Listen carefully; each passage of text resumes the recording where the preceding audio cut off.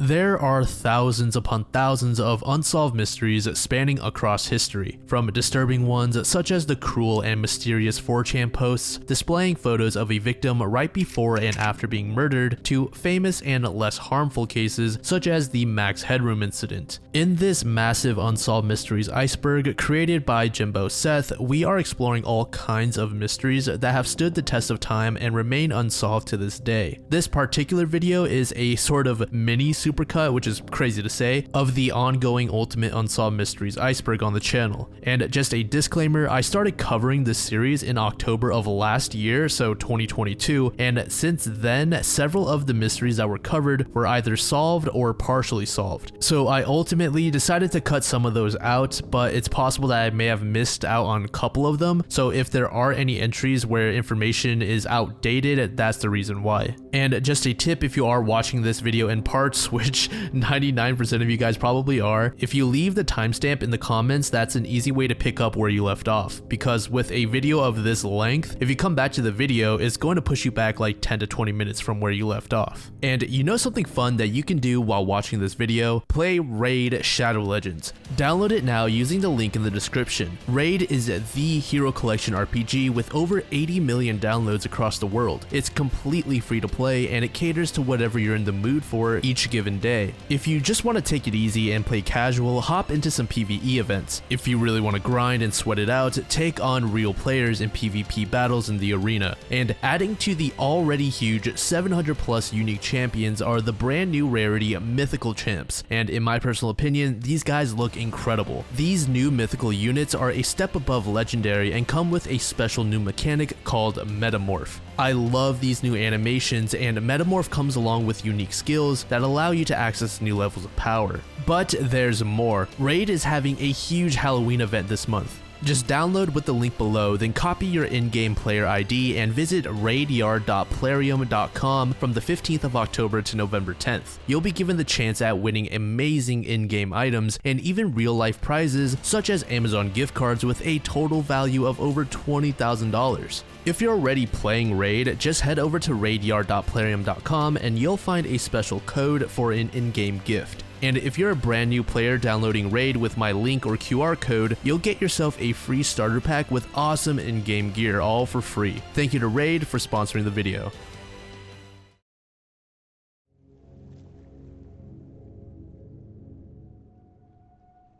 Albert Johnson, aka the Mad Trapper of Rat River, was the target of a massive manhunt in Canada, which resulted in a shootout where Johnson would be fatally wounded. Now, it should be noted that Albert Johnson is simply a pseudonym, as the true identity still remains a mystery, hence why he's on the iceberg. Albert Johnson's entanglement with the police began when he was reported by native trappers that he was tampering with their traps. Albert would trigger them, then either break them or hang them up on the trees. The RCMP, aka the Royal Canadian Mounted Police, would trek about 60 miles into the snowy wilderness along the banks of the Rat River to confront Albert in his cabin for questioning. However, they would make this journey multiple times. The first time they approached Johnson's hut, he would simply refuse to talk to them altogether. When one of the constables, Alfred King, looked through the cabin window, Johnson would also place a bag across it. The two constables that visited Albert that day would eventually leave in order to return with a search warrant. About 5 days later, they would get their warrant and bring along 2 extra men. Again, Johnson refused to speak with anyone, forcing King to break down the cabin door. But as soon as he approached, Johnson would shoot King straight through the still closed door. Promptly after, a brief firefight would break out, followed by the retreat of the team.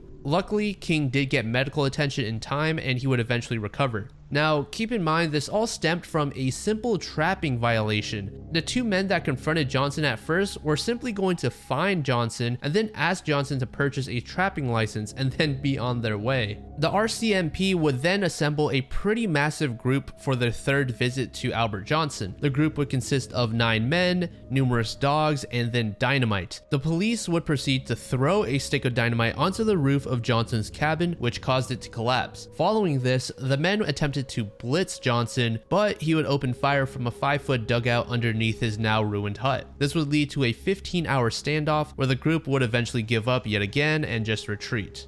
The RCMP would return to Johnson's hut about a week later, but this time they would find that he is no longer there. Keep in mind this was taking place in January, so winter is now in full swing. The police would have a very tough time in locating Johnson, but eventually they would come across his camp where Johnson would shoot one of the police straight through his heart. I wish I could say that they captured Johnson here, but yet again he escaped. But in February, with the assistance of some air support, they would locate Johnson's trail and chase him down, yelling for him to surrender. Of course, Johnson refused and he threw himself into the snow and began opening fire. Eventually, the group would circle around Johnson and capture him, albeit he was fatally struck by a bullet which severed his spine, so the police were not able to bring him in for questioning. When the police dug through his possessions, all they found was $2,000 in Canadian currency, 5 small pearls, and just a little bit of gold. Nothing that hinted at the true identity of Albert Johnson at all. And although in modern times and throughout the years there have been many theories and DNA tests to find out who Johnson really was, we still have no conclusive answer, and to this day his identity still remains a mystery.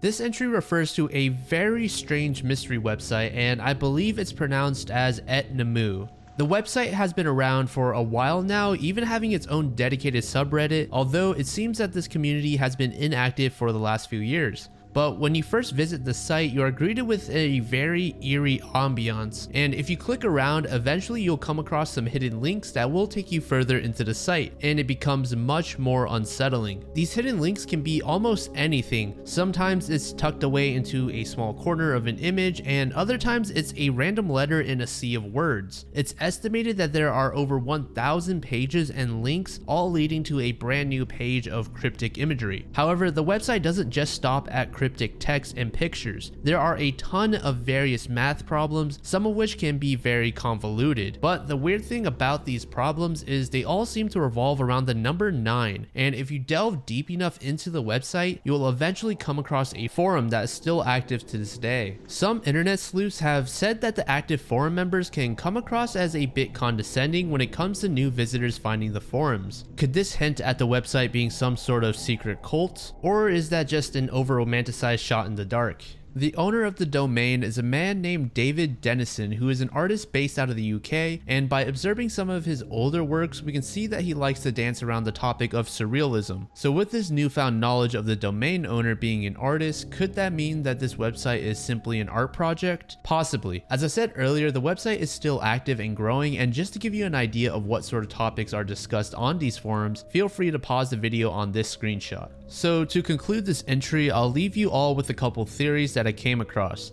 The first being that this website was originally a community of people who gravitate towards David's art. Since his art is so abstract and can be interpreted in many different ways, it's totally understandable why the new domain holders would want to keep the site running so long after David's passing. The second theory is that this was all an elaborate art project with the combination of surreal art and esoteric puzzles / messages. It's possible that David had something to say that he only wanted a select number of people to understand. Now, the third isn't exactly a theory, but rather a statement. On a video created by Elder's Vault said that he got in touch with a head forum member on the site, and after a long period of speaking with each other, the head member would eventually come out and say, the website is an illustration of the group's core beliefs. It's a slight glimpse into God and how God exists only in numbers and mathematical equations, essentially saying that math is God and the number 9 is the best illustration of God that we have.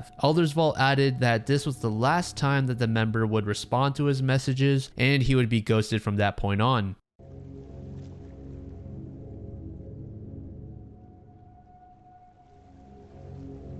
Would you, could you on a train refers to a train crash in the Hoboken train station on September 29th, 2016 in New Jersey. There were over 100 injuries as well as 1 casualty. Amongst the injured was the train operator known as Thomas Gallagher. Thomas would be visited by various entities including the FRA as well as the NTSB, and they discovered Thomas was not able to recall anything that happened during or shortly before the accident. Thomas reported that he did not notice anything unusual in the moments before the accident accident, and he went on to say that he felt well rested that day. The NTSB would release the findings from the black boxes within the wreckage later in October, and they found that 38 seconds before the crash, Thomas would accelerate from 8 miles per hour to 21, which was twice the speed limit. It was also found that Thomas forgot to use the emergency brake and attempted to use it within less than a second from impact. Additionally, it was reported that the automatic emergency brake system was faulty, so it did not properly engage. In November of the same year, Thomas Gallagher's attorney would say that Thomas was suffering from undiagnosed sleep apnea, despite Thomas reporting to officials that he felt well rested. It should also be noted that the New Jersey Transit did have a sleep apnea screening program, but despite that, Thomas was cleared to work. And something else that I should mention about the exam is that it did take place in July, 2 months before the accident. So it's definitely possible that Thomas developed the sleep apnea later on. So now let's dive into the mystery part, and it's a bit of a conspiracy. So 2 days before the actual crash, there would be this very odd warning on TV that went live on various televisions within New York, which is normally only about a 15 to 30 minute train ride from New Jersey. The warning notifies us of hazardous materials and gives us the date of September 29th, which was the same day of the accident. The warning would end with the question, would you, could you on a train? Which is definitely a very odd warning. It's tough to believe that someone such as Thomas Gallagher, who nearly has 2 decades worth of experience at the time, would simply forget to pull on the emergency brake. Or if you're more on the side of the brake being tampered with, then it's also obviously very suspicious that the automatic brake system would not work on the same day of the accident. Thomas would of course be fired from his position, but I do believe that in 2019 he was actually brought back on. Some speculators do believe that this was all just a big coincidence, with the warning being a result of some hacker, while others believe that Thomas Gallagher was part of some sort of secret syndicate group or something, or at the very least he was paid to cause the accident.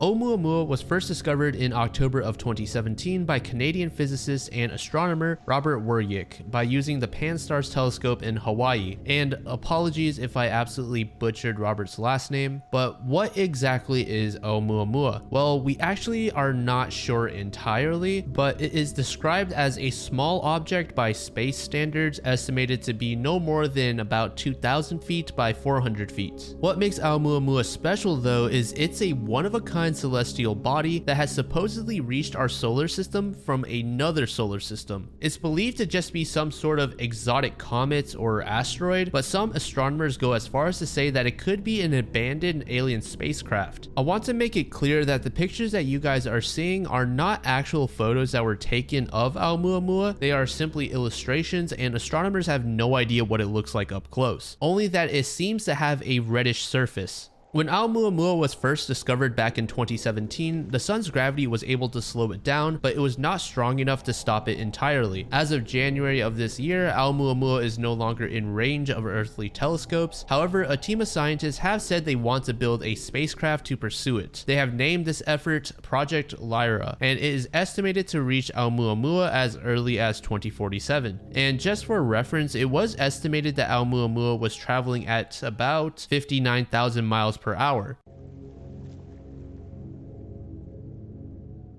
The 2001 anthrax attacks took place over the course of several months, beginning on September 18, 2001, only 1 week after the 9/11 attack. And according to the FBI, this was one of the largest and most complex cases in the history of law enforcement. Letters containing anthrax spores would be mailed to various news media offices as well as a number of Democratic senators. These letters would result in the deaths of 5 people as well as the infection of over 20 others. In case you don't know what anthrax is, it's a rare bacterial illness that is caused by a spore-forming bacterium that typically affects animals, but nevertheless, humans can still be affected. If the anthrax spores are inhaled, it becomes much harder to treat compared to other means of infection. And in case you're curious what the letters would say, I'll go ahead and throw a couple of them up on the screen for you to read. The first known victim of the anthrax attacks was Robert Stevens, who worked at the Sun tabloid. Robert would come into contact with one of the letters and immediately begin vomiting and being short of breath. he would be sent to a Florida hospital where he would pass away only 4 days later. However, the letter that Robert came into contact with was never found. As time went on, the culprit would adjust the way that the anthrax was being presented. In one letter that was discovered at the New York Post, the anthrax was a clumped up ball of brown granular material and appeared to look similar to dog food.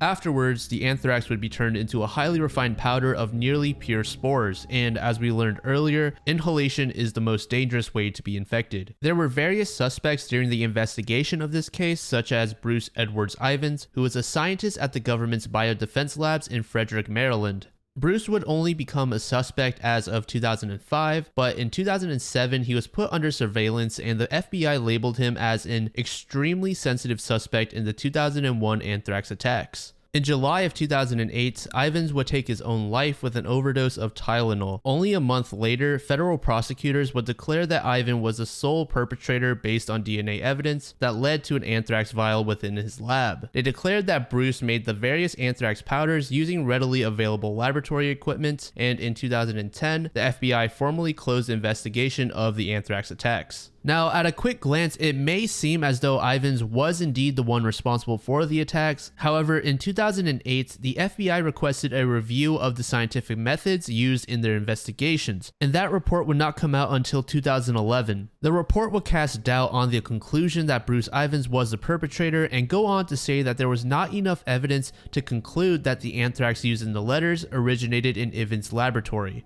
And even if it did come from Ivins' lab, many experts disagree that Ivins was the one responsible, as at least 10 other scientists were regularly found accessing the lab with the anthrax stock. The FBI would later claim that they identified over 400 people at the Fort Derrick lab in Maryland who had access to the lab. So while it was formally concluded that Bruce Ivins was the culprit, there is enough evidence to also argue that he was innocent, or at the very least, not the only one responsible. This topic is huge and has so many nuances and other details that I wasn't able to cover. If I did include them, this entry by itself could span across like at least 30 minutes plus. So definitely give this topic a read on your own time if you find it interesting.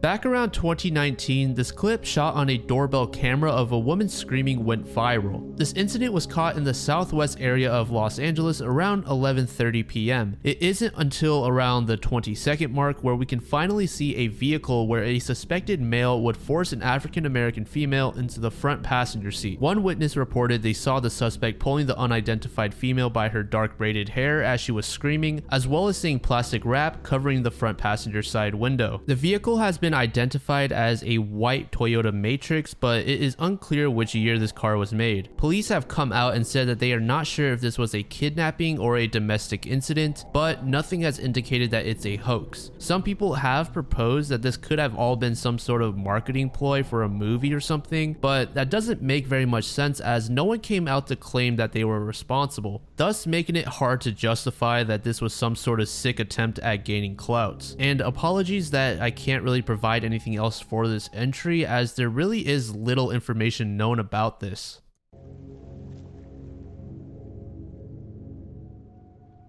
A858 is a subreddit that was discovered over a decade ago. The following text on the screen is the full name of the subreddit. When visiting the subreddit, you would find long strings of seemingly random combinations of letters and numbers. Obviously, the first thing people would assume this to be is some sort of code. So groups of university students, code breakers, and various internet sleuths would come together in an attempt to decipher the mystery of A858. One day, users would notice someone posting hexadecimal chains in the r/solving A858 subreddit that matched with the original subreddit. Shortly after, users would find out that the owner of the original group was hosting an AMA in code, so moderators would set up scripts in order to more seamlessly communicate with the owner of 8858. When asked why they decided to break their silence, the owner simply answered with, "The audience was getting frustrated." Additionally, when asked what the point of this puzzle was, the host would reply, "We cannot disclose the purpose. 8858 will end when the purpose is disclosed or discovered." Fast forward now to about 5 years to 2016, an account that goes by Team W Mod would surface inside the r/solving 8858 subreddit. They would create a post saying that the 8858 project has ended and any future efforts made to solve the mystery would be in vain, as the information available to the public is not sufficient to solve all outstanding puzzles. The moderators of the solving subreddit would confirm that Team W Mod was indeed an owner of the original subreddit. Shortly after this, the Team W Mod account would be deleted and the main 88 subreddit would be set to private.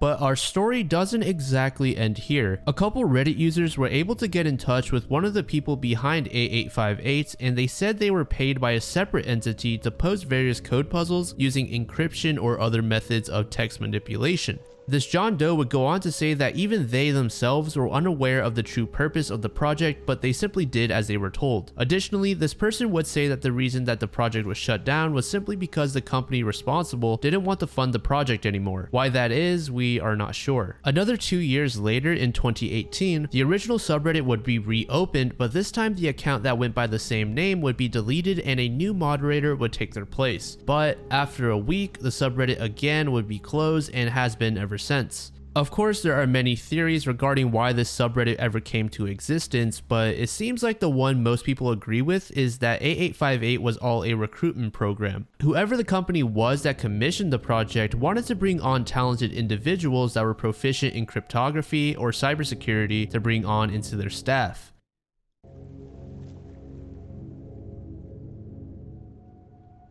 If you guys have not heard of Mr. Cruel before, I'd like to give a content warning as this guy is absolute scum. We're going to be talking about cases involving minors, so that should tell you all that you need to know. If that makes you uncomfortable, I totally understand, so please skip forward to the above timestamp.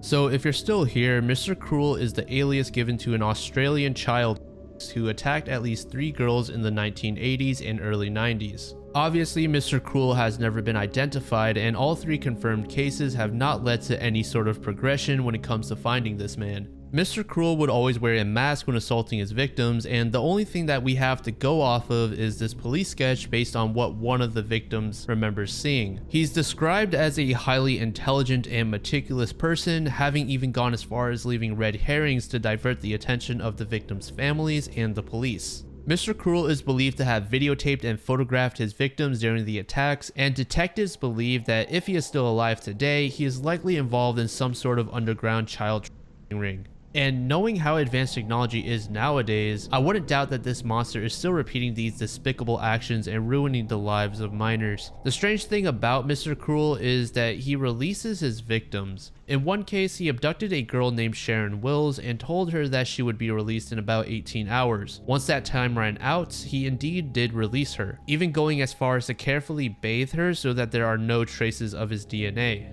There are theorists who believe that Mr. Cruel could be the Golden State Killer, as they both share strikingly similar tactics and routines when it comes to abducting people. Mr. Cruel first began assaulting minors in 1987, which is about a year after the sudden disappearance of the Golden State Killer. However, Australian police would rule out the possibility of them being the same person. While it is unlikely, I really hope that there will come a day where authorities are finally able to capture this monster, assuming he is even still alive. This entry is pretty self-explanatory. Everyone, regardless if you're religious or not, have heard or even given thought to the idea of an afterlife, a plane of existence for once we die. But of course, it's impossible to know what really happens to us once we pass away. In 2008, a large-scale study conducted by the University of Southampton was launched. It involved over 2,000 patients from 15 different hospitals in the UK, the US, and Austria. And of course, take what I'm about to say with a grain of salt. What the university found was that when patients experienced a near-death situation, they were able to retain a perception of awareness where they can somewhat recall their actual death.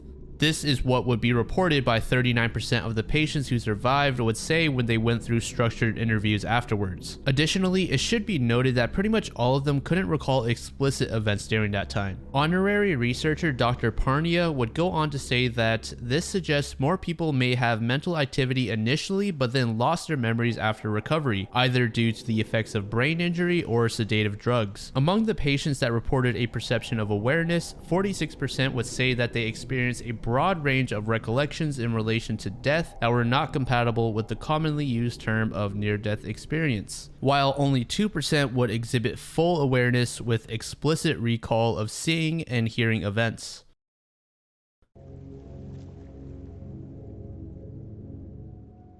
I won't spend too much time on this entry as Amelia Earhart is one of the more famous figures in American history, but for my audience that is not based in the US, or if you simply need a refresher on Earhart, I'll provide some brief background info. Amelia Earhart was born in 1897 in Kansas and is famous for being the second person to fly solo and non-stop across the Atlantic, as well as being the first person to fly solo and non-stop across the entire US. But what makes her story truly perplexing is how she went missing on her journey around the world. In May of 1937, Amelia Earhart, along with her navigator Fred Noonan, would begin a round-the-world flight which began in California. The aircraft that they would be taking on this journey would be a twin-engine Lockheed Electra. But in July of that year, only 2 months after the journey began, Amelia and Fred would disappear near Howland Island. Rescue parties would be sent out, but of course, they would not be able to find either Fred or Amelia. And around 2019 to 2021, there were some plane wreckages found underwater, but no one could say with confidence that any of these wrecked planes were Amelia's, as the Electra she piloted was very popular at the time. So in that case, what happened to Amelia and Fred? There are many theories as to what happened to Amelia, one of which is called the crash and sink theory, which suggests that Amelia's aircraft simply ran out of fuel and then crashed into the ocean before being swallowed up by the sea. The duo was aiming to land on Howland Island, but unfortunately the Electra probably ran out of fuel and just wasn't able to make it. If for whatever reason I was forced to pick a theory as to what happened to Amelia, I probably would pick this one as it's oftentimes the most simplest reasoning that is true. But if you're more of a speculator, some people suggest that Amelia was actually shot down by Japanese military forces, or at the very least was captured by Japanese. A common criticism you will find if you tend to lean towards this theory is that the Marshall Islands controlled by the Japanese were pretty far from Howland Island, and in order to reach them, Fred and Amelia would need to completely veer off course as they began to close in on Howland Island. Then there's the castaway theory that suggests Earhart and Noonan landed their plane on, and I apologize if I butcher this name, but they may have landed on Nikumaroro Island. The two would live on the island for a short stint before passing away from dehydration and starvation. Additionally, this theory often brings up the topic of bones being found, rumored to be from Amelia. But if none of these float your boat, then there is one other theory. Aliens. Completely baseless, but definitely the most fun to shoot the shit about. Amy Lynn Bradley is an American woman who went missing during a Caribbean cruise in 1998. One night during the cruise, Amy and her brother Brad would visit the ship's nightclub and eventually retire for the day, and then head back to their cabin. Brad would enter the cabin at about 3:35 a.m., while Amy followed 5 minutes later. When Amy's father woke up around 6 a.m. to check on his daughter, he would find that she had gone missing from her room. Immediately, he began searching and notified the crew, who got the Coast Guard involved. They would conduct a 4-day search in the surrounding waters, thinking that she may have fallen overboard on the balcony and drowned. However, many investigators would reject this possibility as Amy was known to be a proficient swimmer. The crew members would scour the ship and send out multiple announcements asking for Amy to report to the staff, but unfortunately, no luck. Eventually, the Coast Guard would send out 3 additional helicopters as well to assist in the case, but yet again, they came short of finding Amy. Some theorists believe that Amy was actually kidnapped and sold into the Caribbean trafficking industry. This theory would be somewhat strengthened with the reported sightings of Amy residing within a brothel in the Caribbean. Multiple residents and Navy officers would report having sighted a woman that looked strikingly similar to Amy. This theory goes a bit deeper and suggests that the band/staff also played a role in her disappearance. Throughout the night, the same waiter would persistently approach Amy's family multiple times, asking for them to pass on a note to Amy, which invited her for a drink with the waiter. Earlier I said that Amy's father went to check on her at 6 a.m, but I did leave out the part that said he also went to check on her at around 5:30 a.m, and at that time she was still sleeping. So whoever took Amy, if she even was abducted, had to have worked in that 30-minute window. And we are aware that the crew has a log of when the cabin doors opened, so it's possible that the crew indeed played a role in her disappearance. Then the final theory is that Amy took her own life by willingly stepping off of the balcony. And as you all likely know, the longer these missing persons cases go on, the more unlikely it is that they actually survived. The Axeman of New Orleans was a serial killer active in Louisiana from May of 1918 to late 1919, and to this day, the identity of this murderer is still unknown. The Axeman mainly targeted Italian Americans and Italian immigrants, specifically females. It's hypothesized that the women were the main target of the murderer, and he would only kill men when they got in the way of his intended victim. As the name would suggest, this murderer would use an axe to kill his targets while they slept in their beds. And oftentimes the axes that he would use would be the ones that he finds in the victim's own homes. Additionally, whenever the Axeman was finished with the victim, he wouldn't take anything from their homes, suggesting that the man was a sadist of sorts and derived pleasure from taking others' lives. Like with many obscure mystery serial killers, there aren't many plausible theories as to who the culprit is, and that is especially so with the Axeman, as most of the theories proposed had lots of holes and the case overall is just very old. For example, one theory suggested that the Axeman was a man named Joseph Momfrey who was shot to death in Los Angeles in 1920 by the widow of Mike Pepitone, who is one of the Axeman's victims. However, this theory would kind of be debunked as a true crime writer named Michael Newton would search the LA courtrooms and fail at locating any evidence of a Joseph Momfrey being killed in LA. Another theory suggests that the Axeman had some sort of connection with the mafia and therefore had an easy time staying hidden. But regardless of what theory you lean towards, it's nearly impossible now for us to learn the identity of the Axeman.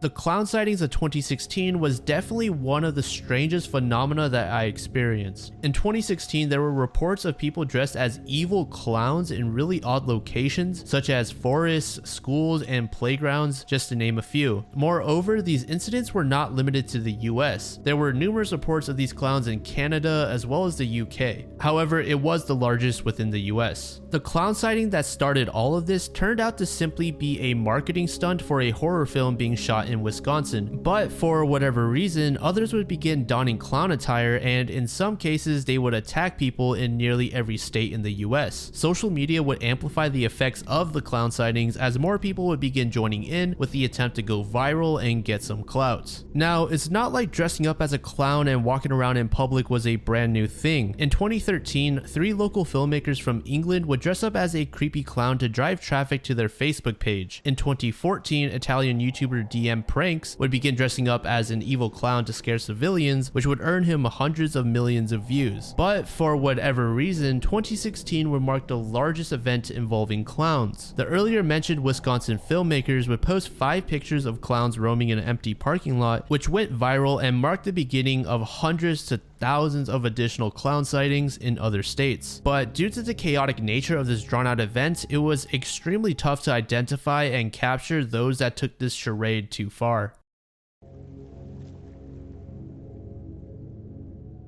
Angel hair, aka silicious cotton, is a sticky fibrous substance that resembles a spider web. One day in a small town in France, something would loom over the town, and many people would call this a UFO. Shortly upon arriving, the quote-unquote UFO would begin emitting a strange web-like material. Extraterrestrial enthusiasts would theorize that this stuff comes from ionized air sleeting off an electromagnetic field which surrounds a UFO. But of course, skeptics would disagree and a few explanations would promptly be brought to attention. The first and likely most plausible explanation is that this was exactly what it looked like, spiderweb, and what the people saw in the sky was not a UFO but rather a colony of spiders migrating. Yes, apparently spiders can fucking fly, or at the very least they they can slowly descend. In order to migrate, spiders will raise their abdomens to the sky and begin extruding strands of silk before floating away. And there are certain species of spiders that do live and travel in groups, so it's very likely that this material all came from a group of spiders. In fact, in England and in other parts of the northern hemisphere, dwarf spiders can be found frequently causing showers of their own thread. But nevertheless, some people are still dead set on the idea that this substance was from aliens. Ball lightning is a rare and unexplained phenomenon described as luminescent spherical objects that vary from pea-size to several meters in diameter. These balls of lightning are typically associated with thunderstorms, but they last considerably longer than the split-second flash of a lightning bolt. After a short amount of time, these balls of lightning would explode and leave behind an odor resembling that of sulfur. Descriptions of ball lightning vary quite drastically, but for the most part, people who have reported sighting it have reported that it moves sporadically, side to side, up and down, and generally unpredictable trajectories. Additionally, some people said that this ball could move objects, while others described it as destructive. Instead of stopping when being met by an object, it would simply burn a hole through it and continue on its path. For now, we don't really have a widely accepted explanation for ball lightning, but there is a hypothesis that proposes that the ball of lightning is made up of vaporized silicone that is burning through oxidation. When lightning strikes Earth's soil, it vaporizes the silica contained within it, which somehow separates the oxygen from the silicon dioxide, turning it into pure silicon vapor. And as the silicon cools, it would condense into a floating aerosol and begin glowing due to the heat reassembling with oxygen.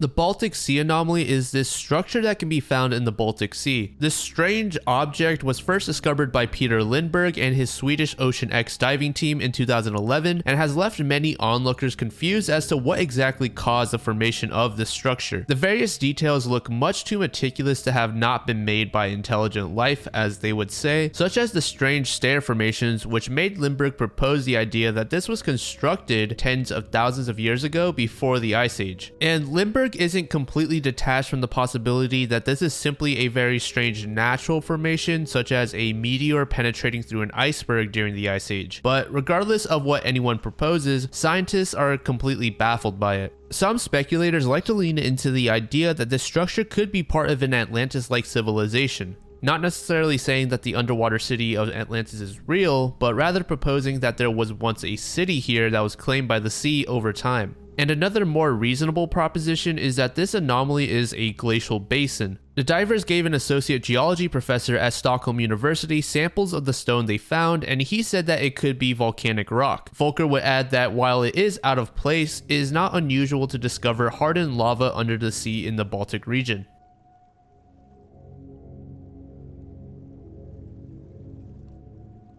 The Battle of Los Angeles is the name given to a supposed attack on the US by Imperial Japan in 1942. The incident occurred only 3 months after the US entered World War II, and as I said earlier, it was thought to be the Japanese doing the attack. But the Secretary of the Navy at the time, Frank Knox, labeled the attack as a false alarm. This topic, of course, would take over newspaper headlines at the time, and many speculators would call this a cover-up. The U.S. Coast Artillery Association identified a meteorological balloon around 1 a.m. and have labeled that incident to be what sparked everything. Military forces would begin to open fire at the object, and quote, "Once the firing started, the imagination created all kinds of targets in the sky and everyone joined in." Later in 1983, the U.S. Office of Air Force History would attribute the event to a case of war nerves. Basically, everyone at the time was on edge due to the war that the US joined in on and were somewhat paranoid. It didn't help that at the time there was actually a warning that there may be an attack on California, so there were flashing lights and flares all around. When the first couple people shot at the balloon thinking it was an enemy aircraft, others would promptly join in out of paranoia without taking the time to actually assess just what they were looking at.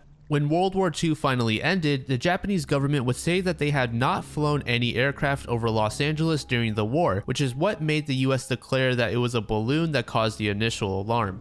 And as I said at the beginning, many people would call this a cover-up and would say that this was actually the US hiding an alien interaction. This image here would be pointed to as having searchlights targeting a UFO, but would later be said to have been heavily retouched before it was published by newspapers. So who knows, was it really aliens and the government was covering it up, or was it actually a paranoid shootout on a balloon?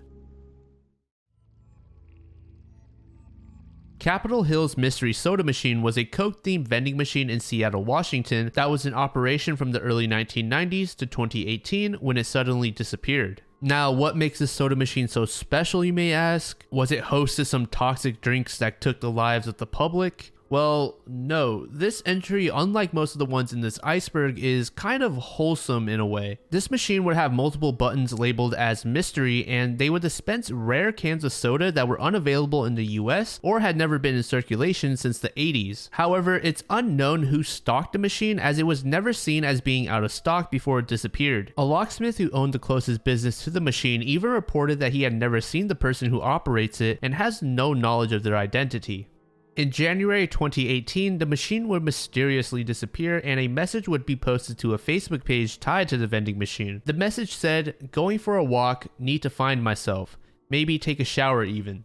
Additionally, a note would be taped to the railing near the machine that read, "Went for a walk." In the time that the machine has gone missing, the Facebook page would post various photoshopped images of the soda machine in places such as a forest and even Machu Picchu. Now, why was the machine removed and what did those mysterious notes mean? Well, a local architect would later report that the machine was taken away because of the addition of a bus stop in the exact location. But we are not certain if that's the actual reason it was removed, and we still have no idea who the person that stocked the machine was and how he obtained these rare drinks. And of course, the notes that the person left are a bit strange. Ludwig Boltzmann is one of the most important physicists of the 19th century. Boltzmann brains are hypothesized, self-aware entities that arise due to random fluctuations out of a state of chaos. Now, what does that even mean? Well, I'll elaborate in just a little bit. Boltzmann states that it would require an immensely improbable shift in entropy to create a complete universe that can sustain life such as our own. But no matter how improbable, it's possible because here we are living in such a universe. Boltzmann would also say that it requires a much smaller shift to create a brain that can simply dream up a universe. Now, if that's the case, then that would make these dream universes, aka Boltzmann brains, significantly more common than real universes, almost infinitely more so. And if there are almost infinitely more Boltzmann brains, then that would mean it's infinitely more likely that what we are living in is not a real thriving universe, rather it's just a figment of the imagination from some brain. But there's more, and stick with me here as this paradox might get a bit confusing as they often do. So once we have a universe that is indeed just some brain's imagination, then we won't know, or rather cannot know, if the laws that govern the brain's made up universe also govern the universe that created the brain. This eventually leads into a rabbit hole of questions begging for more questions. And if none of that made sense, don't worry, it's basically just an argument arguing that we don't exist.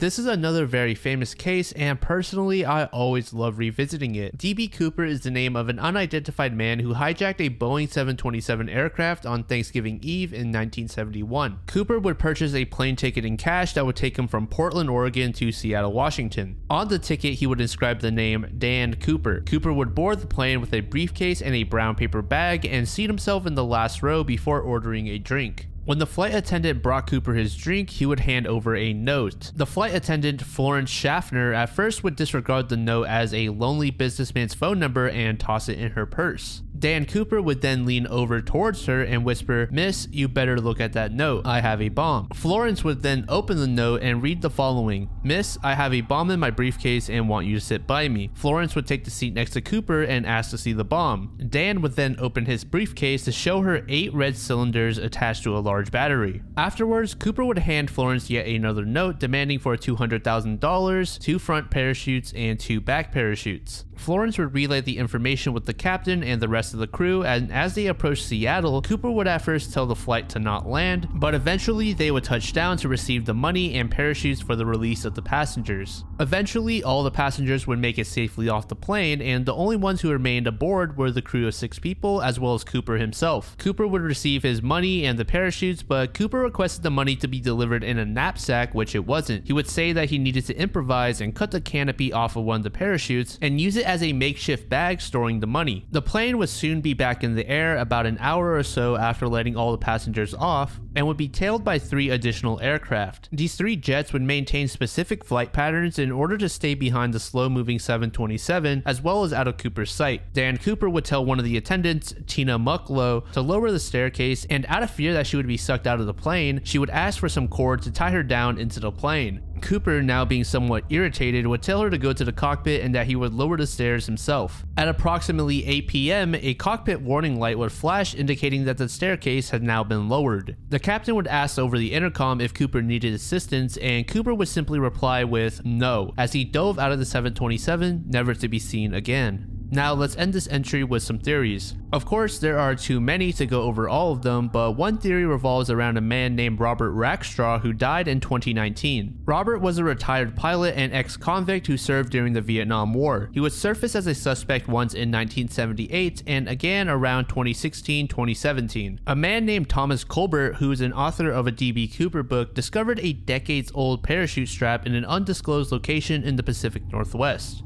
Furthermore, Thomas would report that he received a quote-unquote confession letter originally written in 1971 containing codes that matched 3 units that Robert was a part of while he was in the military. However, the flight attendants would say that Robert looked nothing like Cooper, and Robert's attorney would say that these claims by Thomas were the stupidest thing he has ever heard. Pretty much all of the other suspects were eventually ruled out of being Cooper, which leaves us literally right where we started. And more likely than not, this case will probably remain unsolved and we'll never know the true identity of D.B. Cooper. The Black-Eyed Children are an urban legend that many people are pretty skeptical of, and many of these people would simply call it a hoax, while others say they are paranormal creatures. These children, as the name would suggest, have black eyes as well as pale skin. Typically, the children that are sighted will range between 6 and 16 years old and are often seen hitchhiking, begging, or simply standing out in the distance. As I said earlier, many are skeptical and the encounters more or less resemble creepypasta. Most sources indicate that the urban legend originated from 1996 postings written by a Texas reporter named Brian Bethel. Brian would claim to run into 2 of these children and that another individual in Portland, Oregon would have a similar experience.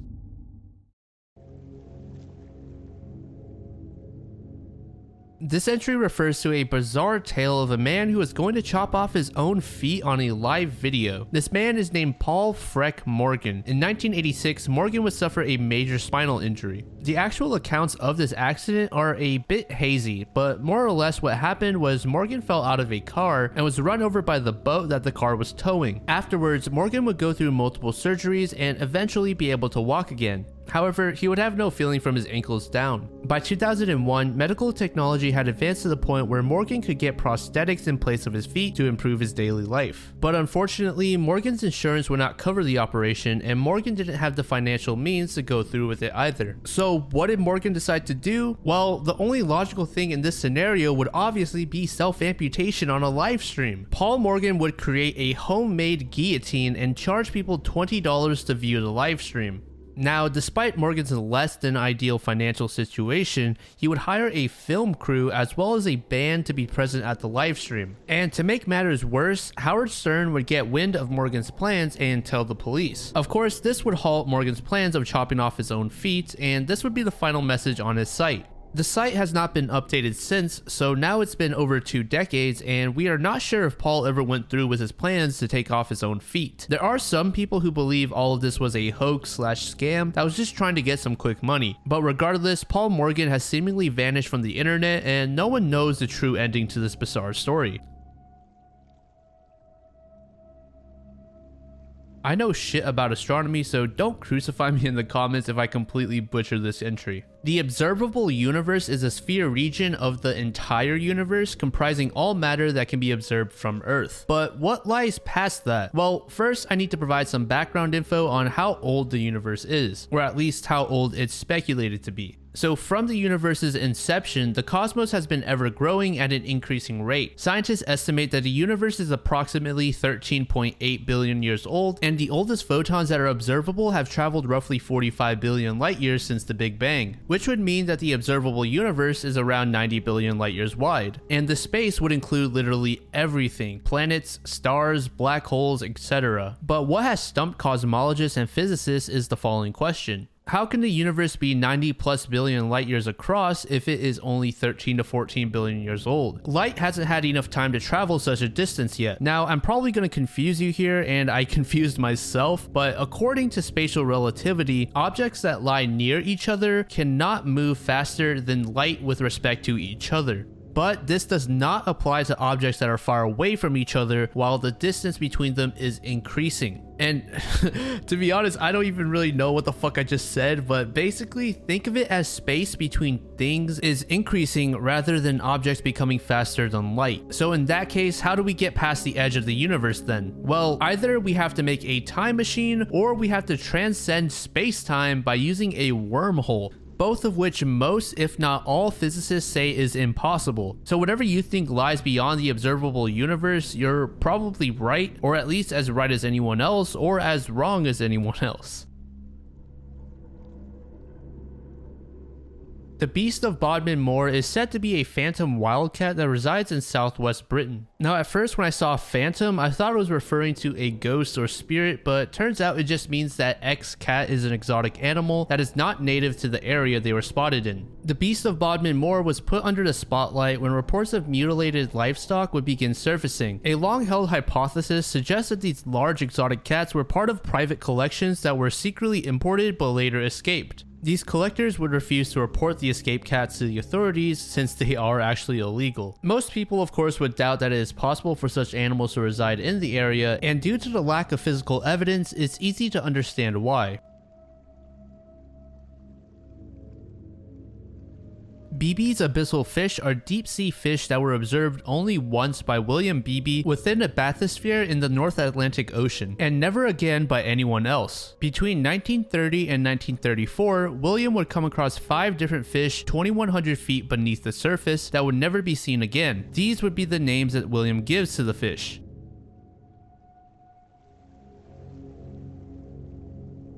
One of these fish would be described as having a long, slender body being at least 6 feet in length, with a strong undershot jaw housing numerous teeth. At first, William would be reminded of a barracuda, but the strange feature that this fish had were the luminous organs that ran along the sides of the fish that would emit a striking pale blue light. Furthermore, this fish would don 2 twitching tentacle-like structures, one of which would be hung from the fish's jaw and the other being attached near the tail. Now, some of you may have thought of a dragonfish after hearing these details. William would have this exact thought, but normally dragonfish stop growing around the 15-inch mark, while the fish that William saw were easily 6 feet in length. Additionally, the features found on the fish, such as the glowing organs, suggest that it is a new species that may be loosely related to the dragonfish. Unlike many of the other cryptozoology related topics in this iceberg, I found this entry pretty tame and believable. The ocean is just so vast and mysterious, I wouldn't doubt that William did indeed see every single one of the fish that he documented. Billions of years ago, when Earth first began to take form, it didn't look like it would one day become a place that could support life. But gradually, Earth would begin laying the foundation for becoming a planet that can, and one key part in Earth's early development was the onset of plate tectonics. Plate tectonics is the theory which explains much of Earth's structure on the crust and gave rise to oceans. Without these plates colliding with each other, Earth would be drastically different than it is today. But what remains a mystery is how and when this process began on Earth. Because as far as we know, this phenomenon is unique to Earth and can't be found anywhere else in our solar system. What makes it difficult to trace when this process began is that the nature of these plate movements is to destroy old plates. As new crust is formed, old crust is destroyed in subduction zones, and this will happen across the entire planet.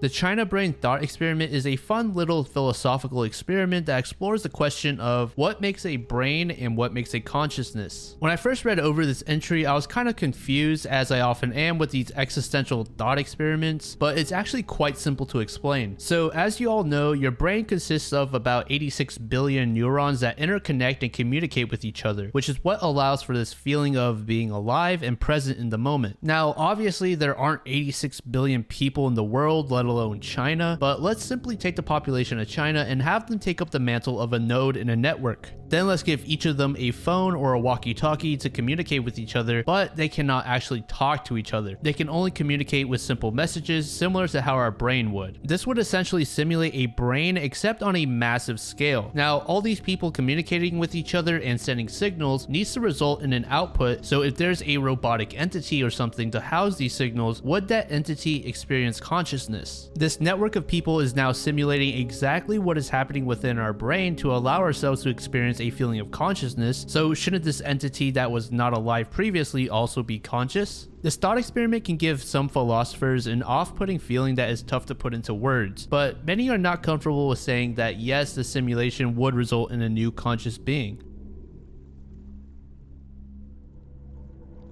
William Bradford Bishop Jr. is a former U.S. service officer who has been a fugitive since 1976 after killing his wife, mother, and 3 sons. And if he is still alive today, he will be about 86 years old.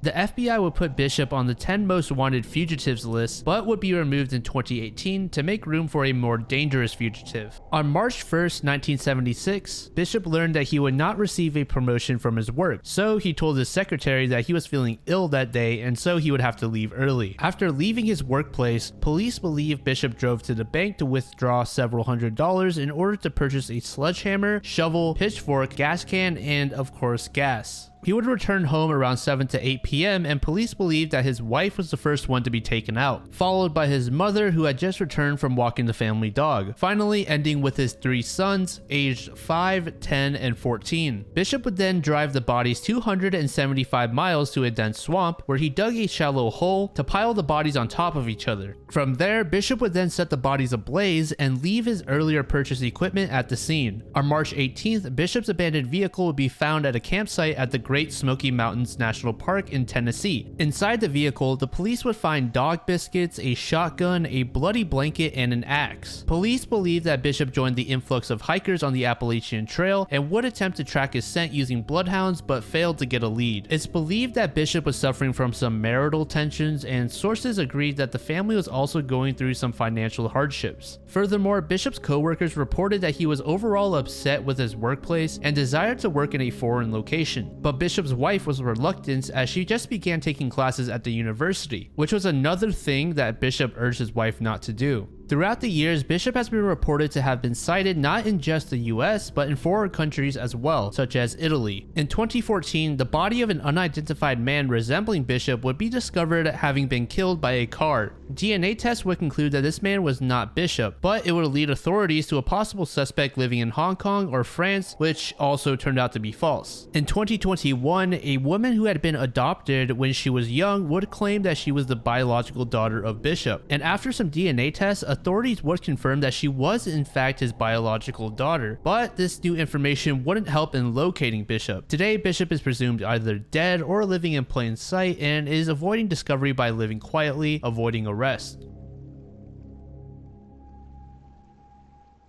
Brandon Lee was an actor and of course the son of Bruce Lee. In 1993, Brandon Lee would be on set filming for the movie The Crow, and in the middle of a stunt, a gun loaded with a blank cartridge would be used to shoot Lee. However, this gun would malfunction. The first blank from earlier would get jammed inside the barrel, and upon firing the gun a second time, the second blank would propel the jammed cartridge forward, which hit Lee. Now, before we move on, I do want to clarify some details. Some people report that the gun used on set actually had real bullets, while others argue for the sequence of events I just stated. In case you don't know, blanks can still be fatal, and unfortunately it's not exactly a rare occurrence to have a film member pass away as a result of being struck by blank rounds. But regardless of whichever you believe, Brandon Lee would pass away in the hospital the same day that he was struck. And being that Brandon was filming for a movie, his death was caught on camera. Out of respect, the film and the camera would reportedly be destroyed, making it a piece of lost media. However, some of the cameramen claim otherwise, including one who claims to even own a copy. The footage of Brandon's accident has never surfaced, and we have never seen any legitimate photos of the incident either, which suggests that those previous claims of being owned could be fake. And out of respect for Brandon Lee, I really do hope they were in fact not real. Brian Shaffer was a medical student at Ohio State University who one night went missing when spending time with his friends. On the night of March 31st, 2006, Shaffer went out with his friends to celebrate the beginning of spring break and was later separated. His friends thought that Brian had simply gone home, but a security camera would reveal that Brian was talking with two women around 2 a.m. After he finished speaking with them, he would enter a bar that was beginning to close up. Now, this is where the case gets a little bit strange. There was no evidence that Shaffer had left the bar, and the bar itself, or rather the close vicinity in general, had no exits. This has left authorities and the public puzzled as to where Shaffer had disappeared to. Of course, Brian's friends and family would attempt to contact him through phone, but he would not answer. On the following Monday, Brian Shaffer would officially be labeled as missing. At the time, Columbus, Ohio was riddled with crime, so the Ugly Tuna Saloona, the location where Brian was last seen, had numerous security cameras in place. But not a single one would provide any footage of where Brian could have gone. After spending hours combing through all the cameras, the police decided to just start searching the nearby vicinity. The police would even request that the city of Columbus let them into the sewer system just in case Shaffer somehow got trapped there. Again, authorities would find nothing. They would then request that everyone that made contact with Brian that night take lie detector tests, and everyone would pass except for one, or rather one of his friends, Clint, just outright refused to take the test. This obviously would make people suspect that he was withholding information. In September of 2008, Brian's father would pass away after being struck in the head by a branch that was blown off of a tree. Not too long after Randy Shaffer's obituary went online, a condolence book titled To Dad, Love Brian would be posted, but this book would turn out to be a sick hoax. Authorities have no further leads into this case, and speculators have more or less concluded in their own minds that Brian has either left the US to lead a different life, or he has passed away. This entry refers to a series of ghost lights that have been sporadically reported throughout the years in the Brown Mountain area in North Carolina. Thousands of people have said that they saw these lights, some of which date all the way back to the Civil War. These lights have garnered immense public interest, resulting in the government investigating the lights on 3 separate occasions, followed by even more studies by various university students as well as other private groups. These lights have even been featured in an episode of The X-Files in 1999. Now let's talk about some theories as to what these are. In 1922, a hotel owner would commission a private group to investigate the lights, and in the end, the group would conclude that these lights were just distant electric lights or train lights. However, many would question the methods used to come to this conclusion and disagree with it. The hotel owner went on to say that this is the conclusion he is going to live with and wouldn't comment on the topic ever again. Other theories relate the lights to Civil War ghosts or even UFOs moving in the far distance. Of course, these are all kind of baseless claims, but to this day, this phenomenon draws people in from the extraterrestrial and paranormal communities. Carnival of Light is an unreleased avant-garde recording by the Beatles. Carnival of Light is said to be nearly 14 minutes long and contains distorted, echo-laden sounds of percussion, keyboards, guitar, and vocals. The song was originally commissioned for the Million Light Volt and Sound Rave, which was an event held at the Roundhouse in London in early 1967. After being played at the event, Carnival of Light has rarely ever been heard afterwards. Paul McCartney has made efforts to get the piece to the public so that he can be recognized as the first Beatle to fully engage with the avant-garde. However, John Lennon would record Revolution 9 before McCartney could get Carnival of Light out. In 1996, McCartney would attempt to release the track on the Beatles Anthology 2 compilation, but its inclusion was vetoed by the rest of his bandmates. His bandmates would say that the reason for this was because the track was never intended to be a Beatles release, so they would like to keep it private. McCartney would confirm in 2008 that he still has the tape, and in 2016 he reported that he still has intentions on eventually releasing it, but for now it remains as a piece of lost media. Covfefe is a misspelling in a tweet from Donald Trump in 2017 that instantly became a meme. Most media outlets would assume that Trump had meant to type the word coverage. Trump would delete the tweet the next day, and it's heavily implied that Trump used the wording intentionally. White House Press Secretary Sean Spicer would state, "I think the president and a small group of people know exactly what he meant." Shortly after deleting the original tweet, Trump would make another one that asks, "Who can figure out the true meaning of covfefe?" Enjoy. Both critics and supporters of Donald Trump would begin searching the term on Google to try and find the true meaning behind the word, but no one has succeeded in finding the true meaning. And many people believe that it really was a typo, and the public as well as Trump has turned nothing into something. But then again, supposedly some White House staff have said that there indeed is a hidden meaning behind the word.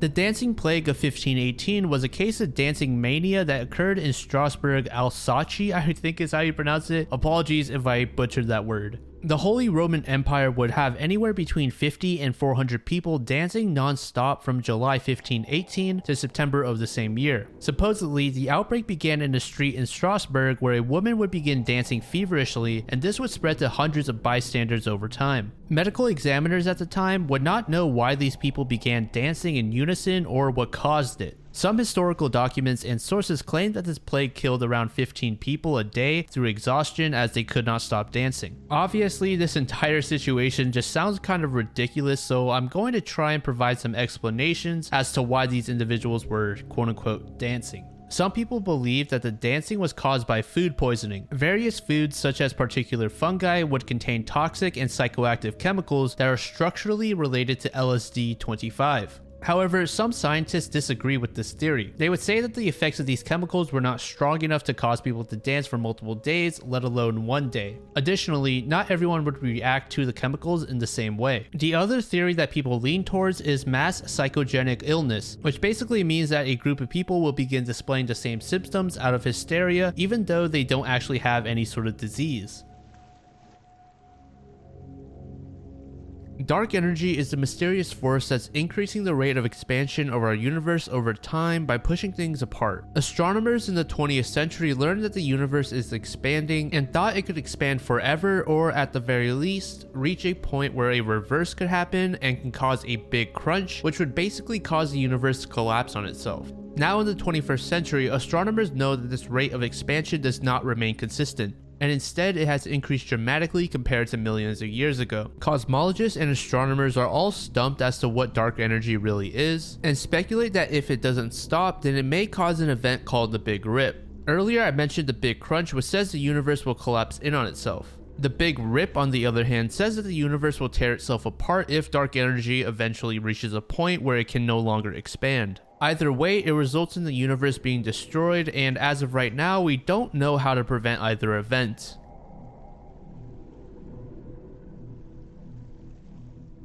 In the last entry, we talked about dark energy and how it pushes things apart. Dark matter, on the other hand, is something that pulls galaxies towards each other. Most experts believe that dark matter makes up for approximately 85% of the matter in the universe. Just like with dark energy, dark matter is invisible, and scientists have not been able to directly observe it yet, and in turn, don't even know if it actually exists. But they do suspect that dark matter could be made up of a new kind of elementary particle yet to be discovered.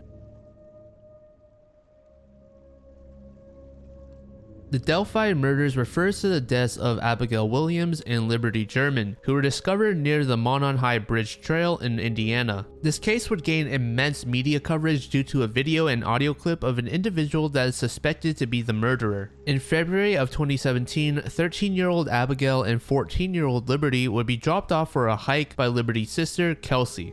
About half an hour into the hike, Liberty would post a photo online of Abby walking on the bridge, which would be the last time anyone would hear from them. The two girls were supposed to meet Liberty's father at 3:15 p.m., but after not seeing the girls, Liberty's father would begin searching on the trail for them himself. Eventually, he would call more of the family to help search before they would call the police. When the police did get involved, they did not suspect foul play at first, but around noon the next day, they would discover the bodies on the north bank of Deer Creek. Police refused to release the details on how the two girls were murdered. On the 15th of February, they would release a sketch of a Caucasian male that was sighted around the bridge near the location where the two were slain. On February 22nd, authorities released an audio recording where you can hear the suspect saying, "down the hill."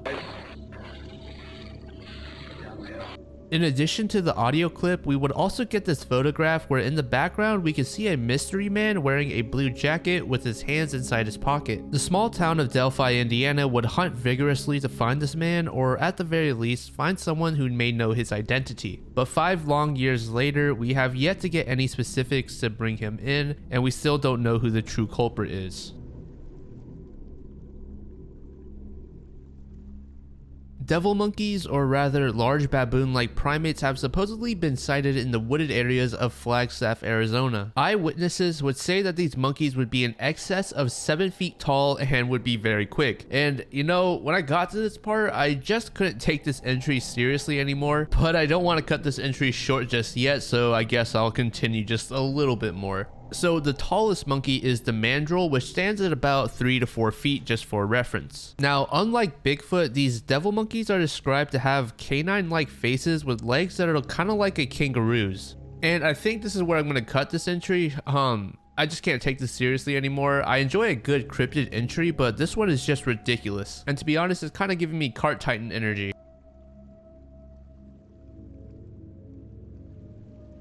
So this entry also has some parts that are kind of graphic, but it's not as bad as the Black Dahlia, but regardless, I still want to give you a short little content warning. Dr. No is the moniker given to an American serial killer thought to be responsible for the murders of at least 9 women and girls in Ohio State. And because of YouTube sensitivity, I can't say the full word for the work that these girls were in, but it begins with a P.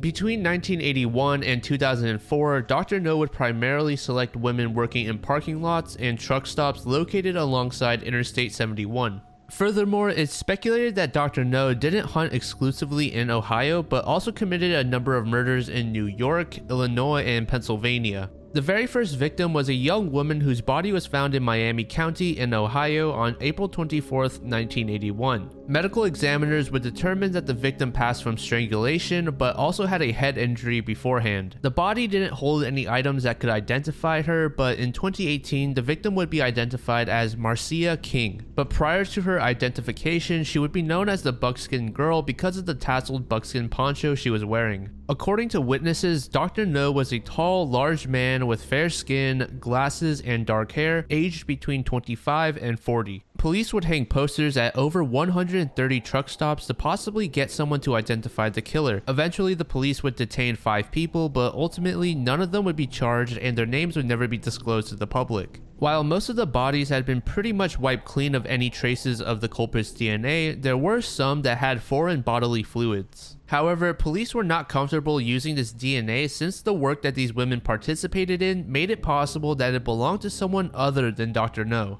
Through the 90s, 2000s, and even as recently as 2019, there would be a number of highly sensitive suspects brought in, but unlike the rest of the iceberg, this case would actually be solved, or at least it kind of was solved. In 2019, 49-year-old Samuel Legg was arrested in Arizona and police were able to concretely tie Legg to 4 murders in Ohio and Illinois. His initial arrest was for a minor in 1997, as well as being suspected of murdering a number of other women. Now, the reason I said this case was only kind of solved is because police are now not sure if the murders committed by Dr. No were all done by one person. While they were able to connect Samuel Legg to a number of the Dr. No victims, they weren't able to tie him with all of them.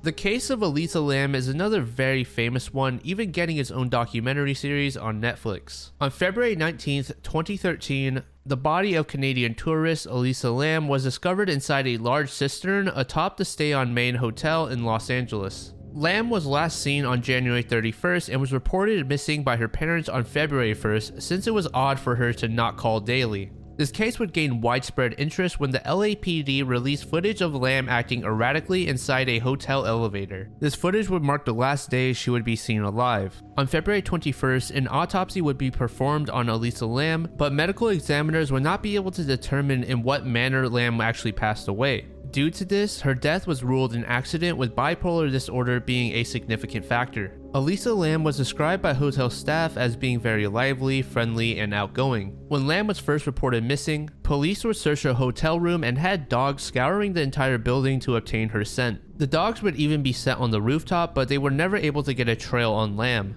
Through the following days, many hotel guests would complain about the low water pressure, and some would even claim that the water was black and had a strange taste to it.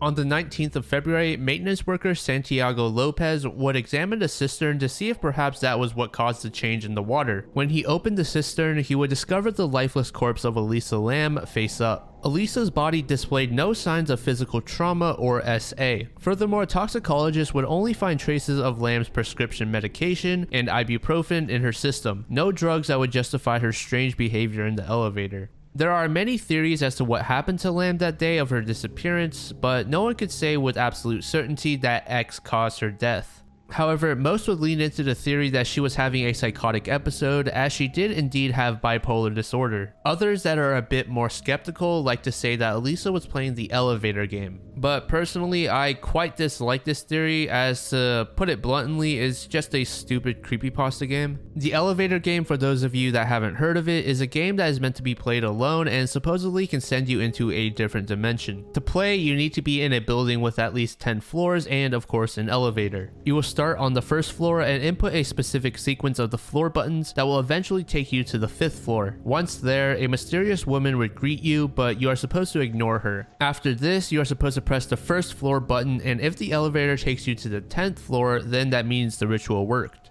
There are a few more popular theories for Lamb's death, but if I was forced to select one, it would likely be the one relating to a psychotic episode.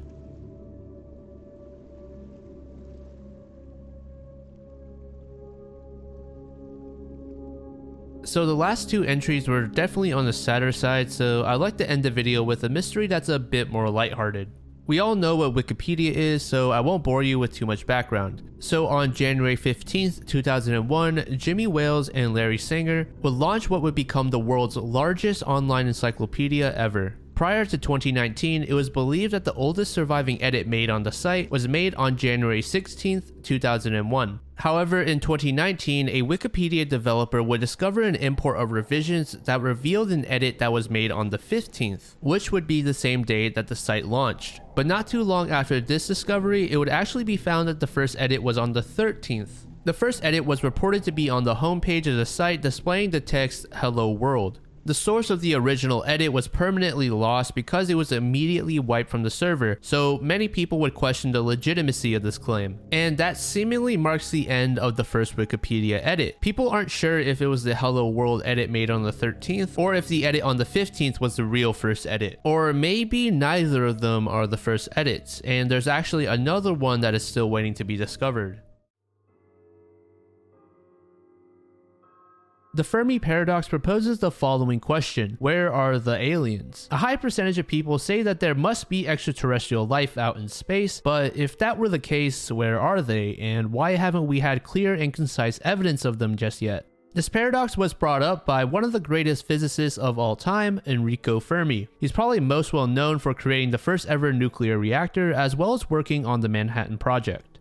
And you may have heard of the following quote by Sir Arthur Clarke: "Either we are alone in the universe or we are not. Both are equally terrifying." Personally, I think being alone is more terrifying. It would further highlight how rare an event it was for Earth to become inhabitable and for us humans to develop into what we are today. Many experts and speculators would tackle the question proposed by the Fermi paradox. Unfortunately, Enrico Fermi would pass away 4 years after introducing us to this paradox, so he wasn't given an opportunity to truly dive into the thought. Personally, I do think there is alien life somewhere out in the universe. It's just that we either haven't looked hard enough or we aren't even capable of such an exploration yet, which is obviously true. We already know how tough it is for a planet such as Earth that is capable of housing life to form.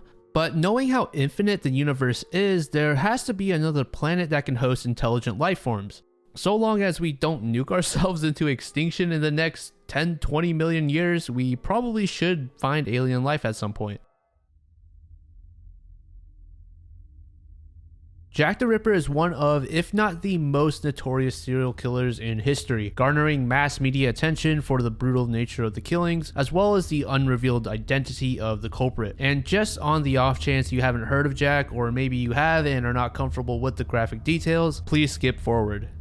Jack's victims were typically female workers who resided in the slums of the East End of London. Each of the victims would have their throat cut before having their abdomen and genitals being mutilated as well. Many investigators believe the killer to have some level of anatomical or surgical knowledge, as 3 of the victims had their internal organs removed. Due to the large number of attacks against women in the East End during this time, it's tough to tell just how many victims were tied to Jack and how many were killed by other people. There would be 11 murders between April 1888 and February 1891 that would come to be known as the Whitechapel murders. However, opinions would differ if all of these murders were done by Jack, but at the very least, 5 of these 11 would be unanimously agreed upon to have been his work. This group of 5 victims would be labeled as the canonical 5. These 5 people are Mary Ann Nichols, Annie Chapman, Elizabeth Stride, Catherine Eddowes, and Mary Jane Kelly. They would all be connected to Jack due to their throat wounds in addition to the mutilation of their waist areas. Every victim was killed in a very terrible and gruesome way, but Mary Jane Kelly's body was probably the worst mutilated of the group. And this is the final content warning I'm going to provide for this entry, so fast forward about 30 seconds if you don't want to see the body.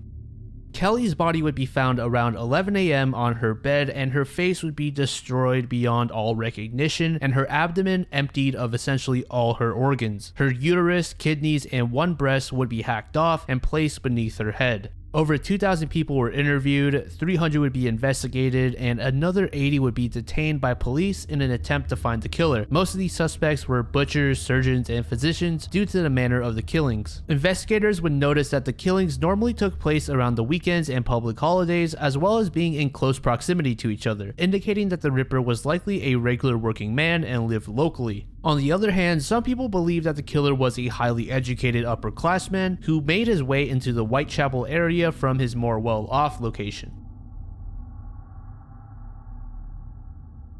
Everywhere at the End of Time is a 6-hour-long recording created by Leland Kirby that was composed of a bunch of other tracks that he distorted. This record is supposed to simulate what it's like to have dementia. I didn't ever give it a complete listen, but I listened to a few minutes of each part, and it definitely paints a solid picture of the word loss. This entry, however, is referring to the last 5 minutes of the track specifically. Supposedly, the last 5 minutes is a sample from another record that Leland purchased from a record store, but Leland refused to say what the record was. As of right now, these are the only details we know of this mysterious record. The sample was recorded in the 60s, only 50 copies were given out to choir members, which makes this a private recording, and the reason Leland won't reveal the details of the record is because he can't. He simply does not know the names associated with the record, and it doesn't help that it's a white label which generally have little to no producer information, simply the music alone. So while the source of the last 5 minutes isn't quite lost media, we have no idea who the original musician is that created the sample record.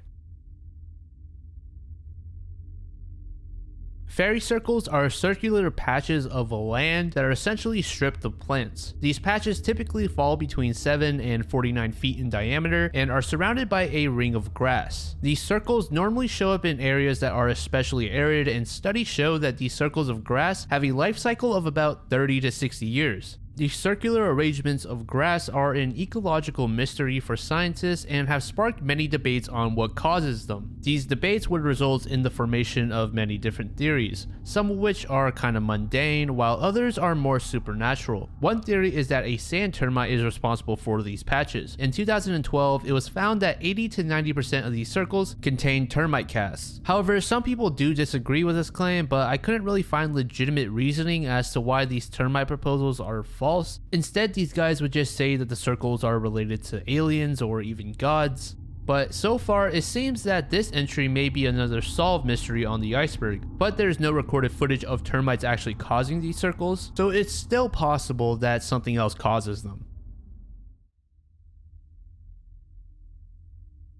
There are 4 observed fundamental interactions within physics. These would form the basis for essentially all interactions in nature. They are gravitational, electromagnetic, and both strong and weak forces. However, there are certain events in nature that are hard to fit under these known interactions, which has made scientists propose a fifth force. The actual theories as to what this new force is, of course, vary depending on what anomalous event is being talked about. There are many people who propose this force could roughly have the same strength as gravity, but can operate from a much wider scale that can go up to cosmological levels. One theory is derived from the Kaluza-Klein theory, I think is how you say it, which says that electromagnetism and gravitation contribute in forming another dimension beyond the confines of space and time. This is very oversimplified, but for the sake of the video, that's all you need to know. This theory has prompted people to look into the possibility that this fifth force is from a dimension with a size slightly less than a millimeter. Frank Shaw's gargoyle is a bizarre-looking creature reportedly sighted in 1986. Frank Shaw is a NASA employee, and one day he would encounter this gargoyle, and he wouldn't say very much about it. In fact, he would only tell his daughter the details. In 2004, Frank's daughter, Desiree, would contact an author named Nick Redfern to recount her father's sighting.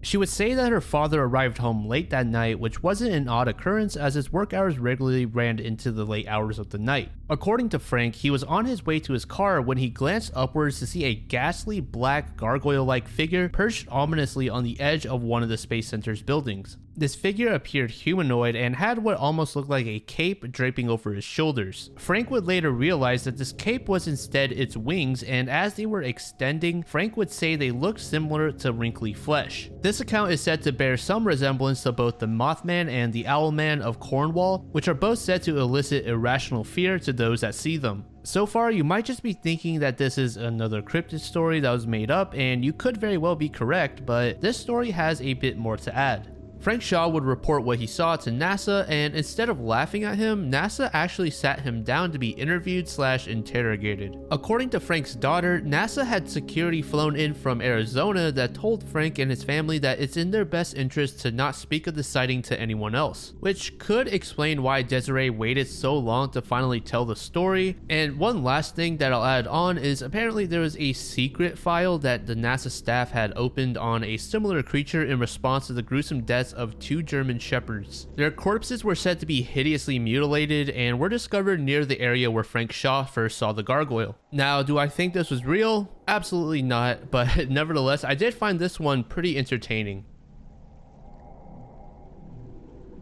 Questions concerning the nature and true significance of free will have been proposed in every era of philosophy. People such as Plato, Aristotle, Descartes, and many more have touched on this subject. So just to make it clear, free will is traditionally understood to be the power to control one's choices and actions. When someone makes a choice, they are exercising free will, but in what sense? There are typically 2 answers to this question. One being in the sense that this person is able to choose otherwise and deviate from a choice or act. And then 2 being in the sense that this person is the source of their action, regardless of what they decide to do. The controversy comes in when deciding whether each of these conditions are required in order to have free will. There are quite a few philosophers and scientists who call free will an illusion created by our minds. Humans are only convinced that they can make conscious decisions, and instead our actions are determined by necessary outcomes of the events that we experienced in the past. The argument that all our decisions are a result of outside influence, and that those decisions were also a result of outside influence from the past that has shaped us into who we are, therefore making all of our decisions not our own. Numerous people have claimed that they have woken in the dark to find a figure looming over them. This figure has been given the moniker of the Hat Man. The Hat Man phenomenon is not a new one. For as long as written records have existed, people have said that they have all encountered the same shadowy man donning a hat when they woke in the middle of the night. This man is said to paralyze the person viewing them as well as leave the viewer short of breath. Sometimes they will even be up close to you and be pressing down on your chest. Many of you may have just thought of sleep paralysis when I described the Hat Man, and while he does indeed seem to be related, why is it that so many people claim to have seen the same exact person? Most people believe it's because our minds like to take and bend things we see from popular culture. Our dreams and nightmares both often put us in situations that highly resemble the real world. Some doctors would say that the idea of the Hat Man is simply derived from seeing Freddy Krueger. The notion of Freddy attacking you in your dreams and of course the top hat are both unique characteristics that a person would remember when watching a famous film that includes Freddy. Then there's the groupthink theory that suggests people aren't actually seeing the same hat man, but instead, since they can't properly remember what they saw, they would just all say they saw the same thing when someone brings up the topic of seeing a shadowy figure at night, ultimately convincing themselves that their own sleep paralysis demon was also the hat man. In 1848, Quartermaster Major Henry Wayne would approach the War Department with a suggestion. Wayne would request to import some camels to the southwest of America to aid the military. It was thought that camels would be an upgrade over horses and mules when it comes to transporting supplies, as they can carry at least twice the weight, as well as travel without water or rest for much longer. At first, this proposal would be turned down, but in 1854, senators would finally agree to bring in 70 or so camels to the US. But the use of these camels would be short-lived, as soldiers would quickly find out that camels are kind of unpleasant to be around and can oftentimes be found scaring away horses and then wandering off in the middle of the night. So eventually the soldiers would just auction them off or release them into desert areas. In 1883, a woman would be found trampled to death, and on her body were clumps of red fur. This would lead to multiple sightings of camels roaming around Arizona. The camel that trampled the woman from earlier would be labeled as the Red Ghost and would be reported amongst these sightings. Paired with this red camel was the rumor that it was actually carrying around a dead rider. In another account, a group of prospectors would report seeing the red ghost, but something would fall from it. Upon walking up to the dropped object, they would find out it was a skull. So supposedly, this camel is now carrying around a headless corpse roaming around Arizona. In 1893, a farmer in the area would shoot and kill a large camel that was later found to be the red ghost. But unfortunately, there was no corpse or skeleton attached to the camel, only the saddle. There are many people who actually believe in the story of the Red Ghost and its headless rider, but if it were true, the question remains, who was this mysterious person and where did the corpse end up?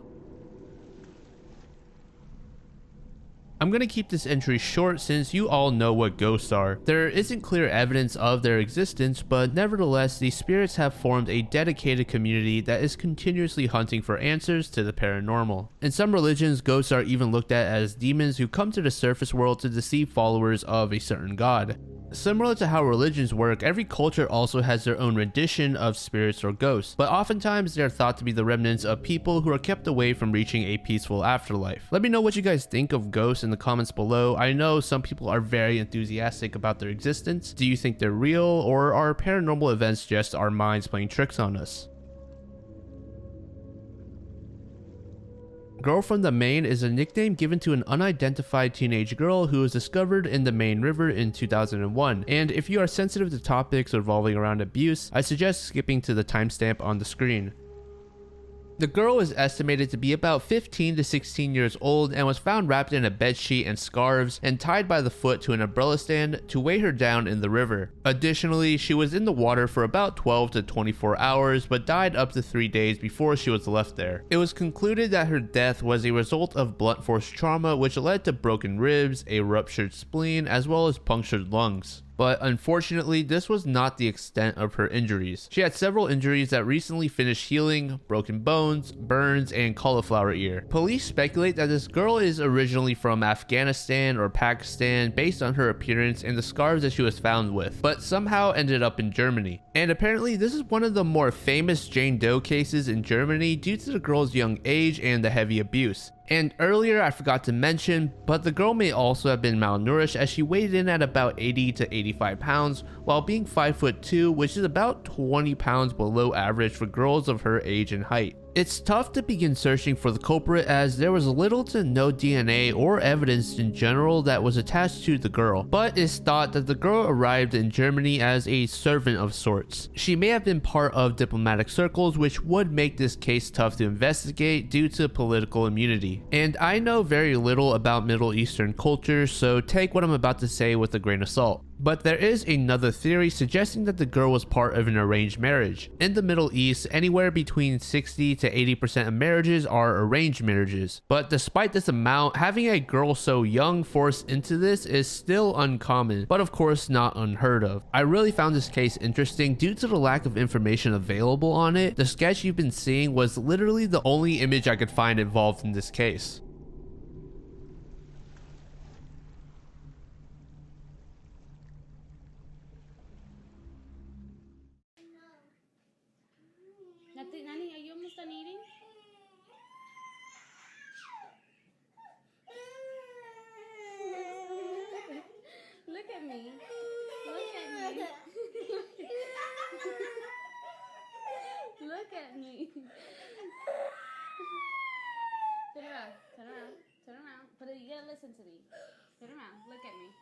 What's the matter?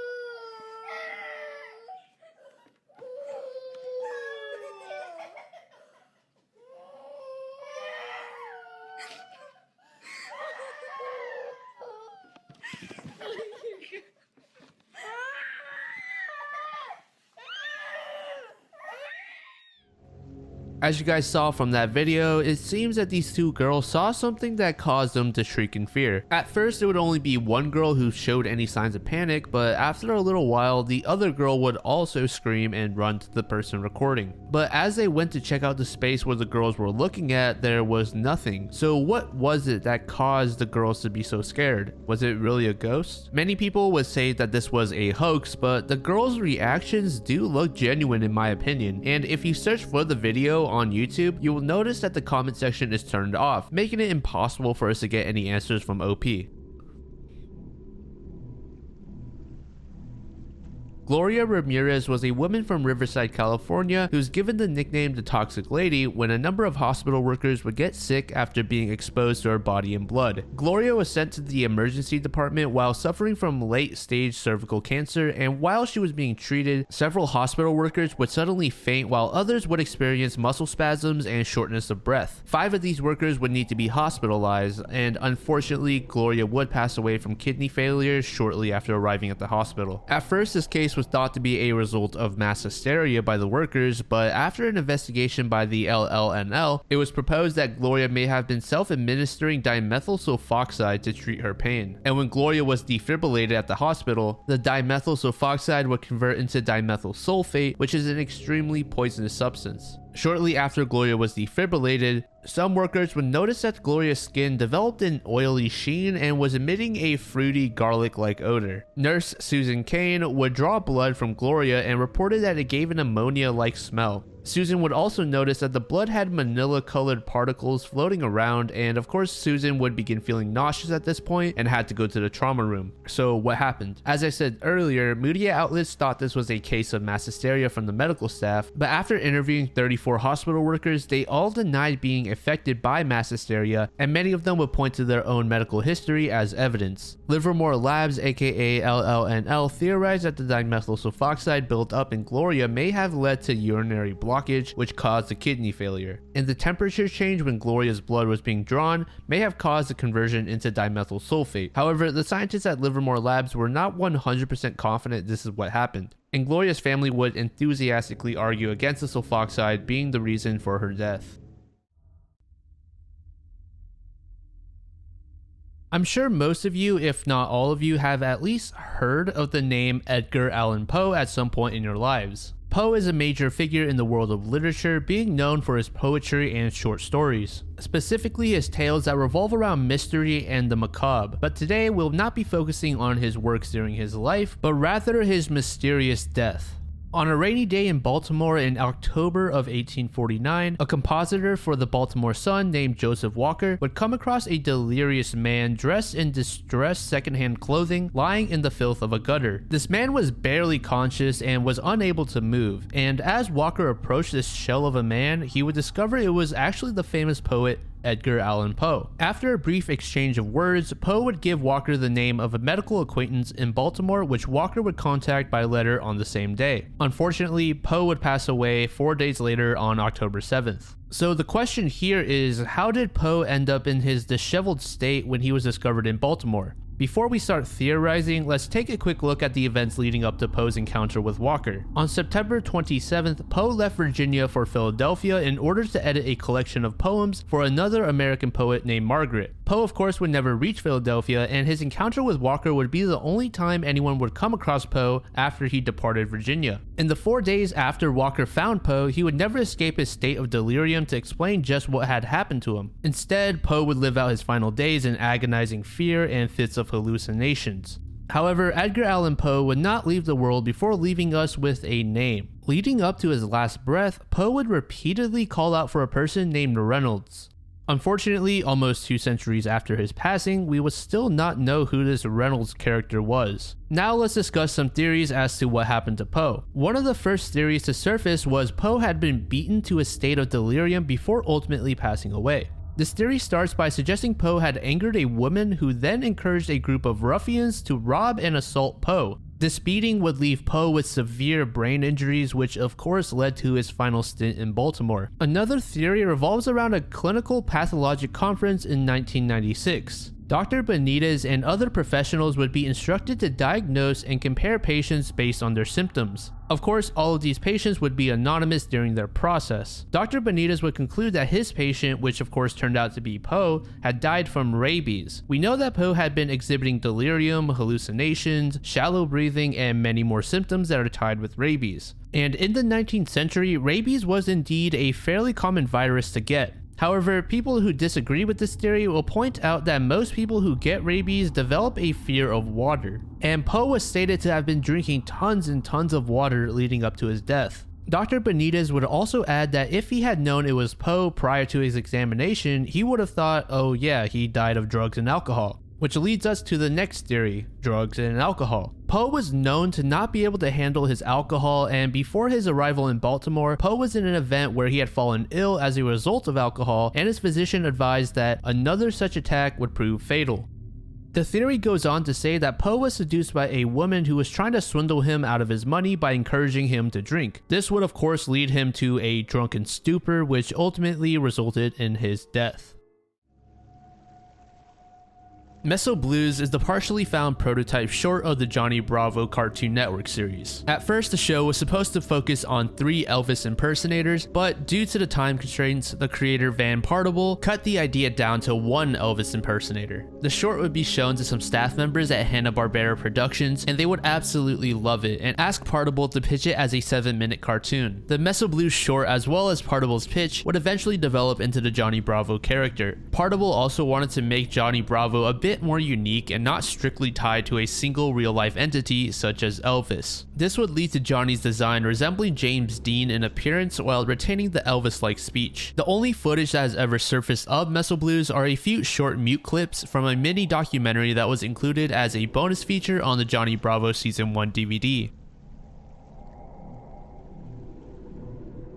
The short-faced bear was a prehistoric animal that resided in North America about 11,000 years ago. The short-faced bear may be one of the largest known terrestrial mammalian carnivores that has ever existed, and the majority of zoologists believe it to be extinct. However, some theorize that they still exist in North America and Russia. There would be a number of sightings where various examiners would say the body of a supposed short-face was much too large and unique to be that of a brown bear, which are some of the largest on Earth. Johnny Gosch was a paperboy living with his family in Iowa, and he would go missing in 1982 at the age of 12. It's presumed that he was kidnapped, and as of 2022, there have been no arrests made. On Sunday, September 5th, 1982, Johnny would leave home before dawn to begin his paper route. Typically, Johnny would be accompanied by his father when doing this route, but for whatever reason, he chose to only bring along his dog this morning. Other paper carriers would report seeing Johnny picking up his papers, but little did they know that this would be the last time that they would ever see the boy. A few hours later, Noreen and John, which are Johnny's parents, would begin receiving phone calls from customers complaining that they haven't received their papers yet. And yes, Johnny's father was named John, so whenever I say John, I am referring to the dad. John would venture into the neighborhood in search of his son to find out why he hasn't delivered the papers, but to his surprise, he couldn't find Johnny anywhere. Instead, he was only able to find the wagon that Johnny brought along to carry the papers. John and Noreen would immediately contact police at this point, but according to Noreen, the police acted very slowly with little to no urgency. She estimated that it took almost an hour before the police even showed up to their home. Initially, the police would say that Johnny was a runaway, but would later change that statement and say Johnny was kidnapped. In 1997, Noreen would report that one morning around 2:30 a.m., Johnny would knock on her door accompanied by a mystery man.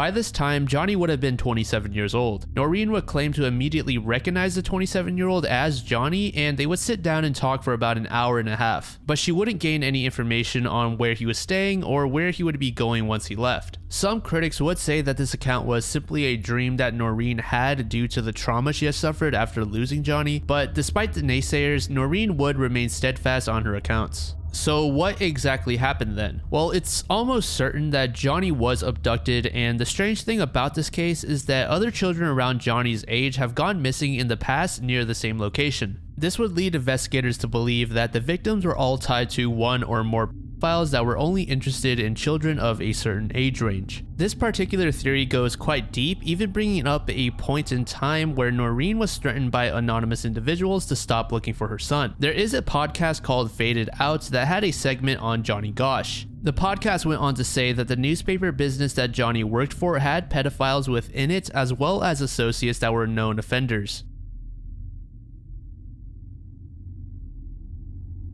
So from a few sources, I was told to be kind of careful when it comes to this entry. I'm just going to provide you with the facts of the events and you guys can come to your own conclusions. And being that this case does involve a child, some of you may be sensitive to the contents within this entry, so feel free to skip to the timestamp on screen. JonBenet Ramsey was an American child beauty queen who was killed at the age of 6 in Boulder, Colorado. A handwritten ransom note would be found in the Ramsey home, and of course at this time the family would assume that JonBenet was still safe, so they would decide to contact the police. Less than 8 hours after the police arrived, JonBenet's corpse would be found inside the family's home in the basement. On her mouth would be a strip of duct tape as well as a smooth cord wrapped around her neck. Her skull would also be found broken, but the official cause of death would be ruled as asphyxiation. The case garnered worldwide media interest due to the girl's age and fame within the beauty pageant community. The case has gone cold over the years and remains open with the Boulder Police Department. It was also said that the crime scene was heavily compromised before the police could even investigate. The police would later add that they never even bothered to search the Ramsey household, as the ransom letter gave them no reason to believe that JonBenet was inside the house. DNA on JonBenet's clothing would be found, leading to a single mystery man who was not found when comparing to over 1 million other samples. There is no definitive evidence pointing at any particular suspect, but some internet investigators would say that the note was a fake and was only meant to serve as a red herring. Again, as much as I'd like to continue with this entry, I'll leave the rest for you guys to speculate on. And just like any other topic on this iceberg, if you are interested in learning more about the case, you can click the link in the description, which will take you to the iceberg, which has every single entry linked. Joseph Merrick, aka the Elephant Man, was an Englishman known for having severe deformities. Joseph would become famous in London after debuting at a freak show. He would then go on to live at the London Hospital after he met Sir Frederick Treves. Joseph would begin having these abnormal developments around the age of 5, and his mother would pass away when he was 11. Joseph's father and new stepmother would reject him, forcing him to live with his uncle Charles. Charles would contact a showman named Sam Torr and propose that he should exhibit Joseph. Unfortunately, Joseph Merrick's stint in the circus would be short-lived and end with him being robbed and abandoned by his own manager.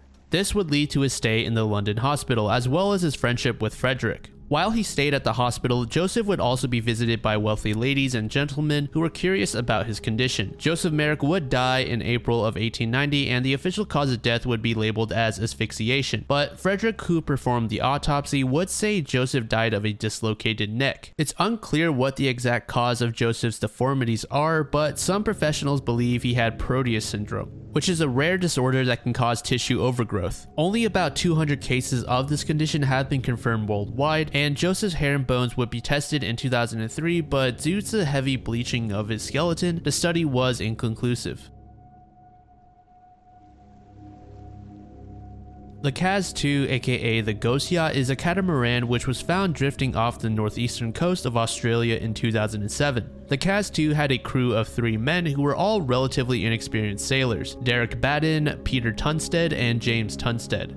They departed from Airlie Beach on April 15, 2007 in a journey that would take the trio around northern Australia to Western Australia. The first indication that something had gone awry would be a helicopter that reported spotting the Kaz 2 adrift with the crew potentially in distress. 2 days later, maritime authorities would catch up to the boat and board it. They would find that all 3 men had gone missing, and more or less everything about the boat appeared normal. It's just that there was no sign of the crew. Food and silverware were set out on the table, a laptop was turned on, and the engine was still running. Officials would also confirm that the boat's emergency systems, including the radio and GPS, were also fully functional. All the life jackets were also accounted for, and aside from the crew being missing, the only strange characteristic of the boat would be the torn sails. After analyzing the data in the ship's GPS system, police would find that the ship was shown to be adrift late in the afternoon on the same day that the crew departed. The police also recovered a video recording taken by the trio during the trip around 10 a.m. The video would show the following details. One of the crew members was seen fishing, a long white rope was trailing behind the boat, the engine was off, the sea was choppy, and the location of various items were not the same as authorities had found them. The state coroner would say in his official report that he cannot give a definitive answer as to how the crew died, but based on the evidence found and eyewitness reports, he would give the following scenario. On April 15th, 2007, the Cas 2 was sailing in the vicinity of George Point, and at first the trip was going as planned. However, the situation would go through a dramatic change. One of the men who was fishing had his lure caught on the rudder, and when one of the friends went to free the lure, he accidentally fell overboard. Derek Batten would stay on the ship, while the second Tunstead brother would also dive into the water to save the other. By this time, the seas have become pretty choppy and violent, making it nearly impossible for the brothers to climb back aboard the boat. Derek, having started the motor, would realize that he needed to drop the sails before he could go back for his friends.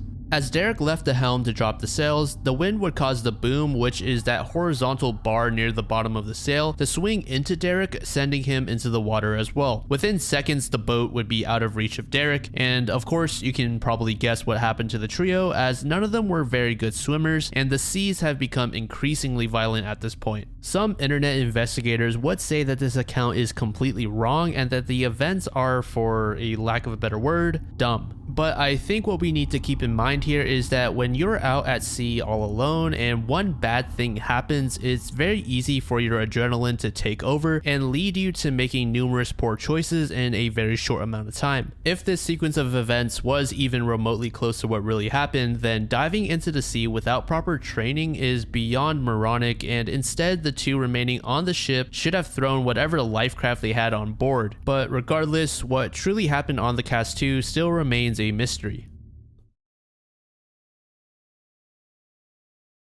Kenny Veach was a 47-year-old Las Vegas resident that went missing in the Mojave Desert in November of 2014. Kenny was an avid hiker and frequented the hiking community on YouTube, commenting on almost every video he came across. And one day he would leave this comment on a video titled "Son of an Area 51 Technician. This ain't nothing, I am a long distance hiker. One time during one of my hikes out by the Nellis Air Force Base, I found a hidden cave. The entrance to the cave was shaped like a perfect capital M. I always enter every cave I find, but as I began to enter this particular cave, my whole body began to vibrate. The closer I got to the cave entrance, the worse the vibrating became. Suddenly, I became very scared and hightailed it out of there. That was one of the strangest things that ever happened to me. This comment would of course spark the curiosity of many. Several users of the site would urge Kenny to seek out the cave again and explore it, but to document the journey this time. Kenny would accept this challenge and set off to find the mysterious cave a second time. However, this time he would bring along a 9mm handgun as well. Unfortunately, he could not find the cave and no clues could be found in the video that Kenny uploaded of his hike. This failure to locate the cave would lead to criticisms, provoking Kenny to go out and search for the cave for a third time. Again, Kenny would accept, although there was one comment that was left on this video that read, "No, do not go back there. If you find that cave entrance, don't go in. If you do, you won't get out." It's on this third hike in November of 2014 where Kenny would not return, which was beyond strange as, again, Kenny was an avid hiker, having solo hiked for over 20 years across mountaintops that he claims most people wouldn't dare go. Eventually, news stations would pick up on this story and the search was on. Kenny's cell phone would be found, but unfortunately the trail would go cold afterwards.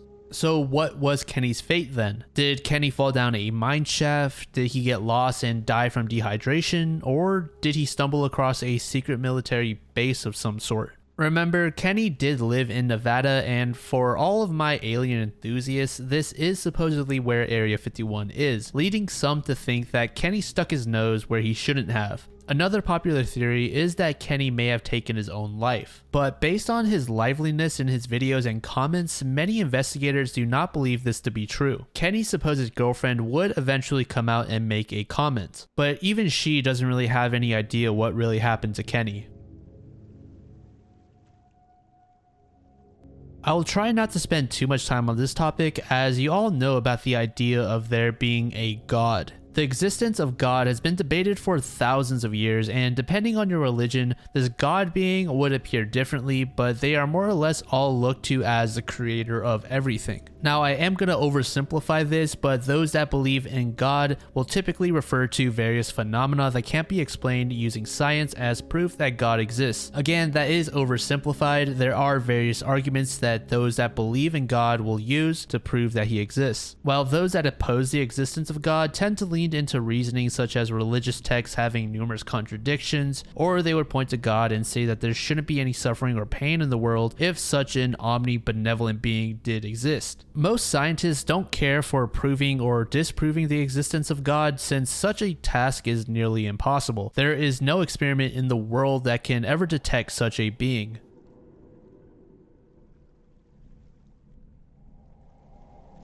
The Jack family consisted of 4 people who went missing in August of 1989. Doreen and Ronald, aka Ronnie, who were 26 when they went missing, Russell, who was 9, and then Ryan, who was 4. On August 1st, 1989, Ronald Jack would leave the First Leader pub in Prince George, British Columbia with a spark in his eyes after being offered a job opportunity that had the potential to change the trajectory of his family's lives. Up until now, Ronnie had been out of work due to a back injury, and the Jack family was forced to live on welfare. This mystery man would offer Ronnie and his wife jobs at a logging camp. Ronnie would be responsible for bucking logs, and his wife was assigned a spot as the cook's helper in the camp kitchen. Additionally, the camp had a daycare for the family's 2 young sons, Russell and Ryan. Already, this may sound a bit too good to be true for a family that was really struggling to get on their feet. Well, you would be right for thinking so. On top of all of this, the man offers to drive the Jacks to and from the camp since they did not own a vehicle. Ronnie would call his brother and his parents around midnight to tell them about the camp job and that Ronnie, his wife, and the kids would be gone for about 14 days or so. Around 1 a.m. on August 2nd, the 4 members of the family would be seen leaving their home and stepping into the mystery man's dark-colored pickup truck. It was at this point where they would never be seen again. It wouldn't be until August 25th where the family would be reported missing, and for almost 7 years, the police would not have any hints as to what happened to the family. On January 28,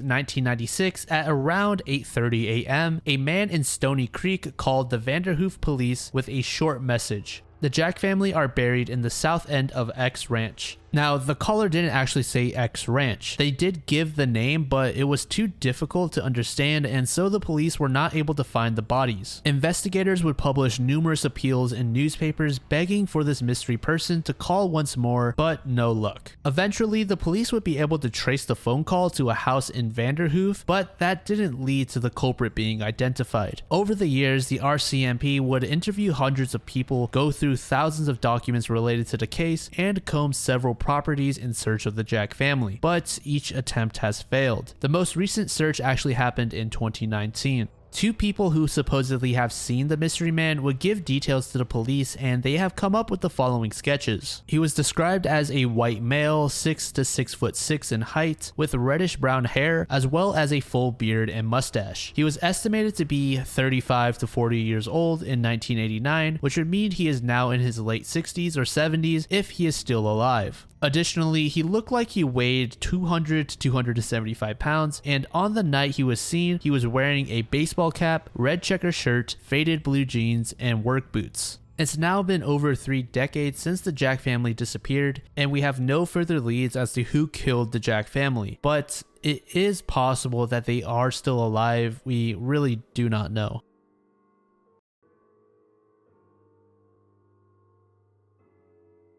Mirror matter is a hypothetical counterpart to ordinary matter. Modern physics involves three basic types of spatial symmetry. There is reflection, rotation, and translation. And I'm not going to BS you guys with a bunch of technical jargon here, because even after reading over this topic multiple times, I'm still somewhat lost as to what the significance is. But basically, mirror matter is capable of balancing out the fact that ordinary matter tends to have left-hand bias with its interactions, which means it can restore parity. Now, what is parity, you may ask? In layman's terms, it's the reflection of coordinates from particles from their origin. And that's about the extent of what I understood about this topic.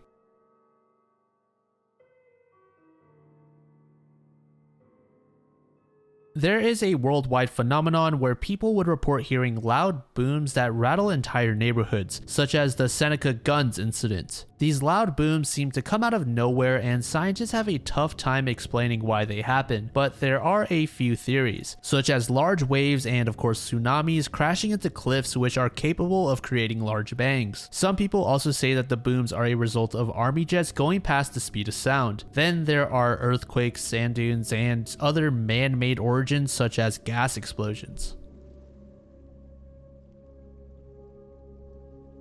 Green Boots is a name assigned to an unidentified body of a climber inside a limestone cave on Mount Everest. I did say that this body is unidentified, but the majority of people believe that this is the body of this man here. I'm not even going to attempt the name. I'm sure I'm going to destroy it. The man was an Indian climber said to have died on the mountain in 1996, and obviously the name he was given was inspired by the bright green boots he was wearing. Pretty much every journey on Mount Everest on the north side would encounter the body, but in 2014 the body would be moved. Now, I couldn't find out if this body was moved off of the mountain by officials or moved elsewhere on top of Mount Everest, but I'm assuming it's the latter. Reason being is that the terrain of these mountains are extremely tough to traverse in the locations of these bodies, making it nearly impossible to retrieve them. In addition to the tough terrain, weather conditions and the lack of oxygen also make the journeys tough to justify, and even if a crew were able to reach the body, they are usually frozen in place. As I said earlier, this body is believed to belong to this man who was traversing the mountain with his team of 5 other climbers. It's believed that the Everest disaster of 1996 is what led to this man's death, as they were caught in a massive blizzard. 3 of the 6 total climbers would decide to continue for the summit despite the blizzard, while the rest stayed behind. This blizzard would claim the lives of 8 total climbers on the mountain and go down as the 3rd deadliest season on Mount Everest. Now, some of you may have just come to a realization. The group that continued to the summit consisted of 3 total people, so it's possible that the Green Boots body was one of the other 2 men.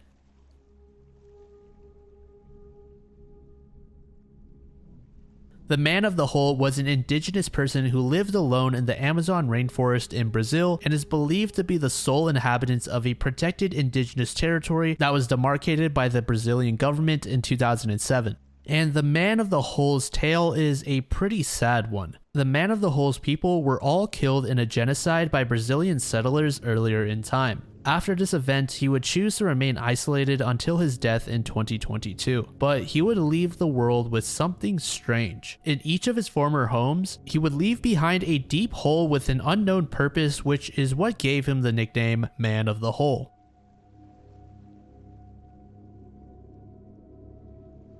The Long Island serial killer, aka the Craigslist Ripper, is an unidentified serial killer who is believed to have taken the lives of 10 to 16 people over a period of nearly 2 decades. Most of the victims were S-workers, and their bodies would be disposed of on the south shore of Long Island, New York. A woman named Shannon Gilbert would disappear, causing the police to search the area around beach towns Gilgo and Oak Beach. In 2010, near the Gilgo beach, the remains of 4 victims would be found within a quarter mile of each other. The 4 victims are Melissa Bartholomew, Maureen Bernard Barnes, Megan Waterman, and Amber Costello. This group of 4 would be labeled as the Gilgo 4 by media outlets and all died by strangulation. In March of 2011, another 6 sets of remains would be found in the Suffolk County, and police believe that these 6 were murdered before the Gilgo 4.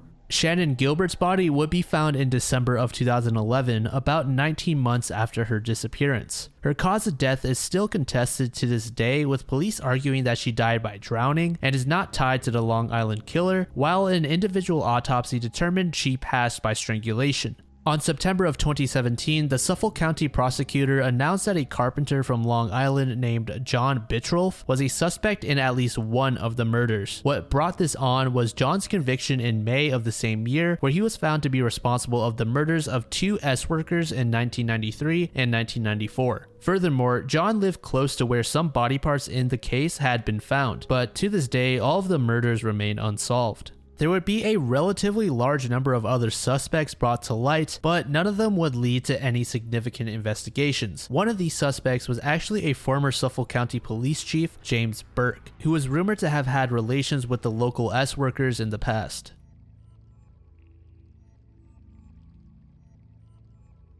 Jim Gray was a computer scientist born in San Francisco who received a Turing Award in 1998. At first, Jim was wanting to join the Air Force, but after being turned down from the academy, he entered the University of California in 1961. Jim was discouraged by his chemistry grades and would leave Berkeley for 6 months before returning. He would eventually graduate in 1966 with a bachelor's degree in engineering mathematics. Jim Gray was an avid and experienced sailor, but on January 28, 2007, he would fail to return from a short solo trip near San Francisco where he would scatter his mother's ashes. The weather was clear that day and Jim didn't even send out a distress call. Coast Guards would utilize planes, helicopters, and boats in their search for Jim Gray. But after 4 days, they would find nothing. At the time, Jim was working for Microsoft and was a beloved figure in his field, which led to the formation of the Jim Gray Group, which was made to study clues that were obtained by the Digital Globe satellite. And I want to make an emphasis on just how beloved Jim was. Juggernauts such as IBM, Microsoft, Amazon, and Google all came together and provided resources and funding in an attempt to locate and hopefully save Jim. But unfortunately, their efforts wouldn't yield the desired results. There would also be an underwater search using highly sophisticated equipment, but that also did not lead anywhere and would come to an end on May 31st of the same year. So now let us discuss what may have happened to Jim.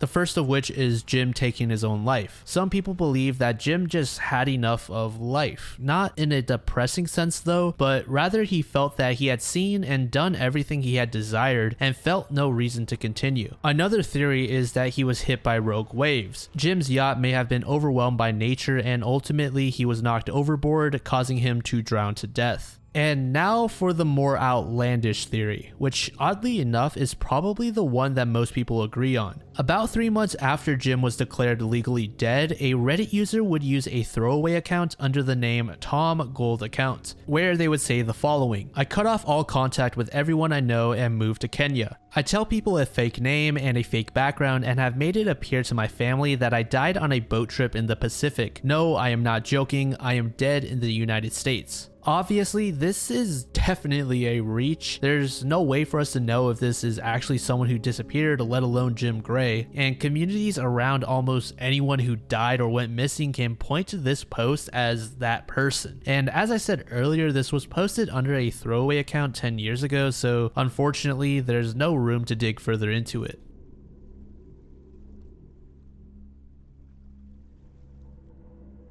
The Green Children of Woolpit is a legend revolving around 2 children in England who supposedly had an unusual skin color. Sometime in the 12th century, this brother-sister duo would be discovered speaking an unknown language and having a strange diet of eating strictly raw beans. And of course, by the name, their skin would appear green. The children would be taught to adjust their diet and eventually they would lose their green color. However, the boy would become ill and die, while the sister was able to adjust to her new life. When the girl learned to speak English, she explained that she and her brother came from a land where the sun never shone. According to some people, she called this place St. Martin's Land. Did these green children actually exist? Well, some people believe so, while others are understandably skeptical. Most people are dead set that this was all a folktale retelling an imaginary encounter with beings from another world. But those that believe the story don't believe it in the manner it was told. Instead, they think that the story, while foundationally accurate, has been skewed in a manner where it now resembles a fairy tale more than anything else.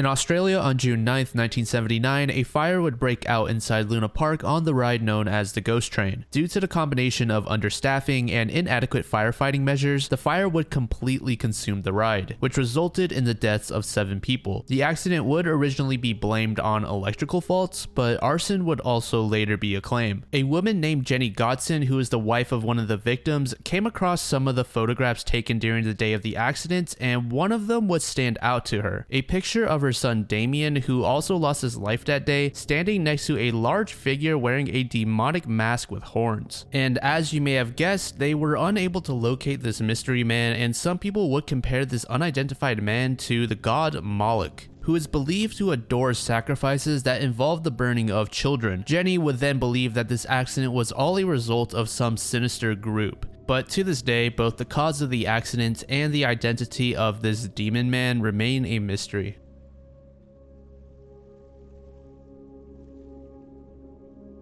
The Martin family resided in Portland, Oregon, and disappeared on December 7th, 1958, near the Columbia River Gorge during a shopping trip. The missing family members included a husband/father named Kenneth, the wife/mother Barbara, and the couple's 3 daughters, Barbara, who was often referred to as Barbie instead, Virginia, and Susan, aged 14, 13, and 11 respectively. However, Kenneth and Barbara also had a son who was a part of the Navy, but at the time of the family's disappearance, he was stationed in New York. A few months after the family had vanished, the bodies of Virginia and Susan would be found downstream on the shores of the Columbia River. Police would initially think that the family's car had crashed into the river, but would later drop this idea when they couldn't come up with adequate circumstances to support the idea. The whereabouts of Kenneth, Barbara, and Barbie remain unknown, and their vehicle has yet to be discovered. The accounts of where the Martins were during their shopping trip are a bit sparse, but a gas station proprietor would report that he came across them when they purchased 5 gallons of gas from his store, which was approximately 40 miles away from their home in Portland.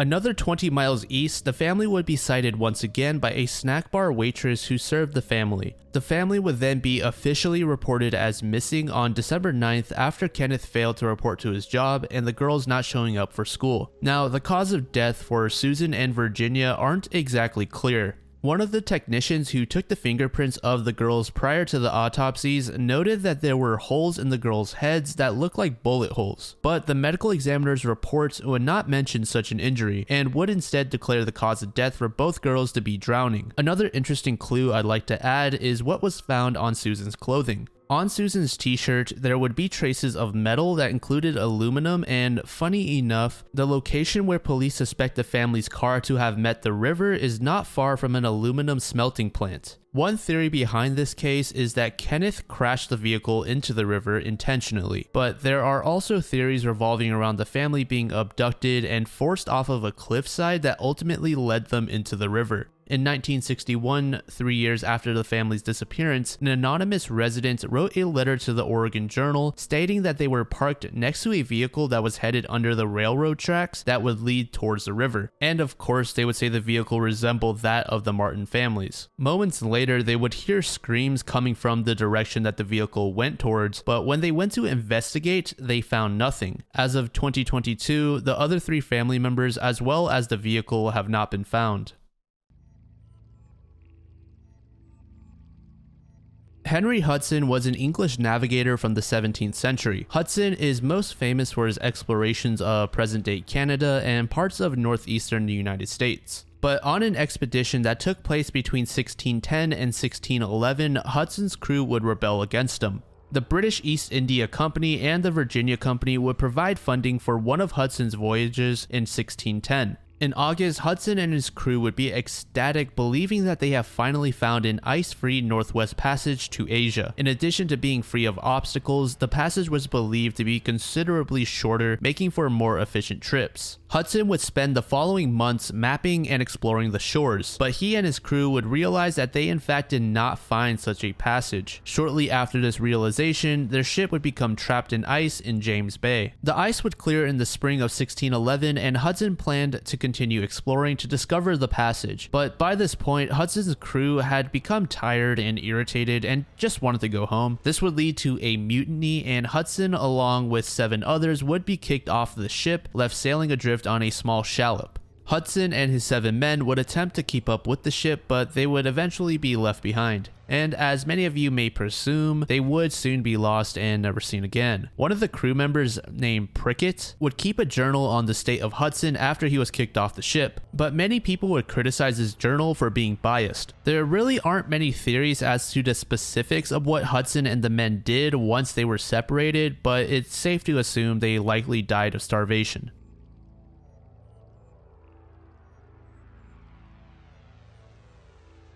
Okay, so this entry is pretty funny, or at least in my opinion, compared to all the other depressing topics on this iceberg. But anyways, Him is a 1974 adult film that focuses on a man's erotic obsession with Jesus Christ. The film first obtained mainstream attention in 1980 when it was featured in the book titled The Golden Turkey Awards, where it won the award for being the most unerotic concept in adult films. However, it would soon be brought up that the film didn't exist, which would make it fake, of course, but this would later be debunked as the fake film in question was actually called Dog of Norway. Parts of the Him film have surfaced over the years, including some online reviews of it, but obviously since this is on the iceberg, the complete film has never been found. But we do know it does exist, as the actor portraying Jesus Christ did confirm that he was in the film, which might sound kind of dumb if you just hear that for the first time, but for a while the actor couldn't be found, so people thought it was just a photo shoot and not actually a film. The I-70 killer is an unidentified American serial killer who killed 6 store clerks in the spring of 1992, and as you probably expected, the name was inspired from the fact that most of the victims worked in stores near Interstate 70. His victims were typically young, petite, brunette women, but they were not limited to just females. Along with those murdered, the I-70 killer is suspected of shooting 3 additional store clerks in Texas between 1993 and 1994. The 1992 killing spree began on April 8th with the death of 26-year-old Robin Foldauer in Indianapolis, Indiana. Robin was the manager of a Payless shoe source and was alone in the store when she was shot and murdered at around 1:30 p.m. Her body would be discovered by police in the back of the store around 3 p.m., and the culprit would leave with less than $100 from the cash register. The following 2 murders occurred on April 11th at a bridal shop in Wichita, Kansas, which is about a 2 to 3 hour drive from Indiana, where he took the life of his first victim. The 2 victims in Kansas were Patricia Smith, who was 23 years old, and then 32-year-old Patricia Majors. This would be the only time that the killer took out multiple people in a single location, making police believe that he thought only one woman was in the store at the time. The woman would keep the store open past the normal closing time of 6 p.m. since they were expecting a male customer to pick up an item. Not long after 6 p.m., the woman would let in a man who they thought was the customer, but instead was actually the I-70 killer. After the 2 were murdered, the real customer would arrive and come face to face with the killer. The mysterious killer would ask the customer to go to the back of the room with him, but obviously the guy would refuse. The I-70 killer then would tell him to leave the scene. Being terrified, this man wouldn't report the incident until an hour after it had actually happened. He would provide the police with details for a composite sketch where he described the killer as being a slender white man with reddish hair armed with an Uzi-style gun. And we only went over the cases of 3 of the victims, but every single person was shot in the back of the head and none of the women showed any signs of being SA'd. All of the stores would be robbed, but it didn't seem like money was the main motive in these killings, as they were all small specialty stores that wouldn't carry very much cash. Furthermore, all of these murders would use the same ammunition, causing police to think that the murder weapon was an Intratec Tec 22 or a similar semi-automatic pistol. The closest suspect we've ever had to the I-70 killer is actually the I-65 killer, whose name is Harry Greenwell. While the I-70 killer selected small strip malls along the highway to attack, the I-65 killer chose hotels. Harry Greenwell would also choose to only kill women, but unlike the I-70 killer, he would actually his victims. Most authorities would disagree that these 2 people are the same due to Greenwell SAing his victims, in addition to the fact that he was much more motivated by money, unlike the I-70 killer. Furthermore, police believe their killer to be much younger than Greenwell, who at the time of the killings would have been around 47 years old. The composite sketches are indeed similar to Greenwell's appearance, but nevertheless, police don't believe he is the I-70 killer and are still working on the case non-stop to find the true culprit.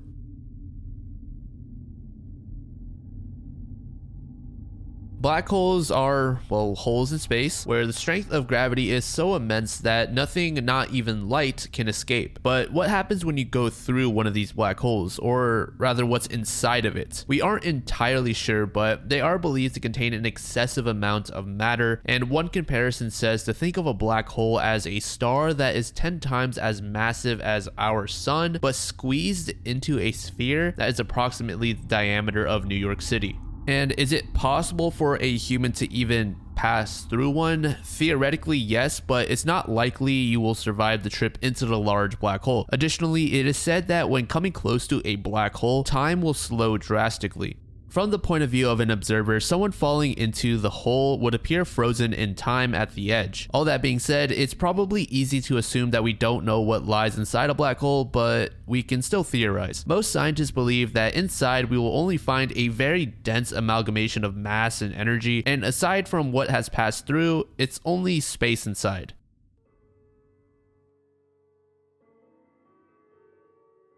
Okay, so this is going to be the last entry for this part of this iceberg, so if you hate spiders, feel free to click off of the video. I have no idea how you actually pronounce the entire name, so I'm just going to call this kovfefe. Kovfefe is a cryptid that is described as being a large spider with a lifespan of about 4 to 6 feet and resembles a tarantula.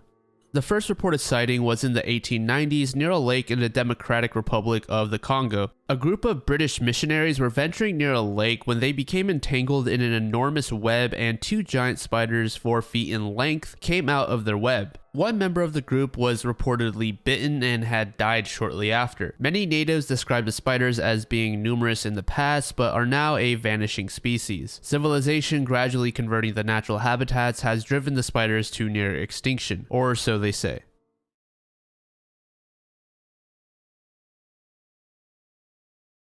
The case of the Walker family is a lesser-known mystery that happened on December 19, 1959 in Osprey, Florida. It involved Christine and Cliff Walker as well as their 2 children, and right out the gate I want to provide a content warning. If you're not comfortable with subjects that involve assaults and minors, feel free to skip to the timestamp on screen.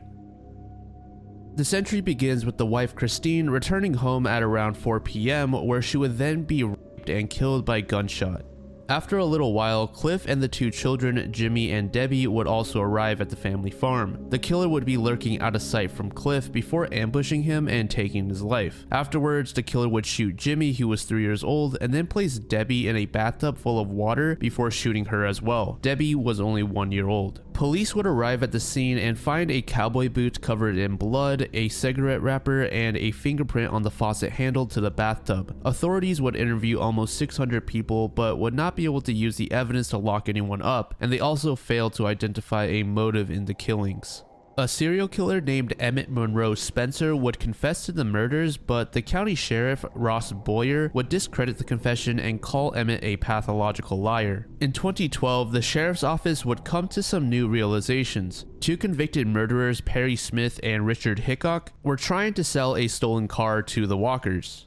And it's now presumed that they used the pretense of selling the car to gain entry into the home where they would kill Christine. In December of 2012, Saratoga County investigators exhumed the bodies of Perry and Richard to compare their DNA to the bodily fluids found at the Walker home. After 8 months, the sheriff's office would announce that they failed in matching either of the 2 deceased serial killers' DNA to the DNA found in the Walker's family home. They would also add that the DNA could have been degraded or contaminated over the decades, which would have caused an uncertain outcome. Despite the announcement though, many investigators would say that the pair of serial killers are the most viable suspects. But it should also be noted that based on what the killer or killers stole from the Walkers, the culprit may have had a close relationship to the family for an extended period of time, causing some to believe that it was a family friend or an actual family member that committed the murders.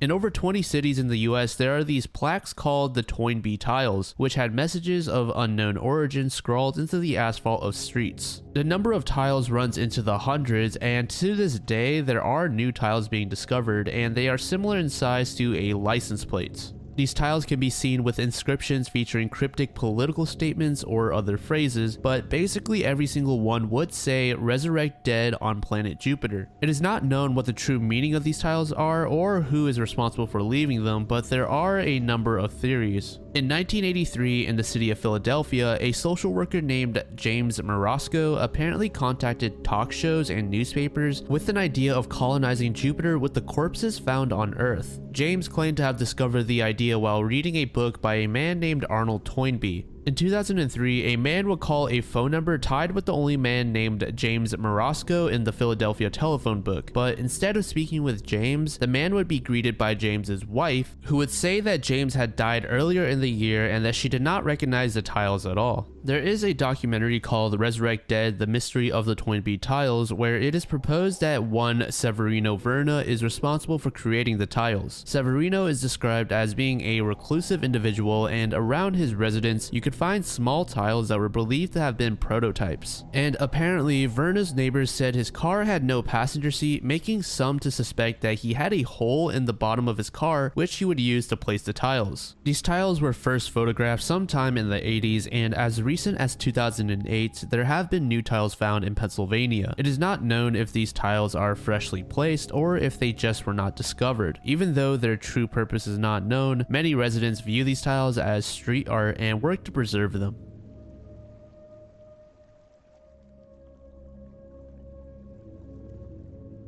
This topic, similar to an earlier one, involves some brief mention of assault and minors, so again, feel free to skip to the timestamp on screen if you don't think you'll be comfortable with that kind of content.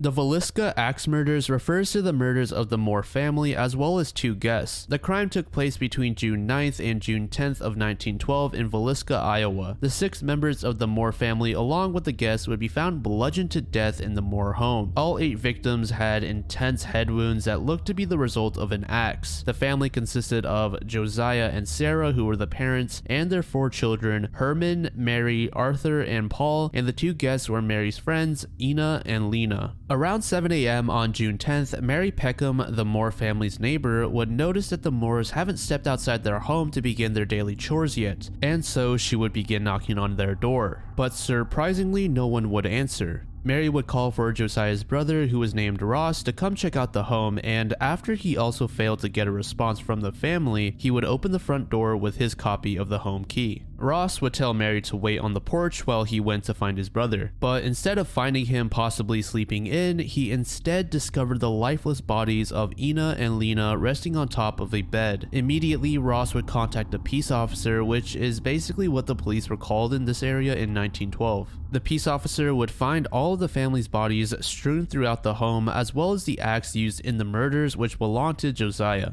Investigators determined that the murders happened between midnight and 5 a.m. and began in the master bedroom where Josiah and Sarah Moore were sleeping. Josiah received the most brutal blows than any of the other victims. It got to the point where his face was so disfigured that you couldn't even locate his eyes. All of the victims except for Lena were suspected of being asleep when they were killed. Investigators believe Lena to have been awake and tried to fight off the killer or killers, as she was found with a defensive wound on her arm. Additionally, her nightgown was found pushed up to her waist along with other evidence, leading law enforcement to speculate that she was SA'd. At the time, Villisca was a pretty tight-knit community with all of the residents knowing each other, so any and all strangers were questioned and suspected of being the culprit. 2 of the leading suspects were Henry Moore and William Mansfield, who were both found to be responsible for past murders that were very similar to the Moore family killings.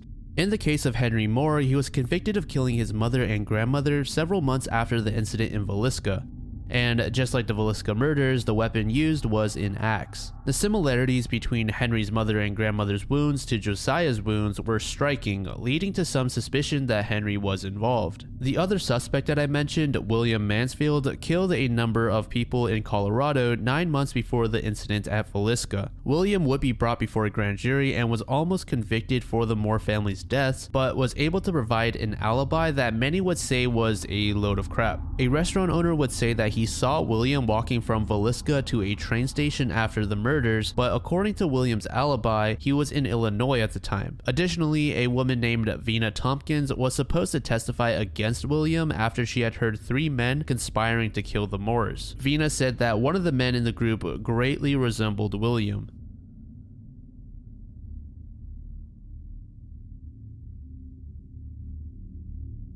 So this entry just really pissed me off when I first watched it. As you can see right now, a man would be jogging on a bridge in London when he comes across a woman and pushes her into the street. The woman was nearly crushed by an oncoming bus, and it's honestly kind of insane that the bus driver was able to miss the woman in that short of a window and still not crash into the vehicles next to him or her. The CCTV footage wouldn't give away any distinct features of the man, making it hard to identify him. Officers would look at over 50 suspects and eventually arrest 3 of them, but they were all eventually released. The suspect would be described as a white man in his 30s with brown eyes and short brown hair.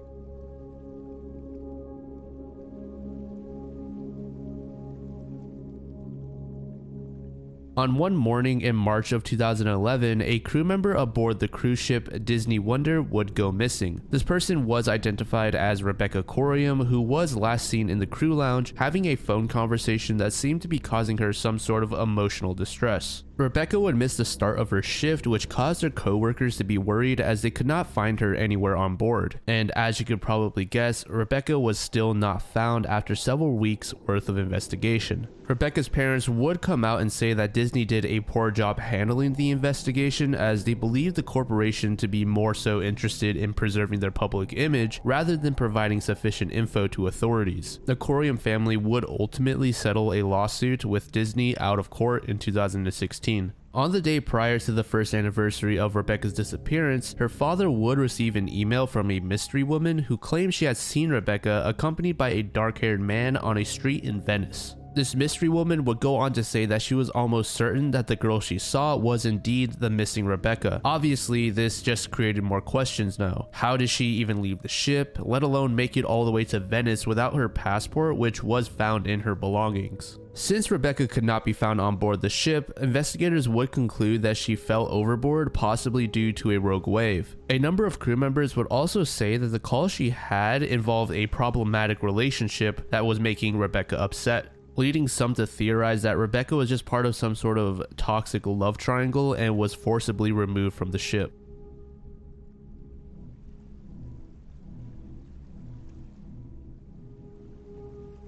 Jumping Frenchman of Maine is a rare disorder described as an extreme involuntary startle reaction. The name originated from a group of 19th century lumberjacks who exhibited these exaggerated startle reflexes, and while typically the reflex is a jump, all parts of the body are capable of sudden movements. The cause of Jumping Frenchman syndrome is unknown, but one theory suggests that it's a genetic condition. For example, an observation found that the syndrome is more so concentrated in the northern regions of Maine, and about 30% of the cases found were in 4 families.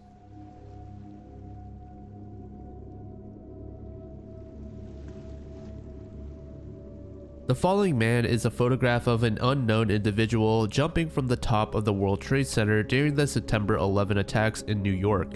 Like many other victims that day, this man was trapped on the upper levels of the North Tower, but it's not clear whether or not he decided to jump of his own free will. Initially, the public would scrutinize the photographer for taking such a disturbing and cold-hearted image, but today the photo is more so looked at as a touching work of art. The identity of the man has never been confirmed, and due to the large number of people trapped in the tower at that time, it's difficult to connect the man to a single identity. At first, it was thought that the falling man was someone named Norberto Hernandez, but this theory would soon be rejected. When Hernandez's family first saw the image, they would agree that it was Norberto, but after they were given some time to grieve and carefully examine the image, they did say it was not him. Another possible identity for the falling man is Jonathan Briley, who was a tall, slim 33-year-old sound engineer. Jonathan did have asthma, which led some people to speculate he didn't want to go back inside the smoking building and face a torturous path while he did look for safety. So Jonathan did decide to take his life into his own hands and end it on his own terms. Jonathan Briley's family and friends would eventually come across this image, and when they scaled it up to view the clothing, they would say Jonathan wore very similar ones, but they couldn't get a clear enough look at the face to confirm that it was Jonathan Briley.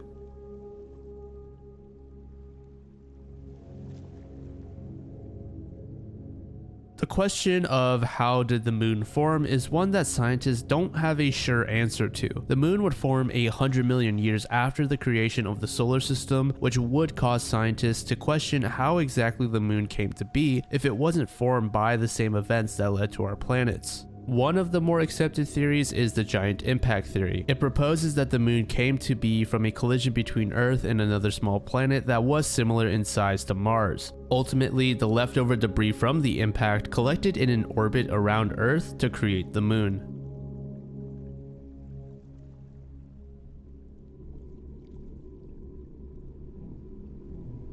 All of you know of the immensely popular video game Minecraft, but some of you may not know of the various lost versions it has. The creator of Minecraft, Marcus aka Notch, had an ambitious vision for Minecraft where it would become playable on a long list of platforms. This list would include systems that you are all familiar with, such as Xbox, PlayStation, etc. But the game was also playable on Windows Phone, Raspberry Pi, Kindle Fire, Xperia Play, and many more. And some of these versions would have gameplay features and bugs that are not seen in the more commonly known ports of the game. The versions of the game that were on more obscure platforms are all lost to time now, and many of the previous updates of Minecraft are only available through old YouTube videos and clips. However, it should be stated that version 1.1.1 was actually recovered by a Minecraft user, which led a couple more members of the community to finding a few more lost versions. The YouTuber MCBYT created a video dedicated to this topic, so if you would like to learn more, definitely check that video out.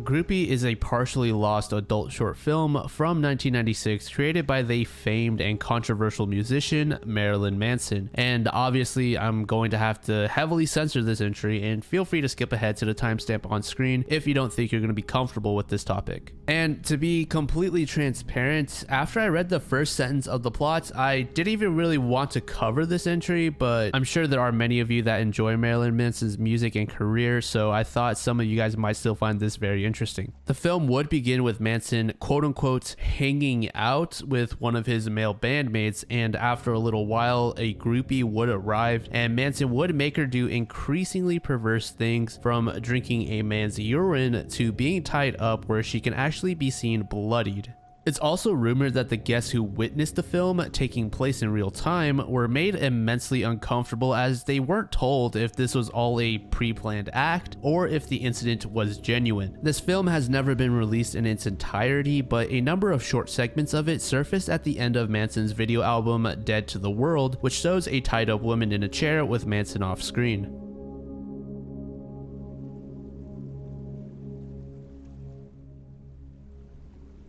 In March of 2015, a YouTube channel by the name of Unfavorable Semicircle would be created. On April 5th of the same year, the channel would begin uploading an excessive amount of videos, all of which having the Sagittarius symbol or some combination of numbers. These titles would later vary somewhat and have single words as their titles. If you search for the channel today and watch some of the videos, you will be greeted with some strange light show of abstract shapes and distorted music. Various internet sleuths would try and piece together the videos, but there aren't exactly any concise explanations for the channel's existence. There are arguments saying this channel is an ARG of some sort, or some sort of art project to express a disturbed mind. Alan Woodward, who is a British computer scientist at the University of Surrey, said that the videos are much too complex for it to be a number station, and it's unlikely that it's a recruitment campaign, as there is no clear announcement or designation to distinguish it.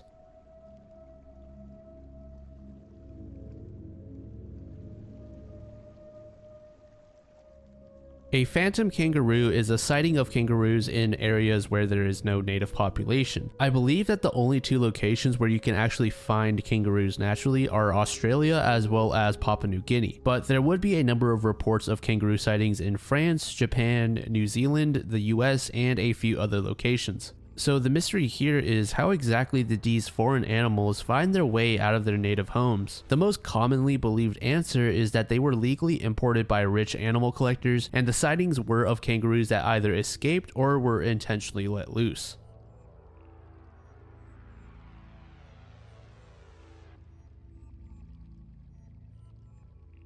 The mystery of Celine Delgado Lopez originated in Mexico, and the faces associated with this entry have given many people nightmares, I'm sure. During the 90s and 2000s, a TV channel in Mexico had a segment where they would show the images of various missing peoples. In 2001, a woman known as Celine Delgado would be reported on, and due to the low quality and uncanniness of the image, many people made theories saying that the image was AI generated and Celine did not actually exist. Additionally, this would be the only image used to show Celine, and we know little to nothing about the girl besides the fact that she was 18 when she went missing in Mexico. Investigators would begin digging around trying to find any information they could on this enigmatic girl, but they wouldn't come across anything noteworthy. This just further cemented the theory that Celine Delgado never existed and would birth a string of videos online such as this one.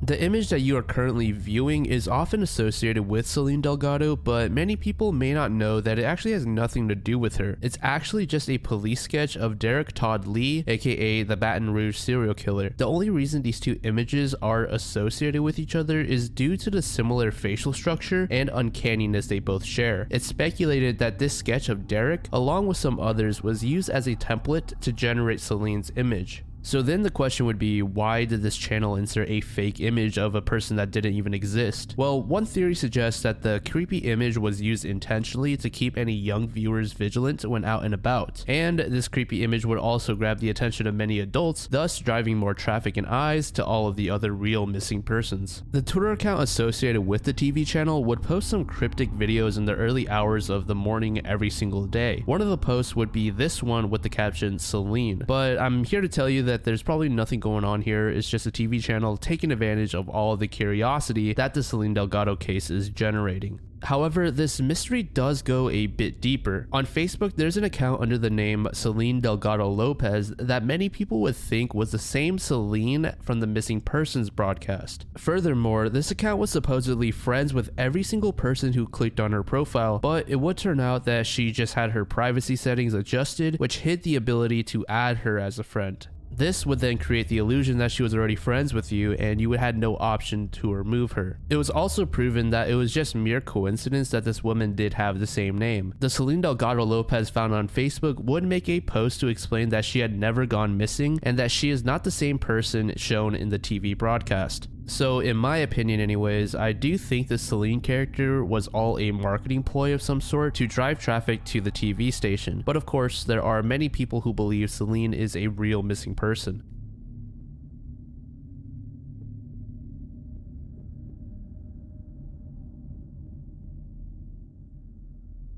Okay, so before we begin this entry, I do want to say I mispronounced a word throughout this entry. The word you're going to hear me pronounce is tinnitus, but it's actually pronounced tinnitus, so please don't crucify me in the comments.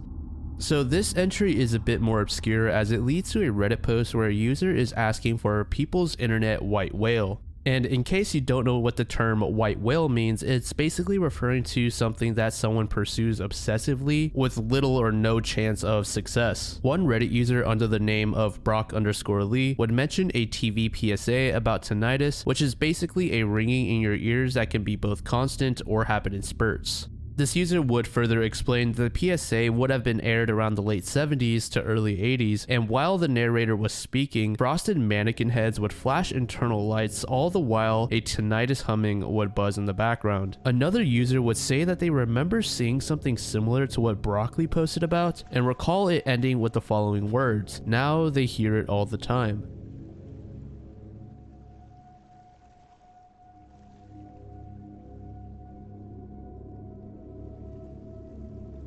This is a topic that many of you have likely heard about if you've been around the true crime corner of YouTube, so I won't be spending too much time here, but on the off chance that you have not heard of the names Renee Hartevelt or Issei Sagawa, we will be discussing content that includes the consumption of another human as well as SA. In the summer of 1981 in France, a Japanese student named Issei Sagawa, who was studying abroad at the time, would invite a classmate named Renee Hartevelt to dinner in his apartment. Renee would accept, not knowing that Issei was planning to not only murder her but also consume her flesh. When Renee sat down in Issei's apartment, he would shoot Renee with a rifle before taking an electric knife and cutting off 7 kilos of flesh off of her body. Over the next few days, Issei would cook meals using Renee's flesh and SA Renee's corpse before disposing of it. Issei would make a fatal mistake when getting rid of the body, and authorities would find Renee's body parts inside a suitcase. And upon searching Issei's apartment, police would also discover a tape recorder which was used to record the entire butchery, consumption, and assault of Renee. It's presumed that the tapes are in the possession of French police, and for obvious reasons, these tapes will probably never see the light of day. And I thought this would be a good time to explain something about this iceberg. There have been quite a few comments in past parts asking why X lost media entry is considered a mystery, and just in case you also have that question, it's either because we don't know the whereabouts of the media or we don't know what the actual contents of the media looks like, which is why the creator included various lost media entries into the iceberg.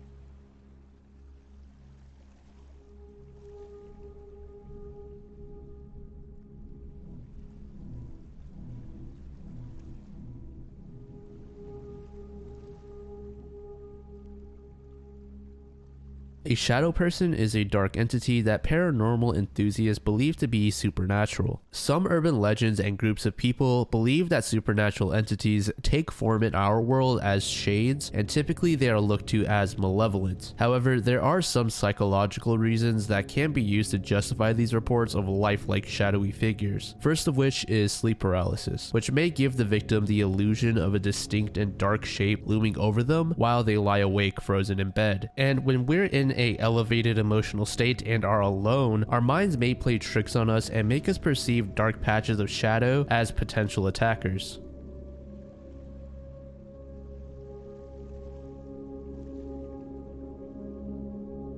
This is another topic that many of you are likely to have heard of, so I'll try to get through it pretty quickly. Basically, Schrodinger's cat is a thought experiment where a hypothetical cat is placed inside a closed-off box, and while the cat is inside, it can be considered simultaneously dead and alive, as its fate is linked to a random event that may or may not occur. Until the box is opened up and the cat is observed, it is 100% alive and 100% dead. But obviously in the real world, this is impossible. The cat would have to either be dead or alive. It cannot be both. However, the many worlds interpretation proposes that the cat would split into parallel worlds where one would have a live cat while the other has a dead one, making it both 100% alive and 100% dead. And until we open the box, we don't know what world we are in. So in layman's terms, this is basically like a loot box or gotcha system in any free modern video game. Until you open said box, you don't know what's inside, and technically you could say that X, Y, and Z are all in it while it is still unopened.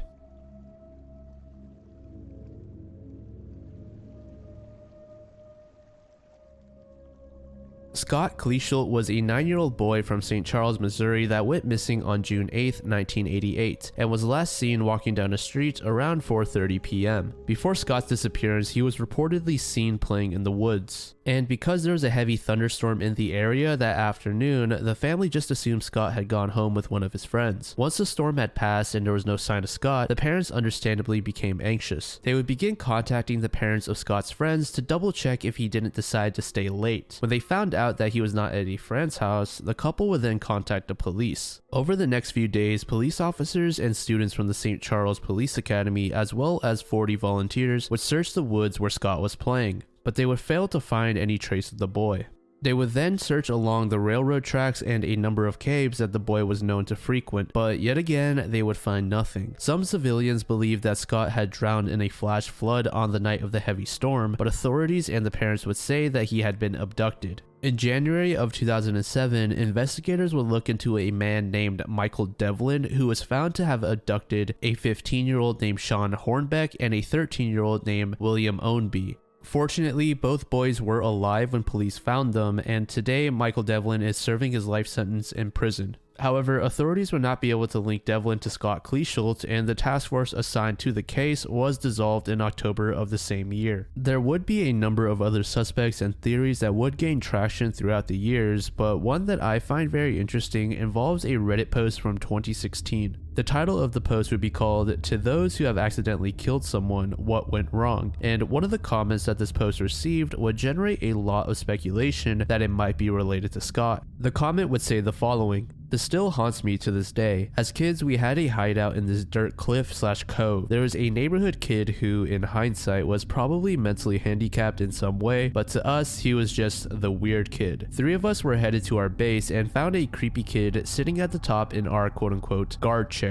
We yelled at him to get out, and he said something like 'make me' and started lobbing dirt clods and sticks down at us. We all ran around the side to make our way up, and it gets pretty fuzzy here, but all I remember is he fell. I still remember the sound. When we got back down to check on him, he was in a very awkward position with blood coming out of his mouth. We all just freaked out and ran home, and as far as I know, no one has spoken a word of this to anyone. We didn't go back for over a month and never said a word of it between us. This was the 80s, so media wasn't like today. Chances are it got a small article in the newspaper B section. Various internet sleuths would then begin digging through this user's profile and find that they mentioned a TV show which only aired in the St. Charles area where Scott had gone missing. The account was shortly deleted after getting questioned about the confession. The police would be notified about this Reddit post, but they remained adamant that Scott was abducted.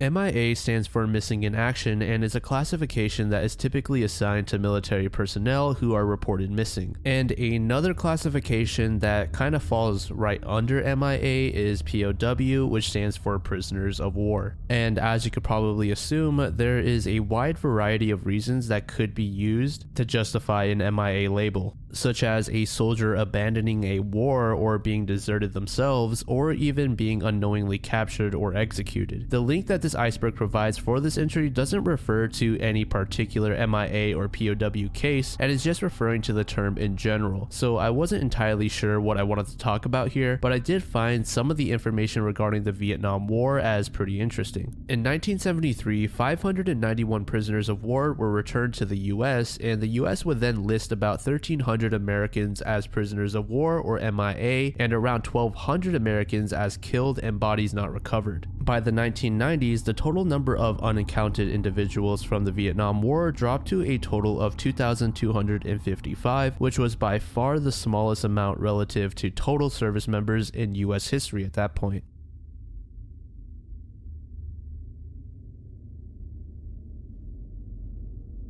On November 26, 1977, parts of southern England experienced a broadcast intrusion which replaced the original television audio with a voice claiming to represent the Ashtar Galactic Command. The message would instruct the people of Earth to abandon their arms so it could partake in a future awakening and achieve a higher state of evolution. This interruption would last for about 6 minutes before returning to the originally scheduled program. Immediately, the TV station would be bombarded with phone calls from concerned civilians. Investigations would show that the signal was coming from a small unauthorized transmitter instead of the one that is typically used, as it had been jammed by the culprit. The person responsible for the hoax was never identified. Authorities will also add that whoever was carrying out such an act would need a considerable amount of technical knowledge.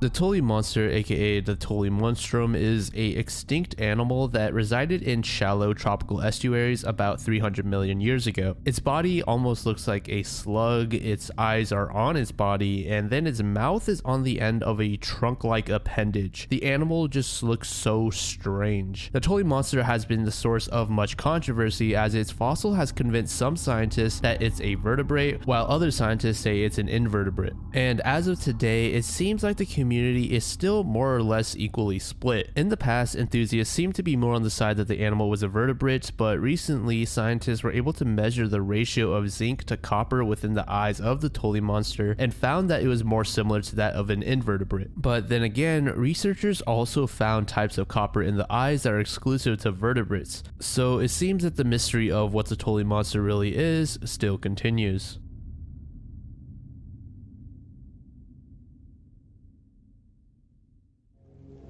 The Butcher was a reported live-action puppet film from the early 2000s that featured puppets made of actual animal bones. The short film was first brought to attention through a post on the r/tip-of-my-tongue subreddit. A user named deaduser00 said they were searching through some archives for a production code of The Butcher, but they found no evidence that the film even existed. And because no one else was able to come forward with any worthwhile details about The Butcher, many would speculate that the film was either a made-up hoax, a false memory, or a simple mix-up with another film. deaduser00 said that the short film aired sometime between 2001 and 2004 on Nickelodeon and was much more sinister than the other shows on the channel at the time. Furthermore, the film was shot completely in black and white, and as we said earlier, the puppets would be made of actual animal bones. These animals would include cats, dogs, birds, and rabbits. OP would also say that there was a pair of human hands wielding a butcher's knife who would cut up the animal puppets. One scene in particular that OP remembered was all of the animals fusing together to create some sort of abomination. deaduser00 would give us a follow-up post a little while later saying that he believes the short film to be Butcher's Hook by Simon Pummel, and that he can't recall if he saw the film on Nickelodeon or Cartoon Network. And after checking out Butcher's Hook, it definitely seems it could be the right film, but it doesn't look appropriate for either channel. So perhaps it was aired on Adult Swim instead after Cartoon Network had finished their broadcasts?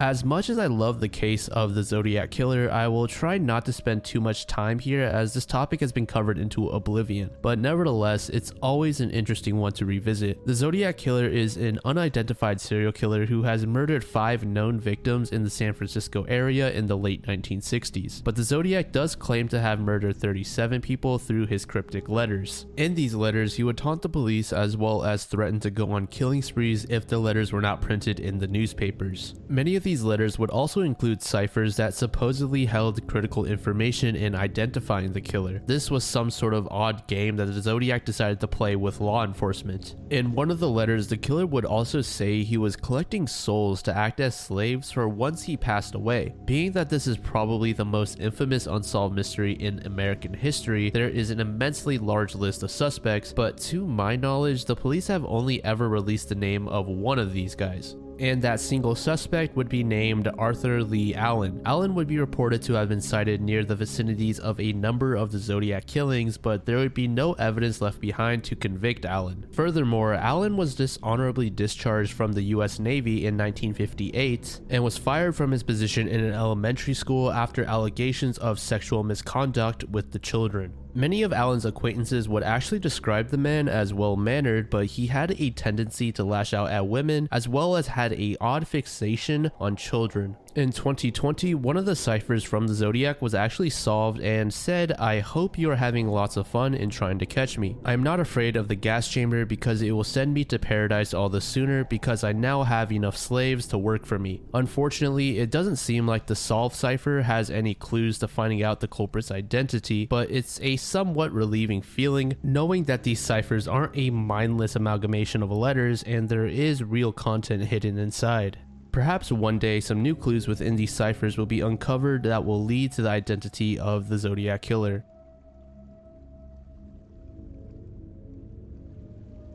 The idea of a group of multiple universes comprising all that exists has been around for quite some time, and you very likely have heard of this concept before, and it has even found itself in mainstream media in recent years. The debates around this topic vary greatly, with some saying that there are universes so similar to ours that they only differ in one or two historical events, while others say that these other universes are completely different and that their Earths don't even host humans, but rather a roster of organisms that can't even be fathomed. Given the nature of the topic, we really could be here all day talking about this one thing, and many scientists actually try to avoid this as there is basically no way to test for such dimensions or universes with our current technology.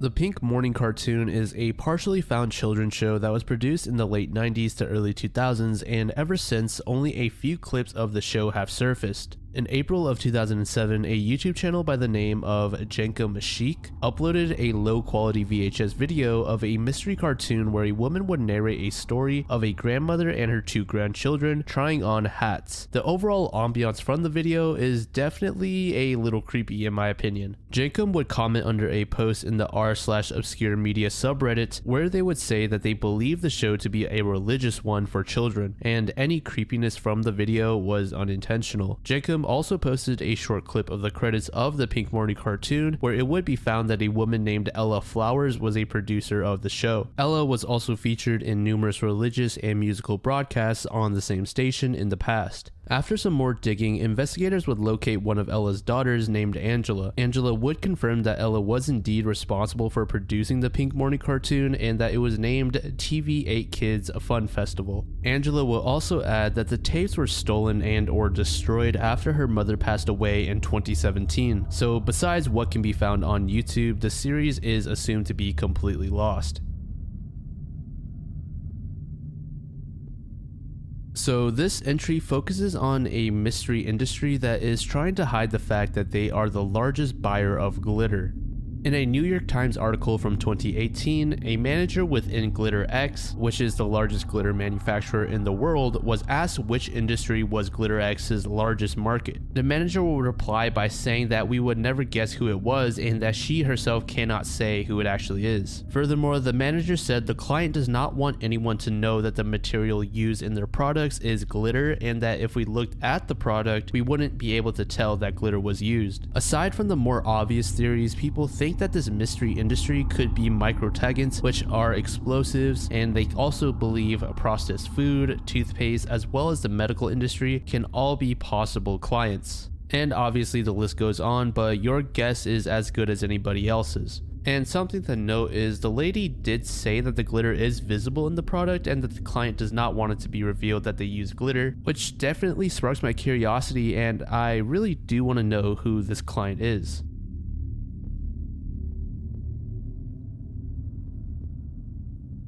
The Charlie Project profiles over 15,000 cold cases from the United States. But I do want to make it clear, it doesn't actually investigate these cases, but simply acts as a public source for missing people that are neglected by various media outlets or are simply forgotten too soon by the general public. The site was given its name to pay homage to Charles Brewster Ross, who was abducted from his home in Pennsylvania in July of 1874 when he was only 4 years old. Charles's family would dedicate the rest of their lives in search of him, and of course, this was not the first ever kidnapping in the US, but it was one of the first highly publicized ones, gaining international attention. Unfortunately, the search for Charles Ross would prove to be unsuccessful and the child would remain lost. Today, almost nobody remembers or even knows about this case, so in order to bring light to not only Charlie, but to all of the missing people in the US, the Charlie Project was formed. And the site is actually run by only one person, and because of this, only cases that have been active for a year or longer are added. Of course, this video is in no way sponsored or directly connected to the Charlie Project, but I think it's an amazing cause, so I will be leaving a link in the description to the page where you can find their donation link if it is something you're interested in contributing to.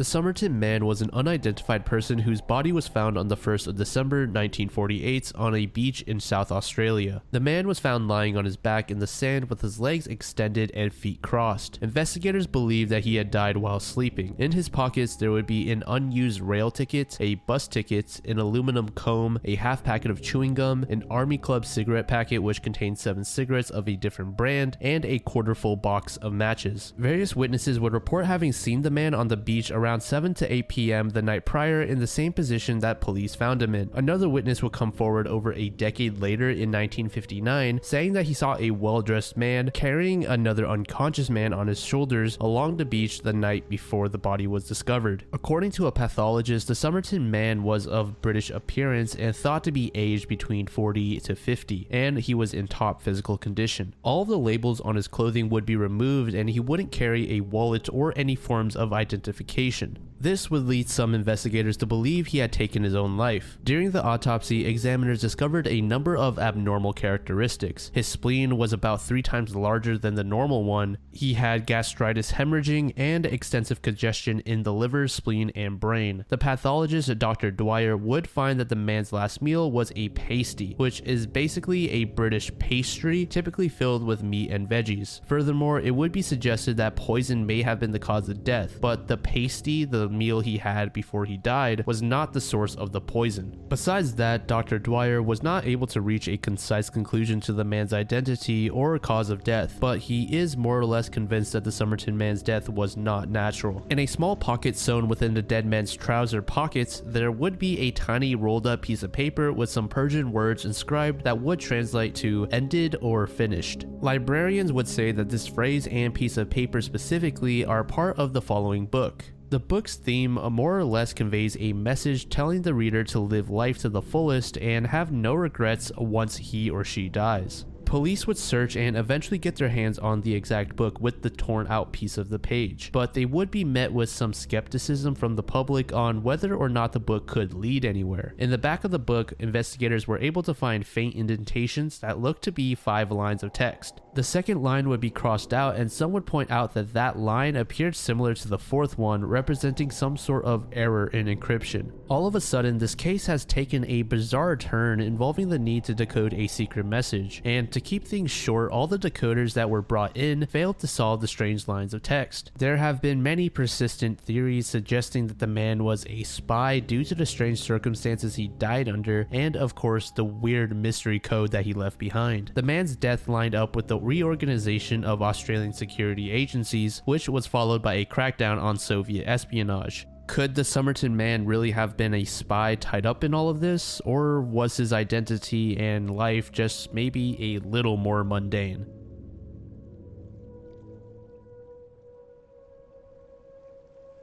This entry refers to a piece of lost media from the popular children's series Sesame Street. Through the lifespan of the show, the producers would tackle a number of life topics such as death, birth, marriage, and much more. In 1992, Sesame Street decided to touch on the subject of divorce, which would result in an episode involving the mother and father of Mr. Snuffleupagus getting a divorce. This episode drew a lot of controversy during production, and the crew members and production team expressed mixed feelings on the contents of the episode. In fact, executive producer Dulcie Singer vetoed the episode's proposal, saying that the show's target audience wouldn't resonate with the message that the episode was trying to convey. The board would first test the episode to a small group of people to get an idea of how the public would react, and after studying the results, they decided to scrap the episode and abandon the idea entirely. And as far as I know, the only screenshot from the lost episode is the one you're currently viewing, where the father can be seen dropping off Alice at her mom's house.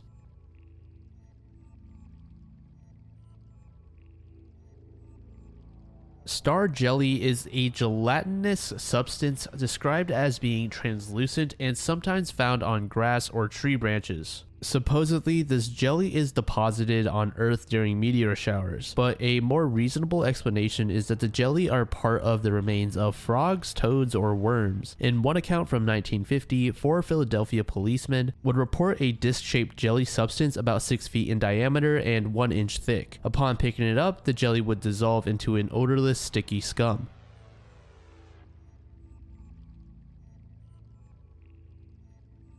Jody Huisentruit was an American TV news anchor in Mason City, Iowa, who disappeared in the early morning on June 27, 1995. Jody would notify her colleagues that she had overslept and that they should expect her to arrive late. However, Jody would never arrive at work at all that day. When police went to check on Jody's apartment, they would discover signs of a struggle just outside and believe her to be abducted. Unfortunately, investigators were unable to find the culprit responsible for Jody's disappearance, and she would be declared legally dead in 2001 without any concrete proof. One of the news station's producers, Amy Kunz, would fill in for Jody after she had failed to arrive at work at 6 a.m., and around 7 a.m., the staff would contact the Mason City Police. The police would find Jody's red Mazda Miata in the parking lot, as well as some items that seemed out of place. Her bent car key would be found near her vehicle, as well as some other cosmetic items such as lip balm. Police would recover an unidentified palm print from her vehicle as well. Jody's neighbors would inform police that they had heard screaming around the time of 4 to 5 a.m., as well as having seen a white van parked nearby with its lights on and engine running. Jody's family would hire private investigators in September of 1995,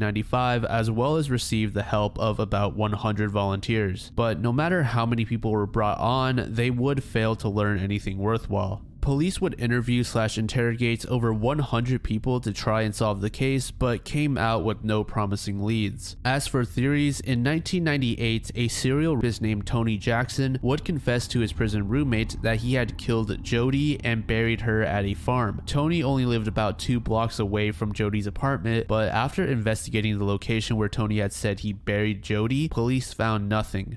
Another suspect was a man named John Vasici, who Jody had visited the night before her disappearance. It's believed that John was the last person to have actually seen Jody, but after police gave John a polygraph test, he would pass with flying colors, leaving police exhausted of all resources in solving Jody's disappearance.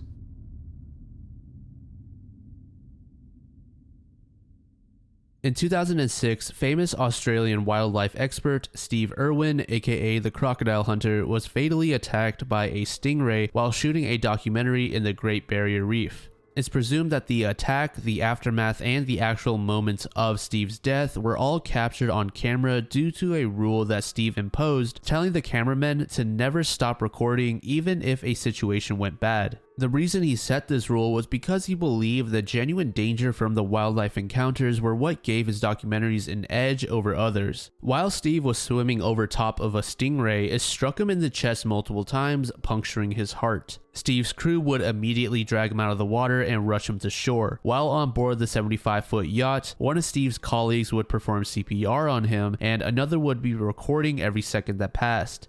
Unfortunately, Steve would be pronounced dead by paramedics upon arriving at a facility. The man who was performing CPR on Steve was named Justin Lyons, and according to him, Steve's last words were, "I'm dying." All the recorded footage was given to Queensland authorities, who then handed the recording to Irwin's family. From there, it's not exactly clear what happened, but many sources would say that the family proceeded to destroy the footage. Throughout the years after Irwin's death, a number of alleged pieces of both video and screenshots of the recording have popped up online. However, their validity is questioned, and none of them have been proven or accepted as having been the real deal.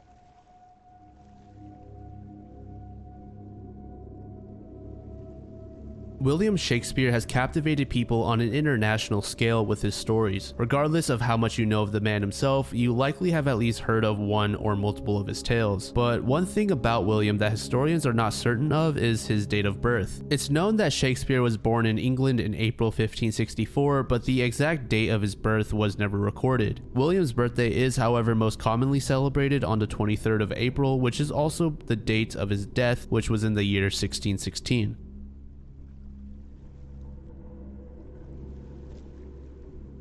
Wrinkles the Clown is an unidentified performer from Florida who is notorious for terrorizing children. He would gain widespread media attention around the mid-2010s after a series of clips and images would go semi-viral. It's said that Wrinkles is a homeless man who offers his services of scaring children for a few $100s. The parents of misbehaving children would hire Wrinkles to come to their homes and scare their kids, and in 2015, this clip of Wrinkles emerging from under a girl's bed would begin making its rounds on YouTube. Furthermore, all around Naples, Naples, Florida, stickers bearing a clown's face and a phone number would be seen plastered on objects such as doors and light posts. Of course, the character of Wrinkles sparked much controversy, but in 2019, a documentary would be released which stated that the nature of the clown was to act as performance art. The documentary, however, would not reveal the identity of the man behind the mask.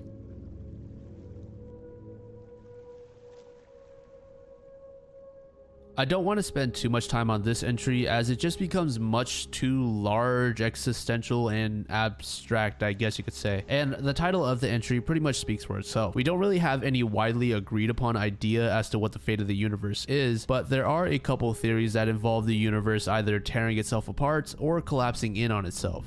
According to cosmologists, galaxies appear to be distancing themselves from each other over time, which suggests that the universe was incredibly dense at one point. And if the universe were to expand indefinitely, we would get a scenario called the Big Freeze. In layman's terms, the Big Freeze is just a universe approaching absolute zero temperature. We all know that stars, no matter how large, will eventually cease to shine, and some believe we might reach a point where all stars are out of fuel, causing the universe to go dark.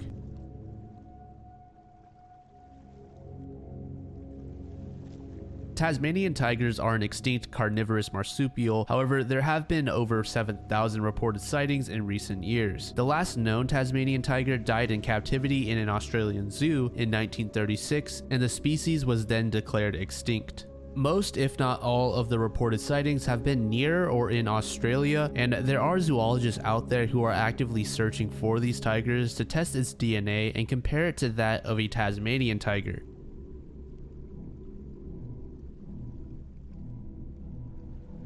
This entry refers to an unaired 2-hour-long American reality TV special that was originally planned to go live on Fox. However, the special would be abruptly removed from Fox's schedule 11 days before its planned broadcast. The special depicted two straight men in a competition for $50,000. The competition involved the two competitors trying to convince others that they were gay, and whoever sold the facade better would win. The duo had to come out to their friends and family as well as live with gay roommates amongst other tasks. The special was met with extreme criticism from various groups who said that the reality film promoted a negative image of gay men, which ultimately influenced Fox's decision to shelf the broadcast. The writers would file a lawsuit against Fox for not airing the special as planned, and ultimately they would settle by paying the show writers $2.57 million. Not a single thing has surfaced from the special, and it likely will never see the light of day due to the controversy it could spark.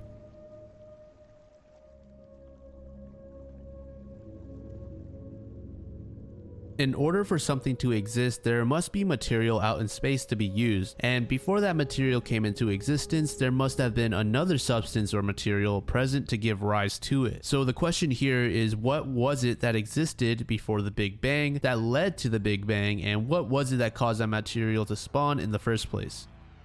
The very first particles of any kind were protons and neutrons, and according to scientists, these came to be 1/10,000th of a second after the Big Bang. And before that, there really was no material in any sense that we are familiar with in existence. However, according to experts, we can date back a bit further, but we would be diving headfirst into speculative physics. One hypothesis says that there were very short-lived elementary particles that served as building blocks for protons and neutrons. This explanation gets very convoluted, as many of these science entries do, but basically it says that even if it seems that there is nothing but empty space-time, there is actually immense amounts of activity in the form of energy fluctuations. These fluctuations would then spawn particles.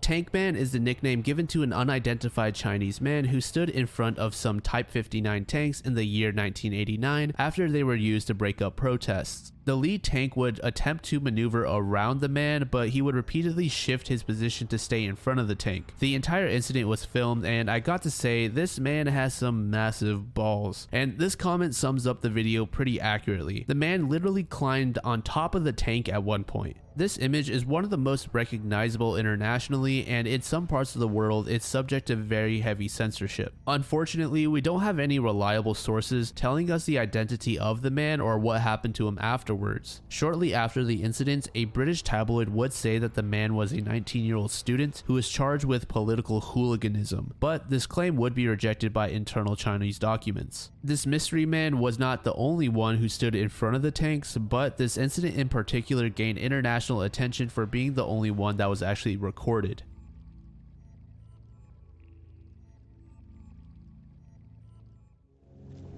Mantis Man is a 7-foot tall cryptid that was reported in New Jersey, and I'm very sorry if I butcher this name, but apparently they were sighted near the Musconetcong River. And obviously this creature derived its name from its resemblance to a praying mantis. Now, if you've been here for the previous parts of this iceberg, you know I'm kind of hard on these cryptid entries, and unfortunately this one is kind of ridiculous in my personal opinion. Some people would claim that the Mantis Man was an experiment gone wrong or a mutation in some sort of breeding situation. Then there are some people who think it's some sort of stranded alien lost in the woods.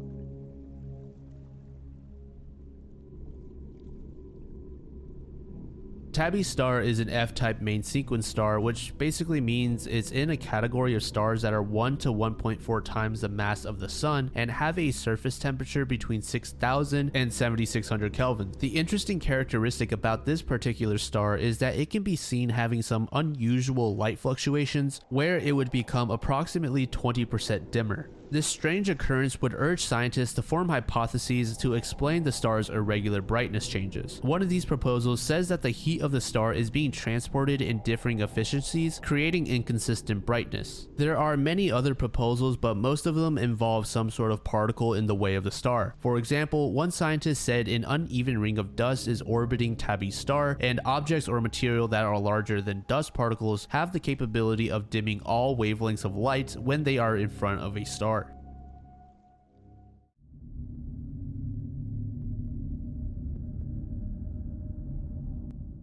Our first entry of Layer 2 is focusing on the abduction of 74-year-old Violet Ripken on the morning of July 24th, 2002. Violet entered her garage only to find a man armed with a handgun waiting for her. From there, the mystery man would bound and blindfold the elderly woman as he shoved her into the back seat of her silver sedan. Almost 12 hours after Violet had been abducted, a couple would see the silver sedan pull into a small neighborhood where the abductor would then step out of the vehicle. Immediately, the couple were suspicious of the man as he was seen wearing thick gloves in temperatures that exceeded 90 degrees. Furthermore, they could faintly make out the silhouette of an older woman with what looked to be a mask over her head. When the strange man was questioned as to what he was doing, he simply replied, "That's my mother, she's got Alzheimer's." Immediately after saying that, the man would dive back into the silver sedan and peel out back onto a nearby freeway. The couple, now 100% convinced that they had just witnessed something sinister, would urgently dial 911 and give the dispatcher the license plate number. And it turned out that the vehicle actually belonged to Cal Ripken Jr., who is an MLB Hall of Famer, having played for the Baltimore Orioles for about 2 decades. And it just so happened that the abducted Violet Ripken was the mother of Cal. Police began scouring the vicinity in search of the vehicle, as well as investigate Violet's home, where they found nothing out of the ordinary. They would then visit the neighbors, asking if they had witnessed anything unusual. One of the residents said she had seen a pickup truck parked on their street a few days earlier that normally wasn't there. At this point, authorities had yet to announce Violet Ripken's disappearance, but on the next day, they gave a press briefing, making the topic public. And this is where the case gets kind of weird. A 28-year-old neighbor of Violet's named Eric Snyder had to take an odd route back home on the 25th. On this alternate path home, he would come across the silver sedan that police had spoken of at the press briefing earlier that day. And inside, he could see an elderly woman waving a towel from the slight crack in the window, as well as hear honking from the car. Eric would then contact authorities and they would successfully return Violet home. So now the question here is why? Why was Violet left all alone? Was this intentional, or was the mystery abductor intending on returning for Violet? And just who was he? Violet was completely unharmed and even said that the man was actually pretty respectful. He initially wanted to toss Violet into the trunk, but after she had begged him not to because of her claustrophobia, he agreed and had her seated in the back of the vehicle. Violet would further elaborate and say that they frequently stopped for food, and he even lit cigarettes for her. The police were able to track the exact route that the man had taken based on eyewitness accounts of seeing the silver sedan, but no matter how they twisted the details, they couldn't come up with any sort of reasoning for the abduction of Violet besides money. In Violet's vehicle, there were various baseball-related items, and speculators believe these to be the reason why the man abandoned Violet. These items may have sparked some sort of conversation where the man learned that Violet's son was a successful baseball player in the MLB. He may have mistook her as some sort of low-profile rich older woman with no knowledge that she was connected to a high-profile individual like her son. To this day, the identity and the true motive of the abductor is still a mystery.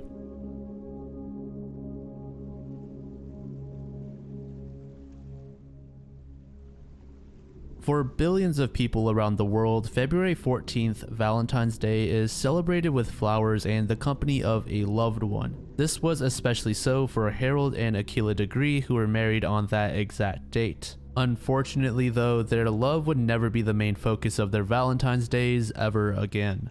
Aisha Degree was a 9-year-old girl from Shelby, North Carolina who went missing on February 14th in the year of 2000. Aisha would pack her backpack and leave her home early in the morning despite the intense rain and wind outside. It is unknown why she decided to do this, and it's just completely baffling that such a young girl would go out all alone at night in such terrible weather.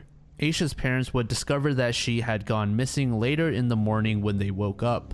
Aisha's brother, whose name is O'Brien and was 10 at the time, says he recalls Aisha's bed squeaking but thought nothing of it, as he thought she was simply shifting positions in bed. Supposedly, this was the moment when Aisha had packed her stuff and left the house. Around 4 to 4:30 a.m., several vehicles said they saw a little girl walking along Highway 180, and a trucker even decided to circle around a few times as he became worried. Obviously, it's not every day that you're going to see a little girl walking around at night. And it seems that Aisha may have caught on to what the trucker was doing, as on the third circle, she would bolt into a heavily wooded area nearby. Although we don't know if this was because of the trucker or if it was just a means to get out of the rain, or maybe there was some other reason that she ran inside the woods. Aisha's mother, Aquila, woke up around 6 a.m. and would go into the children's rooms around 6:30 a.m. to get them ready for school. O'Brien would show up without issue, but Aisha, as we know, would fail to be present. At first, Aquila would ask her husband Harold if he knew where she was. Harold would say no and then suggest that she may have crossed the street to visit her grandmother's house. But once Aquila called the house to check, she would find out that Aisha was in fact not there. This would understandably send Aquila into a panic. She would call the police, then put on her shoes and storm outside, calling out to Aisha.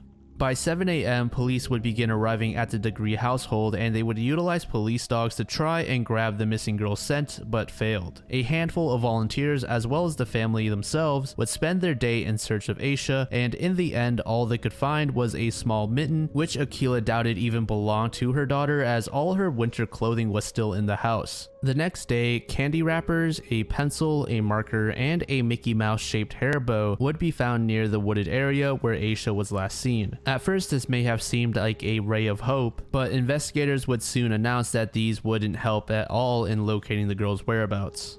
The search continued for another week before being called off. The county sheriff, Dan Crawford, urged that the public and the media keep the story alive. A convicted sex offender by the name of Marcus Mellon wrote a letter to the FBI that supposedly had critical information regarding Aisha Degree. In the letter, Marcus said that he knows both Aisha's whereabouts as well as what had happened to her. Marcus further stated that Aisha had been killed and he knows what city she is currently in. The FBI didn't take Mellon's letter too seriously, but nevertheless, they treat every bit of information they get with care. And as far as I know, the interview that the FBI had with Marcus didn't result in any new worthwhile findings. Over a year after the girl's disappearance, some construction workers discovered her backpack about 30 miles from where she was last seen. However, authorities wouldn't release information regarding the contents of the bag until a number of years later, and the following list contains all of the details that I was able to find out about the backpack. The backpack was doubled bagged using black trash bags. It was buried under debris. It contained some items that belonged to Aisha, as well as items that were not known to belong to her. And the contents did include a t-shirt and a children's book. However, these are not the full contents of the backpack. And you may be asking yourself if the backpack or the trash bags yielded any fingerprints, and from what I could find, the trash bags did have some partial fingerprints, but they couldn't be used in any meaningful way. And when I was researching the theories regarding Aisha's case, it seemed as though her family were pretty good people. Harold and Aquila tried to occupy their children with school, homework, sports, and such in order to keep them away from any heinous activities in the streets. Additionally, it seemed like the marriage between Harold and Aquila was going pretty well. They didn't really have any sort of heated arguments that would cause stress onto the children. So with all that in mind, most investigators would rule out the possibility that Aisha ran away simply because she was upset with the family. Another theory regarding Aisha is that she was being groomed, and on the morning that she ran away, she was picked up by said groomer near the woods. And the items that did not belong to Aisha actually belonged to a previous victim of the culprit. Of course, there isn't actually any evidence to back this, and it's just a theory for now. And as I said earlier, the complete contents of the bag have never been revealed as far as I know, but one of the people on the construction site, named Terry Fleming, said the following: "It was strange enough to make me uncomfortable," insinuating that whatever else was in the backpack that he saw was probably really unsettling.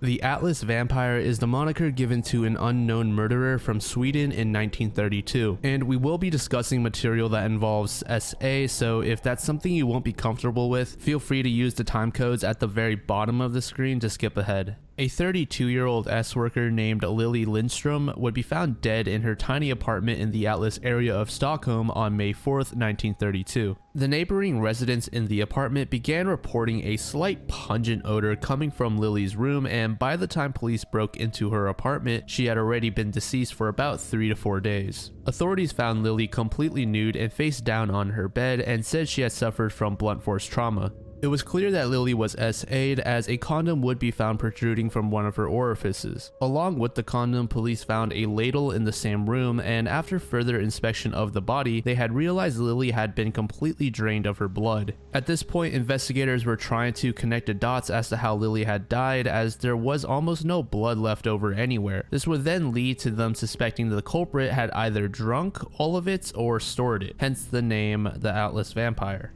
9 known clients of Lily's would be under suspicion, but their names would never be released, and not a single one would be charged with the murder. The last person who had seen Lily was a co-worker named Minnie Jansen. Minnie would tell authorities that Lily stopped by her apartment a few days before her death to get condoms, but aside from that, she had no idea what Lily was doing before she was murdered.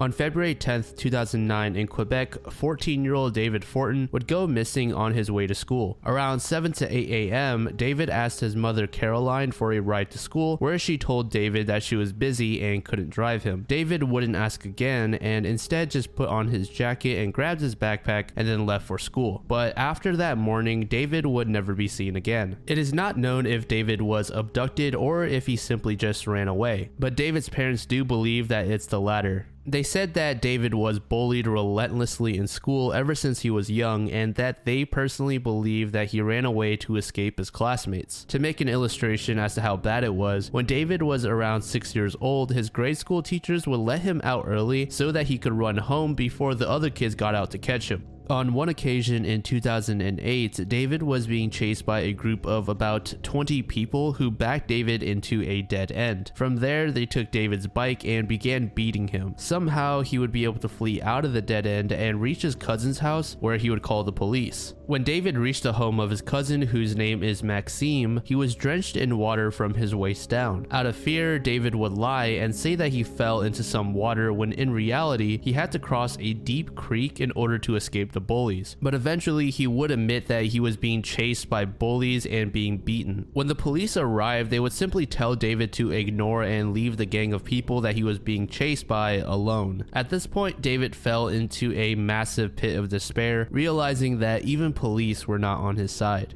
David would begin visiting a psychiatrist, which didn't do much for him. And at this point, his mother and family were becoming increasingly worried that he would do something irrational, as he often left the home after dinner and went for long walks, likely to just reflect on his life. But in a sort of shocking turn of events, when David turned 14, the bullying actually kind of stopped. David, having had enough of the bullying, decided to fight back one day at school, resulting in him knocking a boy out. But unfortunately, this pause in bullying wouldn't last. On January 28, 2009, David's mother would call David's cousin in a panic, saying that he had not returned from school and it was almost dinner. Maxime would immediately leave his home and hop in his truck with the searchlights on to find David. After an hour or so, he would find David walking on a long road that ultimately led to a river. David had been walking for hours at this point and was shivering from the cold. Maxime would pull him into the truck and take him to a nearby McDonald's, where David would share that he has had enough and couldn't take it anymore. Without having to outright say it, Maxime knew that the bullying had returned. David's mother would not send David to school for the next few days, and it seemed that David's mood was gradually getting better being alone. But as we all know, eventually David would slip back into a very dark place. It was mentioned that David may have ran away to avoid an especially bad beating. Apparently, this situation involved a student who was playing with a fire extinguisher. David reported the student to a teacher, which resulted in the student threatening that he was going to smash David's face in. And a detail that I left out is that when David asked his mother for a ride to school, he actually crawled into his mother's bed and hugged her tightly before asking for said ride. Due to this detail, many investigators believe that David either took his own life or ran away, and this was his sort of way of saying goodbye to his mother. To this day, we have no idea what truly happened to David, but his mother still hopes that her son will be found alive despite it being years since his disappearance.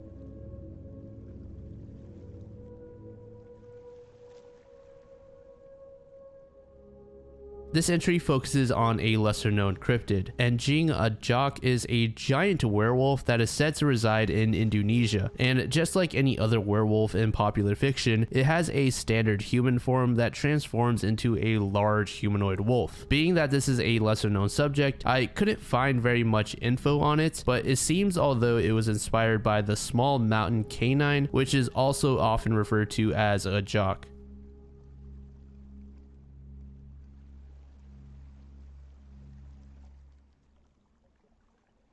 So interestingly enough, this topic seems to actually have been solved earlier this year, or at the very least, half solved. Before we begin, I want to clarify that this entry in particular is referring to the Stanley Park incident, as there are actually a lot of murder cases under the name Babes in the Woods. In January of 1953, a few workers came across the remains of two male children that were likely killed years earlier. Investigators estimate that the bodies had been there for at least 5 or 6 years. Additionally, it would be determined that the two boys died from wounds in their heads from a hatchet that had also been found nearby. The investigation initially reached a standstill when medical examiners would say that one of the victims was female, but after some extra testing, it was concluded that both victims were in fact male and that the two were actually brothers. In 2018, detectives used DNA databases such as 23andMe to look into possible identities of the victims. In 2022, they would conclude that the children were Derek and David Dalton, who were born in 1940 and 1941 respectively. But that's pretty much where the solved portion of the case ends. It is still not known who killed the boys and for what reason.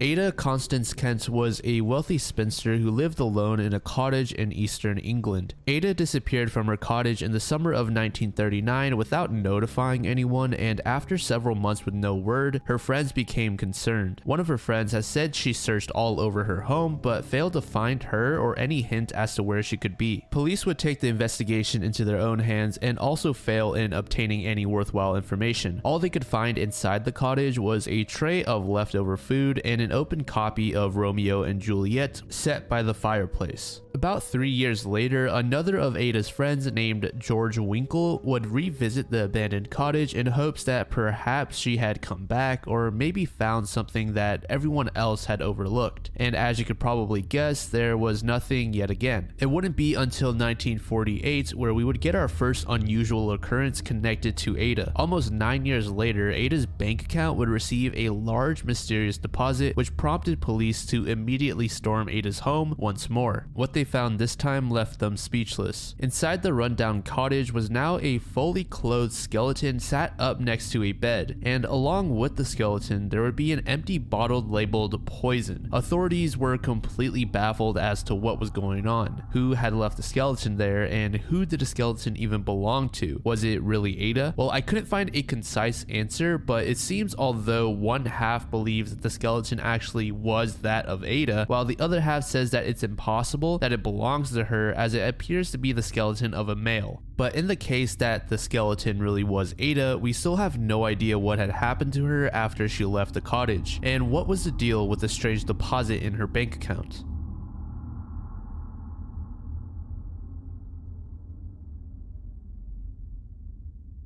Tara Calico is a woman who disappeared in 1988 in New Mexico, and at first it was not known if she had been kidnapped or not, but very quickly authorities would have that question answered for them. On September 20th, 1988, Tara had left her home around 9:30 a.m. to begin her daily routine of riding her bike along New Mexico State Road 47. Normally, Tara would be accompanied by her mother Patty, but she had decided to stop going on these rides ever since they suspected that they were being stalked by a motorist. Patty had heavily advised Tara to carry a long mace, but Tara had enthusiastically rejected the idea. On the night before Tara went missing, she told her mother that if she didn't return home around noon, that she'd be playing tennis with her boyfriend. And after Tara failed to return home, her mother Patty would begin searching along State Road 47 for her, but she would not be able to find any sort of trace of her. After her lone search, Patty would then contact the police, who found pieces of Tara's Sony Walkman and a cassette tape along the road. Several people would inform police that they did see Tara riding her bike that morning, but had no recollection that she had been abducted or stepped into any vehicle. Additionally, authorities were not able to find her bicycle at all. Almost a year later, in June of 1989, a Polaroid photo of a young woman and a boy would be discovered in a parking lot in Florida. The woman who had stumbled across the image had said that it was accidentally left behind by a windowless Toyota cargo van and was being driven by a man with a mustache in his 30s. Police would attempt to stop the vehicle by setting up roadblocks, but unfortunately this effort would prove fruitless and the man would never be identified. When experts viewed the photograph, they would determine that it had been taken after May of 1989, as the film used in the picture was not available until then, which if true would mean that Tara is more than likely still alive at this point. The photo would make its rounds on news channels all across the US, and eventually Tara's mother Patty would see it and say that she was convinced that the girl was indeed Tara. Furthermore, relatives of a Michael Henley would get in contact with police and say that they believed the boy in the picture to be Michael. Michael Henley had also been abducted in the New Mexico area earlier. However, it should be noted that there is some disagreement on whether or not the boy in the picture is actually Michael. In 1998, Tara would officially be declared dead and her death would be ruled as a homicide. About 2 decades after her disappearance, Valencia County Sheriff Rene Rivera would come out and say that he believes 2 teenagers could have been responsible for her disappearance. He would go on and say that the duo may have accidentally run into Tara's bike and caused serious injury. In fear of being caught, they would move Tara into their truck and get the help of 2 more men to quote-unquote dispose of her. Moreover, he thinks it's very likely Tara is buried somewhere in Valencia County. But Rivera would never give the names of the suspects or speak any further on the case in order to not give away any tips to the culprits in case they had caught wind. Tara's family would eventually become very frustrated with Rivera for not taking action after saying such things. And as of today, there have been no arrests made in this case and it remains open.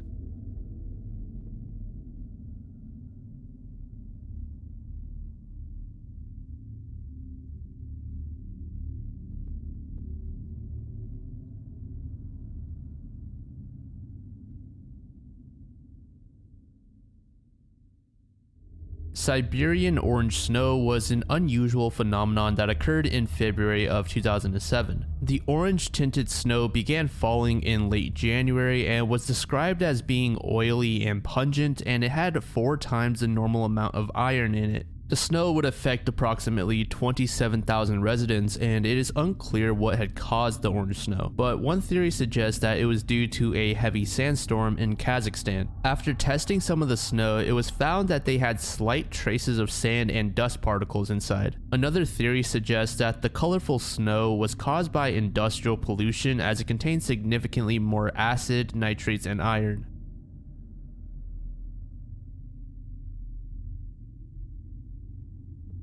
The Alphabet Murders are a series of murders involving children that took place between 1971 and 1973 in Rochester, New York. And in case you haven't heard of this topic before, it does involve children and assault, so if you don't think you're going to be comfortable with that, use the time codes at the very bottom to skip ahead. The Alphabet Murders totaled 3 victims, all of which were girls aged 10 or 11 whose surname all began with the same letter as their first name. The girls were named Carmen Colin, Wanda Walkowicz, and Michelle Maenza. All 3 of the girls were SA'd and died by strangulation. The culprit would discard the bodies near small towns or villages around Rochester, and these towns or villages also shared the same first letter as the victim's name. 10-year-old Carmen disappeared around 4 p.m. on November 16, 1971, after completing an errand that her grandmother had sent her on. Customers and staff of the pharmacy Carmen had visited said the girl stepped into a car parked outside after she was told that the prescription she requested had not been processed yet. Almost an hour after Carmen had left the pharmacy, she could be seen completely naked running down a street in panic. Carmen was waving her arms around and screamed out for help as a dark-colored pickup truck was reversing to catch up to her. Carmen would ultimately be captured and led back into the truck before she could escape or get any help from anyone. A couple days later, 2 teenagers would discover the lifeless body of Carmen ditched in a gully near Interstate 490, which was about 10 miles from where she was last seen. Her autopsy would reveal that Carmen had been raped. Furthermore, one of her vertebrae as well as her skull were fractured, and she ended up dying by manual strangulation. Rightfully so, this incident gained national attention and immense outrage, as no one had attempted to help the little girl earlier when she was screaming running around. In the months that followed, police interrogated a handful of suspects, but they would all be released and cleared of any involvement. Police announced that there was a cash reward for any information that led to the arrest of the culprit or culprits, and as time went on, local businesses and residents also made donations contributing to the reward. As 1971 gradually crept to an end, there would be these large billboards asking, "Do you know who killed Carmen?" alongside major expressways, but despite getting numerous anonymous leads, they would all result in nothing. Over a year and a half later, we would get our case with 11-year-old Wanda Walkowicz, who was on her way home after being sent to buy groceries. Wanda was reported to have been sighted inside a store around 5 p.m., and her mother Joyce would call the police at 8 p.m. after Wanda failed to return home. Nearly 50 detectives were sent to search the area between the store and Joyce's home, but the search wouldn't yield any clues. A handful of neighborhood residents would say that they saw Wanda struggling with her bag of groceries, and specifically, she was seen trying to support the bag against the fence with her knee to adjust her grip. Around 12 to 13 hours later on the following day, Wanda's fully clothed body was found at the base of a hill alongside a road leading to State Route 104. Just like Carmen, it was clear that Wanda had been raped and then strangled to death. Along Wanda's body were also a few defensive wounds, indicating that she tried her best to fight off the attacker and escape.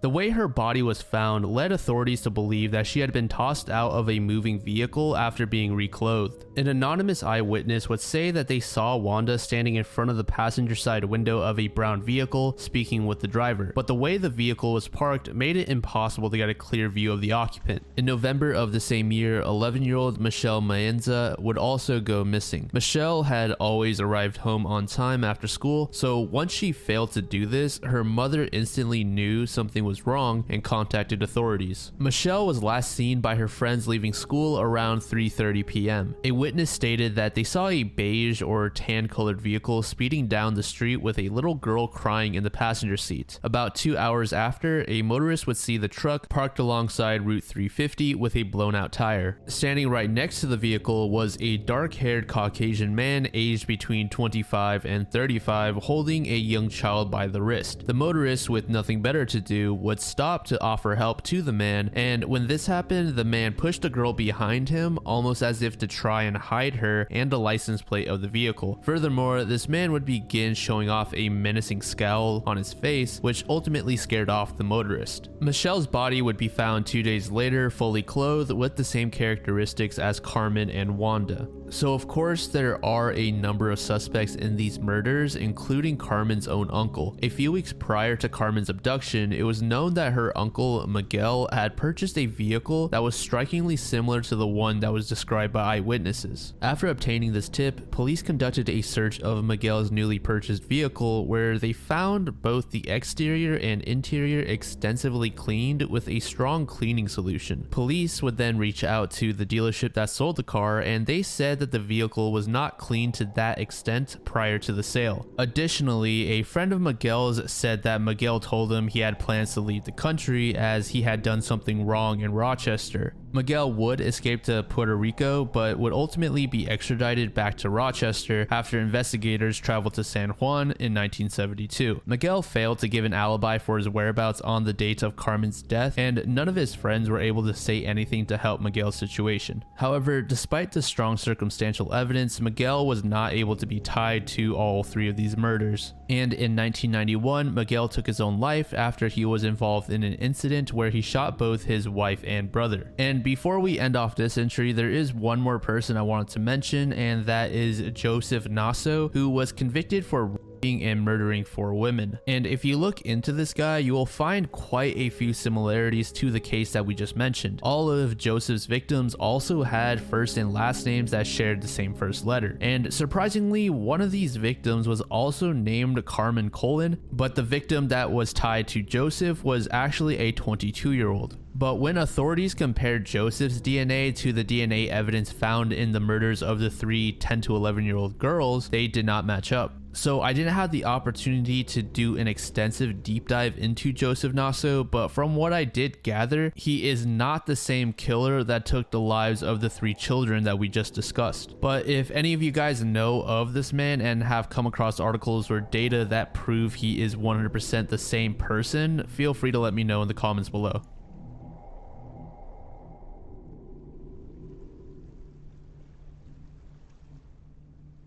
In 1991, a woman was found in a shower in a motel, and in 2021, it was mentioned that the woman may have been known as Becca. The cause of death was ruled as a but despite finding a photograph tied to the woman, she has never been identified. On June 3rd, 1991, around 10 p.m., a truck driver by the name of Eduardo Colon would arrive at a Super 8 motel in Albuquerque, New Mexico. Eduardo rented a room for 2 people for a single night, and he was told to check out by 11 a.m. on the following day, but Eduardo would fail to do so, and staff wouldn't realize that he hadn't checked out until June 5th. From there, staff sent a security guard to pay a visit to Eduardo's room. The guard found that the door was locked from the inside and had to use a screwdriver to get in. Upon entering the room, he didn't notice anything unusual at first, but when he stepped into the bathroom, he was petrified by the sight of a woman from the shower head. Authorities found heroin in the woman's system, and due to the decomposition, they believe that she had died the same night that Eduardo had purchased the motel rooms. On the desk within the room, there was a picture of the woman along with the man that motel staff would confirm was Eduardo. It took several years to locate Eduardo's family, and when they were found, authorities learned that Eduardo had already died due to natural causes. The next bit is a little strange. When the family was shown the photograph, they said that the man was not Eduardo, and they had no idea who the woman was. There are many theorists that say the family purposely lied to authorities when they said the man wasn't Eduardo in an odd attempt to preserve his image or something. In addition to the photograph, police found a scale with the name George Martinez written on it. It's assumed that the scale was used to weigh packages of drugs. So assuming the family was indeed telling the truth that the man pictured was not Eduardo, we have no idea who the man or the women pictured are. And while I did say that this was confirmed to be a many internet sleuths proposed that the shower head had no way of supporting 100+ pounds and it was actually too short, so the woman couldn't actually effectively herself from it. So what does that all mean then? Well, these people also suggested that maybe she had overdosed on heroin and the man panicked and for whatever reason propped her body up in the shower to mimic a suicide.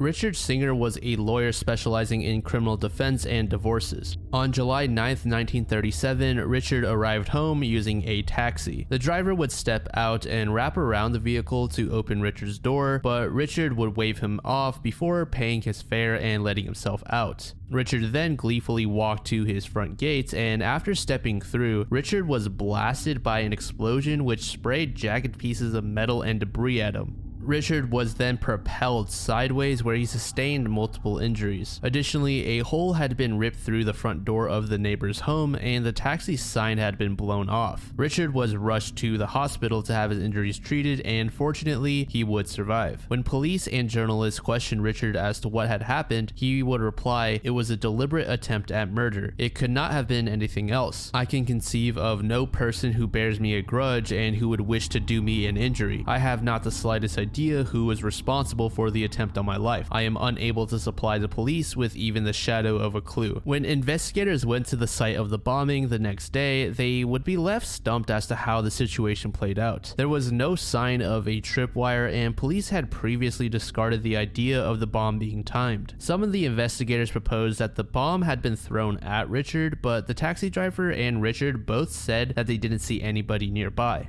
A couple weeks later, Richard received an anonymous letter saying that there may be another assassination attempt on him, but he said that he didn't take it seriously and looked at the letter as a practical joke. Over 80 years later, the mystery of who undertook the bombing attempt remains a mystery.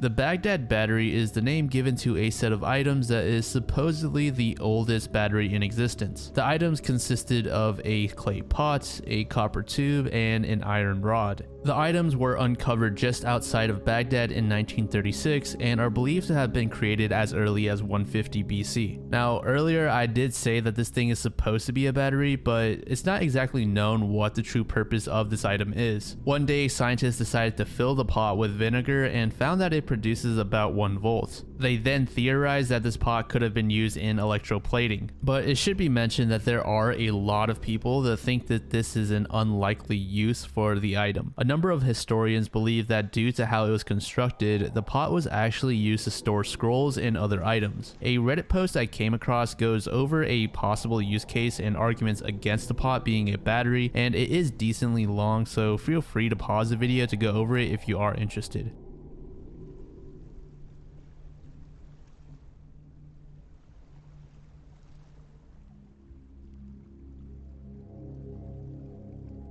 The Doodler is an unidentified serial killer that is believed to have murdered between 6 to 16 men in San Francisco, California between 1974 and 1975. And there would actually be an additional 3 men that were assaulted, but they would survive their encounter with the killer. The name of Doodler was given to the killer due to his habit of sketching his victims prior to murdering them. The culprit liked to visit restaurants, bars, and gay nightclubs to find his victims, all of which were white males that were stabbed to death. The killer is described as an African American man between 19 and 25 years of age and about 6 feet in height. The first known victim was named Gerald Kavanaugh, who was 49 years old at the time of his death. Gerald's fully clothed body was found lying face up on Ocean Beach in San Francisco with multiple self-defense wounds. Furthermore, Gerald was a single man who seemed to live alone, which was a common theme amongst most of the victims. I say most as there were at least 1 or 2 of them that did have families close by. It's not unknown if this was a characteristic that the killer looked for when choosing his targets though. In 1977, a police officer identified a suspect that he believed to be the doodler. And as I said in the beginning, there were 3 people who survived their encounter with this killer. But when they were asked to testify against the suspect, they actually refused. Their reasoning was that they didn't want to out themselves by stepping into court. One of the 3 survivors was a well-known entertainer, while another was a diplomat, and since homosexuality was heavily stigmatized at the time, they feared their careers would be jeopardized if they did testify. Unfortunately, authorities said that they were more or less certain that this suspect in question was indeed the culprit, but since there was no hard evidence and no one to testify, they were forced to let the man go. To this day, the name and general information of the suspect has never been released. Additionally, there is very little information available to the public about the crimes. Most of the victims only had very brief write-ups that were like about 3 to 5 sentences, and they only gave characteristics and details such as their age and height.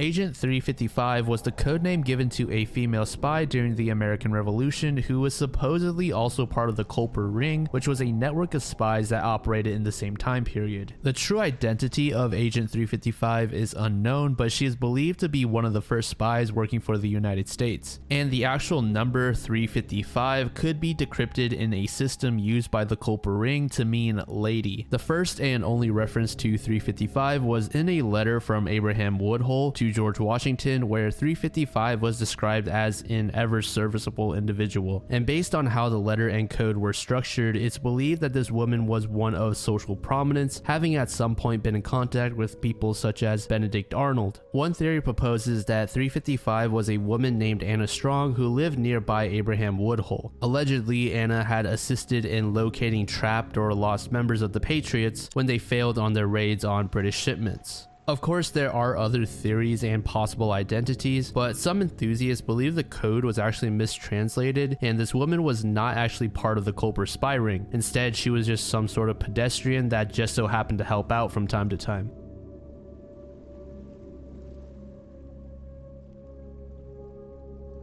The Cleveland torso murderer was an unidentified serial killer from Cleveland, Ohio in the 1930s. The killings involved 12 known victims that were all dismembered and left in impoverished neighborhoods. But recent research has suggested that the total number of victims could range into the 20s. And as you can probably guess, the killer was given this name due to his habit of dismembering and decapitating the victims. Our killing spree began on September 23rd, 1935, when 2 teenage boys discovered the corpse of an unknown man who had been decapitated and emasculated at the base of Jackass Hill. The man's body was completely drained of blood and was left naked with rope burns along both of his wrists. This first victim still had his limbs, so authorities were able to take his fingerprints and identify him as Edward Andrazi, who was a 28-year-old white male. Furthermore, while police were investigating the crime scene, they discovered a second body in the vicinity that was also decapitated and emasculated. It's estimated that the second body had been dead for a few weeks, and authorities determined the man to be in his 40s. However, he would never be identified. And we're going to sidetrack a little here, but on the second body there was this strange chemical preservative lathered all around that caused the skin to become red and leathery. And it turns out that this preservative is the exact same that another victim labeled as the Lady of the Lake was covered in. Moreover, she was found in the same location as the 7th victim that was tied to the torso murders. But I do want to make it clear, the Lady of the Lake has never been officially connected to the Cleveland torso murders. But because of the similarities with the preservative and the location of the body, they are often brought up together in discussions. The majority of the victims in this case have remained unidentified, and investigators determined that most of them were drifters, so they had very few, if any, reliable relations or forms of documentation that could help with finding an identity. Additionally, since the bodies were dismembered, not all of the heads or fingerprints could be retrieved, making it even more difficult to identify the bodies. About 9,000 people have been interrogated during the investigation to find a culprit, and along the way there have actually been close to 1,000 other crimes that were solved with the torso murderer suspects. And while this case is officially unresolved, most investigators believe that a man named Frank Sweeney to be the most likely suspect. Dr. Frank Sweeney was a veteran from World War I and worked in a unit that was responsible for amputations. Sweeney was a very troubled man, and once the war ended, he became an alcoholic and was plagued with pathological anxiety and depression. Furthermore, Sweeney had sustained severe nerve damage after being gassed in combat during his military service. An investigator named Elliot Ness would personally interview Sweeney and determine him to be a viable suspect despite only having circumstantial evidence. Ness believed that it would become an uphill battle if he were to try and bring Sweeney in to be prosecuted, as Sweeney's cousin was one of Ness's political opponents. And Sweeney's cousin was publicly frustrated with law enforcement at the time with how they handled the murders thus far. Eventually, Sweeney committed himself to a hospital, which resulted in an immediate stop to the murders. From the hospital, Sweeney harassed and berated Ness and his family through the use of postcards. He would die in July of 1964, but due to his surgical expertise, as well as access to ideal facilities, he remains as one of the more likely suspects.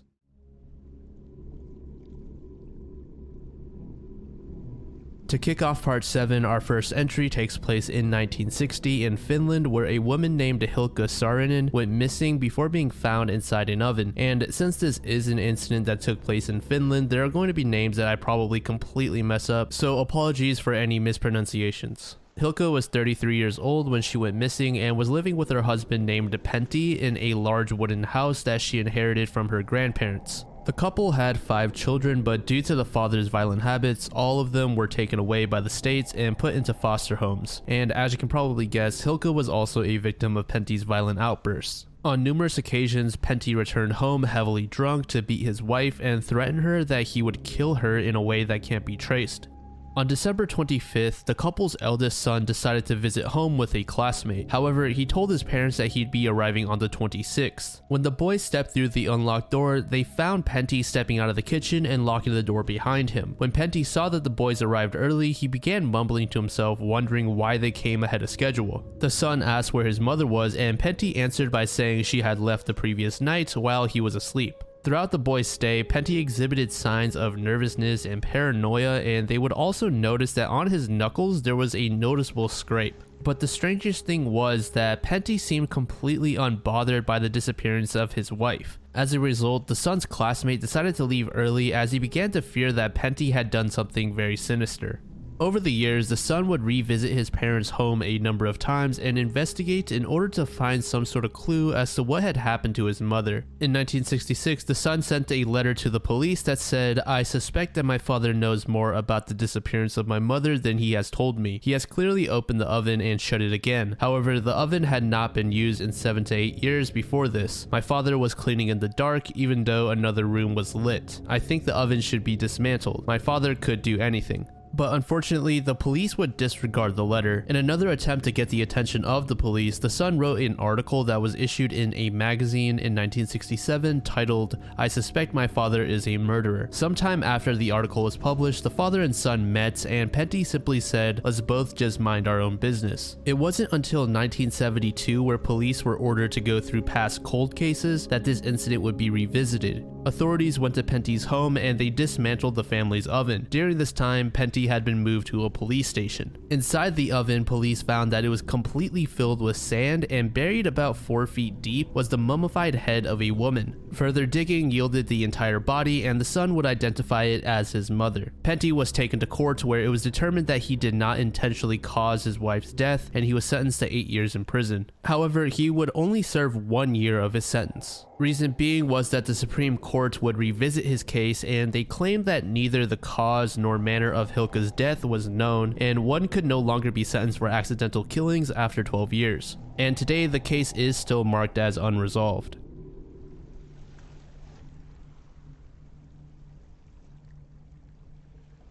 As a part of the Apollo 10 mission, 3 NASA astronauts were tasked with circling the moon to test the spacecraft's lunar lander module. You can basically think of this as a practice run or dress rehearsal to the Apollo 11 mission, which was the actual moon landing. And as far as we know, the mission was reported to have gone smoothly, except it wasn't actually that smooth. When the Apollo 11 spacecraft reached the dark side of the moon, it lost contact with mission control, and supposedly the astronauts on board heard an eerie quote-unquote outer space type music. That was the official account of Eugene Cernan, who was one of the astronauts on board. You would think that a strange incident like this would be reported, but the astronauts instead chose to downplay it, probably in order to avoid any questioning towards their mental health, as any sort of crack in their mental fortitude would have had the potential to ruin their careers. The sounds were later described as whistling and wooing sounds with an occasional howling noise.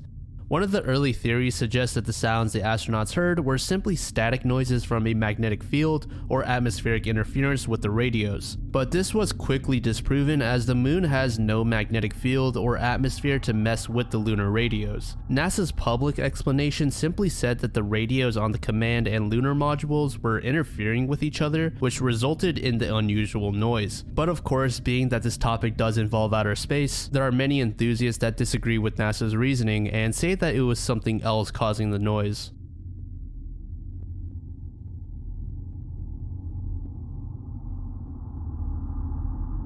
Richard John Bingham, or more commonly known as Lord Lucan, was a British peer who suddenly disappeared after being suspected of murder. Lucan developed a liking towards gambling, ultimately becoming an early member of a gambling group exclusive to the rich and elite at the Claremont Club. Lucan was well known for his expensive lifestyle, racing powerboats, and driving high-end vehicles. And due to this, he was even considered for a James Bond role when the original novels were going through their first cinematic adaptation. Lucan married a woman named Veronica Duncan in 1963, but they would begin the process of divorce in 1972. A bitter custody battle followed, which resulted in Lucan's loss. Lucan was immensely furious at this and obsessed over regaining custody of the children. Supposedly, he spied on his wife and listened in on her telephone conversations as well. This mental and emotional strain, on top of the legal expenses and gambling losses, drove Lucan to a delirious state of living. In November of 1974, Sandra Rivet, who is the nanny of Lucan's children, was found bludgeoned to death in the kitchen of the family home. Authorities found no signs of forced entry, but they did discover a bloodstained towel in Veronica's first floor bedroom, as well as an immense amount of blood on the basement staircase. Near Rivet's body, a bloodstained pipe was also found. Police were already aware of the tension between Veronica and Lucan, so they visited Lucan's last known address, where they didn't find anything unusual. His bed was well kept, his Mercedes was parked outside with its engine still cold, and his passport was in his bedside drawer. Besides Lucan, Rivet's estranged husband and other male friends were also questioned, all of which would ultimately be discounted as suspects. This now left the missing Lucan to be questioned. It was found that Lucan had called his mother before and after the death of Sandra Rivet. In the second call, he told his mother that something had happened at Veronica's home and she should go pick up the children. Authorities also realized that Lucan fled to a friend's residence that was located in East Sussex a few hours after the murder. While there, only his friend's wife, whose name is Susan, was present. Lucan wrote 2 letters and left them with Susan before leaving. And if you'd like to read through the letters in their entirety, feel free to pause the video, but basically they just suggest that Lucan was framed for the murder of Sandra. By the time police had issued a public announcement for his arrest, Lucan had already vanished. His vehicle was found abandoned in New Haven, where its interior was completely stained with blood. Additionally, inside the trunk of the car, there was a lead pipe wrapped in bandages similar to the one found at the crime scene. During an inquest that was held in 1975, the jury came to the verdict that Lucan was the one who killed Sandra Rivet.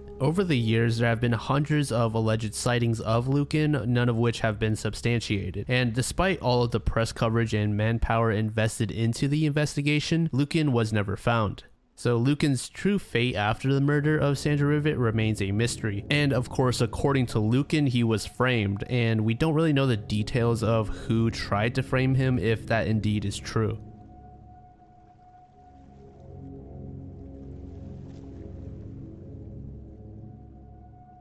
Cannibal Holocaust is an Italian found footage horror film from 1980, and as you can probably guess from the name, this film garnered immense controversy. Despite having some pretty gnarly scenes containing animal cruelty, rape, racism, and mastication, the film has a pretty loyal cult-like following. If you have never heard of the film, it focuses on a rescue mission in the Amazon rainforest where a crew of filmmakers have gone missing. The rescue team eventually stumbles across the footage from the filmmakers, and TV stations want to broadcast it as a sensationalized special. The various scenes in the film are shot in such a way that many believe that they were actually real. Film historians struggle nowadays, but continue to try and separate the fact from fiction in regards to this film. One of these historians, named Callum Waddle, mentioned a lost/unfinished torture scene that involves slowly dipping a person into a piranha-infested river. To my knowledge, there has only ever been one image of the scene that has ever surfaced, and I'm 110% going to get age restricted, or even worse if I show it, no matter how many ways I try to censor it. So if you do want to view it, simply searching the name of this entry will bring it up. As I mentioned earlier, some of these scenes were pretty convincing, and when this image surfaced, people began losing their minds thinking the film crew actually subjected a man to this torture. But what really happened was apparently a local who already lost his leg was tied to the wooden log and simply had piranha props stitched to his leg. As of today, the complete contents and whereabouts of the scene are a mystery.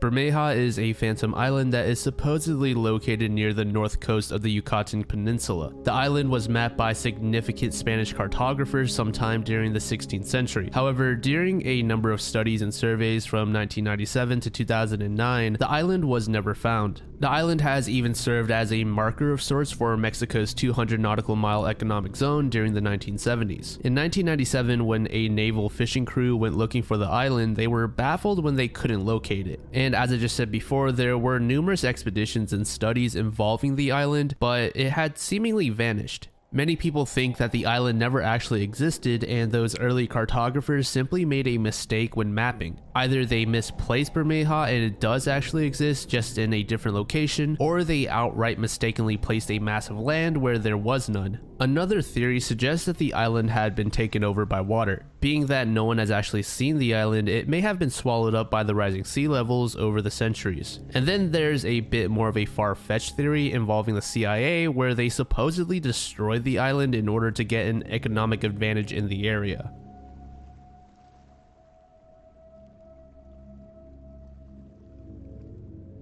For about 2 decades, Charles Peck had been working as a customer service agent for Delta Airlines at the Salt Lake City International Airport. However, Charles had decided to move on from that chapter of his life and wanted a change in scenery. So in September of 2008, he decided to move in with his fiancée Andrea, who was living in California at the time. Charles purchased a plane ticket to Los Angeles, and once he arrived, he boarded the Metrolink to meet Andrea, who was supposed to pick him up. The Metro was originally scheduled to arrive at Andrea's location at about 4:45 p.m. Unfortunately, this train ride resulted in a tragedy. The engineer in charge of the helm had been texting while on the job, which caused the Metro to miss a stop signal and collide into a freight train traveling at high speeds in the opposite direction. Charles's fiancée caught wind of the accident and rushed to the location to hopefully find Charles alive. When she went to grab her cell phone to call Charles, she saw a number of missed calls from his number. Various friends and family of Charles would also later report that they received calls from him as well. The number of calls totaled to a little over 35, but oddly enough, the calls didn't actually have a voice or anything. Instead, it was just static. At first, they thought that this may have been Charles reaching out for help and that he was too weak from injuries to yell out. The calls would continue up until 3 a.m. the next morning.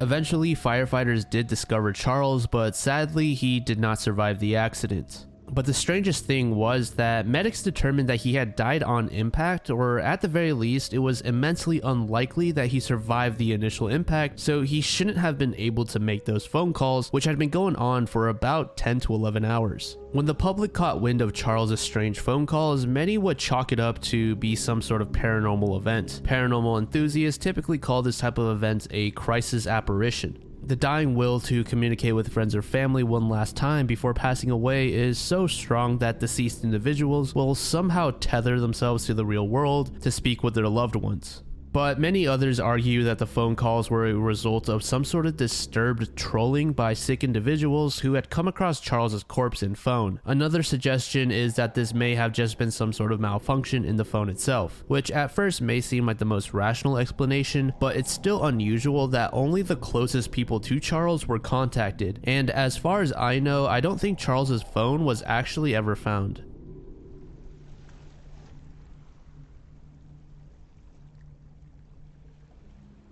The Butcher of Mons is the name given to an unidentified serial killer who committed 5 murders during 1996 and 97 in the Belgian city of Mons. On March 22, 1997, a police officer named Oliver Mott was going on his daily patrol on horseback in Mons where he discovered a pile of 8 garbage bags. Expecting them to simply be filled with trash, he would get off his horse and pick them up before realizing that they instead carried human body parts. Investigators determined that the limbs inside the bag belonged to 3 different women. On the 23rd and 24th, 2 more bags were found on the same street as the previous ones, one of which contained a torso of a woman. And on April 12th, another 2 bags were discovered, and within them there was a foot, a leg, and a head. The systematic mutilation of the bodies made the process of identifying them extremely difficult. But authorities ultimately determined the victims to be the following, and apologies, I'm probably going to mispronounce at least half of these names. The victims were Carmelina Russo, Martine Bon, Jacqueline Leclerc, Natalie Godart, and Begonia Valencia. The body parts that were left behind didn't help in identifying the culprit, but one of the suspects was a man named Smail Tolja, who killed someone in Albania before cutting them up and disposing of them in a garbage bag. On another occasion in Brooklyn, New York, he was caught red-handed disposing of garbage bags that contained the remains of a woman named Mary Beale. Tolja did flee the US, and it's believed that one of his destinations was Belgium. Authorities would dismiss the possibility that Tolja was the Butcher of Mons, as he was said to have lived too far from Mons during his stay in Belgium. And ultimately, authorities didn't bother chasing Tolja to question him as he was in another country completely. Another theory suggests that the victims were from a mental health institution and either a resident or employee from within killed them. When investigators looked into the backgrounds of the victims, they found that all of them were committed to the same institution. But authorities only briefly considered this possibility before giving up on it, as it seemed the investigation team as a whole was kind of disinterested in the case, so they didn't bother pursuing this lead at all.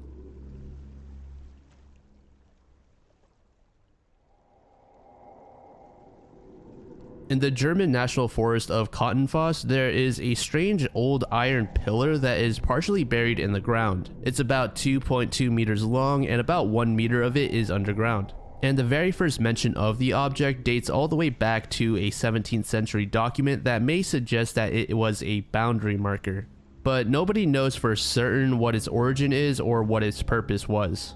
The rough surface on the pillar is a result of using the sandbed pouring technique, which was a popular method during the late Middle Ages. The document that mentioned the pillar hinted that it was part of a borderline along the Roman aqueduct, and sometime in 1717 it was moved, but we are not sure where to. Then in 1727 a prince had it placed in its current location, where it serves as a popular meeting point for hikers. Personally though, I do think we already know the answer to this mystery. More than likely it really just was some sort of visual designation used at some earlier point in history, and people just trying to come up with some sort of more exciting backstory for the object.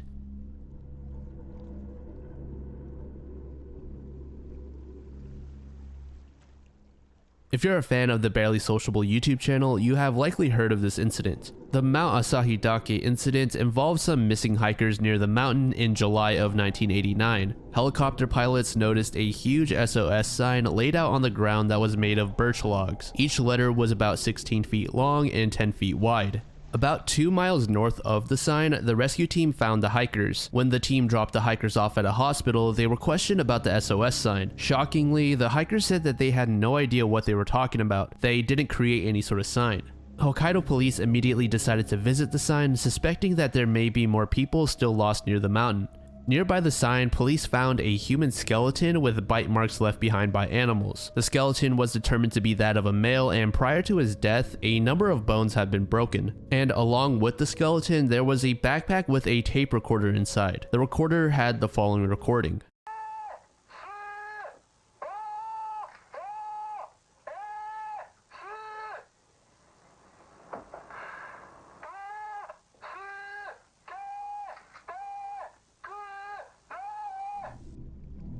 Definitely a pretty eerie thing to listen to, knowing that this person may have died afterwards. It's unclear why the man recorded himself yelling, but it's speculated that he may have planned to use the recording to continue yelling for help when his voice gave out. And just in case you're wondering what the recording actually said, it was more or less something like, "I can't move, I'm on the cliff, help me." But along with this, the man also mentioned a previous helicopter that had been at his location. And something else that I didn't mention earlier is that inside the backpack there was also an ID card. The card belonged to a man named Kenji Iwamura, who by all accounts seemed to be relatively reclusive, so him venturing out into the mountains was kind of strange. And another thing that's pretty odd in this incident is that almost all local publications of the case, Kenji's name was redacted. In fact, his name was only ever explicitly mentioned in an American newspaper reporting the strange incident. And next, I'd like to return to the SOS sign. Earlier, I mentioned that it measured in at about 16 feet or 5 meters in height.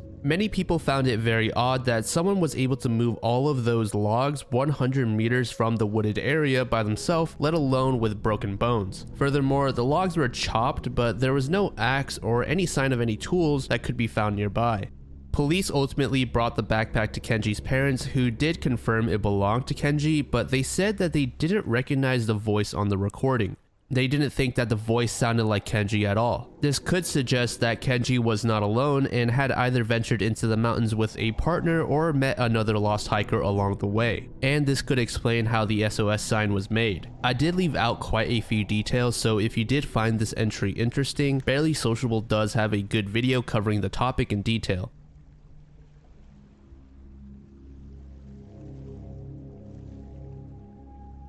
If you are a US resident like myself, you may have never heard of Primark, as the US only has about a dozen of their stores compared to England's 150 plus. But from what I understood, it's basically a clothing retailer similar to something like H&M. One day in one of the stores located in Colchester, a piece of a human bone was found inside a pair of socks, which were also of the same brand.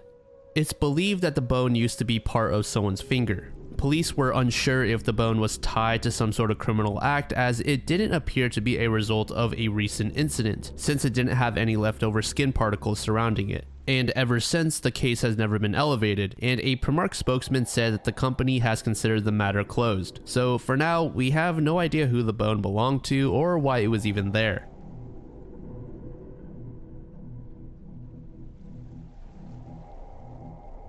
On July 4th, 1999, a family visited the San Miguel and Dolores rivers in western Colorado for a fun-filled day swimming in the waters. But they would be left speechless after making a grim discovery. In some muddy waters nearby, there was a white 1994 Ford F-250 pickup truck. When police caught wind and arrived, they were eager to investigate, as this truck could potentially be a lead in another case that the sheriff's department had been working on. Authorities determined that the truck belonged to a man named Dale Williams, who had gone missing about 1 to 2 months earlier. But unfortunately, no clues as to the whereabouts of the man were found in the vehicle. Dale was 42 years old at the time of his disappearance and was described as being an active community leader, loyal husband, and loving father. Additionally, Dale owned an auto body shop as well as a few other businesses and buildings in neighboring towns. Dale failed to return home on May 27th of 1999, and initially his wife Diana simply thought that he was swamped with extra work at his body shop, so she and the kids would simply have dinner and not worry about Dale. However, as it got late into the night, Diana grew increasingly concerned. She had called her husband and the body shop multiple times by now with no answer. At this point, Diana was having trouble sleeping as she tossed and turned in bed, waking up very frequently. Every time Diana woke up, she would look through the window to peek at the driveway, but she would never see Dale's vehicle. When the next morning rolled around, she was horrified to learn that Dale was still gone. Diana visited the body shop immediately after dropping her daughters off at school, and she would notice that the door to the shop was left unlocked. While investigating the business, Diana called Dale's mother to see if he had visited her after work and simply forgot to lock the business door. Dale's mother said that she had not heard from him in the past day. And just as an FYI, neither Dale's mother or Diana have contacted police at this point, and instead they investigated by themselves. The duo would spend the day visiting multiple locations that Dale frequented, but they found no trace of him. And by the end of the day, they exhausted all of their ideas, so they finally contacted the police. Authorities found out that Dale had stopped by the home of a customer named Tammy.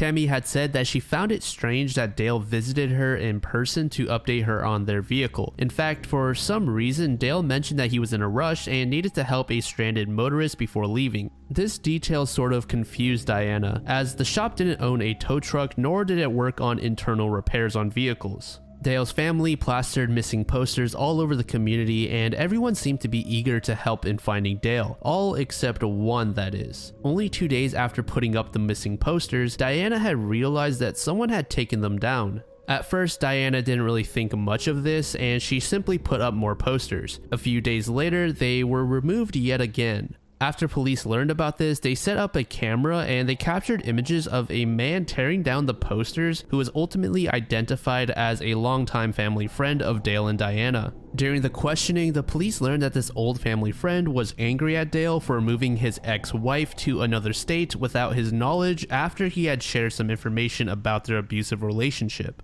And understandably, after learning this, Diana believed this man to be responsible for Dale's disappearance. It was revealed that after helping this man's ex-wife, Dale found strange items outside of his body shop. Items such as torn up pictures stolen from within the shop, bullets, as well as a revolver that was inside the drop box at a video rental shop that Diana ran. But the man denied being the one who was leaving these items around the family's businesses. Now back to the truck that we mentioned at the beginning of this entry. Through various signs such as the ignition being turned on and the angle at which the truck landed into the water, it was determined that the truck was deliberately steered off-road.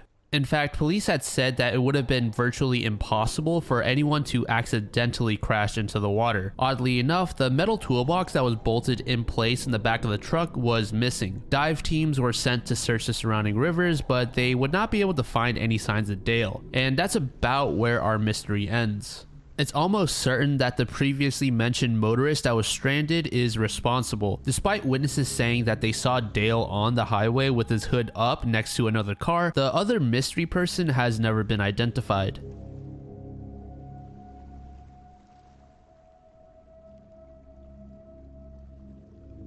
Flight 19 was the name of a group of 5 torpedo bombers that disappeared over the Bermuda Triangle in December of 1945. And this incident in particular is often cited as being the one that kicked off all of the supernatural Bermuda Triangle talks. All 14 airmen were lost, as well as the 13 crew members that were sent to search for Flight 19. Initially, Navy investigators determined that flight leader Lieutenant Charles Taylor mixed up small islands when compasses suddenly stopped working, resulting in the flight going in an incorrect direction away from land. However, this report was amended, and instead it was said that the flight was lost due to unknown causes. The reason for this change was that the Navy didn't want to blame Lieutenant Taylor for the loss of the men. On the day that Flight 19 went missing, they were simply conducting a routine navigation and combat training exercise. The flight initially headed towards some shoals that were referred to as chicken rocks, and this location often served as grounds for low-level bombing practice.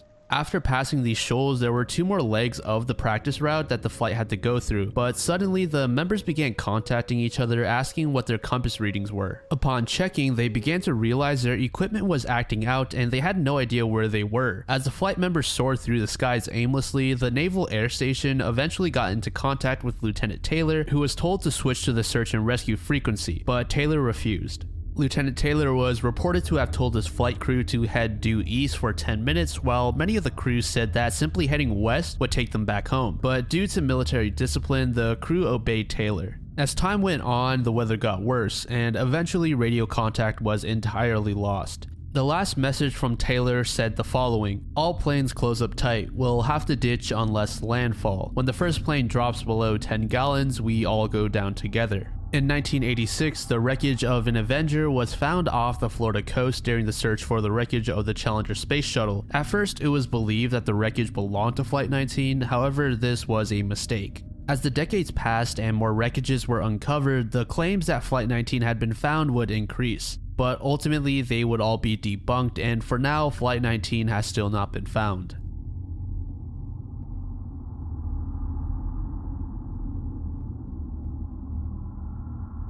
The Connecticut River Valley Killer is the name of an unidentified serial killer that was primarily active during the 1980s and has taken the lives of at least 7 people. As the name suggests, the killer mainly worked in the New England region of the United States. Sometime in the mid-1980s, 3 women disappeared in Claremont, New Hampshire, and the remains of 2 of them were discovered within 1,000 feet of each other. It was difficult to determine the cause of death due to the damage the remains sustained, but a number of factors suggested that they had been stabbed to death, with the killing blows mainly being dealt at or around the head/neck area. About a week and a half after these 2 bodies were discovered, a 3rd body had also been found. During the autopsy, it was revealed that this woman also had multiple stab wounds, and during the time that these 3 bodies were being retrieved, another woman in her mid-30s had also been stabbed to death inside her home in Vermont. At this point, authorities were suspecting that all of these murders could have been linked, so they dug through past homicides near the area and found 2 cases from 1978 and 1981 that reinforced this idea.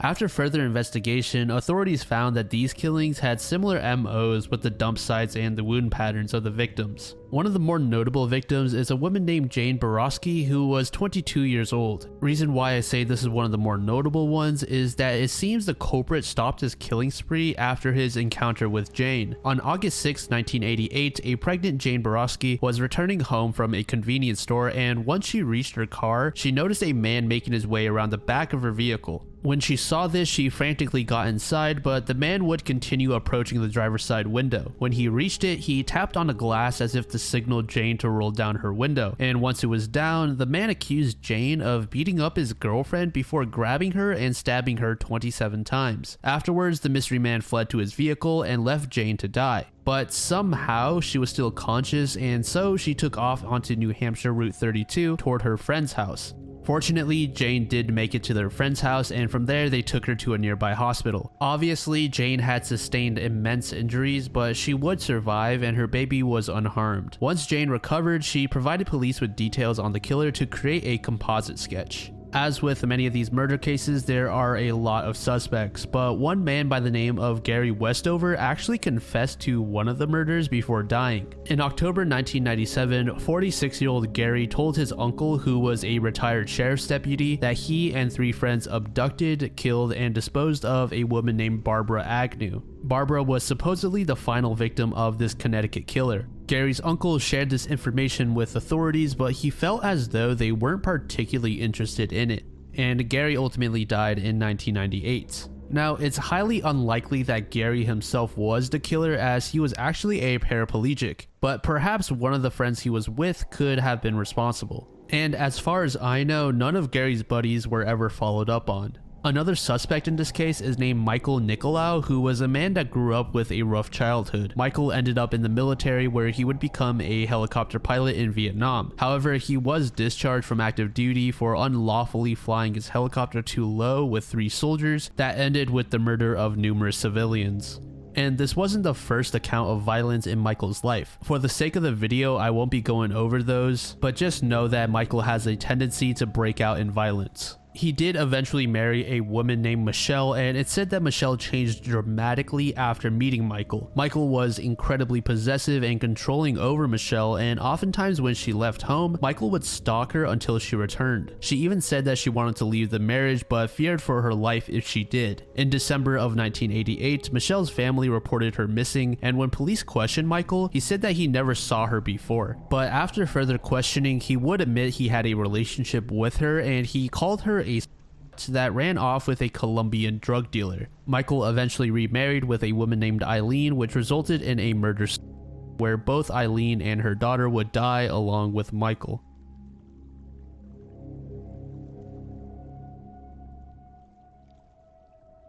We have all heard that having strong willpower will greatly benefit our lives, that as long as we have amazing willpower, we can achieve anything, whether that goal is to fulfill a certain task when we don't feel like it, or to restrain ourselves when we want to change our poor habits. On the surface, you may think that constantly declaring our objective in our minds would be the best way to enhance our willpower and ultimately achieve our goals. However, a study conducted by psychologist Ibrahim Saneh from the University of Illinois suggests otherwise. Ibrahim took a group of volunteers and had them work on a number of anagrams. Additionally, he had half of the group contemplating whether they would work on the anagrams while the others simply thought about the task of doing the anagrams. If that was a little confusing, basically one group was putting their minds into a sort of standby phase where they only wondered about the task to themselves, and the second group were actively asserting themselves and their will. Ibrahim explained it as one group asking, "Will I do this?" and another group stating, "I will do this." And the results were pretty surprising. The group that was left in that sort of standby phase completed significantly more anagrams than the other group that was asserting themselves,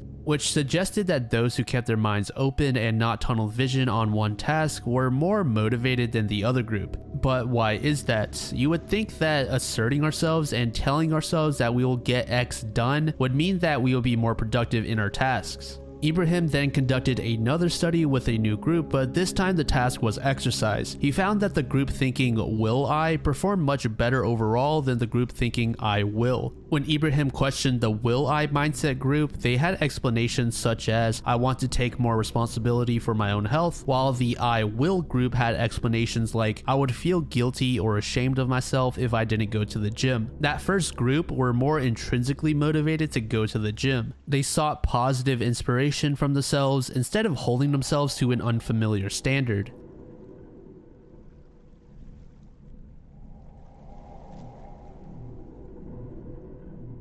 On July 20th, 1968, a fishing boat called El Fausto left Tazacorte's port to head towards El Hierro Island. The owner of the boat was named Rafael Acosta, and he employed brothers Ramon and Alberto Hernandez as well as their cousins Miguel and Viterbo Acosta as the crew.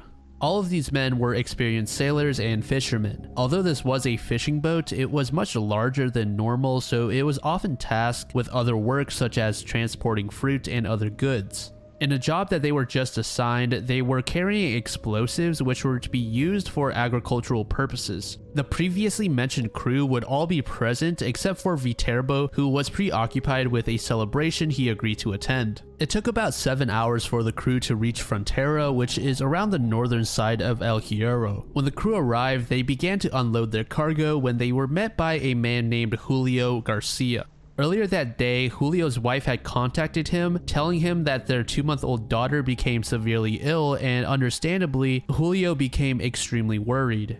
He wanted to return home as soon as possible to take care of his daughter, but he missed the last boat home by minutes. The next boat wouldn't depart for at least another 2 days. Desperate for a way home, Julio approached El Fausto and asked to accompany them back to La Palma. He even offered to pay the men for the trip. The crew empathized with the father, so they agreed to take him on board without pay. The crew continued offloading their cargo before fetching some fruit for the 8-hour trip to La Palma. They left at about 2:30 a.m. on July 21st, and little did they know that this would actually be the last time they would ever set foot on land.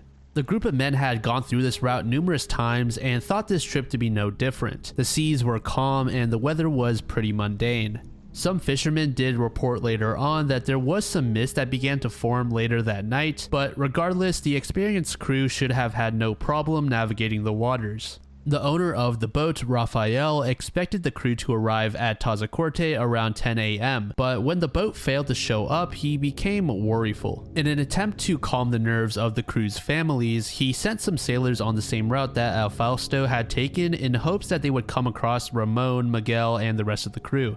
This new group of sailors would radio back to Rafael saying that they had not seen any sign of El Fausto at any point. And at this moment in time, Rafael's mind began racing as to what may have happened to the crew. Could they have been victim to some sort of mechanical failure, or did the waters abruptly become violent? Rafael couldn't come up with any sort of reasoning for El Fausto's disappearance. Rafael issued an emergency message to all of his employees and neighboring ships that were in the vicinity. Despite the optimal weather and aircraft that were used, the ship was still not spotted anywhere. And at this point, Rafael was on the brink of mentally collapsing. Perhaps the ship had sunk, but if it didn't, the crew and Julio would likely be dead in about a week, considering that they had very little food. On July 25th, Raphael finally received some good news. The crew of the Duquesa reportedly found El Fausto in the Atlantic Ocean when traveling from South America to the Netherlands. The crew were doing well, but oddly refused Duquesa's offer of towing them to Tazacorte. But they did accept food, fuel, and cigarettes before they each went their separate ways. This set of events sparked much speculation, making some believe that the crew of the Duquesa actually lied, or at the very least, they were not revealing all that they saw. On another account, on October 9th of the same year, the crew to an Italian ship called Anna di Maio reported finding El Fausto. And when first mate Ascione boarded El Fausto, he said he saw a dead man who was partly mummified clutching a transistor radio in the engine room. Apparently, this man was Julio. Ascione also said that he was the only person on the ship. There was no trace of the other men. There were no signs of violence or any damage either. The crew ultimately secured El Fausto with a cable and attempted to tow it to Venezuela. Keyword attempted, as the cable reportedly snapped, causing El Fausto to sink. This story, like any other account of ships going missing at sea, is really strange and eerie. The thought of being lost in the expansive domain of the ocean is just terrifying in my opinion. Let me know what you think happened to the crew in the comments below. When I was searching around for possible theories, I couldn't really find any that I felt were worthy of being communicated with you guys. Most of the theories I came across were kind of far-fetched, but there were some people who suggested that El Fausto got tied up in illegal activities.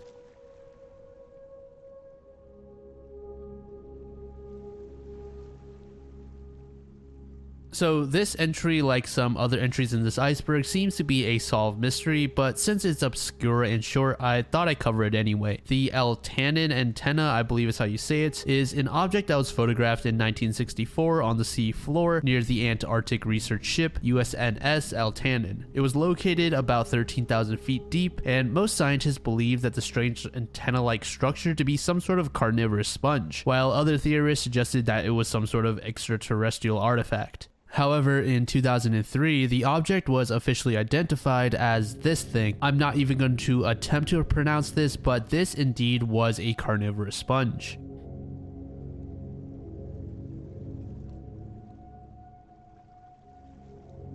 So finally, we have gotten to one of the serial pooper entries on this iceberg. For whatever reason, there is quite a large amount of people on this iceberg that just can't resist taking a fat out in public. Sometime in 2016, residents of a small village within the state of Ohio called Ohio City were complaining about these random turds that would show up in their yards. This eventually spread from people's yards to walkways in front of local businesses. One Ohio City local said, "I have found wads of poop and I have had to clean it up myself." Another local said, "You call 911 and say, 'Hey man, I see somebody in somebody's yard. They taken a tro or a dump. They taken a urine. By the time police come, they probably be gone." According to the local police, nobody has ever submitted an official complaint, and they never have come across an individual in the act before.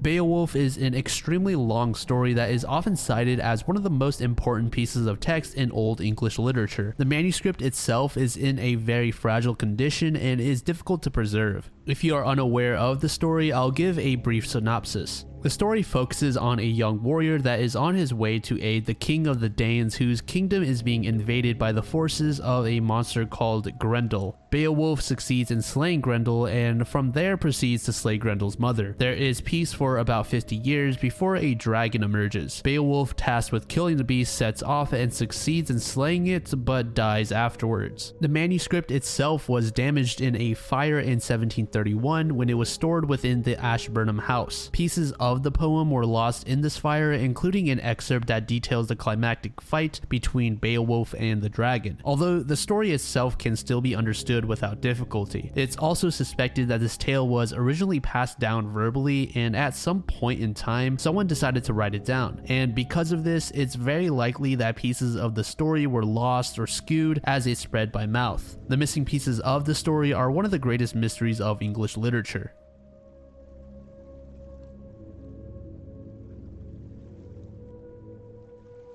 On October 15th, 1995, a private investigator named Phil Harris reported hearing a disembodied voice while sleeping in his chair. The voice told Phil that his name was David Chase and that he was murdered. David wanted Phil to investigate his murder and to buy the Sunday paper. Phil obviously thought that this was some sort of crazy dream. But after some digging, Phil was shocked to find out that a man named David Chase had drowned about 4 months before Phil heard his voice in his head. David's wife, Judy, was convinced that he was murdered as well. Phil believed that he was quote-unquote chosen to solve David's case, and when he approached Judy to take it on, she would not accept. But after Phil gave her details only David and her would have known, Judy caved in. The deal itself was kind of strange, as Phil said he would investigate the case until it was solved for only $1. David and Judy lived in Evergreen, Colorado for a year and a half and were planning to adopt 2 foster kids that were already living with them. David was scheduled to work on a roofing job with a man named Matt Orahosk on June 6, 1995. The 2 men finished their work around noon that day and decided to go out for lunch. Afterwards, David stopped by a bank to cash a $1,800 check. While David was at the bank, he and Matt were discussing what they should do for the rest of the day, and the duo decided to visit a local bar. Once the night came around, Judy became anxious as David had yet to return home. This was incredibly out of character for him, but Judy ultimately forced herself to bed,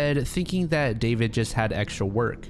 By the next morning, Judy knew something bad had happened as David was still missing. She knew that David was working with Matt the previous day, so she immediately drove over to his house. Matt told Judy that he left the bar before David and he last saw him shooting pool. Judy later stated that Matt's girlfriend called her later that morning, saying the following: David had said, "Oh, I'm going for a swim, I've got a raft." When Judy learned about this, she was completely bewildered. David was a very experienced mountain climber with knowledge on hypothermia, and with the weather getting cold, Judy believed David knew better than to jump into snow-fed rivers. So now Judy had 2 different stories, one of which she found impossible to believe. Matt had told her David was at the bar, while Matt's girlfriend said David went for a swim. Judy did not trust Matt at all at this point and decided to go to the police. Police questioned Matt and he gave the same answer of David going for a swim. Despite Judy's suspicions of Matt, it's not like the police were able to lock him up or anything, and so they would just get to searching around the vicinity in hopes to find David alive. 6 weeks after David's initial disappearance, his lifeless body was found in the Bear Creek River about 3 miles downstream from where he was last seen. The autopsy reported that David had drowned to death, which did support Matt's swimming story, but of course Judy was still skeptical. Reason for this was because David's neck was broken and there were strange cuts along both of his legs. Additionally, his clothes were ripped from his body and only bits of them remained. After the autopsy, police questioned Matt once more, and this time he would make 2 changes in his story. Now his account went like this: Matt and David left the bar and drove down the street to dispose of some brush that they were hauling from their job, and instead of David voluntarily jumping into the river, he supposedly fell in this time. Judy then wondered if this was an accident, why didn't Matt just get help? A fire station was about 50 yards away, and in less than a minute they could have gotten to David's location. Gradually, people began to think that David's death was not an accident and was instead murder. After 3 months of investigation, Phil returned to Judy saying that David had been speaking to him quite frequently. The apparent ghost of David told Phil that Matt urged him into cashing the $1,800 check instead of depositing it under the guise of David purchasing Matt's truck. David, however, was having second thoughts on purchasing the vehicle, which apparently made Matt furious. Matt said things like, "You promised to buy the truck, so that money is mine. You owe it to me." Matt even got physical, shoving David in the chest. This ultimately turned into a brawl where Matt and David exchanged blows to the face.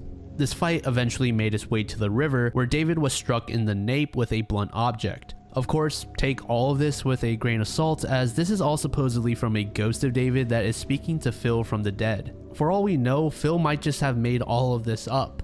On June 7th, 1996, Phil took Judy to a local reservoir, saying that the murder weapon and David's bloody clothes were dumped there. In a shocking turn of events, Phil died of a heart attack a week after visiting that reservoir, and unfortunately, this is kind of where our mystery stands. After Phil's death, Judy was left all alone to investigate, and overall, the entire case is just strange, and some parts are understandably tough to believe. Matt never ended up being charged with anything, and police are at a standstill as there is very little, if any, evidence to use. Let me know what you think of this entry in the comments down below. I am really interested in what you guys think.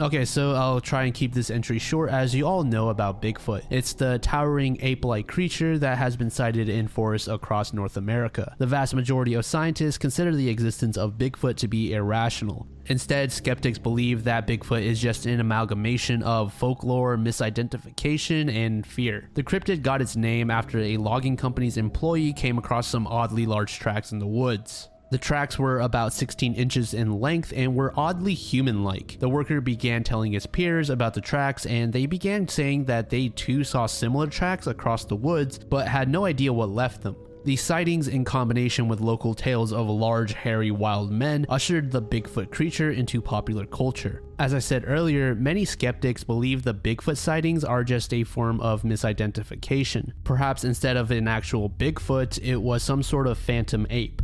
Earlier in the Iceberg, we went over many topics regarding phantom animals such as kangaroos, big cats, etc. So I don't think it's absurd to think that maybe someone's illegal pet ape may have escaped and wandered around forests.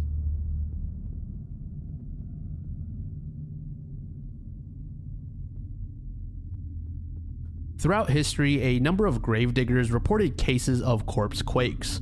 In case you have never heard of this term before, it's basically when someone begins to shake violently while at a graveyard. One gravedigger who worked at the Cypress Hills Cemetery for 15 years said that he has seen this phenomenon a number of times. For example, on one occasion where he was working with 3 other diggers, one of them, who was previously a lively individual, suddenly became more reserved. They were scheduled to dig a grave for a funeral held on the same day, but as soon as the young man stuck his spade into the ground, his body began to shake. Even when he set his tools aside, his arms and body would not stop moving. A few days later, his co-workers also began experiencing these corpse quakes, which ultimately forced them to stop working. And when these employees completely stepped away from the work and quit, they were miraculously cured of the shaking.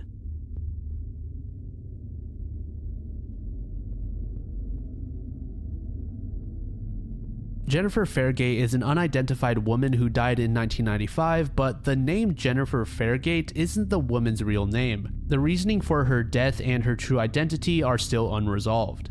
There are a number of theories as to who the woman was, ranging from being a serial killer to a mentally unwell criminal. There are even some people who heavily favor the idea that she was some sort of spy. Sometime towards the beginning of June 1995, Fairgate checked into the Plaza Motel in Oslo. Oddly enough, she was able to get a room without any identification, and later investigations showed that she misspelled her name as Fergate multiple times when checking in. Furthermore, it's rumored that Jennifer arrived with a person named Lois Fairgate, who promptly left after Jennifer obtained her room. About 3 to 4 days after Jennifer had obtained her room, the staff realized that it didn't have a card associated with it, so they sent some people to check the room. Upon arriving, they found a do not disturb sign on the door, which reportedly had been up for the past few days. As if on cue, when one of the employees knocked on the door, a gunshot went off inside the room. The employee then ran off and returned about 15 minutes later with security. The door was double bolted from the inside, and the room had a rancid odor as well. On top of the bed was Jennifer's lifeless body with a gun nearby. The weapon was found out to be mainly used by the military and high-level criminals. At first, this case was labeled as a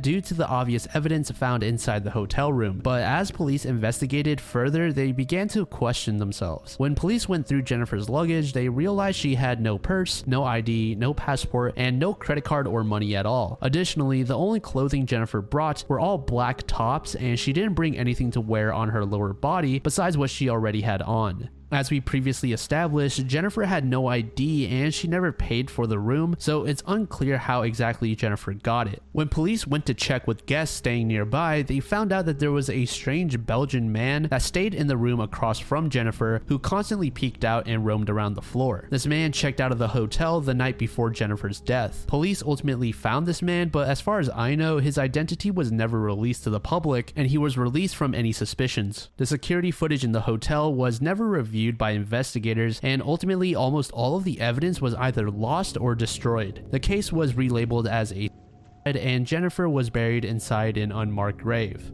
At some point, Jennifer's case was picked up by a Norwegian journalist named Lars Wegner, who was convinced that Jennifer's death was not a suicide. Lars ultimately tracked down the address that Jennifer gave the hotel to a small village in Belgium, Verlaine, that had a population of about 4,000. Lars provided a photo of Jennifer to the locals, and they all said that they did not recognize the woman. Seemingly at a dead end, Lars returned to Oslo, and while the security footage was never reviewed or archived, he was able to obtain a log of every time a keycard was used to enter X room. Through reviewing the log, Lars found out that Jennifer spent most of her time inside the room. But there was one large gap where Jennifer left that spanned across Thursday and Friday before her death on Saturday. It was reported that cleaning staff had entered the room on Thursday afternoon and found it empty, and Jennifer wouldn't return until Friday morning. The span of time outside of the room totaled to about 20 hours, suggesting that Jennifer was either staying somewhere else or had been wandering Oslo non-stop. After over 2 decades of investigating the case, Lars came to 2 possible theories, both of which suggested that Jennifer was part of the criminal underworld. The first theory says that she was heavily involved in international smuggling, while the second proposes that she was some sort of highly sought-after sex worker. Both of these can potentially explain Jennifer's long stint outside of the hotel, as well as her violent end. Lars also believes that the strange man across from Jennifer may have acted as some sort of advisor or accomplice that periodically checked in on Jennifer. The most commonly believed theory amongst not only professional investigators but also internet sleuths is that Jennifer was some sort of international spy or contract killer who was executed for failing a task. And supposedly during this time, the hotel was host to some international negotiations between high-ranking officials from Israel and Palestine. Some people believe Jennifer was somehow tied in these negotiations.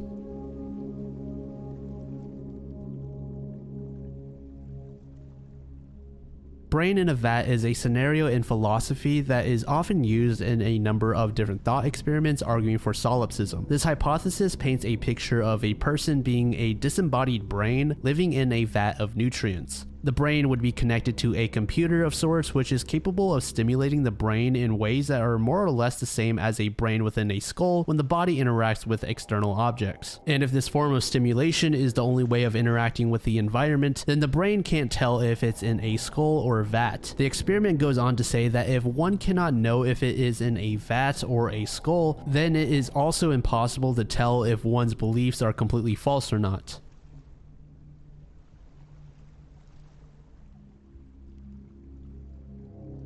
So this entry is a very obscure one that only has ever had one sighting as far as I know. Fluorescent Freddy is a Bigfoot-like creature that was sighted by several teenagers in a wooded area in Indiana in 1965. The humanoid creature was about 10 feet tall and covered in bright green hair with glowing red eyes, and that's pretty much the only information out there on this cryptid. Due to the lack of info, many are skeptical even amongst cryptid enthusiasts.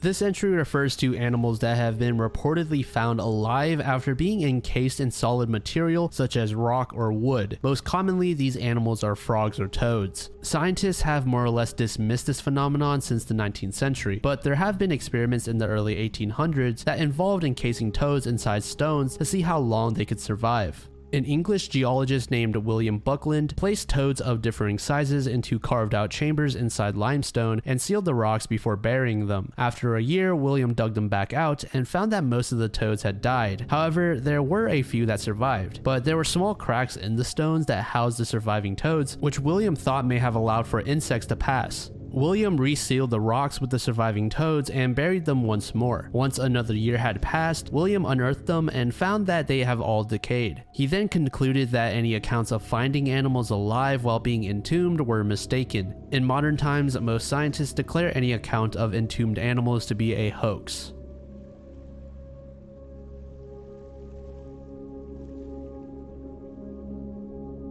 The Chicago Tylenol murders was a series of poisoning deaths resulting from drug tampering that took place in 1982. There were 7 total deaths, and it was found that all of the victims had taken Tylenol branded capsules that had been laced with potassium cyanide. The deaths began on September 29th, where a 12-year-old Mary Kellerman passed away after consuming a capsule of extra-strength Tylenol. A man named Adam Janis died the same day as Mary in a hospital after also taking some Tylenol. Adam's brother Stanley and sister-in-law Teresa also died after they took Tylenol from the same bottle. Within a week, Mary McFarland, Paula Prince, and Mary Reiner would all die in similar scenarios. Once authorities figured out that Tylenol was the reason for the deaths, there were immediate warnings aired on various media outlets urging residents to discontinue use of any Tylenol products. It was found that the tampered capsules came from two manufacturing centers, one in Pennsylvania and one in Texas. This suggests that the capsules may have been tainted in store or sometime after they left their facilities. Along with the previously mentioned warnings on Tylenol products, Johnson & Johnson halted all production and advertising as well, which ultimately led to a nationwide recall. No one has ever been charged with the murders, but a man named James William Lewis is one of the more notorious suspects. James was accused of issuing a letter out to Johnson & Johnson where he requested $1 million or else the attacks would continue. James was arrested, tried, and convicted of extortion and was sentenced to 10 years in prison. And you would probably expect this case to end here. But there are many people who believe that James was not the culprit, as there was no hard evidence to charge him with. James was just a really stupid person trying to take advantage of the situation, and for whatever reason, he thought he could come out on top $1 million richer. After James was arrested, he then denied any responsibility for the Tylenol poisonings.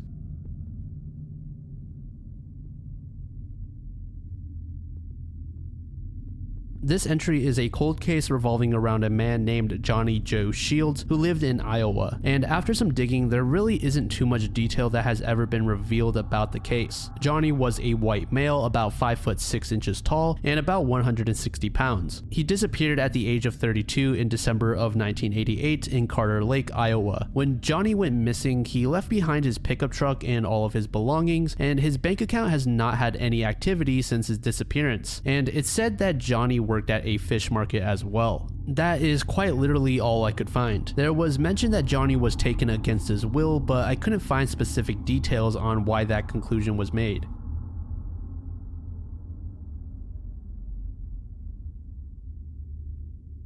The Queensland tiger is a popular creature in Australian folklore. The animal is described as being a dog-sized feline with stripes and a long tail. It has been hypothesized to be a descendant of the large carnivorous marsupial Thylacoleo, which is considered to be extinct. If you recall from one of the earlier parts of this iceberg, we had an entry on Tasmanian tigers, which are said to be extinct as well. But despite that, there are a number of people who reported to have seen them roaming around Australia, and these Queensland tigers look quite similar, just differing in size is all.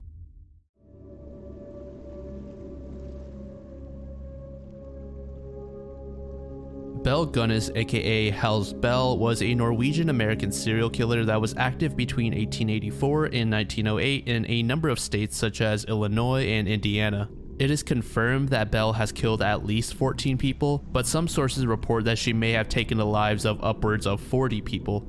The majority of her victims were men that she seduced and brought home on the pretense that they would get married. Interestingly enough, Bell supposedly died in a fire in 1908, but it's commonly believed that she faked her own death and her body was never found, so her true fate is unconfirmed. Bell is said to have a very strong build, almost resembling a man, standing at about 5 foot 8 inches and weighing in at around 220 to 250 pounds. While she was in Chicago, Bell worked as a butcher, carrying and cutting up animal carcasses until her first marriage in 1884. That first marriage was to a man named Mads Sorensen. The couple purchased insurance policies for both their home as well as their business, which was a small candy store, both of which ultimately burned down. The couple also had children who would both die from inflammation of the large intestine, and the vast majority of investigators and enthusiasts of this case think that it's very likely that the two were actually poisoned. And suspiciously, just like with the home and the business, both children were also insured, and Bell would claim a hefty check after each of their deaths. As for Bell's husband, Mads, he also purchased life insurance. In fact, he purchased 2 life insurance policies. On July 30th, 1900, both policies would be active at the exact same time, and right before one could expire, the other one began. So on that day that the policy should have expired, Mads died of a cerebral hemorrhage, and Bell was able to claim checks for both the expiring policy as well as the one that just went live. With the money, Bell would move to Indiana and purchase a pig farm. And as you could probably expect, while in Indiana, Bell married again and most likely killed this husband as well. Bell married a man named Peter Gunnis in 1902, and they would have a daughter together. The infant died of unknown causes while in Belle's care, and about 8 months after her death, Peter would also die due to a head injury.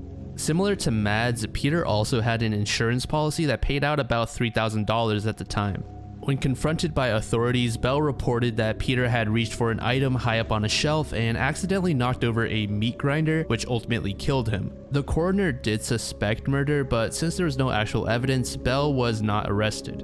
It wasn't until 1908 when authorities would finally realize Belle's crimes. In April of that year, Belle's farmhouse that she purchased in Indiana was burned to the ground. In the wreckage, a headless female corpse was found, and initially it was thought to be Belle, but now many people believe it to just be one of Belle's victims. After investigating the farm further, authorities found these sort of slumps in the yard, and when they dug them up, they found more bodies. After the first 2 days of digging, body parts belonging to 11 different people would be uncovered, and authorities ultimately backtracked on their earlier statement, saying the headless woman was Belle. And just as an FYI, most of the bodies that were unearthed were impossible to identify.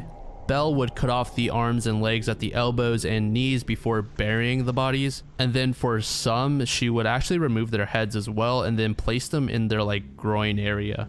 So while Belle was officially pronounced dead, there is a lot of strong evidence that say otherwise. Such as the body that was actually found that was suspected of being Belle was actually much younger than her.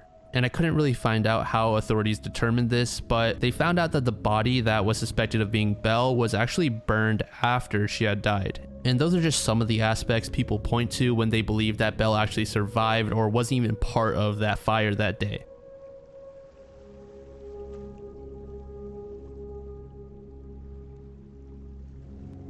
Most of you have probably heard of Stonehenge before, possibly the world's most famous prehistoric monument that resides in England. We don't really know who was responsible for building the monument, but it's estimated to have been built about 5,000 years ago. But today we're not going to talk about that particular monument, but instead the slightly lesser known one that is in Georgia. Some people call this one Doomsday Stonehenge, while others refer to it as the Georgia Guidestones. It is believed that these stones were placed in Georgia in 1979, and on them you'll find 8 different modern languages etched into the stones and then 4 dead languages. The debates come in when we discuss the purpose of these stones as well as how exactly we're supposed to be interpreting them. And located on the stones there are a set of 10 instructions. Maintain humanity under 500 million in perpetual balance with nature, guide reproduction wisely, unite humanity with a living new language, rule passion, faith, tradition, and all things with tempered reason, protect people and nations with fair laws and just courts, let all nations rule internally, resolving external disputes in a world court, avoid petty laws and useless officials, balance personal rights with social duties, prize truth, beauty, love, seeking harmony with the infinite, and lastly, be not a cancer on the earth, leave room for nature. Now, supposedly, there is one man in the world who knows who built these stones, but when he was asked as to who it was, he replied with this: "They could put a gun to my head and kill me. I will never reveal his real name." Numerous theorists and internet sleuths have put their heads together in order to come up with possible explanations for the stone slabs, but there is no widely agreed upon theory. One theorist suggested that the stones were the beginnings of a totalitarian tribal government, while another was convinced that the stones were satanic and had to be destroyed. The controversial internet personality Alex Jones has even come out to give his own opinion. He believes that the stones are related to some sort of culling event for humans. Being that the original Stonehenge monument likely has some sort of astronomical significance, many people also believe that the Georgia Guidestones may have some sort of astronomical use. So with this in mind, several astronomers studied the stones and they described the astronomical features as crude. One astronomer was even quoted saying, "This is an abacus to Stonehenge's computer." And unfortunately, earlier last year, the stones were actually destroyed. At first, it was only partially damaged in some sort of blast, but later on, for safety reasons, the entire thing was demolished. So we might never know the true purpose of the Georgia Guidestones. Let me know what you guys think about this monument in the comments. Do you think this was some sort of elaborate art project, or was there something else going on entirely?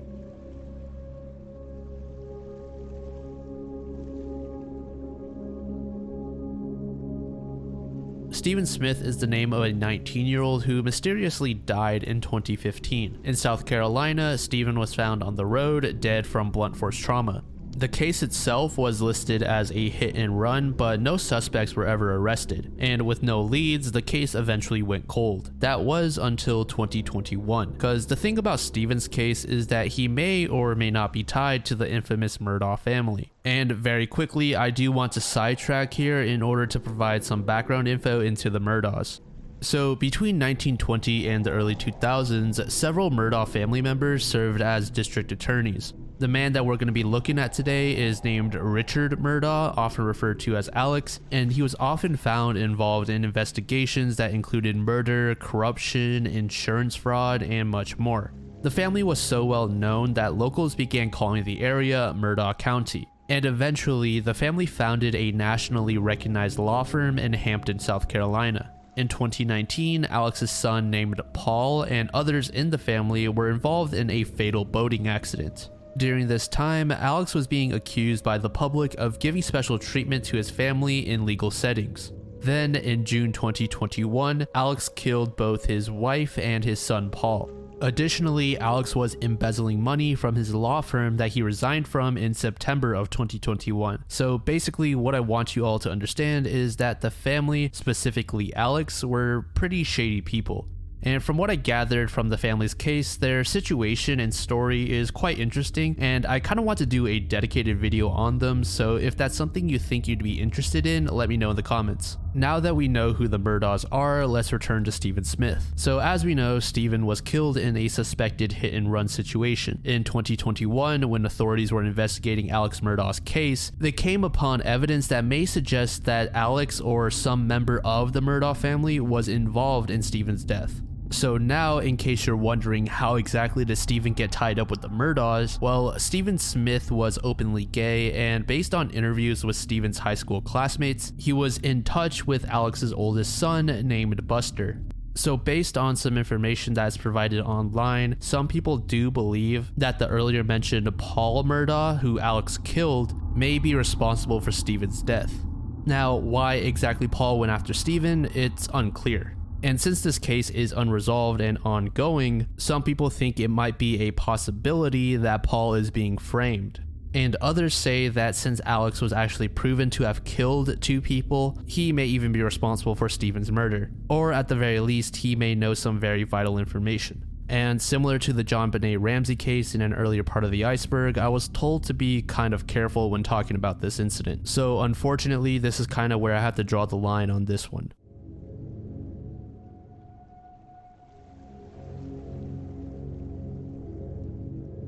Back in the late 2010s, there was a striking Craigslist post that involved the act of donating blood so that it can be used in a satanic ritual. Supposedly, the group behind this post had taken the lives of 5 people and have received blood from 10 others. In the post, OP also left the full address and time when the ritual was supposed to take place. So when police were notified of this, they decided to pay the address a visit, and they actually found 4 men standing over a pentagram of what was later determined to be human blood. Now, if you're wondering what about this is a mystery, it's basically the entire event itself. Many people believe this to have been a hoax, as the original Craigslist post cannot be found, nor any details on the individuals that were arrested. If you simply look up Craigslist satanic ritual, you'll come across articles mentioning the Craigslist killer and how they were involved in a satanic cult, but you won't find anything that fits the description that this Reddit user gave.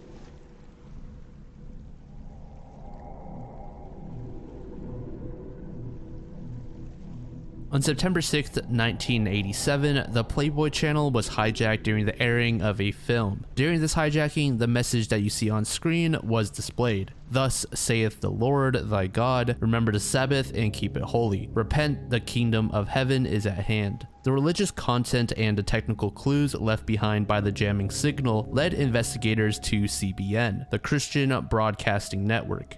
Police eventually found a man named Thomas Haney who worked at CBN and arrested him on suspicions that he was involved. The earlier mentioned clues that were left behind allowed for investigators to identify the brand of transmitter used from the video, and the engineer on duty at the time of the broadcast was Thomas. Thomas Haney was ultimately convicted of satellite piracy in connection with the hijacking, but he did plead innocent. CBN was adamant that the case against Thomas was entirely circumstantial since there weren't any witnesses and the signal couldn't be traced back to an exact point of origin. As part of the investigation, authorities reenacted the incident with CBN's own equipment, but the result was different to the original hijacking.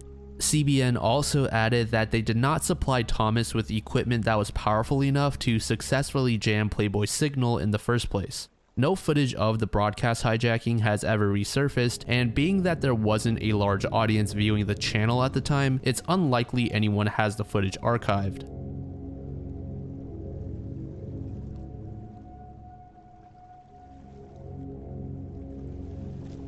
The Great Library of Alexandria was located in Egypt and was one of the largest and most important libraries from the ancient world. It was estimated at one point that the library even held over 500,000 documents from a wide array of nations, including Greece, India, Persia, and of course Egypt, amongst others. The subjects in these books and documents range from law, comedy, poetry, history, medicine, math, science, and much, much more. The library acted as a part of one of the largest institutions of higher learning known as the Alexandrian Museum and was often visited by high-status scholars. One of the earliest documents that mentions the library suggests that it was founded during the reign of Ptolemy I and was organized by a student of Aristotle named Demetrius, who had been exiled from Athens. However, this information should be taken with a grain of salt, as it is now known that some pieces of information within this document were confirmed to be inaccurate. When Julius Caesar was in pursuit of Pompey, he was suddenly cut off by Egyptian boats in the harbor of Alexandria. And out of rage, Caesar ordered his men to burn the fleet that was standing in his way and sack the city as well. This flame would spread from the harbor to the city and ultimately come into contact with the library. However, the library wasn't completely destroyed and it was actually able to be somewhat salvaged. As time went on, the library would go through a number of additional burnings and attacks which ultimately completely destroyed the library as well as the majority of its contents. Oftentimes, when you look into this topic, you will hear claims such as this library contained all of the knowledge in the world. And while that may be a slight hyperbole, there's no doubt that the destruction of the library was a significant blow to the progression of mankind, setting us back generations. And obviously, we have little to no explicit information on what the actual documents inside the library contained.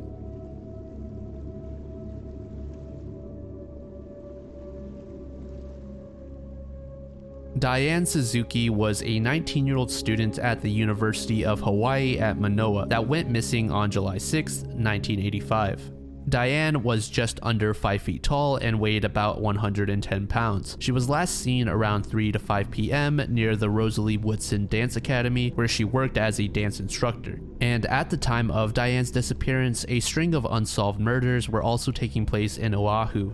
Those murders resulted in the deaths of 9 women, and many investigators theorized that Diane may have also been a victim of the same killer. After Diane had finished teaching her class on July 6th, she was supposed to meet up with some friends who were waiting to pick her up in the parking lot. Very quickly, they realized that something was not right, as Diane was a very punctual person, and if she had to change plans for whatever reason, she definitely would have let her friends know ahead of time.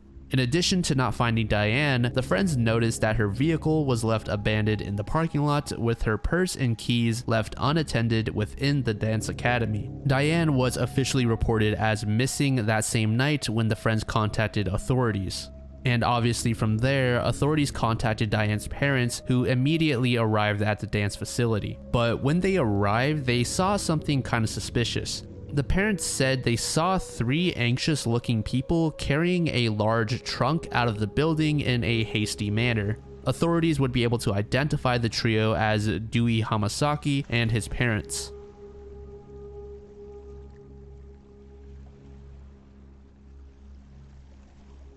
Dewey was immediately brought in as a person of interest, and authorities learned that he was an acquaintance of Diane's and he had a massive crush on the girl. And along Dewey's body and arms, there were numerous scratch marks. Authorities then asked Dewey to take a polygraph test, which he failed. A few years later, Honolulu police would use luminol as part of the investigation. If you are unaware, luminol is a chemical that is basically just used to detect blood, and within the bathroom of the dance academy, they found bloodstains in one of the stalls. Police were not able to determine whether or not the blood belonged to Diane though. But as a result of this discovery, police decided to search Hamasaki's home, and I'm not entirely sure why they didn't do this in the first place. On the Hamasaki property, authorities found buried clothing that looked very similar to those that Diane wore the day she went missing. Furthermore, the Hamasakis owned a pig farm, and when authorities went to investigate, they found a section of stone wall that seemed to have been recently built. When investigators turned their attention towards it, Dewey's father became extremely agitated. Eventually, when they were able to look behind the wall, they found nothing. And something I'd like to add is that police needed 2 search warrants to completely fulfill this investigation. And due to this, many people believe that the Hamasakis caught wind of the very first search warrant, so they decided to move Diane's body from out of that stone wall. However, that is just a theory. Investigators would test the soil that was resting beneath that wall, and it indicated that it had been built only 6 months earlier, which is more or less the same amount of time that it took police to get that second search warrant. In 1993, when all of the suspects and all of the results of the investigation were brought in front of the grand jury, the court declined to press charges for lack of damning evidence. In 1997, Diane's parents were sure that she had passed away by then, so they decided to organize a funeral without a body as a last farewell. A year later after the funeral, Diane's mother would pass away. Diane's aging father still lives, and he continues to seek answers. As for Dewey, he is now a photographer, and he has even published his work in a Christian photography book.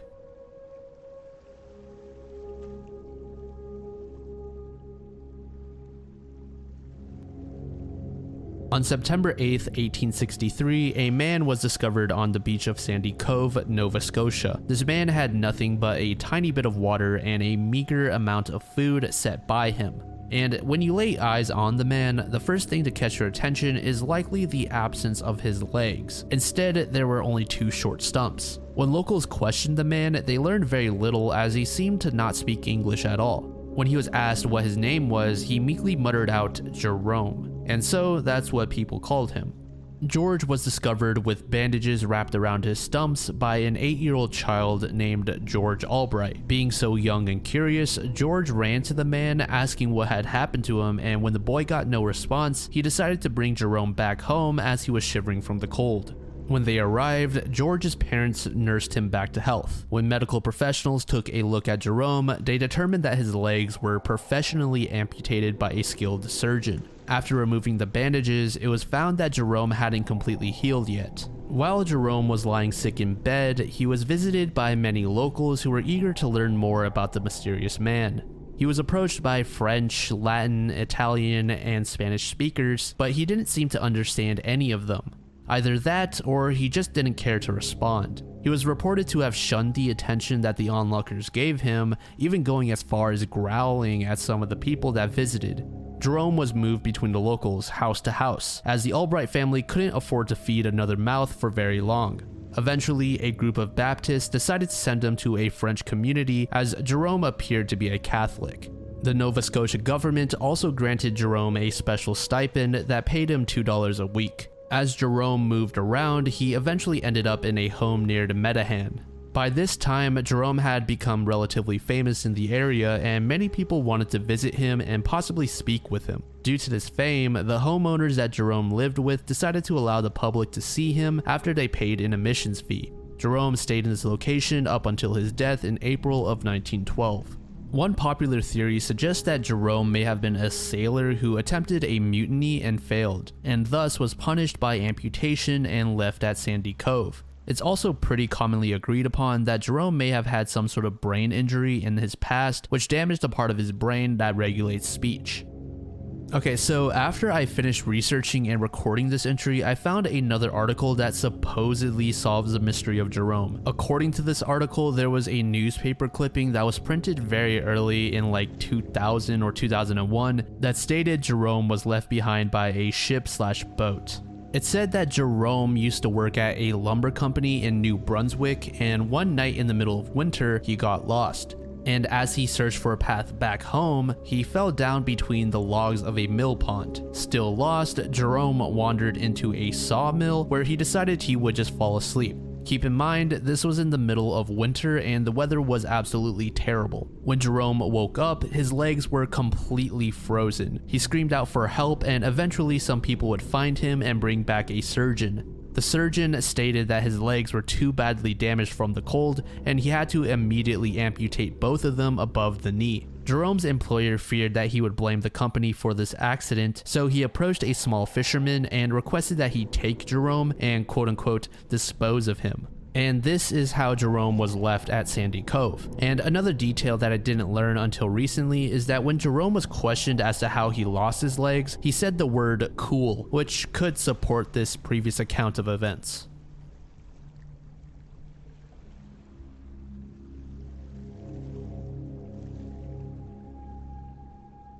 Indrid Cold, aka the Smiling Man, is a pretty famous entity in American folklore that can be traced back to around the 1960s. Obviously, Cold is human-like in appearance, but he is commonly believed to be an alien or have extraterrestrial ties. Cold is also 6 feet tall with slicked back hair and is oftentimes wearing some sort of reflective suit.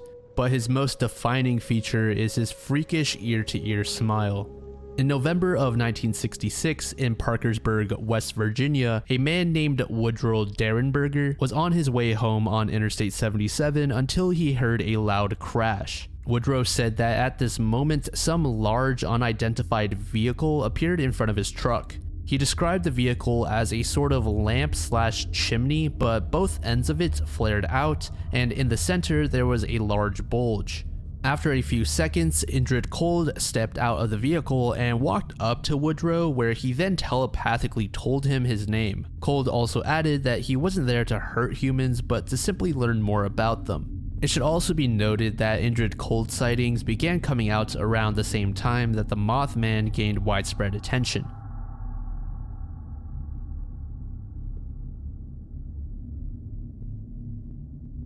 Gustav is the name given to a large Nile crocodile in Burundi who's notorious for eating humans and is rumored to have killed over 200 people. It's said that Gustav mainly roams between the banks of the Ruzizi River and the northern shores of Lake Tanganyika. Amongst the locals, Gustav has reached near mythical status and is immensely feared by the people of the region. Since he's never been caught, his exact length and weight are unknown, but it's estimated he could easily pass 20 feet or 6.1 meters in length and weigh upwards of 2,000 pounds or about 900 kilograms. And due to his incredible size, many believe that Gustav must have been alive for at least 100 years. However, in one observational study on the animal, it was revealed that the croc still had a near full set of teeth, which more or less disproves the notion that Gustav is 100 years old. Instead, it's more likely that the crocodile is around 6 decades in age and may still be growing.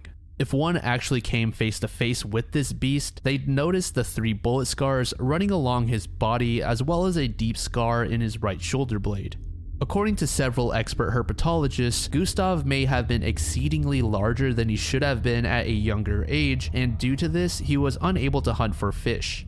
So instead, Gustav was forced to attack much larger, slower moving animals such as buffalo, hippos, and of course, humans. One thing leads to another, and these larger food sources just added to his already massive physique. It's also been mentioned a couple of times that Gustav doesn't finish consuming the corpses of his victims, but instead just abandons them halfway through eating. Now, where the mystery in this entry lies is in the whereabouts of Gustav, and it's not 100% confirmed that Gustav is the single crocodile to blame for all the damage that's being caused in the area. Apparently, the crocodile hasn't been seen since around 2009 to 2010. In 2019, there was an article in a Burundi travel guide that mentioned Gustav and how he was killed, but many critics say that this is a false claim as there is no evidence in general to support it, let alone photographic evidence.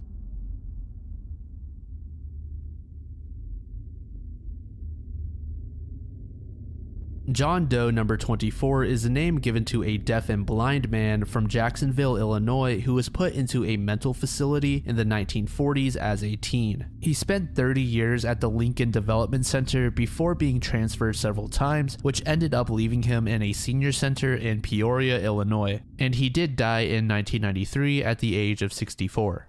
The earliest documents on the John Doe said that a pair of police officers found a black teenager suspiciously wandering around Jacksonville in October of 1945. The officers quickly realized that the boy was deaf and incapable of communicating. When they asked him why he was wandering the streets, he simply wrote Lewis, which many investigators believed to be his name. However, this would be all that they could learn, as no additional information could be found out about him. With nowhere else to go, the judge placed the young man into the mental health system, where he got his name, John Doe number 24. In 1978, he was given a legal name of John Doe Boyd so that he could apply for Social Security. And oftentimes when this topic is brought up, it brings along a level of frustration because he was always referred to as John Doe instead of the name Lewis, which most people suspected of being his real name.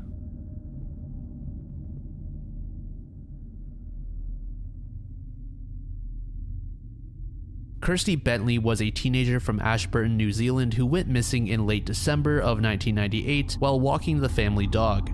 Her body was found in some shrubs about 25 miles away from her hometown. Kirsty was born on January 18, 1983, and was the second of 2 children in the family. Kirsty's mother described her as a vibrant, energetic, and compassionate kid, but did have troubles opening up to new people. On the day of her disappearance, Kirsty met up with a friend at the Ashburton Library at about 10:30 a.m.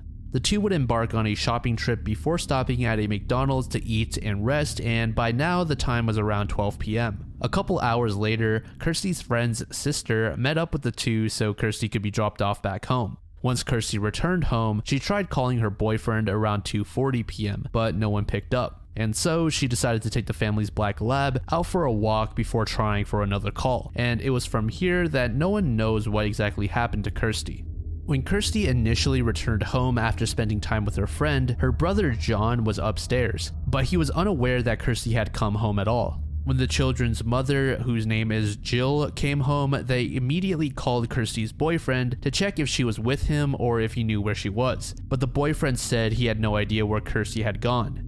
John left the house to search the immediate vicinity but found no trace of Kirsty. About an hour after the search, the father, whose name is Sidney, also returned home, and when he learned about his missing daughter, he contacted the police. The search effort rapidly began to grow after police got involved, but after hours of searching from police, family, friends, and search dogs, nothing was found. The next day, around 10 a.m., the family dog that Kirsty had taken out for a walk was found tied to a tree beside the Ashburton River. Now, this area was searched the previous day in the initial search effort, but somehow they didn't come across the dog.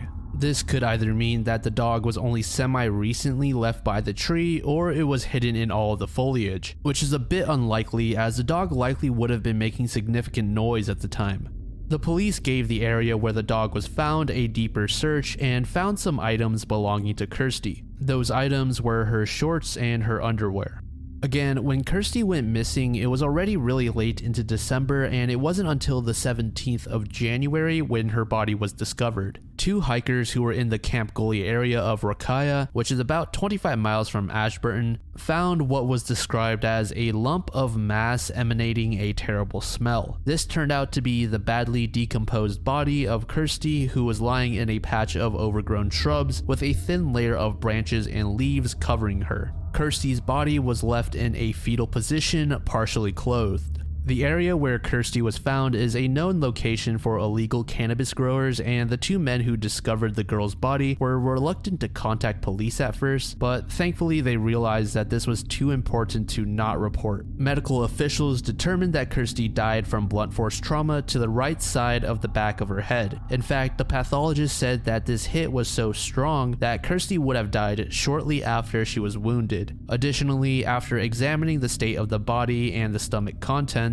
it's believed that Kirsty was killed soon after she went missing, and that it's likely that she was placed in the Camp Gully area that same night.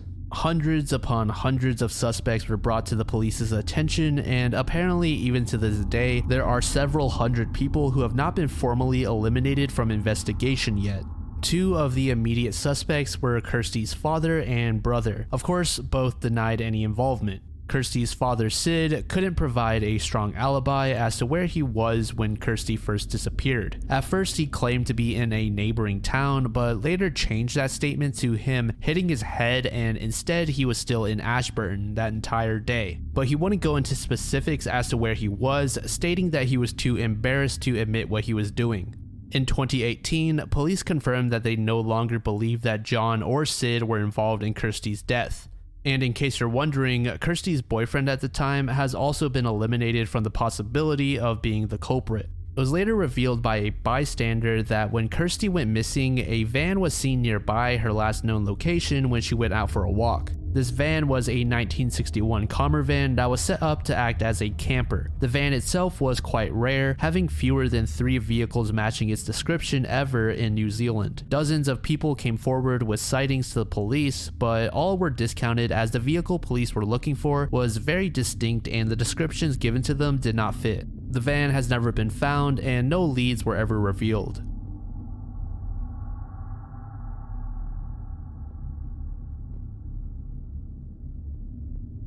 The Lane Bryant shooting was an armed robbery at a Lane Bryant clothing outlet in Illinois that resulted in 5 deaths and 1 injury. The shooting took place on February 2nd, 2008, and to this day, the shooter remains unknown. On that day, a man posing as a delivery driver entered the Lane Bryant store and pulled out a firearm.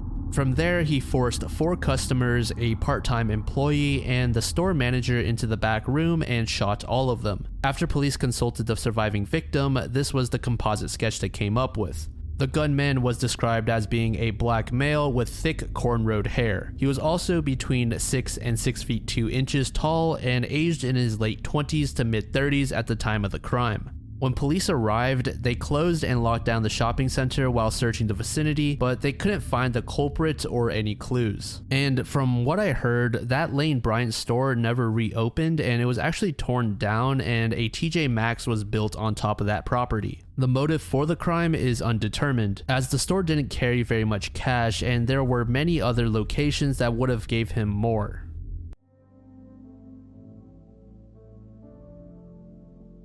To kick off part 9, our first mystery involves a woman named Shauna Maynard. Shauna's lifeless body was discovered in Las Vegas, Nevada on April 21st, 1998. And at the time, it's estimated that she was about 17 years old. It was revealed by authorities that Shauna was kidnapped and shot to death before she was left along the intersection of Blue Diamond Road and Decatur Boulevard. Police were stumped as to who was responsible, as there was little if any usable evidence left behind on Shauna. It wasn't until 2015 when an anonymous 4chan user made it known that they had taken the lives of several people. This user's original post went like this: I have killed several women for pleasure. If you can guess a name, I will upload a picture. If you can guess a name of any of these women, I will upload that photo. No more than 10 names per post. Any more than that will be ignored. Some are Polaroids and others were taken with a disposable camera. I also have pictures of them before death when I was able to do so. If you guess all of the names, I will show you where I dumped a body in 1999. The first one is Free, as her name is unlikely to be guessed. As you could probably assume, most users on the site didn't take this person seriously and thought they were looking for some sort of sick laugh. But for those that decided to give the mystery individual the benefit of the doubt, they were given the task to guess who this user had killed. And as a reward for correctly guessing who he had killed, he'd also reveal the locations of bodies that had not been discovered yet. Based on some clues given out, another user on the 4chan board guessed the name Shauna Maynard. This turned out to be a correct answer, and the anonymous user then posted original photos of Shauna before her death as well as after. And I believe the original thread was deleted, but there are images of parts of the original discussion, as well as an entirely new thread discussing these posts. I won't be showing you guys any of the explicit images as they are extremely graphic, so in case you do want to go out and search for them, please exercise caution. Onlookers now knew that this was not some sort of joke, but instead a very real nightmare. Users that were aware of Shauna immediately contacted Las Vegas authorities to notify them of what was happening online, but unfortunately there was little to nothing that the police could do to find out who was behind the posts. This supposed killer also uploaded an image of what appears to be a man, but that individual was never identified. As is common with many controversial online events, many people actually believe this to be some sort of hoax. It may have been possible that someone got their hands on FBI photographs and decided to play this sick game. In fact, several Las Vegas police officials told news reporters that the online thread on 4chan was not valid, but they were not willing to elaborate on why they came to this conclusion. But it should be mentioned that there are several small details that could be mentioned that suggest that this 4chan user is the real deal. One instance of this can be found within one of Shauna's pictures. This photograph has Shauna with her t-shirt lifted up, exposing her chest. Many people fail to find a reason why authorities would bother lifting up her shirt in this way just to take photos for evidence. And one final detail I'd like to add to this entry before we move on is that Shauna led a pretty secretive life.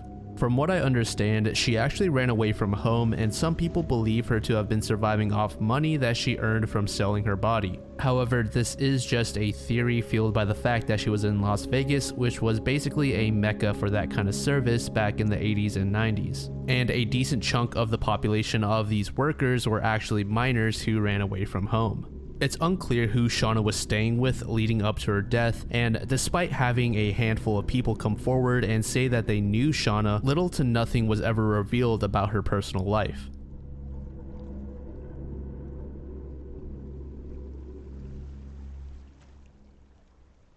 The Princes in the Tower refers to the apparent murder of the brothers Edward V of England and Richard of Shrewsbury. The two boys were the only sons of Elizabeth Woodville and King Edward IV, who would die in 1483. When Edward and Richard were 12 and 9 years old respectively, they were sent to the Tower of London by their uncle in preparation for Edward V's upcoming coronation. But before the young boy was crowned as the new king, both he and his brother were declared to be illegitimate. This allowed for that previously mentioned uncle, who was the Duke of Gloucester, to take the throne. The last sighting of the two boys was inside that tower, and it's unclear as to what happened to them while they were inside. And all the talk about the two being murdered is only a theory, and both of their bodies were never actually found. That uncle that I mentioned earlier, who is also named Richard, was next in line for the crown after the children. So some people theorize that this Richard may have hired an assassin or someone to kill the boys for monetary compensation. This theory goes a little bit deeper, as Edward V was known to commonly seek his mother's side of the family in any sort of discussion. And as a result of this, that uncle believed that the Woodvilles would become too influential while Edward was in power. Additionally, Edward spent a lot of time with his other uncle named Anthony, who Richard supposedly disliked. Then there's also the fact that if Richard obtained the crown, he could hand the throne down to his own son one day and keep the power within his own family. To most people, this is pretty much an open and shut case. Most believe that the brothers Edward and Richard were in fact murdered, but it's possible that they were just kidnapped and sent to another country or something. There are a few accounts of young men appearing throughout history claiming to either be Richard or Edward, but these are all more or less baseless and largely assumed to just be pretenders looking for attention. If the boys were indeed killed, it's tough to say who actually performed it. Apparently, there was a random casket of bones found in the 1670s that may have been the boys. Several workers were remodeling the Tower of London when they found two small human skeletons stuffed into a wooden box that was buried 10 feet under the staircase. But turns out this wasn't the first time that human remains were found within the tower. There's actually another time earlier in history where a different set of children's skeletons were discovered inside that tower. And when that first pair of remains was found, it was also thought that those could have been Edward and Richard. But as far as I know, I don't think there was any sort of testing at all done for those first sets. But as for that second set of bones that were found, they were examined and tested in the 1930s, and it was concluded that they belonged to children who were around the age of 10 to 13, which is pretty accurate with Edward and Richard's age at that time. But unfortunately, the rest of the examination didn't result in any concise information, as there were quite a few bones missing from the skeletons. Not to mention, the workers who uncovered the skeletons also damaged them during the process. And finally, many criticized the exam as it was conducted on the presumption that they could have been the princes. This meant that the examiners may have undermined certain methods that didn't immediately identify whether or not these skeletons were Edward and Richard. There was not even any effort made to determine whether they were male or female.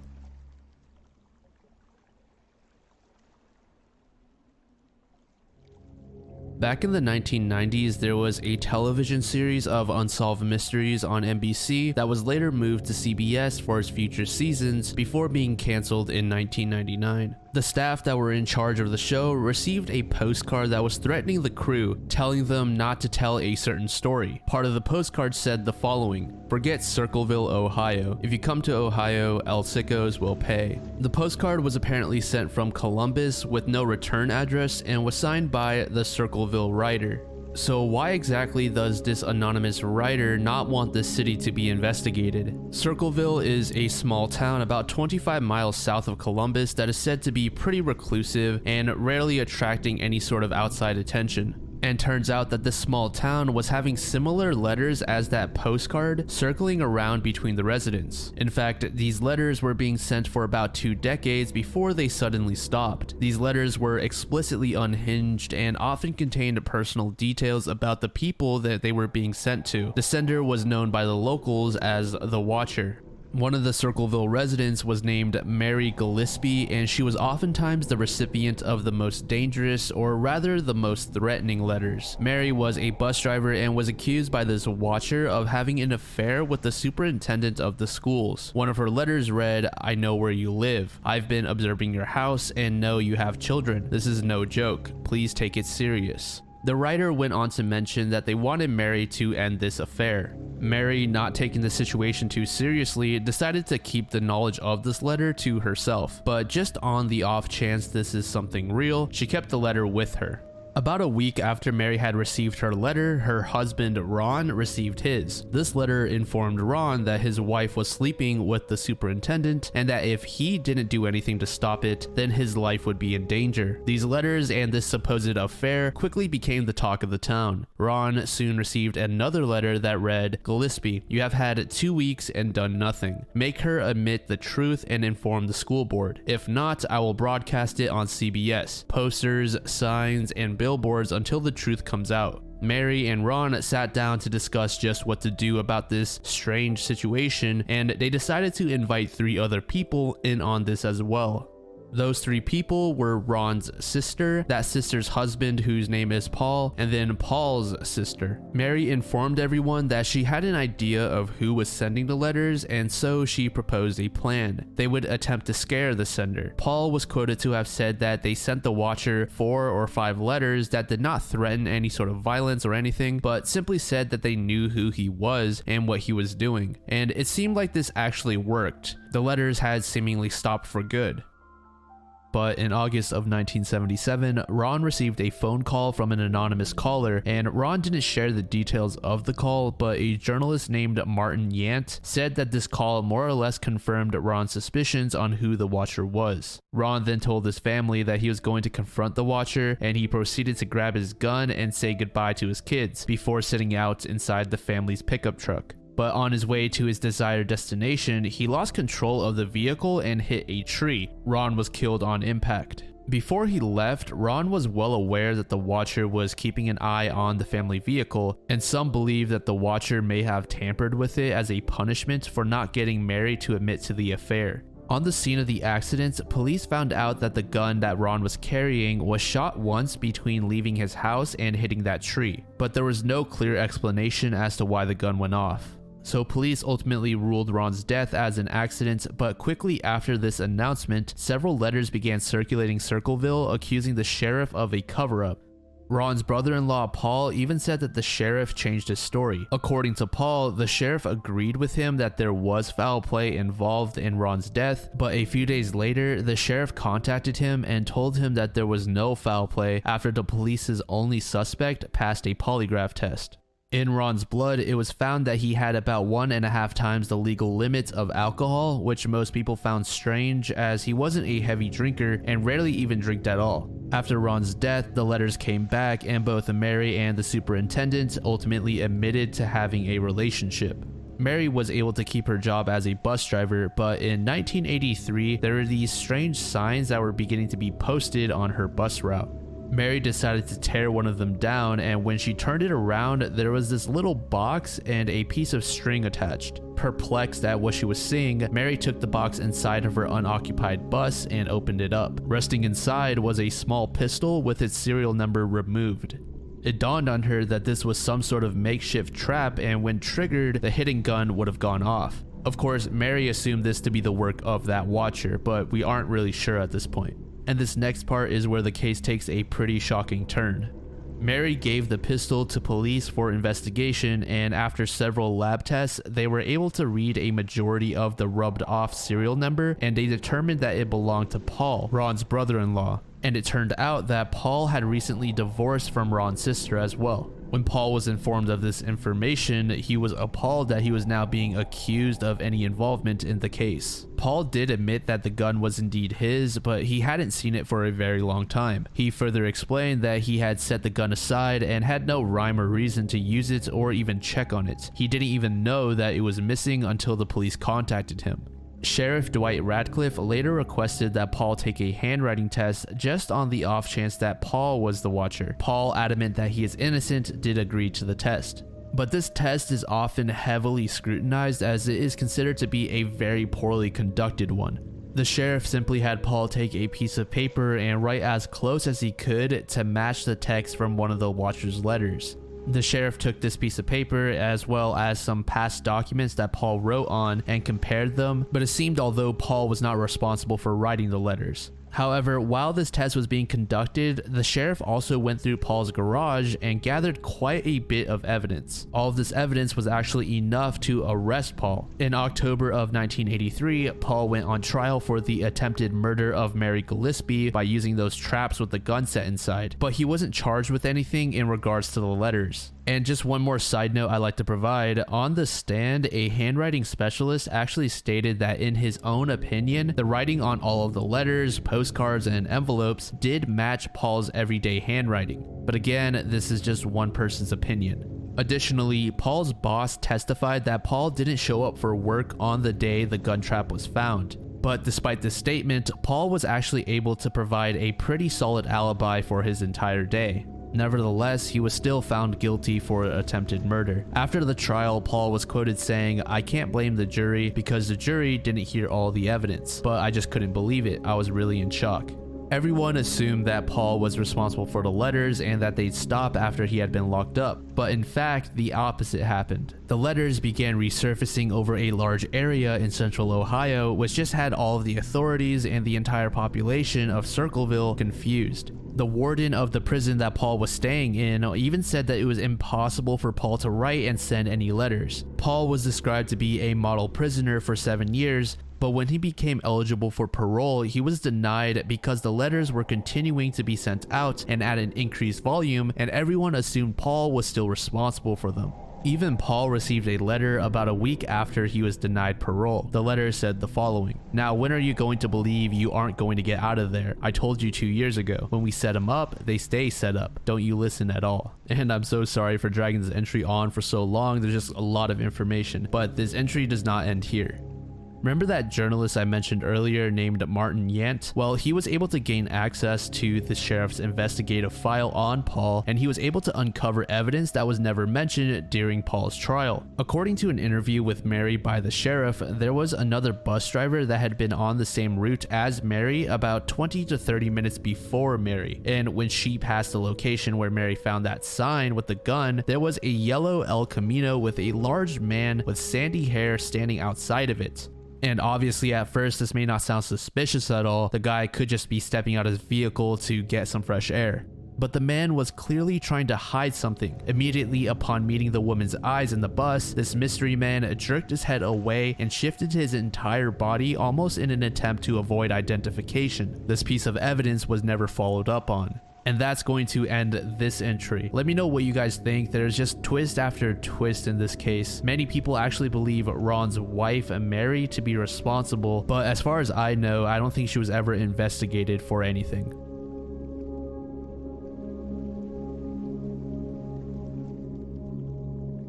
Caspar Hauser was a young man who lived in Germany during the early half of the 1800s who claimed to have grown up in a complete isolation within a dark cell. Hauser was stabbed to death at the age of 21 in 1833. Hauser's outrageous claims and subsequent death created much controversy and debate on whether or not his claims were actually true. Many theories began to arise that proposed Hauser may have been a member of some royal household that was hidden away, but of course, most wrote him off as a fraud that liked to stretch his experiences into hyperbolic tales. Hauser first appeared to the public in Nuremberg, Germany, and he was estimated to be about 15 or 16 years old at the time. The boy kept saying the same thing over and over again. I want to be a cavalryman as my father was. And due to his intellectual impairment and odd behavior, many residents assumed that Hauser was some sort of wild child that was raised by animals in the forest. As word of this mysterious boy began to spread, more and more people wanted to see and question him for themselves.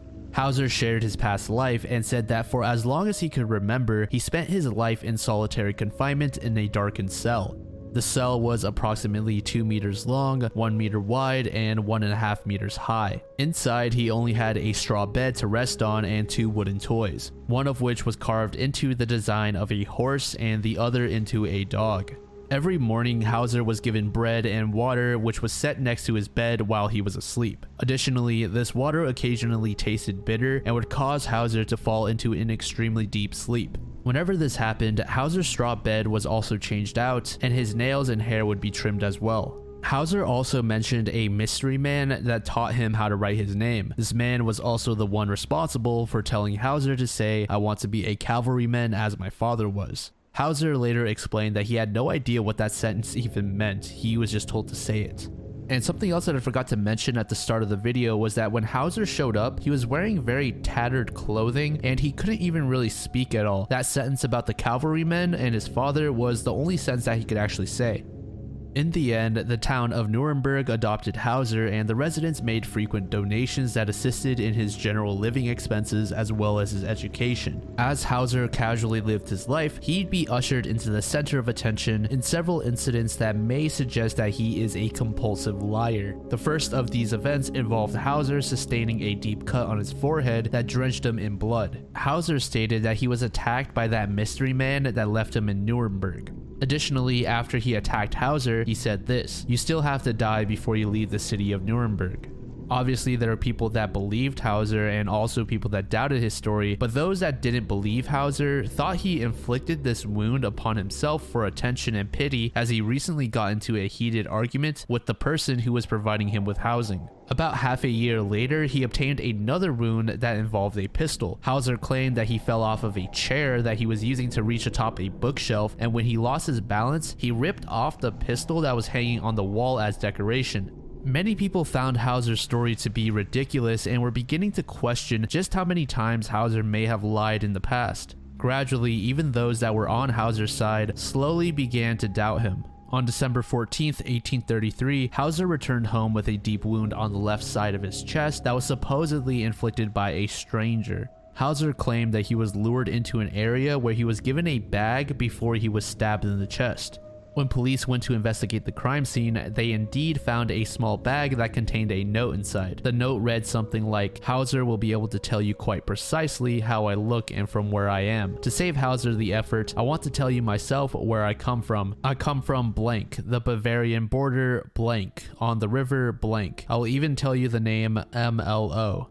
Hauser ultimately died as a result of the chest wound 3 days later.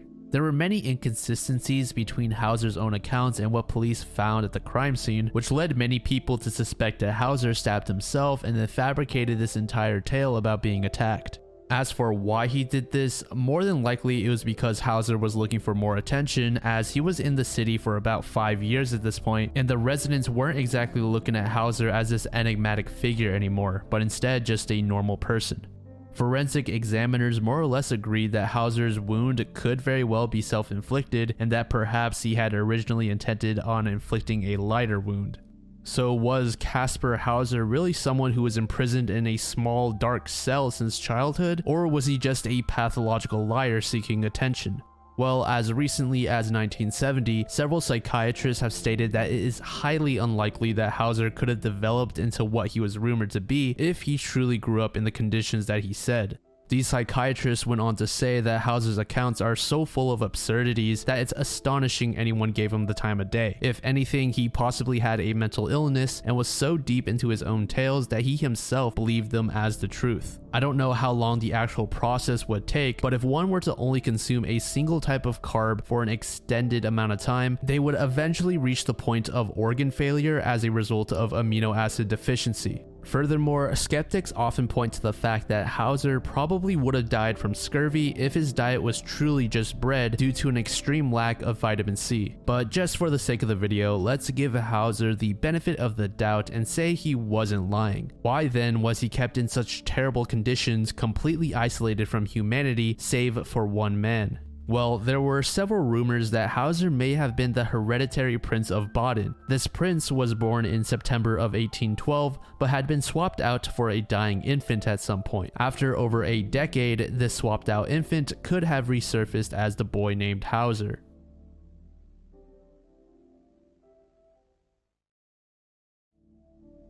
Miss X is the name given to an unidentified woman whose deceased body was found on March 18, 1967 in the state of Delaware. It was initially believed that she had died during or after an abortion attempt, which at the time was illegal, but medical examiners later determined the true cause of death to have been sepsis. But although sepsis was the reason for Miss X's death, she had clear signs of abuse and foul play was suspected due to the circumstances of how her body was found. When Miss X was found, she was lying on the side of a road wearing only a set of underwear which had its labels removed. Additionally, there was a red ribbon in her hair that kept it from falling into her face. Covering part of her lower body was a laundry bag that had the text "Bag O Storage, American Laundry, Dry Cleaning, EX45277. This led some investigators to believe that the possible killer owned a dry cleaning business, or Miss X herself was an employee at one. And just as I mentioned earlier, investigators initially thought that Miss X had died as a result of a failed abortion procedure. Reason being was medical examiners found a substance that was often used in this kind of procedure inside her vaginal cavity. But it was later determined that Miss X died of some sort of untreated infection.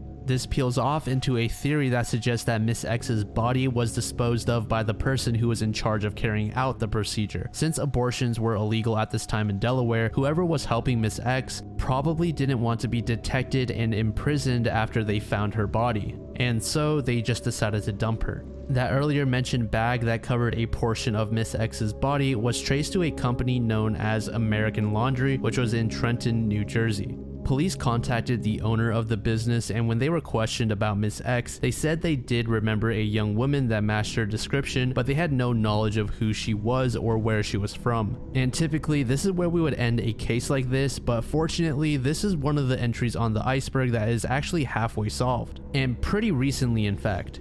Miss X was identified sometime in January of this year. She was a woman named Patrona Patmios. Patrona was born in Greece and had been adopted into the Patmios family, who later immigrated to the United States. Sometime in the latter half of 2022, her DNA was matched to her younger half-brother, who was actually looking for her for years. But since this was only her half-brother, the DNA was much tougher to match at first, so investigators didn't want to get ahead of themselves and make any premature announcements. However, it is still unknown who left Patrona's body on the side of the road.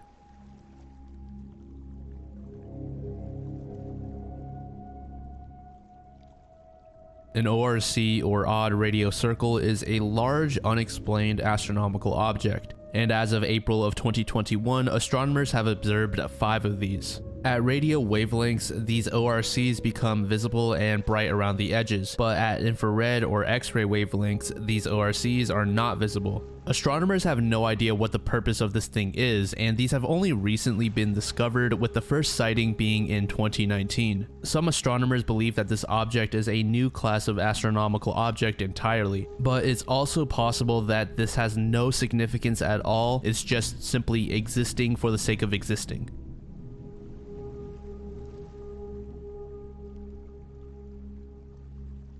La Mancha Negra, or in English, the black stain, is an unknown black substance that oozes from the roads of Caracas, Venezuela. Despite spending millions of dollars into the research of the mystery ooze, there are still no definitive explanations as to what it is. Since appearing in 1986, the gummy substance has caused numerous car accidents resulting in multiple deaths. La Mancha Negra was first noticed by a group of workers when they were repairing a 30-year-old portion of a highway between Caracas and its airport. After surfacing, the ooze quickly spread, and as much as 8 miles of the highway became covered with the unknown material. In the coming days, as the weather changed, the black substance expanded and contracted. As conditions got hotter, it grew, and when temperatures were cold, it began to shrink. This rubber-like blob created such unsafe conditions that nearly 2,000 people died in traffic accidents on the roadways that it covered over 5 years. As I mentioned earlier, the Venezuelan government invested millions into the research of La Mancha Negra, and at first they believed it to consist of oil and dust. So they proceeded to try and push the material off of the roads with pressurized water, but it didn't budge. So it was back to square one for them, and they came up with another idea to try and dry the substance up. They did this by pouring tons and tons of smashed up limestone over the stains, and it seemed to work, but unfortunately it sparked a new problem. Due to how much limestone they actually needed, it left the roads so dusty that the air was unbreathable. But in a surprising turn of events, around 1996, the slick material just up and vanished for several years. Initially, some thought that the raw sewage from neighboring slums were to blame. As the sewage slowly ran downhill, it found its way under the asphalt, which led to a chemical reaction that broke down the roads. But probably the most commonly accepted theory is that the material formed from all of the old cars spraying their fluids over the roadways. The commissioner of the Ministry of Transport and Communications assumed that La Mancha Negra was an accumulation of dust and oil provided from old vehicles that formed the gummy paste.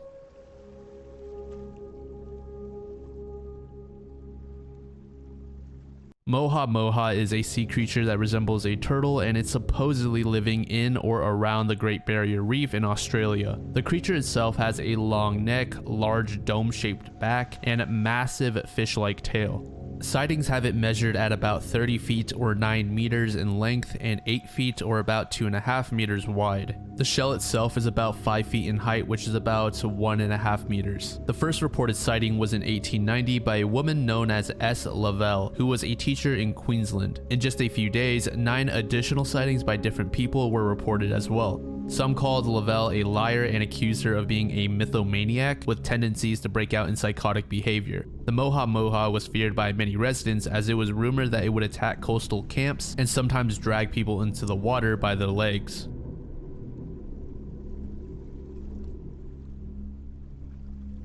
In January of 2020, a Reddit user by the name of Tontus H asked a question on the r/tip-of-my-tongue subreddit about the identity of a supposed celebrity on their curtain. Everyone began coming forth with their own answers and theories as to who the person was, but they were only able to agree on one thing, that the celebrity was a woman. Even with the aid of modern technology, the internet was not able to come to an agreement as to who the mystery woman on the curtain was. OP would later state that the curtain was purchased around 2008 in Finland, and that everyone else on the curtain is easily recognizable. The rest of the curtain had models and actors including Jessica Alba, Josh Holloway, Adriana Lima, and much more. However, adding to the list of solved mysteries, it seems we also have an answer to this one. Around November of 2021, another Reddit user mentioned that this person may be Brad Pitt. Of course, this statement shocked many people, and many were skeptical as they believed the silhouette to be a woman the entire time.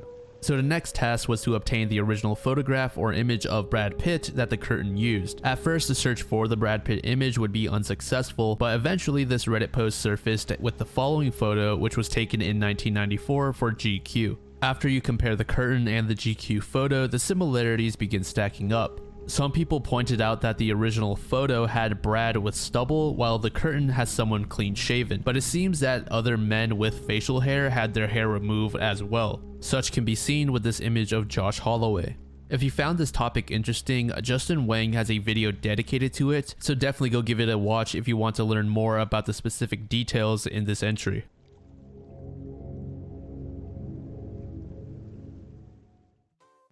So in the last part of this iceberg, we went over the Ohio City serial pooper, and now we have the pleasure of meeting the Queen West pooper. Within a quiet community in Toronto, Canada, there is a mystery individual defecating on people's property. One of the residents in the area named Judy said this: "Sometimes he has a Tim Hortons coffee cup in his hand, so I mean he can use the washroom at Tim Hortons." The article I was linked was posted in 2018, and at that time there were posters plastered on the signs in the neighborhood showing a pretty normal looking guy. On the posters it read, "Please be aware this man is defecating publicly in the neighborhood early in the morning. The police have an active investigation to identify him." As far as I know, I don't think this person was ever caught, so he may or may not still be terrorizing the streets of Toronto and painting the city brown with his fecal matter to this day.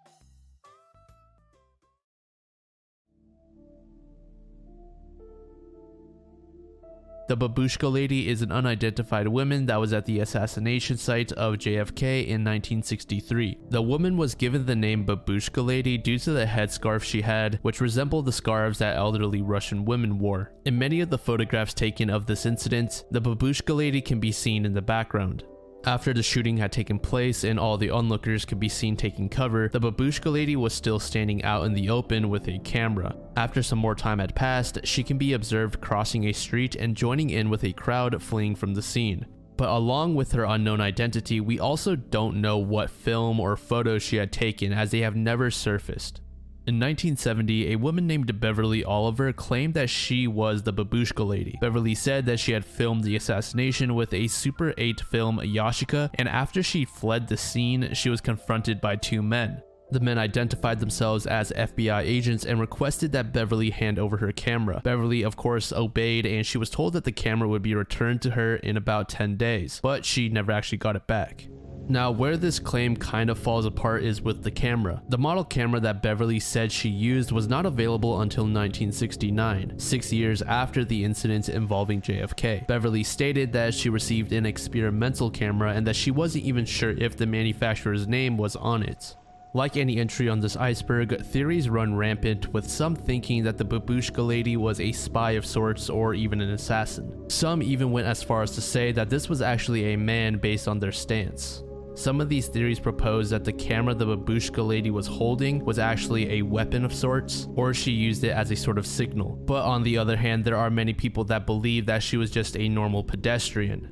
And finally, before we actually move on from this entry, there are a few interesting facts that I found about the actual footage that I'd just like to mention. So in total, there are about 6 different angles of film taken of this incident, and one of the high quality ones was actually thrown away before someone just took it out of the trash because they thought that, oh, this might hold some sort of value in the future. And this particular piece of film actually helped prove somebody's innocence that was being accused of being a culprit. And then there's the other piece of film of this incident by Abraham Zapruder, who showed up to the JFK event with his 8mm Bell and Howell camera and inadvertently captured the most complete record of the president.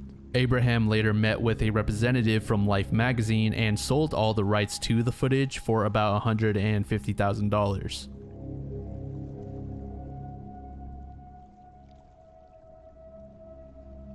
And finally, to end off part 9, we have another halfway solved incident. Pamela Buckley and James Freund are 2 murder victims who were unidentified for 45 years, and during that time they were referred to as the Sumter County Does. It was believed that leading up to their untimely deaths, they were traveling around the United States before being killed in South Carolina.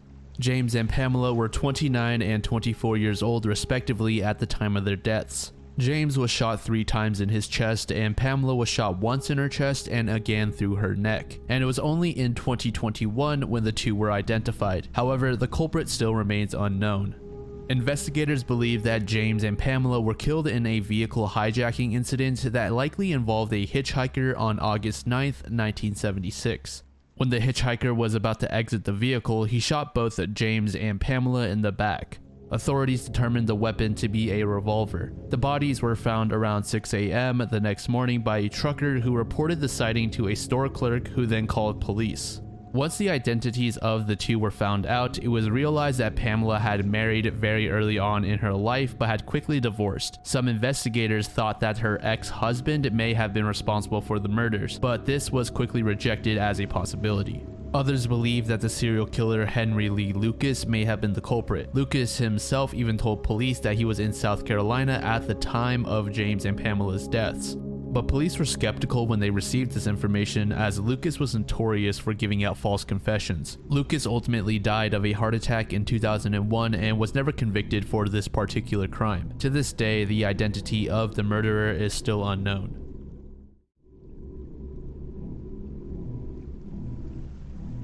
The lead mask case was a series of events that resulted in the death of two Brazilian men who worked as electronic technicians. Their names were Miguel Jose Viana and Manuel Pereira da Cruz. Both men were last seen on August 17th of 1966. Both of their bodies were discovered 3 days later on the 20th on top of a hill. But the strange thing about them was they were wearing these crudely cut out lead eye masks, hence the name of the entry. It was a sunny but windy day on August 20th, 1966. Perfect conditions to play around outside. A young boy thought just that and took his kite to a Vintame hill. He was playing with his kite for a little while when he stumbled upon the bodies of two deceased men. Scared and confused, the boy sprinted back home to notify his parents of his discovery. The parents then contacted police, who headed towards Vintame Hill, but unfortunately the sun was beginning to set and the terrain on the hill was extremely difficult to traverse, so police had to wait until the next day to actually reach the bodies. But when authorities did eventually get to them, they were met with a very odd scene. Like I mentioned earlier, both of the bodies had these lead eye masks as well as raincoats, and underneath those raincoats, the two men wore black suits. Both bodies were also partly covered in grass, but it didn't seem like this was an attempt at hiding the bodies. And placed next to the bodies was an empty water bottle and a small packet of wet towels. And inside the clothes were some receipts and a notebook with some cryptic messages scribbled inside. One of the messages translated to 1630, be at the specified location, 1830 ingest capsules, after the effect protect metals, await signal mask. The police were quickly able to identify the men as Manuel and Miguel and reconstructed a possible narrative for the duo's last days. After getting off of work on August 17th, Manuel and Miguel boarded a bus in Campos to begin gathering supplies. The two made a sizable cash withdrawal from their bank accounts as well. It was said that they had enough money to purchase a used vehicle, and one of those receipts that I mentioned earlier on the bodies indicated the store that the two men purchased their raincoats from. It seemed that the two stopped by a city named Niterói, and along with those raincoats, they purchased a bottle of water from a bar in the same city. When police interviewed the staff at that bar, one of the waitresses said that both of the men seemed very nervous. Miguel in particular was seen glaring down at his watch several times each minute. Both men left the bar inside a black vehicle being driven by two unidentified men. This is the last time the two were ever seen alive. It's unknown what the duo did after leaving the bar, but it's presumed that they went straight to Vintame Hill without stopping by anywhere else. Medical examiners couldn't find any obvious injuries or signs of trauma on either of the men, but the thing that many people criticize is that the examiners did not search for any toxic substances, or rather they couldn't. Apparently, the coroner's office was understaffed at the time and couldn't handle the sheer volume of people that they had to look over, and so the bodies of Manuel and Miguel sat in their office for several weeks, and by the time they were examined, their internal organs had decomposed to the point where it was impossible to determine their cause of death. Seemingly at a dead end as to how the duo died, authorities set their sights on the intentions behind Manuel and Miguel's actions, hoping that at some point when retracing their footsteps, they'd shed some light on their deaths. There are a multitude of theories revolving around this incident, but it seems like the two most commonly agreed upon ones involve either foul play or aliens, or to be more exact, the idea of aliens. Police interviewed a friend of Miguel's who stated that both Miguel and Manuel were part of some sort of a group that called themselves scientific spiritualists. The sequence of events that we just went over may have been some sort of ritual to get into contact with extraterrestrials. This theory says that both of the men were instructed to visit Vintame Hill, where their minds would be transported into a different plane where they could meet extraterrestrial life. And earlier I mentioned that there wasn't any sort of testing for substances, but it's frequently assumed that the two men took some sort of psychedelic drugs since they mentioned the consumption of capsules in their notebook. Manuel and Miguel likely swallowed those pills once they arrived at the hill before ingesting water, and when they began to feel sick, they thought that that was a sign of the arrival of aliens, so they put on their lead masks to shield their eyes from the light. And there are a few additional details that may support this theory. Immediately after the incident, several reputable newspapers reported a resident seeing a bright orangey UFO hovering over Vintame Hill. Additionally, that friend of Manuel and Miguel's that I mentioned earlier said that a couple months prior to their deaths, the two men were building some strange device in their backyard that was supposedly being used to contact aliens. This device broke down shortly after using it, but it's thought that it may have been the source of the alphanumeric codes that were also found inside the notebook. These codes could have been translated into the instructions that Manuel and Miguel were following. It's unclear how the two got their hands on those capsules though, or what they were even made of. But if you're not a fan of the theory that these two men were just infatuated with aliens and wanted to visit them, then there is the possibility that the two were just duped into visiting the hill before being robbed and murdered. Several con artists, possibly even that group of scientific spiritualists, may have viewed Manuel and Miguel as naive and gradually coerced them into taking part in a ritual that would have supposedly allowed them to speak to spirits or aliens. After obtaining the men's trust, the group gave them those capsules that were in fact full of poison when they picked them up from the bar in Niederoy. And once Manuel and Miguel died, the group moved in to take their belongings. Authorities never found a watch on the bodies, and there was no trace of the cash that the two were supposedly carrying. And there's one final detail that may seal the deal on this theory for some. Several years prior to this specific event, there was another electronic technician who died on top of a different hill who was also wearing a lead mask. It may be possible that this was another victim of the same group. But at the end of the day, both of these theories are simply speculation. Let me know what you think in the comments. Do you think that Manuel and Miguel were simply victims of foul play, or were they so enamored by the idea of aliens that they created their own means to contact them?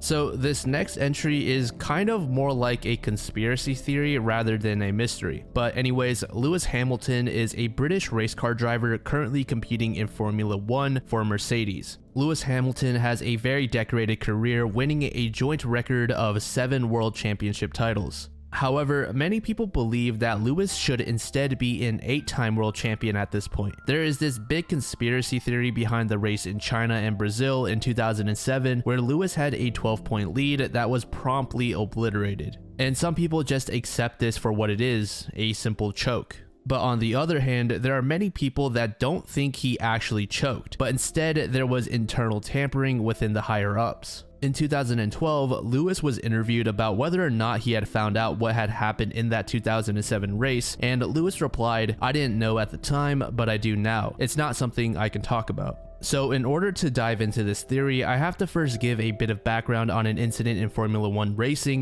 known as Spygate. Now, I don't actually follow this sport, so I might get a few small details wrong. But anyways, Spygate is the title given to an event where McLaren was investigated by the FIA for receiving confidential documents on their competitor, Ferrari. Former chief mechanic for Ferrari, Nigel Stepney, apparently gave McLaren nearly 700 pages worth of information on Ferrari's car. McLaren was then fined $100 million. There was even the chance that the McLaren team could be outright banned from competing in the following season if there was any Ferrari DNA detected in the design of McLaren's car. So just keep that in the back of your mind for now. In the actual race in 2007 in Shanghai, it was raining, but Lewis was able to command a dominant lead on competing racer Raikkonen, who was racing under Ferrari at the time. So in the race, Lewis had skipped one of his pit stops as the rain was beginning to stop, and the team thought that new tires may have overheated on the drying racetrack. Surprisingly, the rain came back, which left Lewis's car essentially without any grip. This is when Lewis lost his dominant lead. But the rain did ultimately stop, and one would assume that the correct choice here would be to have Lewis's tires swapped out for slicks.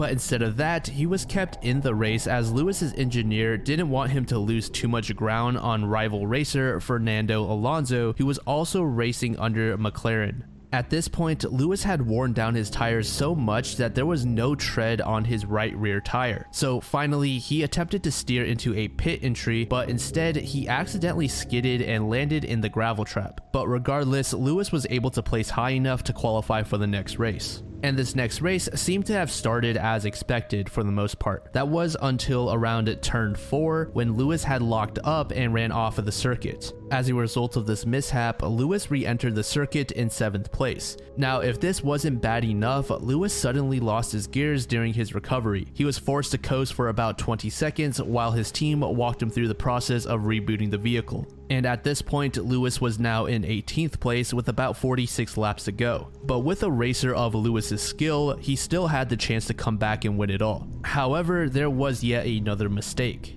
Basically what happened was Lewis's team had some miscommunication, which required Lewis to go through another pit stop to get his tires changed. Lewis ultimately lost the race. The overwhelmingly large number of mistakes across these two races left many people questioning as to whether or not Lewis was a victim of a larger political game. As for theories, some people believe that the FIA had sent someone into the McLaren team to sabotage their chances at winning, as they did not want McLaren to win the title following all of the drama and controversy from that earlier mentioned Spygate incident. Others suggest that McLaren was favoring their other racer Fernando Alonso over Lewis, and that was the reason why Lewis was being hit with this unordinary amount of mishaps. Then there's also the possibility that McLaren really did incorporate Ferrari's DNA into their car, and they thought that if Lewis specifically won the title, then that would bring too much attention to the team.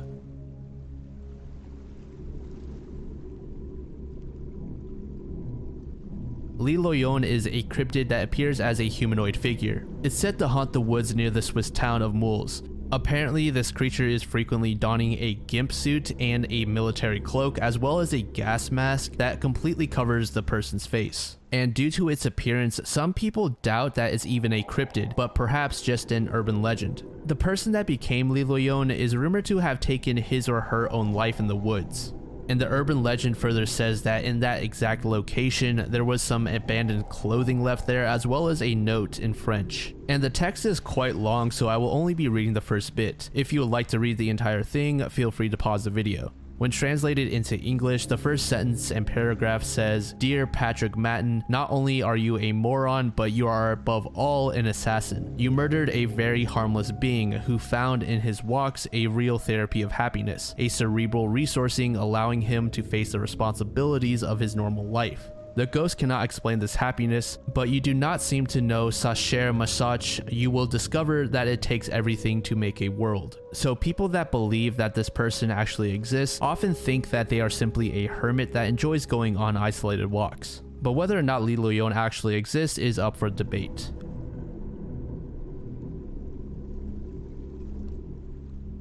Habyarimana and Nariamira were the Rwanda and Burundian presidents respectively, and were assassinated while they were flying in their Dassault Falcon 50 aircraft. As the jet was preparing to land in Rwanda, it was shot down by an anti-aircraft system. This event led to the infamous Rwandan genocide, and there's much dispute as to who was responsible for this incident. In the year 1990, the Rwanda Civil War began, and the RPF, which was the Rwandan Patriotic Front, invaded northern Rwanda from Uganda. Most of the soldiers in the RPF were either refugees or children of refugees who had fled the ethnic purges by the Hutu government during the Rwandan Revolution. The RPF failed in overthrowing the government, but they were able to take control of a border region. And as time went on, both sides began to realize that there was no end in sight, and the war had reached a stalemate. This ushered in the peace negotiations of 1992, which were signed in August 1993, and came to be known as the Arusha Accords. And this agreement basically birthed a government that shared its power. This result was not to the liking of some, as the Hutu power portrayed the RPF as a force that wanted to enslave the Hutus and reinstate a previous monarchy. So as you could probably expect, it wasn't exactly a peaceful time leading up to the negotiations. So very early in April of 1994, another president had warned Habyarimana not to fly on April 6th. Apparently, the rumor was that there were some enemies that had their eye on Habyarimana on that particular date. However, Habyarimana disregarded the warning and went on the flight. As his jet neared its destination, a missile ripped through the sky and struck one of the wings of the jet. The plane immediately burst into flames and came crashing down before exploding on impact. Several people witnessed the event and said they heard and saw the first missile launching itself at the jet, which was followed by a red flash and another missile. Due to how controversial the entire subject is, there are many theories that suggest that several political parties may have been involved. And some also suggest that it's possible that Habyarimana was simply collateral damage and whoever targeted the jet didn't even know he was inside.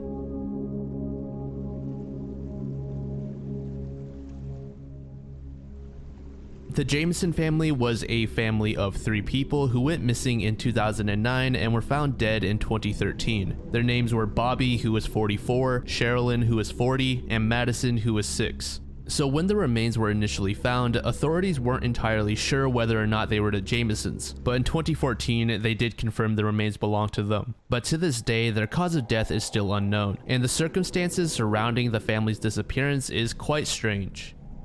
The family's pickup truck was found abandoned in Latimer County, Oklahoma, a few days after the family had been reported missing. Within the truck, police found the family's ID cards, their dog who was malnourished at the time, their phones, their wallets, a GPS, and over $30,000 in cash. And the Jamesons were not known to be carrying around large sums of cash with them, so this $30,000 was very suspicious. The police visited the address on the ID cards and went through the surveillance footage captured by the Jameson family's home cameras. The footage showed the family making several trips from their truck back to their home. It seemed like they were packing to leave home for quite a while. One of the officers described their movement as trance-like.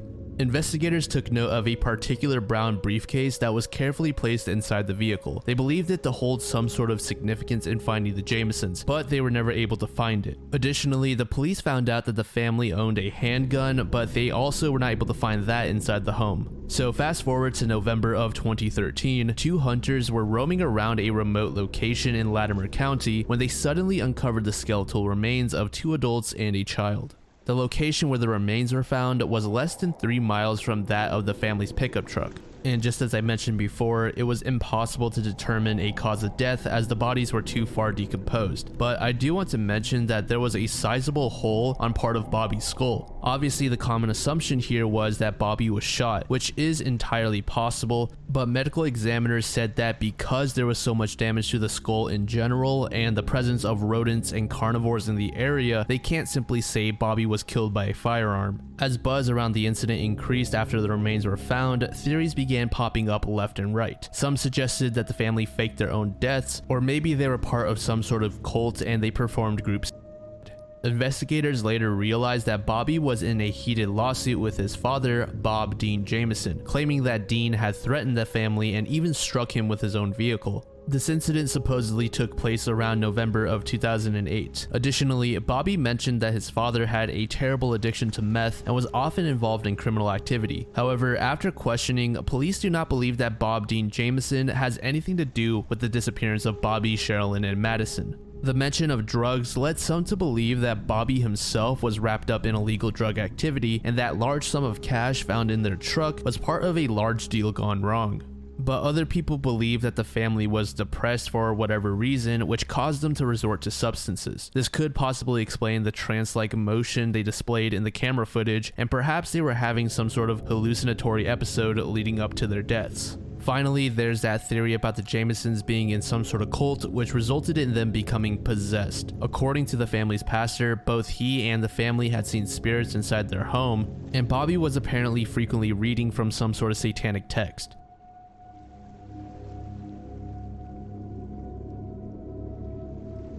So around 2019 in Santa Barbara, California, there are these mysterious bundles of hair that began popping up. It's unknown where the hair came from. It may be from a human, an animal, or something else entirely. And for whatever reason, one guy decided to sniff it. One person even suggested that it was some sort of fine root. Several local residents reported seeing people drop these bundles before running off, but those people who had dropped them were never identified. There really was very little I could find about this particular entry, so let me know what what you think. Another person suggested that the hair was involved in some sort of tradition or ritual to ward off evil, but that theory, like all the others, is just a shot in the dark.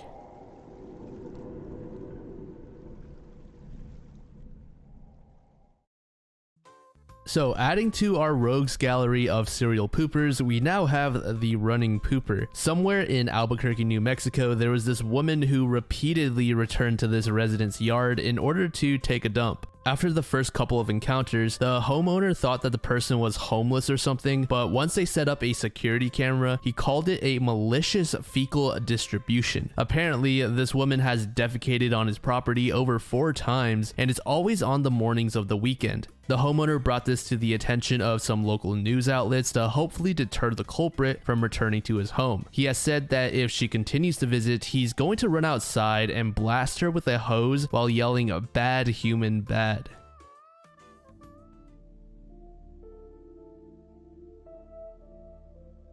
So this incident has been covered into oblivion, so I'll try not to spend too much time here. In Chicago, Illinois on November 22nd, 1987, the television signals of 2 stations were hijacked, and during that hijacking, there was a broadcast of an unidentified person wearing a max headroom mask. The first hijacking occurred at 9 p.m. and simply had this unidentified individual swaying in front of some sort of metal background. This broadcast was also accompanied by a loud buzzing sound. So this first interruption continued for just under 20 seconds, and about 2 hours later, the second interruption occurred. The second intrusion was much longer and had the Max Headroom character speaking, but the audio was heavily distorted. The broadcast mainly consisted of this person insulting others and acting very obscene. At another point in the broadcast, the Max Headroom character can be seen bending over while someone was slapping his butt.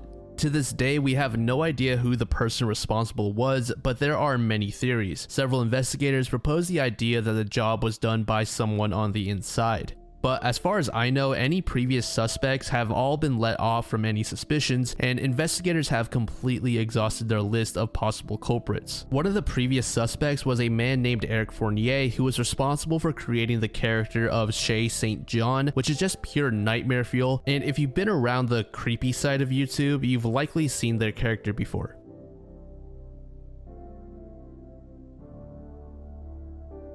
Las Noches del Hombre Lobo, which translates to Nights of the Wolfman, is a 1968 unreleased Spanish horror film directed by René Govar. There are many people that doubt the film even exists, as the lead actor himself has never even seen the film. The film has never been released in theaters, and it has never surfaced online in any form either.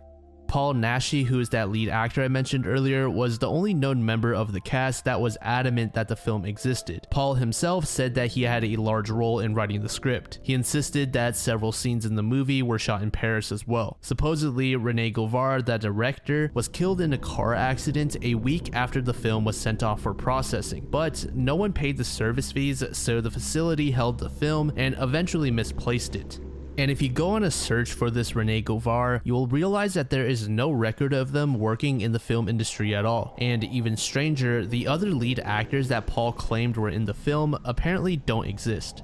Due to this, many of Paul's fans don't believe his claim that the film is real. Instead, they suggest the possibility that Paul may have lied about writing and shooting this movie in an attempt to boost his own resume. Paul Naschy was adamant that the film existed up to the very day of his death.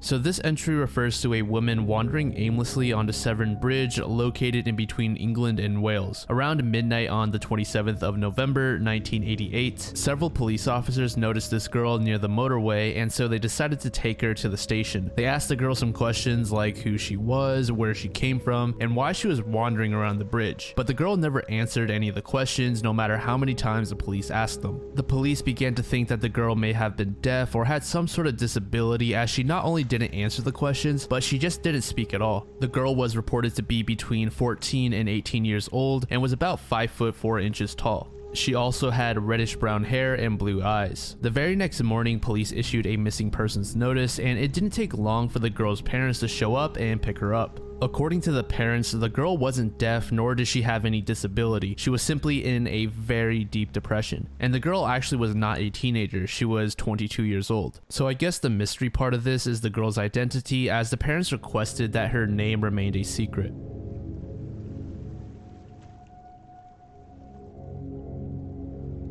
So this entry really has little to no information on it. Apparently back in the 1990s, Kurt Cobain made a song for the intro of the Ren and Stimpy show on Nickelodeon, but due to unknown reasons, it was never used. Many skeptics, however, don't even think the track exists. According to Billy West, the voice actor for Stimpy, Kurt Cobain tried really hard to get one of his songs featured in the cartoon. He was quoted saying, "One day this scraggly kid came in and said he wanted to write a song for Ren and Stimpy." However, he did later say he doesn't know for sure if that kid was actually Kurt. He just thought they looked similar is all.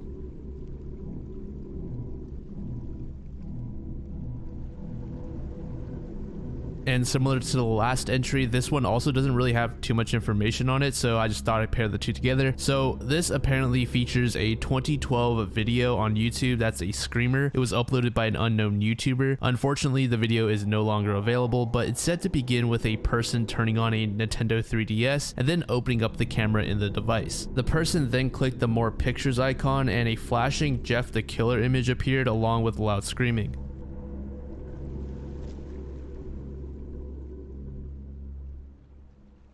Seth Rich was a 27-year-old employee of the Democratic National Committee who was murdered on July 10th, 2016 at around 4:30 a.m. Rich was shot twice in the back and died about an hour after. The culprit or culprits were never identified or captured. Following Rich's death, several conspiracy theories began to gain traction, including the DNC email leak in 2016. But Rich's family and superiors all came out and were adamant that the claims were fake news. Rich's family in particular said that media outlets were simply looking for a way to take advantage of Seth's death for monetary gain. Fox News was one of the media sources, and they were forced to retract their statement after their reporter failed to provide any evidence to back up their claims. This was followed by the family suing Fox News in 2018 for fabricating a defamatory story. Both parties eventually agreed on a 7-figure settlement in 2020. On the day that Seth was shot, he left a bar around 1:30 a.m. and around 4:30 a.m. in the Bloomingdale neighborhood, he was shot and then immediately transported to a hospital. Police speculated that Seth may have been the target of a robbery situation, as the area was known by residents to have frequent robberies. Seth's mother said to NBC that there was a struggle right before his death and that his face, hands, and knees were all bruised.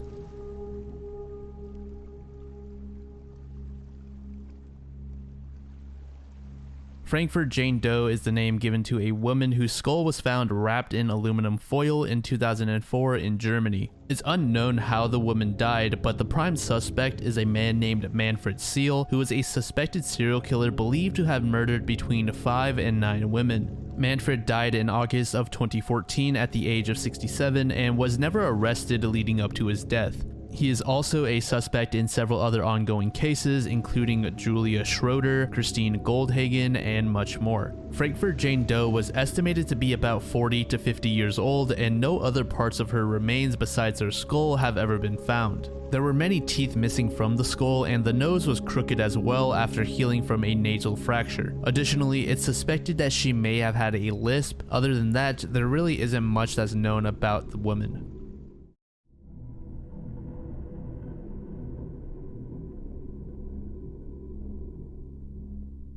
From the late 1960s all the way to the mid-1980s, there was an unidentified Italian serial killer terrorizing the province of Florence. This unidentified man has since been given the moniker the Monster of Florence. Depending on the source, it's said that the Monster of Florence has killed between 14 to 16 people, most of which were young couples inside of their cars.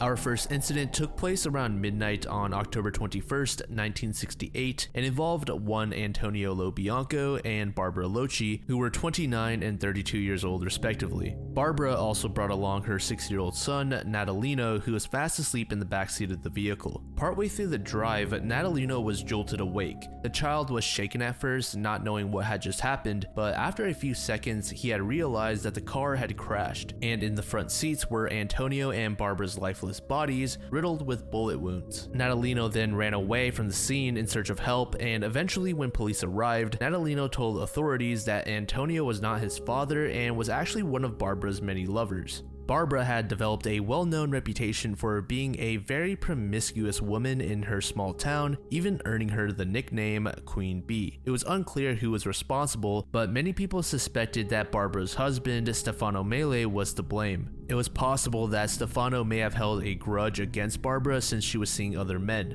but many people believe that Stefano was innocent and that he was actually wrongfully convicted. Natalino's initial story had Stefano being back home sick in bed, but later Natalino changed the story and said that Stefano was with the group the entire time. After learning about this change, much of the public believed that the police were just desperate to catch someone, so they coaxed the boy into fabricating this lie. Despite the lack of meaningful evidence, a prosecutor made a case that Stefano was an unhinged and abusive husband that was out for revenge. Stefano was ultimately sentenced to 18 years in prison for Antonio and Barbara's deaths. However, after Stefano had been locked up in prison for about 6 years, another couple was murdered. And shockingly, investigators reported that they believed that the same exact gun that was used to kill Antonio and Barbara was used here as well. Immediately, both the public as well as the police force thought that someone else was the true culprit. Even Stefano began angrily shouting that he was innocent all along and that it was actually one of Barbara's other lovers that did it, but there wasn't any evidence left behind at the scene to convict anyone else. 19-year-old Pasquale Gentilcore and 18-year-old Stefania Pettini were shot and stabbed while they were hanging out in Pasquale's Fiat 127. Prior to their deaths, Stefania notified a close friend of hers that she had encountered a weird guy that made her feel very uneasy. It was also reported by another of Stefania's friends that a man had followed them during a driving lesson only a few days before the murders. Stefania's body sustained just under 100 stab wounds. And for the sake of the video, I won't be going into detail on the other victims just because there were so many, but they were also killed and mutilated in similar settings as the two other couples that we just discussed.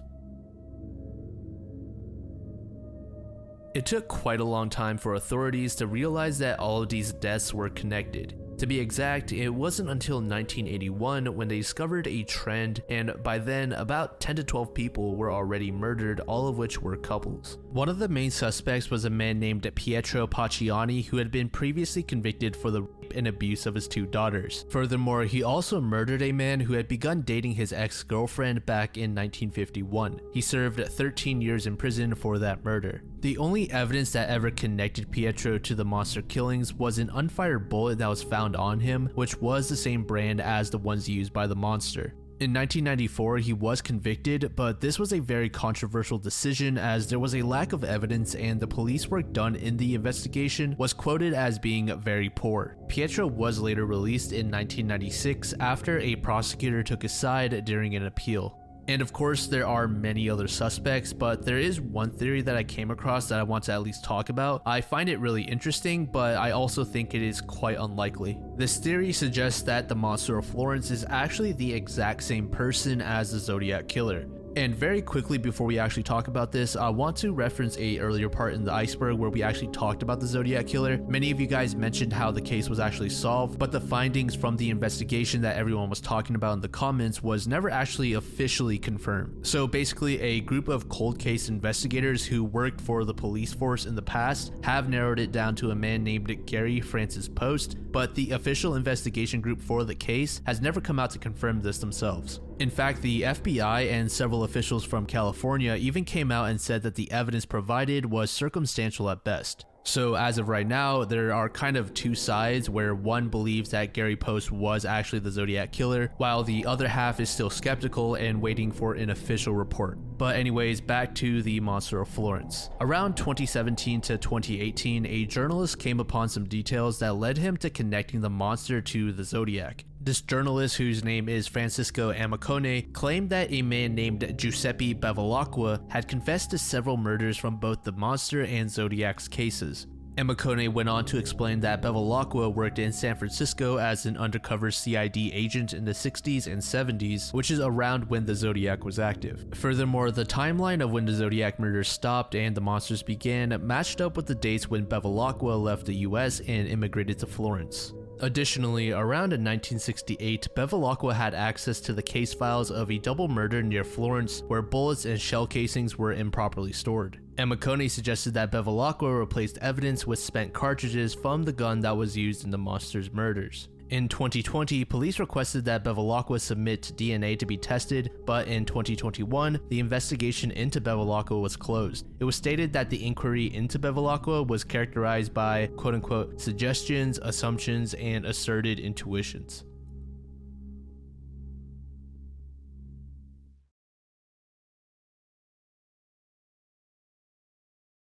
So I don't know anything about NASCAR, and the only thing I've ever heard about it or seen from it is the left turn meme. So I was really surprised that this entry became my absolute favorite in the Iceberg so far. So NASCAR, like any other professional sport, requires one to dedicate an immense amount of time in order to refine the skills needed to compete at the top level. But in sports that revolve around racing in particular, there is one aspect that makes it more difficult to make it in, as you need to go out and find willing sponsors to fund your expensive journey. And this is why the story of L.W. Wright is so unbelievable and leaves fans baffled as to how he got into NASCAR. Wright seemingly had no money, no sponsors, and his skill in driving was pretty bad relative to other professional NASCAR drivers. But despite his shortcomings, this man had unlimited riz. Before we even knew what riz meant, he somehow found a way to race in the Winston 500 at the Talladega Superspeedway in 1982 before enigmatically disappearing from NASCAR forever. So first off, L.W. Wright is probably not even this guy's real name. The only information that we have on him is from the actual event that he participated in, and the information that he submitted is more than likely just fake. And earlier I mentioned how L.W. Wright wasn't too great of a racer. Well, many spectators and analysts theorize that Wright may have been some sort of small-time racer who tried time and time again to break into the big leagues, but had just failed. So how exactly did L.W. Wright finesse his way into the race? Well, he began by smooth-talking a man named Bernie Terrell, who was the head of a marketing firm. Wright was able to convince Bernie into sponsoring him as he was an up-and-coming racer. Wright claimed that he had previous experience in NASCAR, and miraculously, Bernie took his word for it. Bernie handed Wright a massive sum of cash that, when you adjust to inflation, is over $100,000 now. This money was used to purchase a car, truck, trailer, as well as cover general racing expenses. Wright purchased a car from a racer named Sterling Martin, who at the time wasn't a NASCAR racer, but later became one. So Wright was just spouting the same nonsense to Martin about how he's going to compete in this race and make a name for himself. Now, the thing about Martin is he comes from a family of racers, so shockingly, he just took L.W. Wright's words at face value and believed him and then sold him his race car. But not only that, Martin also agreed to join his team as well as organize the rest of it, which is pretty funny since you'd expect someone like Martin, coming from a family of racers, to actually do more research before investing so much into the guy. Afterwards, Wright got into contact with a Nashville reporter and asked him to promote his race, and Wright claimed that famous country artists Merle Haggard and T.G. Shepherd were his sponsors. Furthermore, he said that he already had a team put together called Music City Racing, when in fact this was not the case. No one bothered to double check if Wright really was in touch with Merle and Shepherd, because it's a claim that is so crazy that you would never expect anyone to lie about. So long story short, Wright succeeded yet again in getting this guy to promote the race. Lastly, Wright needed to get a special license in order to race in NASCAR, and as you could imagine, this is normally a very long and arduous process. But Wright literally just walked into this office that issued these special licenses and talked his way into getting one without providing any sort of evidence that he was an experienced racer. So over the course of about 2 weeks, L.W. Wright finessed himself 6 figures, he formed himself a racing team, and he got his special NASCAR license. Leading up to the actual race, Wright was able to qualify in 36th place out of 40 people, despite crashing. When the real race began, Wright rapidly slipped from his starting 36th position down to 39th. And when Wright was about a dozen laps into the race, he was actually ordered to leave it because he was being so slow. And just to put into perspective how early on Wright got kicked out, I believe in this particular race, there are just under 190 laps. So immediately the analysts and all the viewers knew that this dude did not belong. Once Wright stepped out of his vehicle, he just abandoned it and seemingly vanished into thin air. Nobody had any idea where he went, and none of the reporters were able to stop him to get an interview or anything. L.W. Wright just got his 10 seconds of fame, you could say, and then just disappeared. Some people actually refer to him as the D.B. Cooper of racing.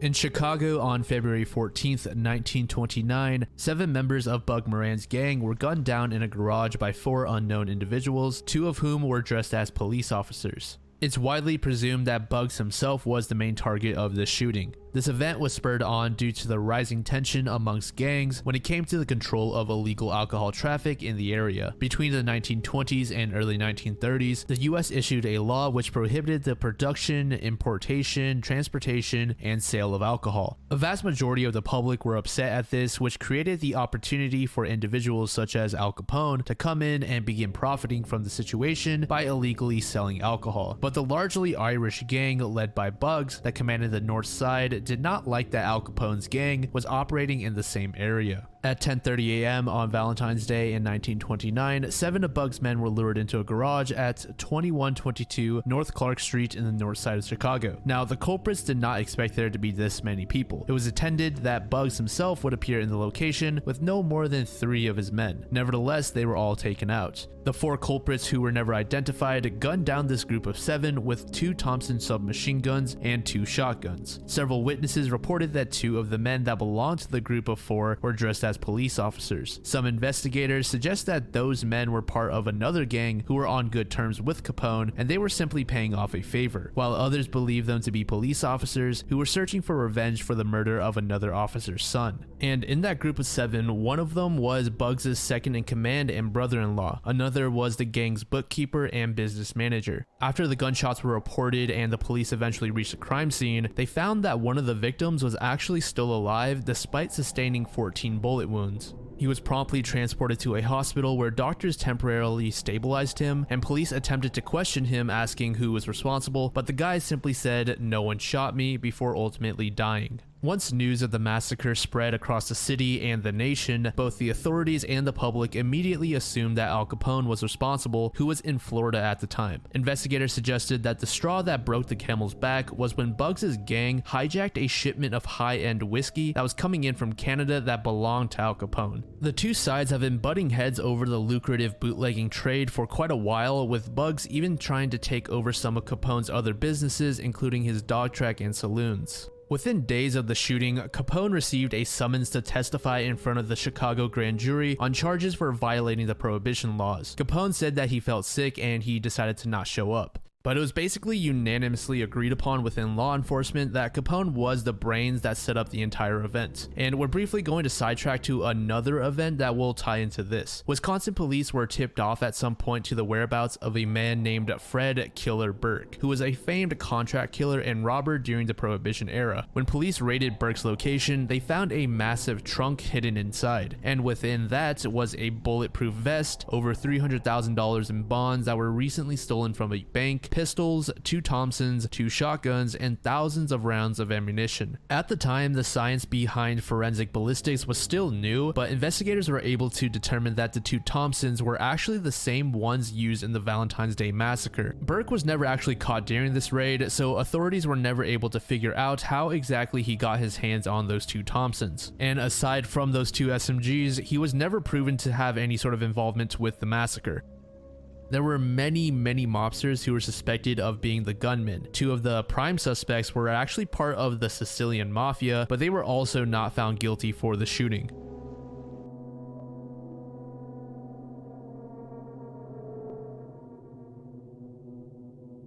The Vela incident was a mysterious event where there was a double flash of light detected by an American Vela hotel satellite. This occurred on September 22nd, 1979 near South Africa. The true cause of the flash remains officially unknown, and apparently there's a lot of details around it that has been kept secret by various governments. The Vela satellite itself was constructed with the intention of detecting radiation from nuclear explosions on Earth and in the atmosphere. This satellite was able to detect that double flash in the Indian Ocean, which could have been a sign of an atmospheric nuclear explosion of 2 or 3 kilotons. Once news of the event went public, the US Department of Defense stated that it was either a bomb blast or some mix of natural phenomena such as lightning or a meteor. The reasoning was later adjusted to being a low-yield nuclear explosion, but many people were skeptical as there wasn't any seismic or hydroacoustic data available to back it up. Additionally, there was no radioactive debris detected in the area, but it does seem that the majority of people agreed that it has something to do with a South African nuclear testing of some sort.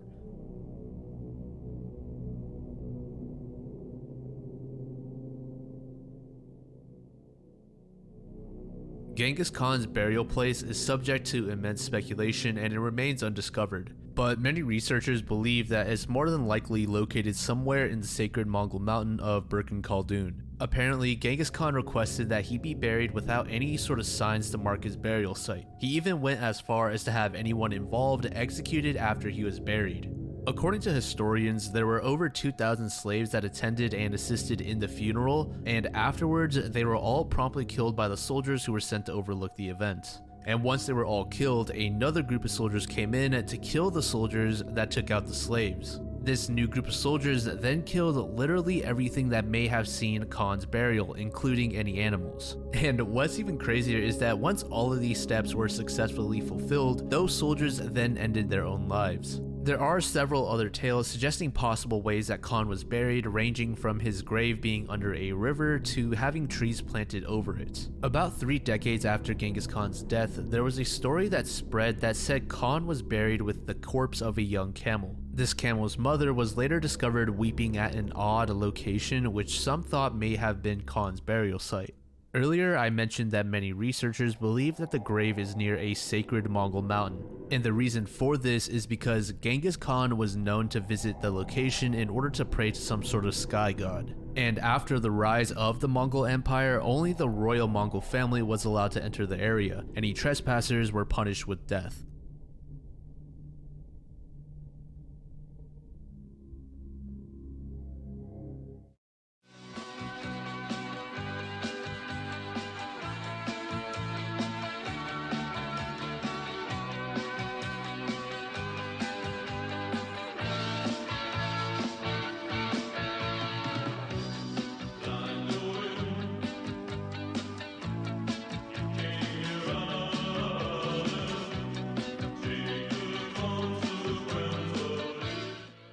What you just listened to is the most mysterious song on the internet. Starting from around 2007, people have been trying to figure out the origins of that song, which apparently was played back in the 80s on some German radio station. As the song gained widespread internet attention in 2019, hope of identifying it grew, but no matter how many people learned of it, it was never identified. The song runs for just under 3 minutes and is known by several different names, such as Like the Wind, Blind the Wind, Check It In, Check It Out, and Take It In, Take It Out. As I previously stated, the mystery song really blew up in popularity in 2019 when a teenage boy named Gabriel uploaded only a portion of the track to YouTube, Reddit, and several other sites. Eventually, another person named Johnny Me Too commented that they remember the song from over a decade ago and they actually had the full version of the song. The search eventually led to a record store in Germany that carried a lot of material from small indie groups and even unknown bands. But unfortunately, the owner of the store had no meaningful information on the song, and it seemed as though the search was at a dead end. But it was brought to the internet's attention that in Germany there's a group called GEMA, which requires all radio stations to report every single song that they play on air. It's likely that GEMA has a database with the mysterious song's name, but after being contacted by several Reddit users, a response was never obtained.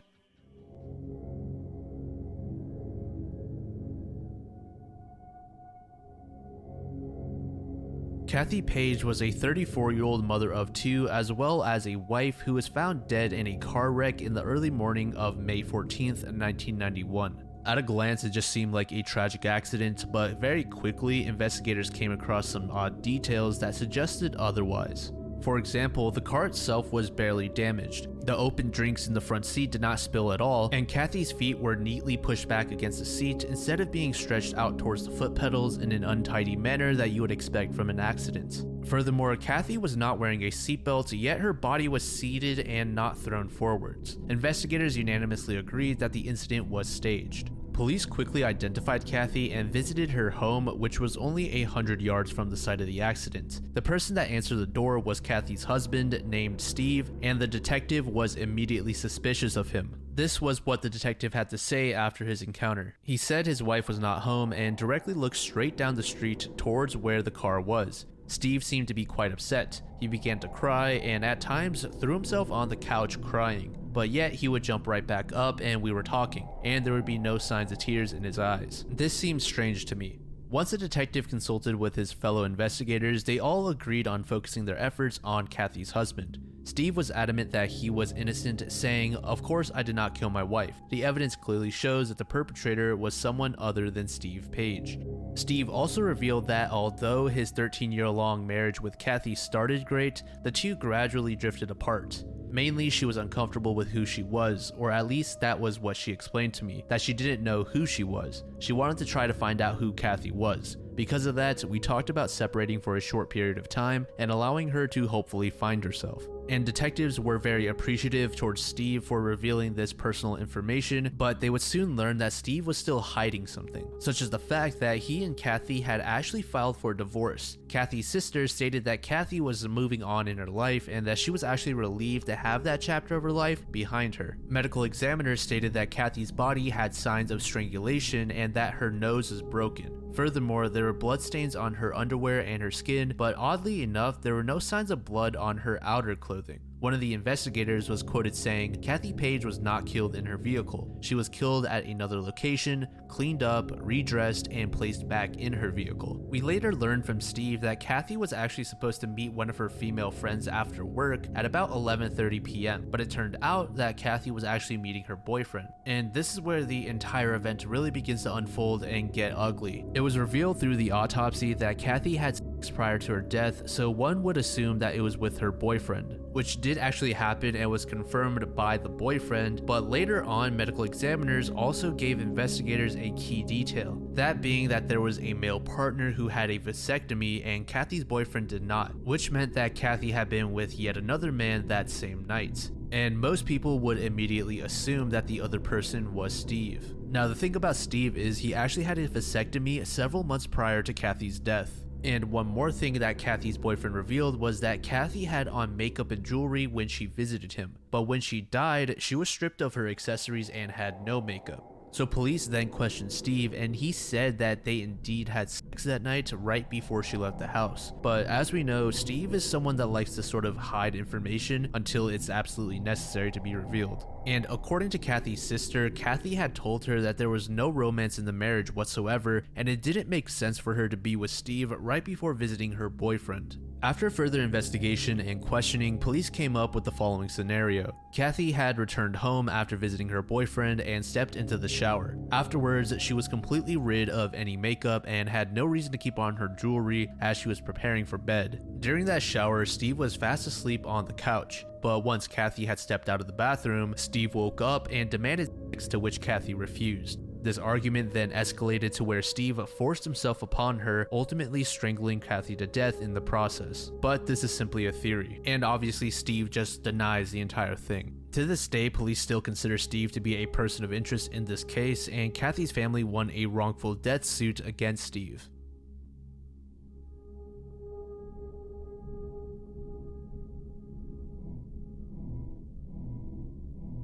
So this topic is one that I've actually talked about way back in another Iceberg, so I won't be spending too much time on it. But anyways, the uncanny valley refers to a hypothetical relationship between the degree of which something resembles a human and the emotional response that the object elicits. Most of you, if you've been around the creepy side of YouTube, have likely come across the term before and the many disturbing faces that are often associated with it. For whatever reason, when something imperfectly resembles a human, it provokes this uneasy feeling of anxiety or revulsion, and scientists don't really know how to explain it. The chart that you see on screen right now is the actual valley part of the term, with a normal, healthy person being what we are most familiar with. The concept of the uncanny valley can be dated all the way back to 1970, where a robotics professor named Masahiro Mori mentioned it in his book. Mori used a robot as an example and said that as the appearance was made more human, onlookers actually felt positive about the appearance. But once it crossed a certain point and looked too human, that's when observers felt uncomfortable. And we have no idea why our brains react like this. There are several theories though, one of which suggests that it may be an evolutionary mechanism for selecting a mate. There may be an automatic mechanism in our brains that when stimulated tells us to avoid low fertility, poor hormonal health, or poor immune systems based on the physical features on someone's face.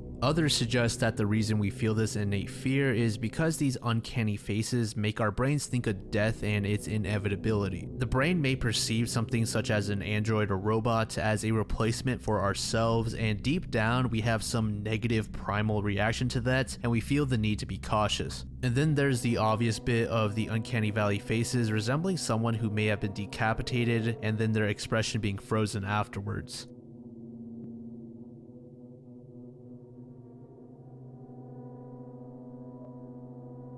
This entry is about the strange death of a young woman named Kanika Jenkins, who was found dead inside a freezer within a hotel in the city of Chicago. In September of 2017, Kanika Jenkins told her mother that she would be hanging out with some friends, so she wouldn't return home until very late. Kanika informed her mother that she and her friends were going to go bowling and then to a movie as a way to celebrate her newly acquired job at a nursing home. But in reality, Kanika and her friends were actually going to a party on the 9th floor of the Crown Plaza Chicago O'Hare Hotel. Throughout their stay at the party, the group of friends shared videos of themselves on several different social media platforms, and it was noticeable that the girls were not enjoying their time. A little past 3 a.m., the girls made the group decision to leave the party. At some point, Kanika had split from the group when she realized that she had lost her keys and her phone. And this is where the details begin to get a little bit hazy, as depending on the source, you may hear different things. Some state that Kanika went back to the 9th floor by herself to get her stuff, while others say that she was left alone in the hotel lobby, while her friends were the ones to go back and retrieve her belongings. But regardless of which one you believe, Kanika was left all alone for about 20 minutes. Again, just how exactly Kanika was split up from the group is unclear, but when the group either realized that she was missing or that she hadn't returned for a while, they began to search for her. They scoured the entire hotel, going all the way back to the 9th floor even, but they were not able to find any trace of Kanika. By the time it was 4 a.m., the girls had given up and decided to call Kanika's mother. They were hoping that maybe Kanika had snuck off on her own at some point and returned home, but to their dismay, Kanika wasn't with her mother either.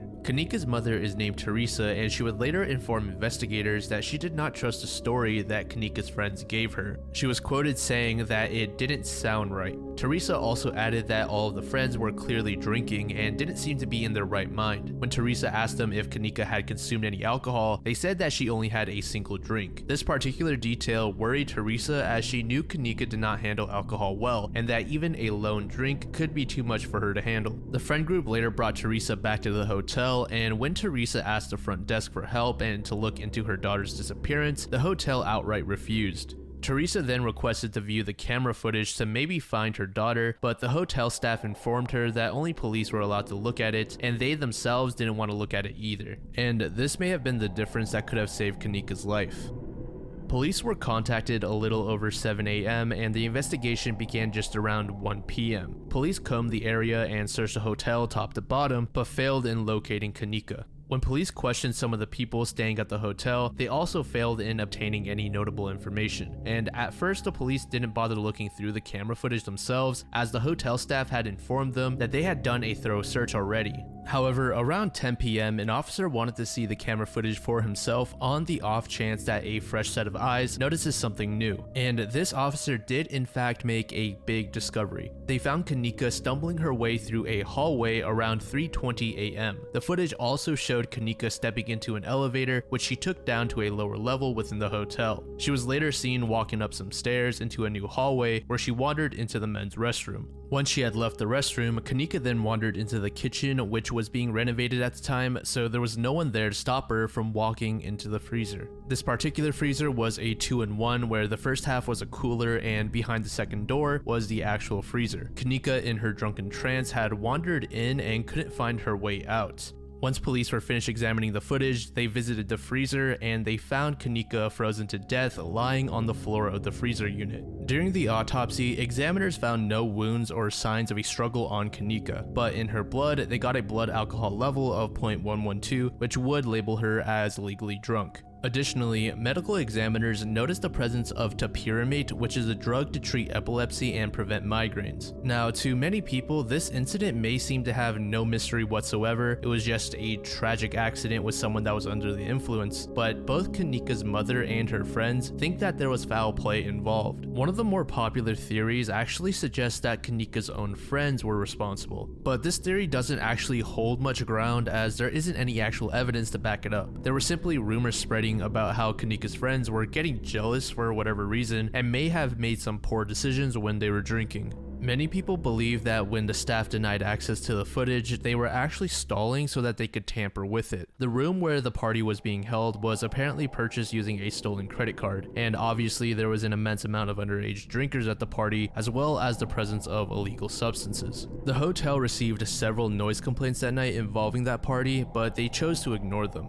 And the hotel did face major criticism from the public on how they handled the footage. Kanika's family filed a $50 million lawsuit later in 2018 against the hotel for Kanika's death. The suit highlighted the negligence for not adequately locking down the freezer area from the public, as well as its inability to shut down the party, which violated many policies.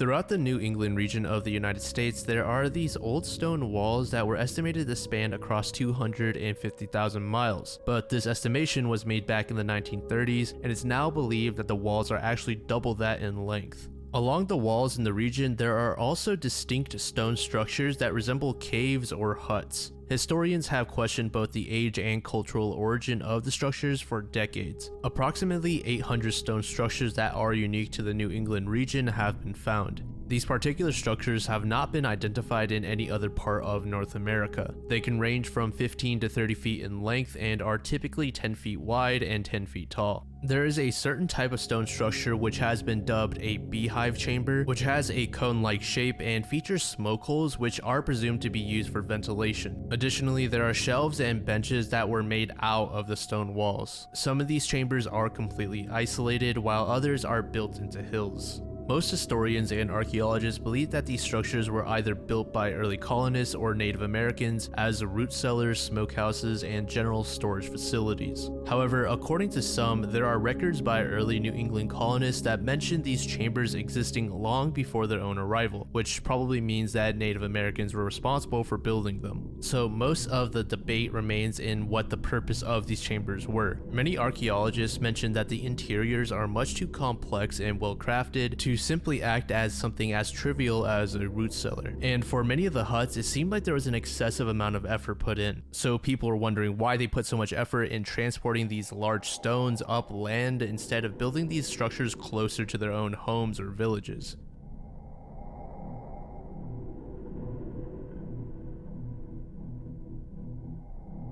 Yeah, Beebus 1 is a lost/potentially non-existent video game. The only mentions of the game that we have come from magazines where two separate mail order services advertised the game, those two companies being Play It Again and Funko. One notable detail about the advertising is that the game was wrongly alphabetized, with it being placed in between WrestleMania and Xenophobe.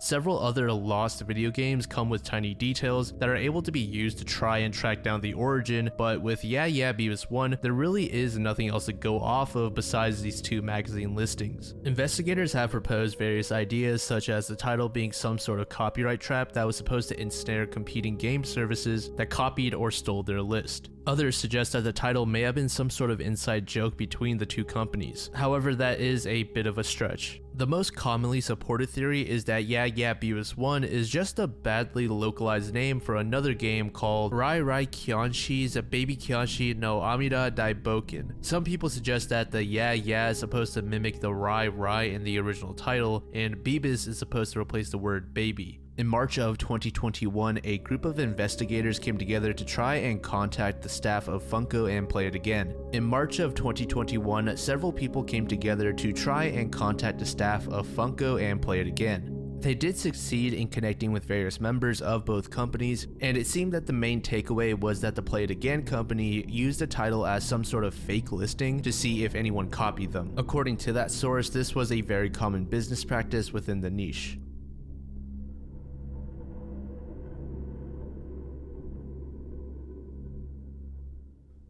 In June of 2014, Derek and Maria Broaddus purchased a $1 million home in Westfield, New Jersey, and the neighborhood in which they were moving into was said to be one of the safest in the state, so the family was looking forward to spending the rest of their lives there. However, only days after closing the deal on the home, an odd letter found its way into the family's mailbox. On the letter, it said it was addressed to the new owner and said the following: 657 Boulevard has been the subject of my family for decades now, and as it approaches its 110th birthday, I have been put in charge of watching and waiting for its second coming. It is now my time. Do you know the history of the house? Do you know what lies within the walls of 657 Boulevard? Why are you here? I will find out. The letter also included details on the family's vehicle, renovation plans, and private information on the children. This letter was signed by a person who called themselves the Watcher. Derek then contacted authorities as well as the previous homeowners, and he learned that the family before them, the Woods, also received a letter before they moved out. That letter was very similar to the one that Derek's family got.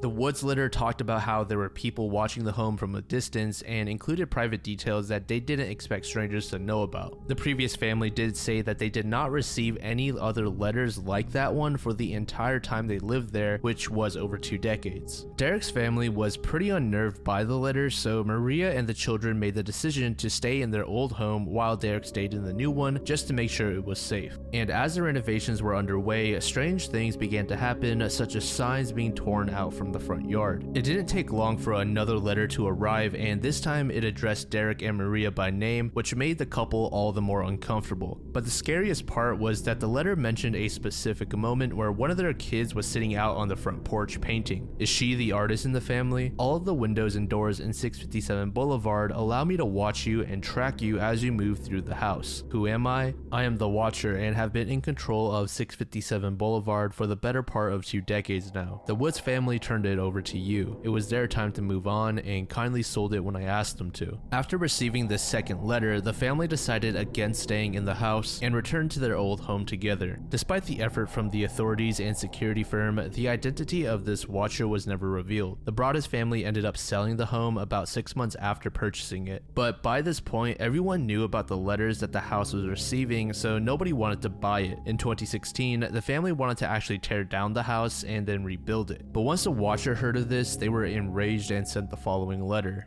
Maybe a car accident, maybe a fire, maybe something as simple as a mild illness that never seems to go away but makes you feel sick day after day after day after day after day. Maybe the mysterious death of a pet, loved ones suddenly die, planes and cars and bicycles crash, bones break. You wonder who the watcher is, turn around you idiots. This was enough to deter the family from tearing down the home. Ultimately, they sold it in 2019, losing just about $500,000 in value. Even though they took a significant financial loss, they were happy to know that they were finally safe and able to move on to the next chapter of their lives. To this day, the identity of the Westfield Watcher is unknown.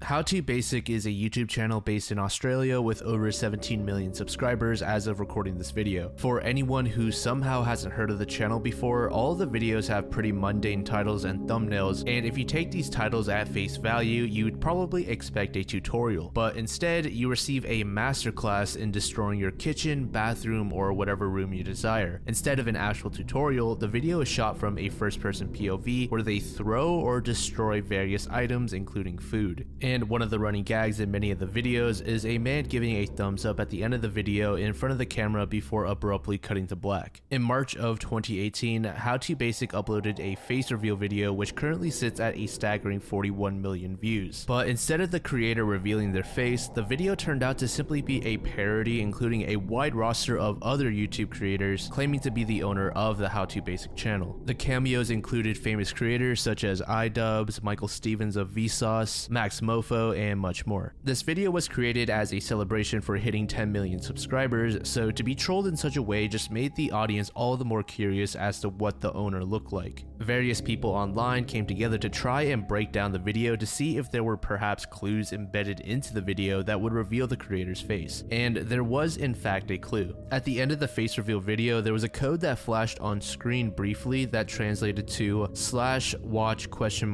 which is part of every single YouTube video URL.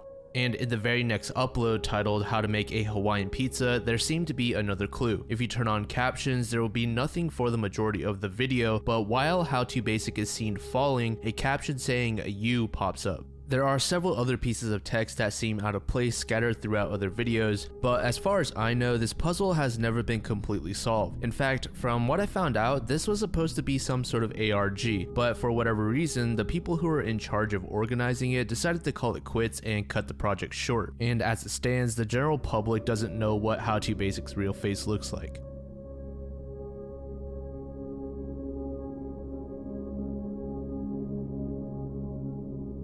Mokele Bembe is a creature that is rumored to mainly reside in the water, specifically in the Congo River Basin. Depending on the person, Mokele Bembe may appear as a physical, living, breathing animal, while to others it manifests as a sort of spirit. The creature is described as being a large herbivore with smooth skin, a long neck, and a single tooth. And on occasion, it's also said to don a horn on its head. The first ever written description of the creature was in 1909 in an autobiography by famed big game hunter Carl Hagenbeck. According to Carl, he first learned of the creature when listening to Rhodesian locals talk about their journey in the woods. The natives in the area described the animal as half elephant, half dragon. After hearing of these claims, Carl was intrigued and wanted to see the creature himself, as he believed it could only have been a dinosaur. Additionally, many locals informed Carl that there was some sort of large hippo-killing animal that lived in the lake. Carl assumed this to be Mokele Bembe. It's not uncommon to hear tales of large dinosaur-like creatures roaming the African rainforest, and after Mokele gained widespread attention, mass media began to sensationalize the myth of there being dinosaur-like animals wandering Africa. The vast majority of scientists doubt the existence of Mokele Bembe and say that more likely than not, the entity arose as a legend based on the black rhinoceros.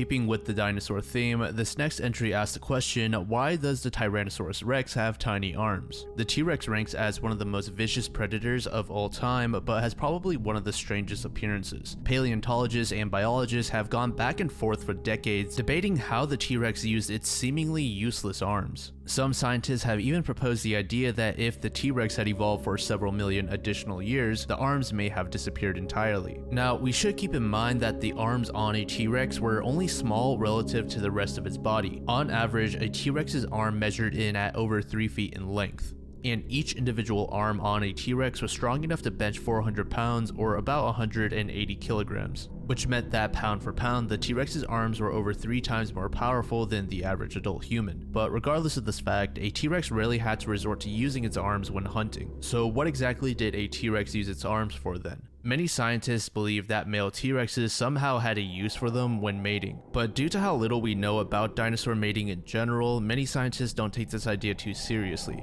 In fact, scientists have a tough time distinguishing between males and females depending on which species of dinosaur they're even looking at. T-Rexes are also suspected to have used its arms to sort of lever themselves off of the ground if they happen to fall over. This is what most scientists believe to be the most common use for the animal. Many paleontologists state that if the T-Rex did not have arms at all, they would have quickly gone extinct.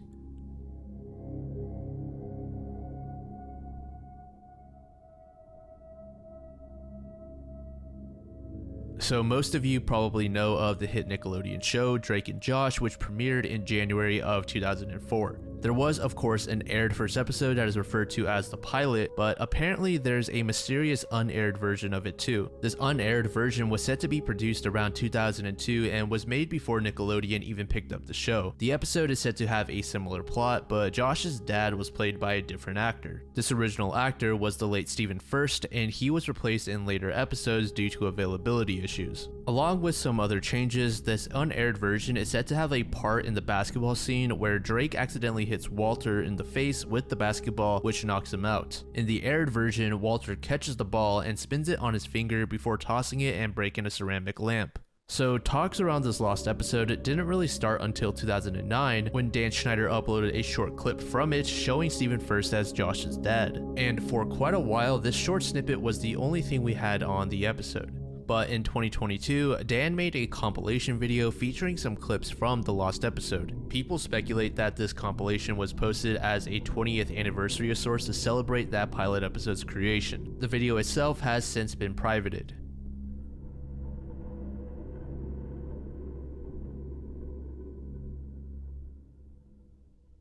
The paradox of tolerance. If everyone is tolerant to every idea, then intolerant ideas will emerge. Karl Popper brought up this seemingly self-contradictory idea that basically suggested that an intolerant society could only exist if that society was able to be intolerant of intolerance. If anything arose in life, then tolerant people would tolerate it, while intolerant people wouldn't and would be more likely to revolt and go off to create a community of intolerant people. Karl himself used this paradox as a way to explain why a German public that was full of good people allowed for someone such as Hitler to come to power. This idea periodically finds its way into modern conversations when it comes to social justice. Many people say that the issue with Karl Popper's proposal is that it would result in nothing but self-righteous behavior. This example here explains this in a pretty lighthearted way. If person B dislikes person A, they would be intolerant and treat them poorly. But if another person, for example person C, came around and was intolerant of the intolerance that person B was showing, they would deem it correct to treat person B poorly. And this can go on and on and on. The same person who wrote that example comedically compared it to Twitter, which is sadly quite accurate.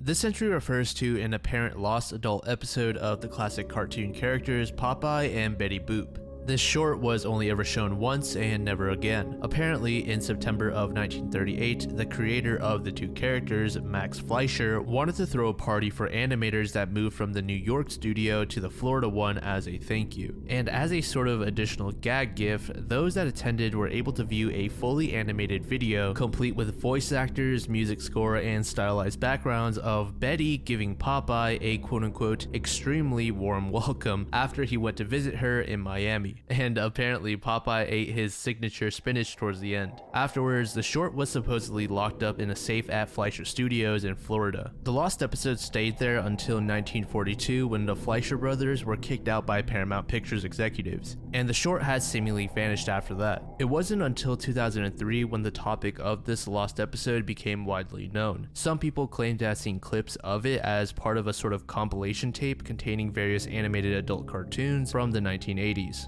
It is currently unknown where the original is and what had happened to it. Some don't even think it exists, and the story in its entirety was made up.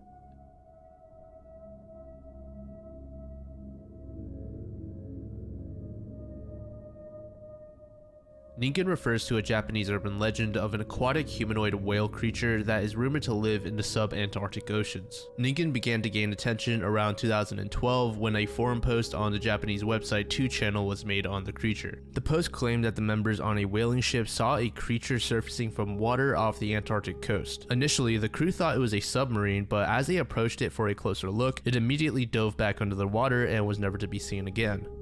Enthusiasts around the internet began to dig for any information proving the existence of the creature, and one person found an image captured on Google Earth from 2005 that they believed to be Ningen. However, skeptics believe this image to just be an oddly shaped iceberg. There was a YouTube video that was published by a Japanese chemical research company that simply showed creatures in the ocean, but around the end of the video there was a large creature with small eyes and a large smile-like slit spotted at the ocean floor. There are people that believe this to be a real Ningen, while doubters say that it was another animal such as a snaggletooth snake eel. There were several other diving videos that also showed similar large sea creatures that some believe to be Ningens as well.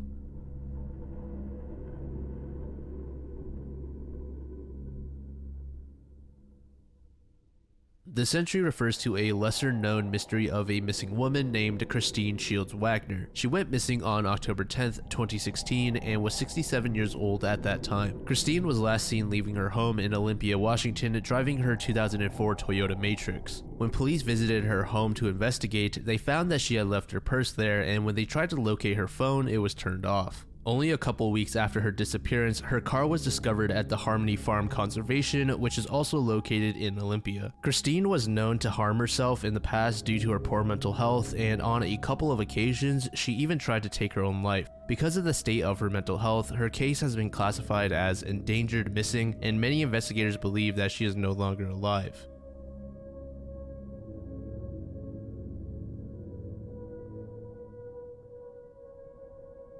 The hidden character stone is this large rock formation that has these Chinese characters carved into it, and contrary to the name, this is more of a large boulder than a stone. The characters have since been identified as saying something to the extent of "the CCP will collapse." The carving itself is inside this narrow gap in between two cliffs, which apparently is just wide enough for two people to stand adjacent to each other. The stone was discovered in June 2002 following the cleanup process of a photography group's visit. Prior to that trip, that particular area was rumored to have been completely isolated and untouched by humans for centuries. Over a year later, a group of over a dozen scientists from various universities visited the stone for research. It's presumed that this boulder was knocked off of a large cliff by natural means, and some say that this happened over 500 years ago, while others argue that it was as recent as 2001. The researchers determined that the boulder itself is over 270 million years old, and they found no evidence that humans had carved the characters themselves. But let's be honest, there's no way that the stone eroded in such a way to naturally reveal that message. That is more than likely just an over-romanticized detail that locals tell visitors. The hidden character stone now remains protected behind a thick glass display. When news of the hidden character stone spread, many geologists believed that the entire thing was a hoax. One geology professor named Dixon Cunningham from Eastern Connecticut State University said that the rock is a Permian limestone, but the exposed fractured surface is very ecologically young. And an archaeology officer from the UK is under the impression that there was intense human tampering with the stone. He pointed out how the rock face around the 6 characters is smoother than elsewhere within the cleft, which essentially means that the rock was cut back. But we still have no clue who was responsible for carving the message.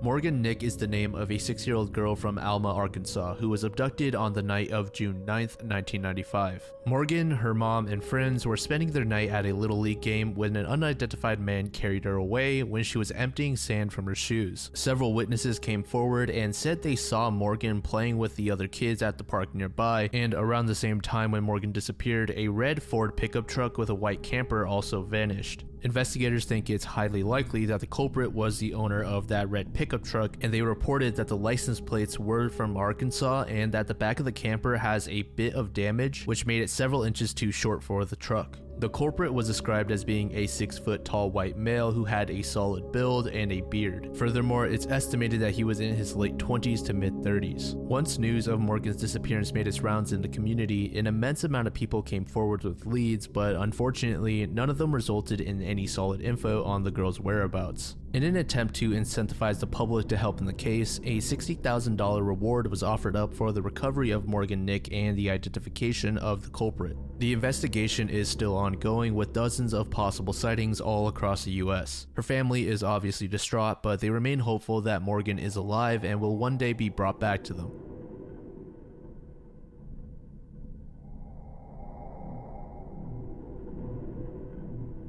Darwin Scott is a name that very few of you have probably heard of, but a name that is likely much more familiar to you all is Charles Manson, the man who is infamously known for being the leader of the Manson family cult. And if any of you guys have somehow never heard of that before, basically the cult worshipped Charles as a manifestation of Jesus Christ and did all of his bidding. Charles was ultimately convicted of first-degree murder and conspiracy to commit murder for the deaths of 7 others. According to a Los Angeles DA, Charles felt some sort of calling after listening to some Beatles lyrics. He took the term helter skelter and interpreted it in such a way to describe a future race war that would end the world. But anyways, back to the topic at hand, Darwin Scott is actually Charles Manson's uncle. On May 27th, 1969, Darwin Scott was found dead and pinned to the floor with a butcher's knife in his home in Ashland, Kentucky. He had been stabbed and hacked about 19 times. It is unknown who killed Darwin though and why. Many Ashland investigators believe the culprit or culprits to be from the Manson family, and that Charles himself issued the order of killing Darwin. There are also some rumors that suggest that Charles himself killed Darwin, but it seems that he had a solid alibi as to where he was around the time of Darwin's death. Darwin was a known criminal, having been arrested and convicted of crimes dating all the way back to 1933. Additionally, he was an avid gambler who was rumored to ditch town whenever his loans or money owed became too large. So it's also a possibility that Darwin was killed by a personal enemy and not someone who is from the Manson family.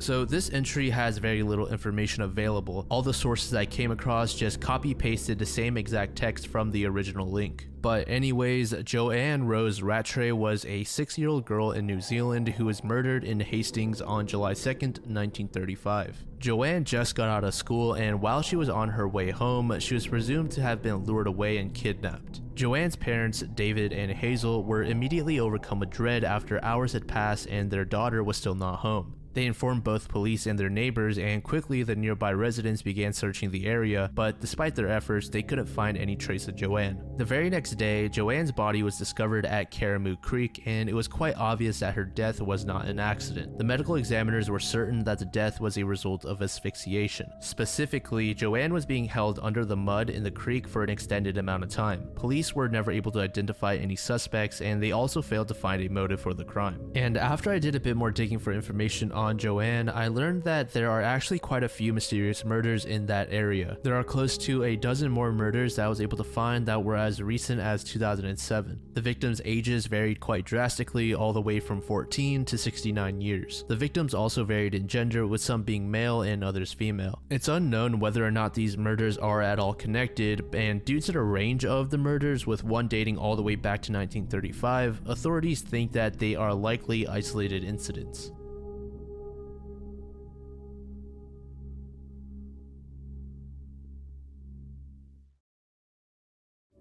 The Great Unconformity is a chunk of time that is missing from geological records that spans between 100 million and 1 billion years. The term unconformity itself refers to various locations where the age of rock layers makes a sudden leap in time. This abrupt gap can be observed in various rock sections across the world and remains to be one of geology's deepest mysteries. In the late 1860s, there was a geologist named John Powell who was conducting research in the Grand Canyon and made the discovery that over 1 billion years of geologic record had been completely wiped. This particular location has since been named Powell's Great Unconformity, but as I said earlier, these unconformities can be observed all across the planet. In total, there's probably over 10 billion cubic kilometers just missing, which, needless to say, is an immense amount of history that we just don't have. The two most commonly believed theories are either something made it so new sediment couldn't be deposited over an extremely long period of time, or massive amounts of erosion suddenly erased the rock itself.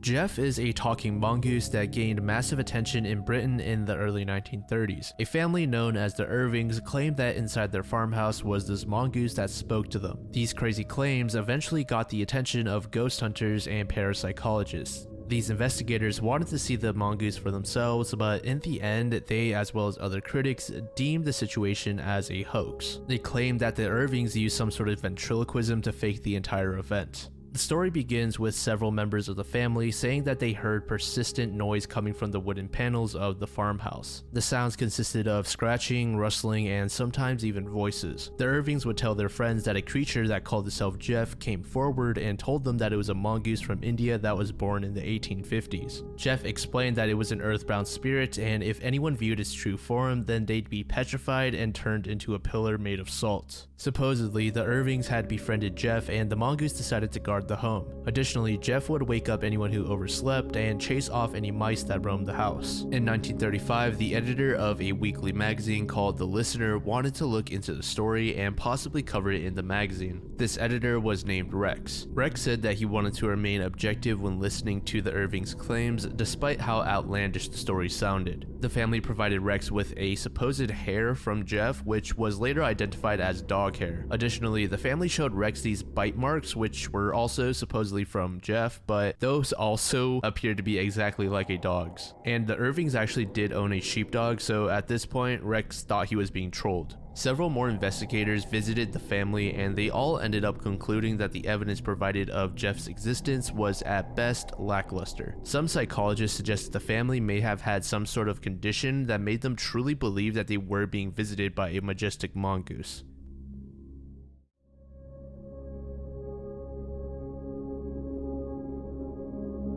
This entry focuses on the strange supernatural occurrences that revolved around a man named Don Decker. In February of 1983, a 21-year-old man in Pennsylvania named Don Decker was serving a 12-month sentence for receiving stolen property. Don was granted furlough from the county jail in order to attend the funeral of his 63-year-old grandfather who had died of cirrhosis of the liver. Don was eager to get out of jail even if it was only temporary, but nobody besides himself was aware of the disturbing secret that his grandfather took to the grave. The man that Don shed fake tears for physically abused him ever since he was a child. Don was quoted saying, "No other part of the family knew anything about what happened, and it was like good fighting evil. The evil was gone, and I was hoping, that everything would change." Once the funeral was over, Don made the decision to visit some old friends that he had not seen for a very long time. Those friends were Bob and Jeannie Kafer, and this is when the story becomes a bit strange. Don claimed that once he stepped inside Bob and Jeannie's home, he was possessed and could briefly materialize rain out of thin air. Don suspected that he was the subject of a demonic possession. There was water that started dripping from not only the ceiling, but from the ground and the walls as well. At first, the group of friends thought that it was simply a plumbing issue, but there were no pipes at all in that part of the house where they were staying. Ron contacted police, and when they arrived, they were skeptical and didn't want to step inside the house. But after some coaxing, the officer walked in and said the following: "I couldn't get 2 steps inside the door and I was absolutely pelted. We were standing just inside the front door and met this drop of water traveling horizontally. It passed between us and just traveled out into the next room." Don's friends stated that there was no way that the situation was faked, and the landlord's wife even blamed Don for all of the trouble. Don even recalled that at one point pots and pans began to rattle and he was floating inches off of the floor. He was completely terrified of the situation, saying, "I'm a big guy, you know, I've always been assertive and that made me feel like a newborn. You know, I'm scared right now just talking about it really." The next day, the police returned to the house to investigate and Don was asked to be present as well. One of the officers who was religious handed Don a golden cross to hold, and in minutes, Don began yelling, saying, "It's burning my hands," before tossing the cross onto the ground. When the police went to touch it, it wasn't scalding hot, but definitely too hot to hold with bare hands. An officer named Bill Davies said, "I've been a cop for 40 years and I've never seen anything like this. Never. There's always an explanation when something happens. If you gotta investigate, you come up with something. For this case, there really is no explanation." When Don's furlough finally ended, he returned to jail and it seemed that the rain had followed him. Don was being held in a maximum security cell with another inmate and said that he tried to make it rain and suddenly the cell began to flood with water erupting from the concrete floor. A security officer asked Don to do it again, and he did. This time, the guard was drenched with a 4x2-inch pool of water. None of the events were actually recorded, so understandably, many people are skeptical. A lot of people believe that Don and his friends simply set this up for attention and money. In total, there were 9 eyewitnesses who were willing to go on record to confirm the phenomena that they saw, many of which continue to believe that Don was possessed to this day.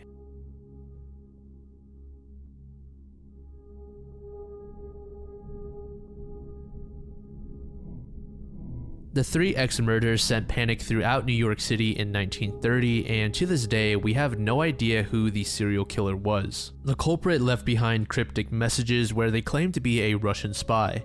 The first 2 victims were 39-year-old father and husband Joseph Mazinski and 19-year-old mistress Catherine May, who were seated next to each other in a parked car in Queens. Unlike Joseph, Catherine was fortunate enough to escape with her life. According to Catherine, a strange man approached their vehicle and drew out a gun and then shot Joseph dead. The mystery man then handed Catherine a note which read, "Joseph Mazinski 3X 3X097. The culprit then brought the gun up to Catherine's head, signaling for her to step out of the vehicle and to follow him. He led her to a bus stop before leaving completely. Now, oddly enough, Catherine did not report the incident at first. Instead, she waited until the public found Joseph's bullet-ridden body and reported it themselves. Once Catherine caught wind that the police were investigating the incident, she contacted them to give her recollection of the event. For whatever reason, Catherine would give out several conflicting stories, one of which included an Italian gangster and another where she said she was raped. She showed the police the note which had Mazinski's name on it followed by the 3X, which was circled. And it was during this questioning when we learned that Joseph and Catherine had been having an affair for over 2 years.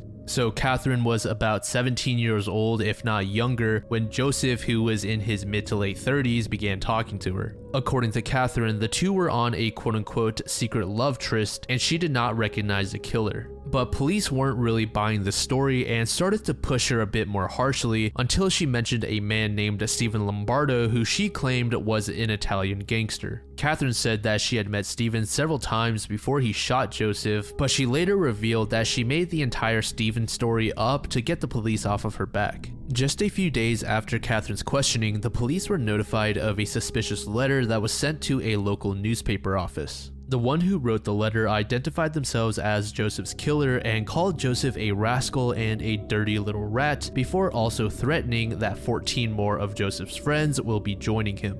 About 12 hours after the police got their hands on the letter, a 26-year-old radio mechanic named Noel Soli was shot dead inside his vehicle. Noel was on a date with an 18-year-old named Betty Ring, who was the daughter of a police officer. The couple were parked at an isolated and abandoned salvage yard and were intending on making out, but before they could even lay eyes on each other, a man carrying a flashlight and gun knocked on the car window. Betty told police that the man was deaconish looking and demanded Noel's license before shooting him in the head. She also mentioned how this guy did an odd wave, almost to signal off his partners and tell them that he didn't need help. After killing Noel, the mystery man gave Betty a note which had Noel's name as well as 3X written on it. The guy then led Betty to a bus stop just like with Catherine. When Noel's lifeless body was discovered, there was a newspaper article left on his lap about Joseph's murder. 5 days after Noel's body was found, Joseph's brother received a letter from the killer which claimed that he was a Russian agent who had completed his mission of killing former agents. The guy who sent the letter claimed that Joseph Mazinski and Noel Soli were those former agents. After extensive ballistic testing, investigators were able to determine that the bullets used to kill Joseph and Noel were fired from the exact same gun, confirming that both of these incidents were genuinely connected. After Noel's murder, the culprit seemed to have disappeared for a little while before resurfacing about 4 months later with a letter addressed to the police which said, "I'm back, I will pay every cop a visit." Over the next several months, approximately 1,000 additional officers were brought into Queens to hunt down the killer. One of the officers that routinely cleaned his gun in the Queens station house claimed that he received a letter from the killer saying, "I saw you cleaning your gun last night. I hope you didn't expect to shoot me. You will never find me." These mysterious and cryptic letters continued for about a year and they came in droves. However, investigators deemed that the vast majority of them were likely fake.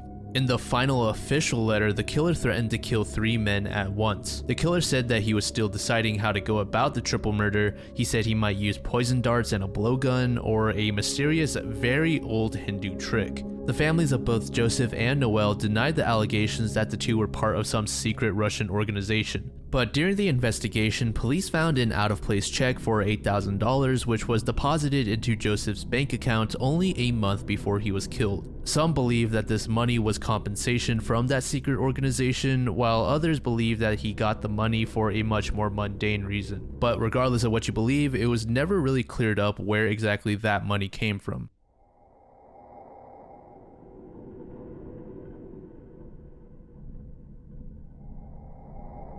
The Yuba County Five were a group of 5 close friends aged in their mid-20s to early 30s who all had varying mild cognitive and psychiatric conditions. The friend group attended a basketball game between UC Davis and Chico State on the night of February 24th, 1978, before mysteriously going missing and later being found dead, all except for one who would never be seen again. The 5 men were William Sterling, who was often referred to as Bill, Jack Hewitt, Ted Wire, Jack Madruga, and Gary Matthias. Despite their psychiatric conditions, they were all considered to be very responsible. Each of them had daily routines to which they followed to a T. But even on those occasions where they veered away from their routines, they never had any issues, adding to the strangeness of their abrupt disappearance. Because of the men's mental conditions, all of the families grew very close to each other and immediately contacted police after the group didn't return from the game. It is commonly understood that the group of 5 visited a convenience store after the game in order to buy some snacks.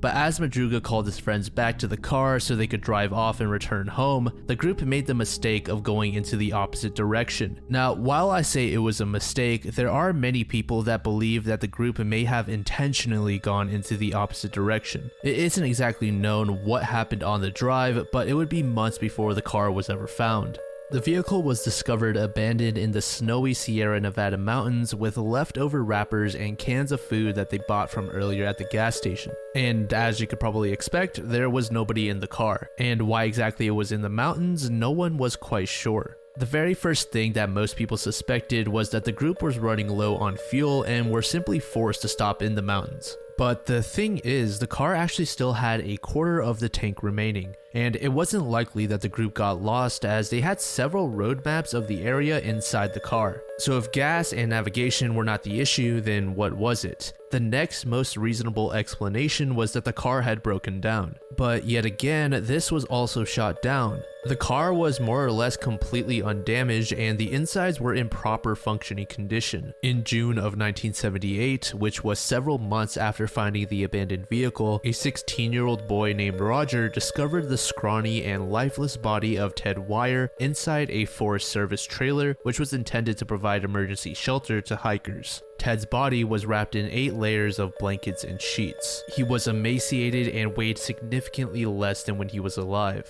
In fact, in his last official weigh-in, he was at about 200 pounds, but when he was discovered in the trailer, he was no more than 100. Additionally, his feet were clearly frostbitten, and he had grown out a beard which investigators used to estimate that he had been alive for about 13 weeks in the mountains. As I mentioned earlier, the cabin was meant to be used in an emergency, and so it also contained food. Apparently, the food was enough to last 5 adult men several months, but only a fraction of it was ever consumed. Some investigators even reported that if they really tried to, they could have stretched the food for over a year if that was really that necessary. Both the public and the police force were baffled, and none of this made any sense at all. How exactly did Ted starve to death when he was surrounded with food? To make things stranger, Ted was definitely not alone, as Gary's shoes were with Ted, and the way that Ted was wrapped up in the blankets was impossible to do by himself, and Ted's own shoes were removed and missing as well. So if Ted was not alone, why did the others abandon the trailer which provided both shelter and food?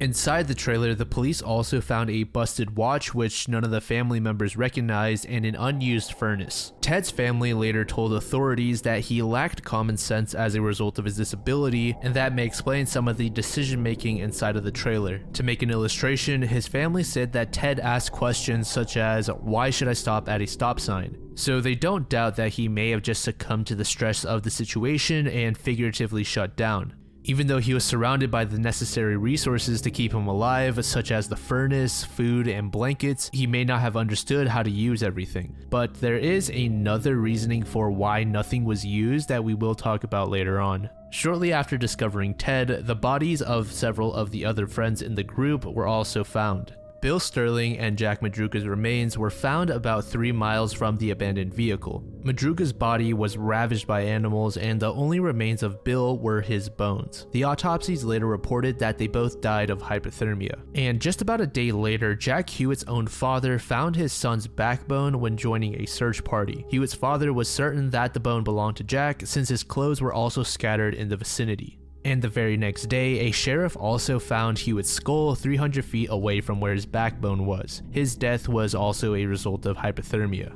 So now that we have found most of the bodies, let's begin diving into the theories as to what happened. So in case you have never heard of this case at all, you guys may have noticed that I've never mentioned Gary just yet. And that's because his body was actually never found. Our very first theory does revolve around Gary, so before we get into that, we do have to go over a little bit of background info. So unlike the 4 other guys who had no issues with the law, Gary did have a few run-ins. Gary had paranoid schizophrenia and had a tendency to burst out in violence, but his violent tendencies seemed to be under control after he started taking antipsychotic meds for a few years. Antipsychotic meds that he did not have on hand while he was lost. So our very first theory suggests that Gary may have slipped back into his paranoid psychosis without his medication. Due to Gary's shoes being found with Ted, it's relatively safe to assume that they were together for a time. So what theorists suggest is Gary may have disliked the food that was in the trailer and thus thought that it was actually poisoned. After Gary mentioned to the group of friends that he thought it was poisoned, it scared Ted specifically out of eating any more of it, explaining why only a small portion of the food was actually consumed. This theory further suggests that the other guys in the group disagreed with what Gary was saying and thought that the food was safe.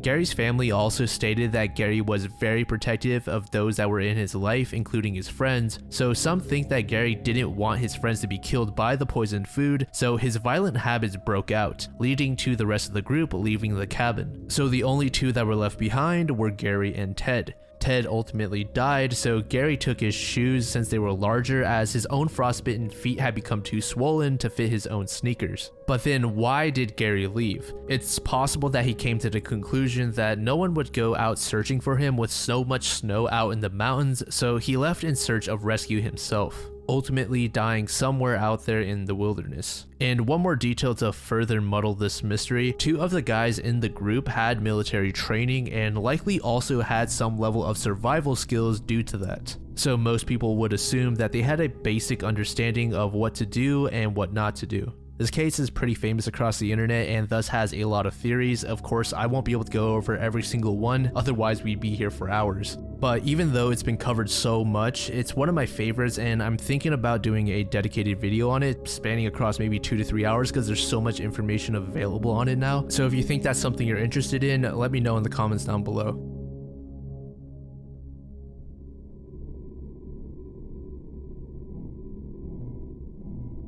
So the younger lady is an entry on the Iceberg that I believe was recently solved, so I'll try and keep this one short. The younger lady is the name given to a mummy that was discovered in 1898 by archaeologist Victor Loret. Currently, the mummy is in the Egyptian Museum in Cairo, and through recent DNA testing, the mummy has been identified as the mother of King Tut. Prior to this discovery, the mummy's identity was unknown but thought to be the remains of Nefertiti. The younger lady was discovered alongside 2 other mummies, and it's believed that she died between 25 and 35 years of age. When Victor initially discovered these mummies, he actually thought the younger lady was a man, but he later confirmed that the mummy was indeed female. And despite being tied to so many notable Egyptian figures, it seems that the younger lady wasn't a very prominent person in Egyptian history. Archaeologists have struggled to find any statues or inscriptions that are dedicated or even mention the younger lady.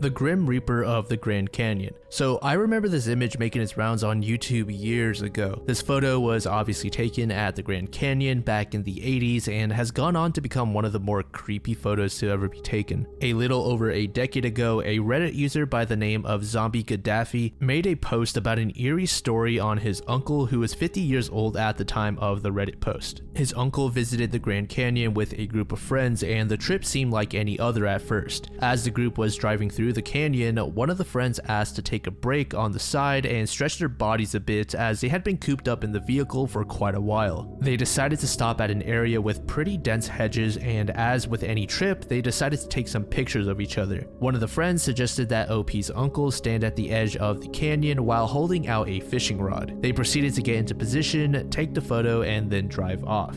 After the trip, everyone visited a shop to get their roll of photos developed, and once it was complete, they were pretty shocked to see a very tall and pale young man in an all-black robe standing behind OP's uncle just staring at the camera. All of the friends were wondering who this guy was and why exactly he was so close to OP's uncle. The uncle said that they had been in the area for about 15 minutes in total, and they didn't see any tourists around in that time. So everything you just heard was basically the information from the original Reddit post, and OP would come back a little while later with an edit which included the photograph as well as some corrections. OP added that the photo isn't exactly as he remembered. Details such as the fishing rod were inaccurate details that his brain just randomly added. OP said that he asked his uncle about the photo, and as he was recalling the trip, he was adamant that both he and the person taking the picture never noticed the guy in the back.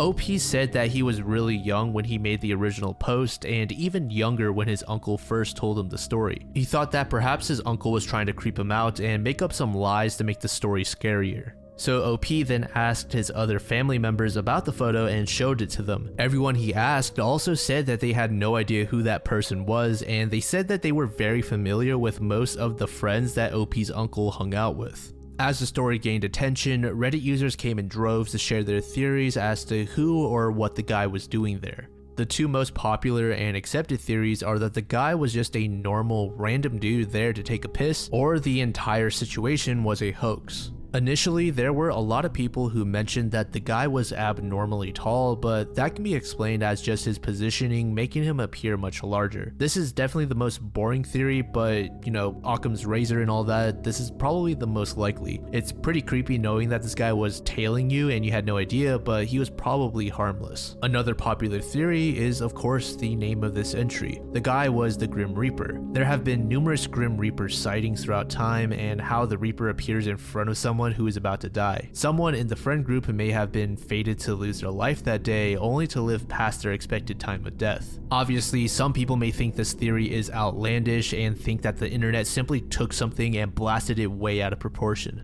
There are several other theories as well, but you might be thinking of two darker possibilities right now. The first of which being the guy was going to push OP's uncle off of the cliff, but got discouraged as he saw the friends taking the picture. Now, it's not exactly like you have a high likelihood of dying just by visiting the Grand Canyon, as the odds of dying as a result of falling over the cliff are about 1 in 1.8 million visitors. But nevertheless, it is possible, as there have been over 900 deaths at the site, and shockingly, I didn't expect this, but the leading cause of death at the Grand Canyon is actually from airplane and helicopter accidents. However, in April of 1993, a man named Robert Spangler actually took his third wife to the Grand Canyon and intentionally shoved her over a cliff. And this dude is just demented. Over a decade earlier in 1978, he actually murdered his first wife as well as his children, but that is an entirely different rabbit hole for another day. So what some people thought was that the guy in the picture was some mysterious serial killer, and some other people think that this guy was there to take his own life before he ran into OP's uncle and friends.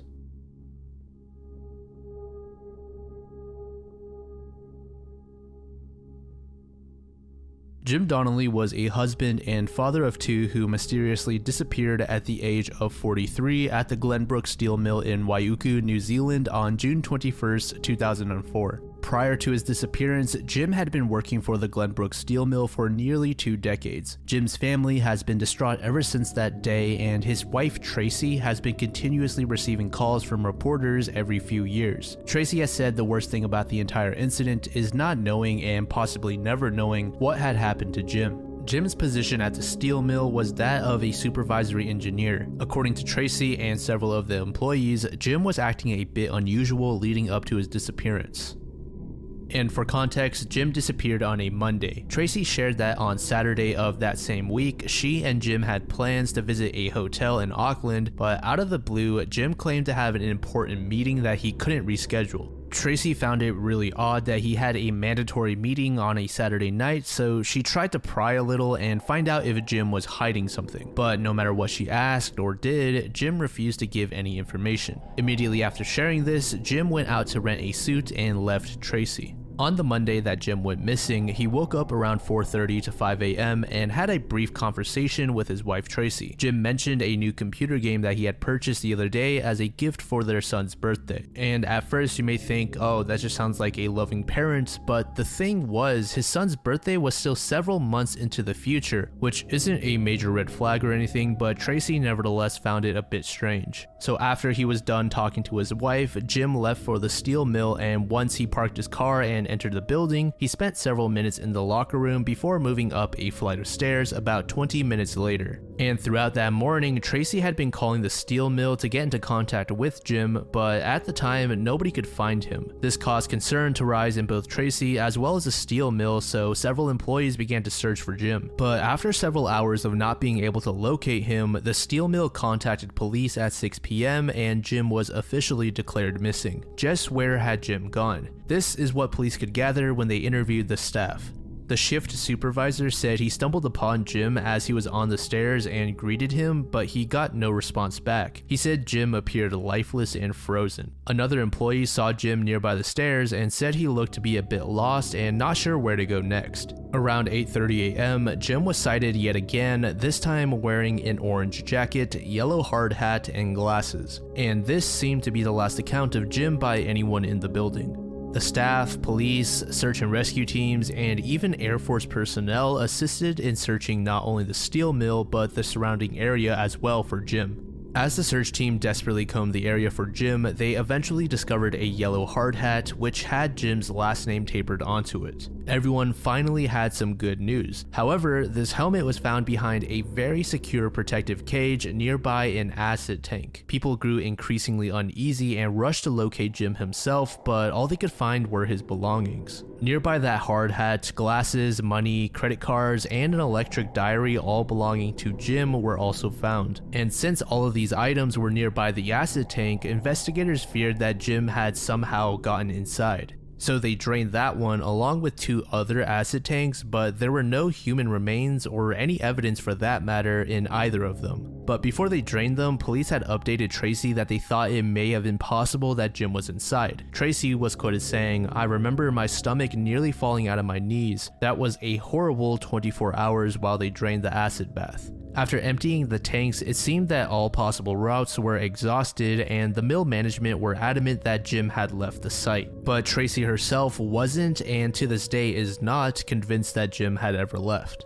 And this is sort of where the investigation just ended, and over the years the case just went cold. According to Tracy, Jim had no history of mental health issues or health issues in general. There were also no issues within the family or its finances. One of the first theories that arose was that Jim had abandoned his life in New Zealand and traveled elsewhere. But investigators don't think that this is likely since there were no significant financial transactions or evidence of travel outside of New Zealand. And based on the money that Jim was bringing in, it was not reasonable to think that he had enough to support a brand new life for himself. So aside from that outcome, detectives believe that the most likely scenarios are suicide, accidental death, or foul play. Throughout the years, as more people learned about this case, concern around the steel mill's safety grew. There isn't really any evidence to back this, and most of the talk around this theory is from people around the internet, but some people believe that Jim may have had an accident within the steel mill, which also may have exposed some safety violations inside the business. And needless to say, that would have come with extreme repercussions. But after a thorough search, detectives believed that it was unlikely that Jim had an accident there. One detective mentioned that they searched the building top to bottom several times, and if Jim had died in there, they would definitely have found him. Many times when it comes to disappearances like Jim's, investigators believe that it was possibly suicide. However, there seemed to be no apparent reason for Jim to make such an extreme decision. Every aspect of his life seemed to have been normal if not good.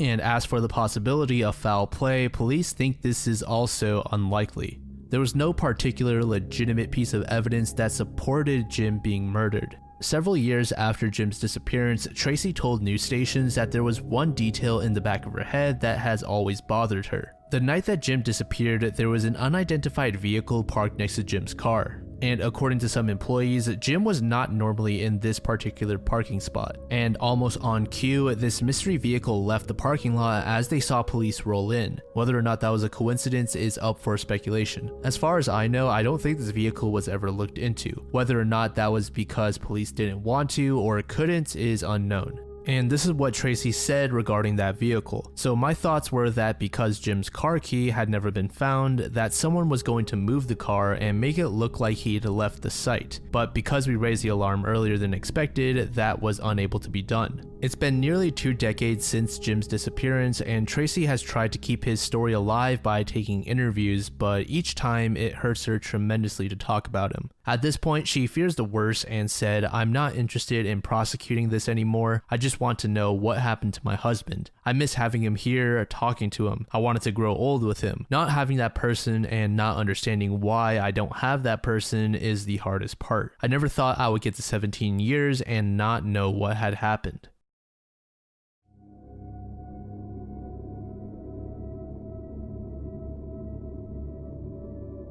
Poe Toaster is the name that is used to refer to an unidentified person who visited famed author Edgar Allan Poe's grave on an annual basis in the early hours of the day on Poe's birthday. The mysterious figure was described wearing black with a wide-brimmed hat and white scarf. The shadowy individual always poured out a glass of cognac to raise a toast in honor of Poe before disappearing. This person was often seen leaving behind 3 roses in a distinct arrangement, as well as the unfinished bottle of cognac. As time went on, this person gained a sort of mythical status and thus commanded a group of onlookers every year who hoped to see the person's face. According to onlookers, the person appeared to be male and has been visiting the grave ever since the 1930s, but the documentation didn't begin until the 1950s. And then in 1998, the original Poe Toaster supposedly died, and the task of paying tribute to Edgar Allan Poe was handed down to a quote-unquote son. This son left behind some notes on the grave containing some controversial statements, which caused many observers to become irritated and attempt to detain or at least identify the guy. Depending on the source, the final time that Poe Toaster visited the grave was either in 2009 or 2012.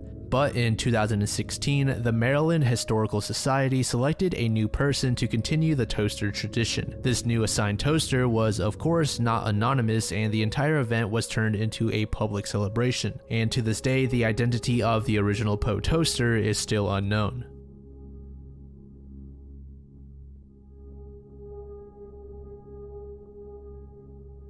So I've been trying to figure out how to pronounce his name, but I've gotten like 3 different results. So for this section, I'm going to refer to them as the Kuykendalls. So in 2007 in Fircrest, Washington, a 16-year-old girl named Courtney Kuykendall was bombarded with texts asking why she was sending out texts just saying the word gay. It's common for teens to just play immature jokes on each other. However, Courtney herself did not send those texts. Courtney was of course confused, but she didn't think much of this occurrence at first and moved on with her life. But she had absolutely no idea how strange everything was about to get. It didn't take long before not only Courtney, but her entire family began receiving threats through text messages and phone calls from a mysterious individual who they later named Restricted, since that's what came up as the caller ID from the calls. The phone calls typically all started with the caller threatening the targets with murder or school attacks. On a few occasions, the caller even threatened to kill the family's pets. The family attempted to stop the caller by getting their numbers changed, but when this didn't work, they resulted to getting all of their phones swapped out. But unfortunately, this did not help as Restricted was still able to call them. At this point, the family had enough, and saying that they were pissed off would be an understatement. They finally got the police involved, but right as the family was in the middle of explaining their situation, all of their phones began calling each other. The first thing police wanted to do was trace the calls. And remember how at the very beginning we mentioned that Courtney's phone was sending out texts to her friends? Well, that was the very first instance of the caller interacting with the family, and police traced the signal back to Courtney's phone, which was obviously a terrible look as she never told anyone in her family about the time her phone sent random messages to her friends. Immediately, Courtney's parents thought that she was behind all of the harassment, so they confiscated her phone. However, this also failed to stop Restricted from contacting the family. After further investigation, the police informed the family that in addition to being listened to, they were also being watched. This called for a brand new security system, which moments after being installed, signaled for yet another call from Restricted. One of the family members told interviewers that the scariest thing that the stalker did was send a text saying "I prefer lemons" at the exact moment they were cutting limes in the kitchen. But a little while after the new security system was installed, the harassment seemingly vanished for reasons that are still unclear. The family doesn't believe that the new security system was the reason that the call stopped. No arrests were ever made, no persons of interest were ever brought in, and no new follow-ups were ever reported. As this incident gained nationwide attention, quite a few skeptics suggested that the entire event was simply a hoax, and the 16-year-old Courtney organized the entire thing to get on TV. Courtney denied ever being responsible, saying, "Why would I do that to people I care about? Why would I harass my own family?" Another popular theory proposes that Restricted planted a virus or hacked their way into the family's phones. But being that this was 2007, many people deem it an extremely difficult task to gain access to an entire family's devices without coming into contact with them. Police said that the tech required probably would have been around military level. And funny enough, Courtney and her family lived by an Air Force base and her brother-in-law even worked there. Other people suggest that the stalker worked through more conventional means to access the family's technology, such as watching through windows and then entering the home when everyone was out. But regardless of what you believe, we still have no idea who the person was.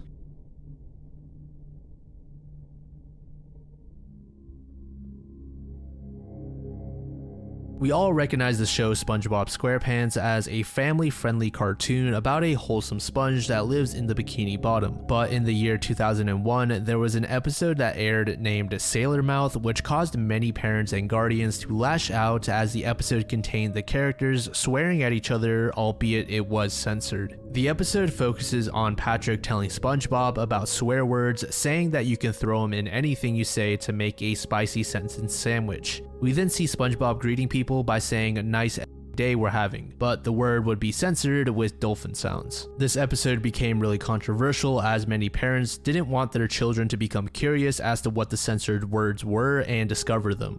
However, the series used dolphin sounds to censor out words later in the show as well as in movies and games. The censoring can also be found in the Sponge Out of Water movie as well as other SpongeBob specials.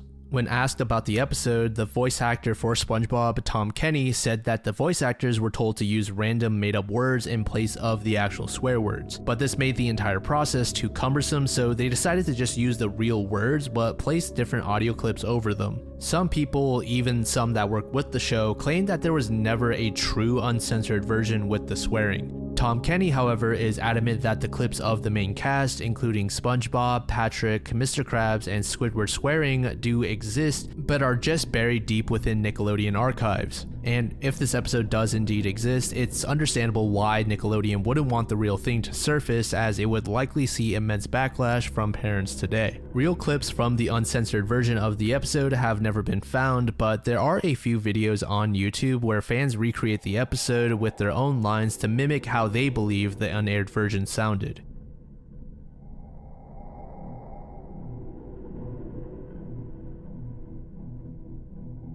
The USS Willard Keith was a US Navy destroyer that spent its time patrolling the Pacific coast. During World War II, on March 21st, 1945, the ship was roaming around San Francisco when one of its alarms went off, detecting the sounds of a submarine's propellers. Immediately, the ship turned around and prepared to drop a dozen charges in the location below them. Once the target location was reached, one of the crew members named Chet Gardner set the depth of the explosive charges and let them rip. The charges plummeted before hitting what the crew thought was a submarine before causing a large explosion which left behind a sort of oily substance. Another crew member by the name of Eugene Sheridan, who was responsible for manning one of the K-guns, also mentioned the oil slick gradually rising to the water's surface. But as he and the other members aboard searched around for the submarine, it was nowhere to be seen. Not even the sonar system was able to pick up any trace of it. Being that this took place during World War II, many people believe that what the destroyer hit was a Japanese submarine. One of the former crew members, named Bill Anderson, who was only 18 years old at the time, requested the deck log and war diary for the ship years later. Bill received these items with no issue, but upon exploring their contents, he found no record of sinking a submarine on March 21st, 1945 in the California area. In fact, there was no indication that a submarine had even been detected in the vicinity. Because of this detail, not only Bill, but many of the former crew members believed that they accidentally hit a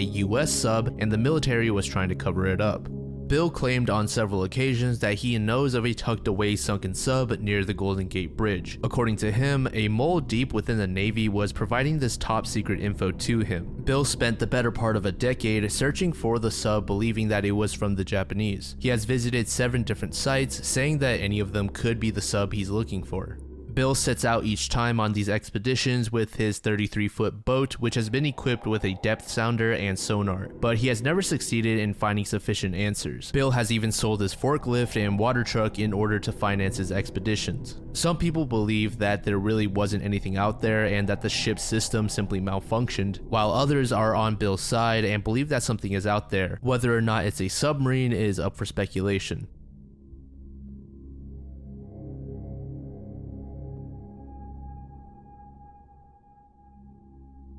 Cattle mutilation. This entry refers to the mysterious random mutilation of animals, specifically cows, of course. It's not exactly strange for a farmer to wake up one day and see that one of their cows has just died. It could very well have been due to natural causes such as a heart attack or something. But time after time, various farmers find their deceased cows completely mutilated. Sometimes they're missing an eyeball, sometimes flesh, sometimes their genitals, and sometimes everything. These strange events have been reported all around the world and can be dated all the way back to the 50s. At first, one may assume that a predator simply attacked the cow. However, many of the organs are systematically cut out, and these incidents are not messy at all. If another animal was responsible, there likely would be excess body parts strewn all about, as well as blood splattered all across the scene. But in these particular incidents, that is just not the case. The single commonality across all of these mutilations is that all of the blood is completely drained from the cow, as well as their lips, eyes, ears, and tongue being removed. Furthermore, they'll have several of their organs removed with surgical precision, and then signs that the cuts have been cauterized with high levels of heat. It may be possible that there are people going around harvesting these organs for various reasons, such as selling them or for rituals. Several investigators state that one of the very first things they do when such a case comes up is they look for scuff marks in the dirt or any signs of panic or struggle from the animal. But more often than not, there are no marks in the ground at all. What this could mean is that the animal animal was placed there after it had been killed in another location. But if this were the case, the culprit made sure to leave no tracks behind that may lead back to them. It's almost as if the cow just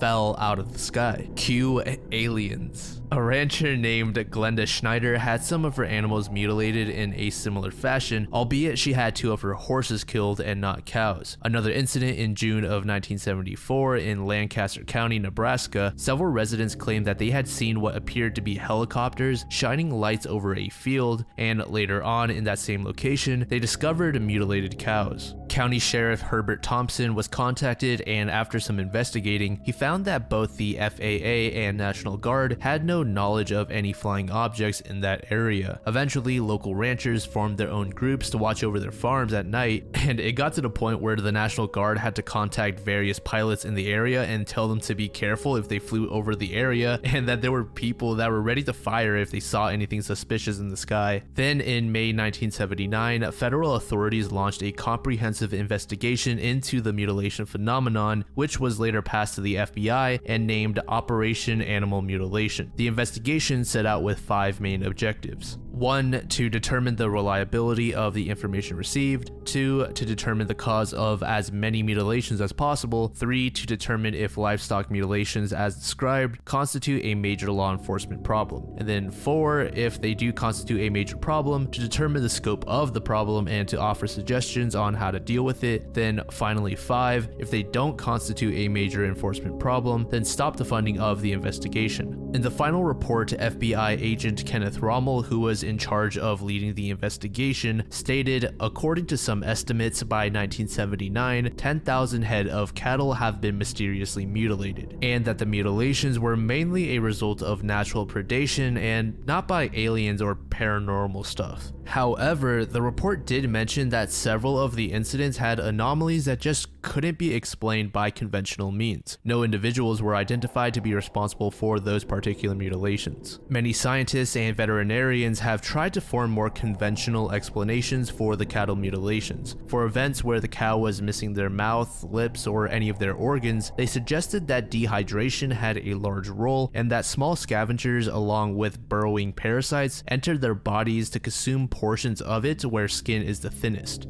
The absence of blood was also said to be due to various insects consuming it or from solar desiccation. And then those earlier mentioned cuts that looked to be very precise were also said to be the work of dehydration after the skin tore from post-mortem bloat. The dehydration caused the animal's hide to shrink and split, which may have resulted in the linear cuts. But it seems that most people anyways believe that humans were responsible. Many people in the public believe that it's the work of cults, while others say sick degenerates are going around and killing these animals for their own pleasure.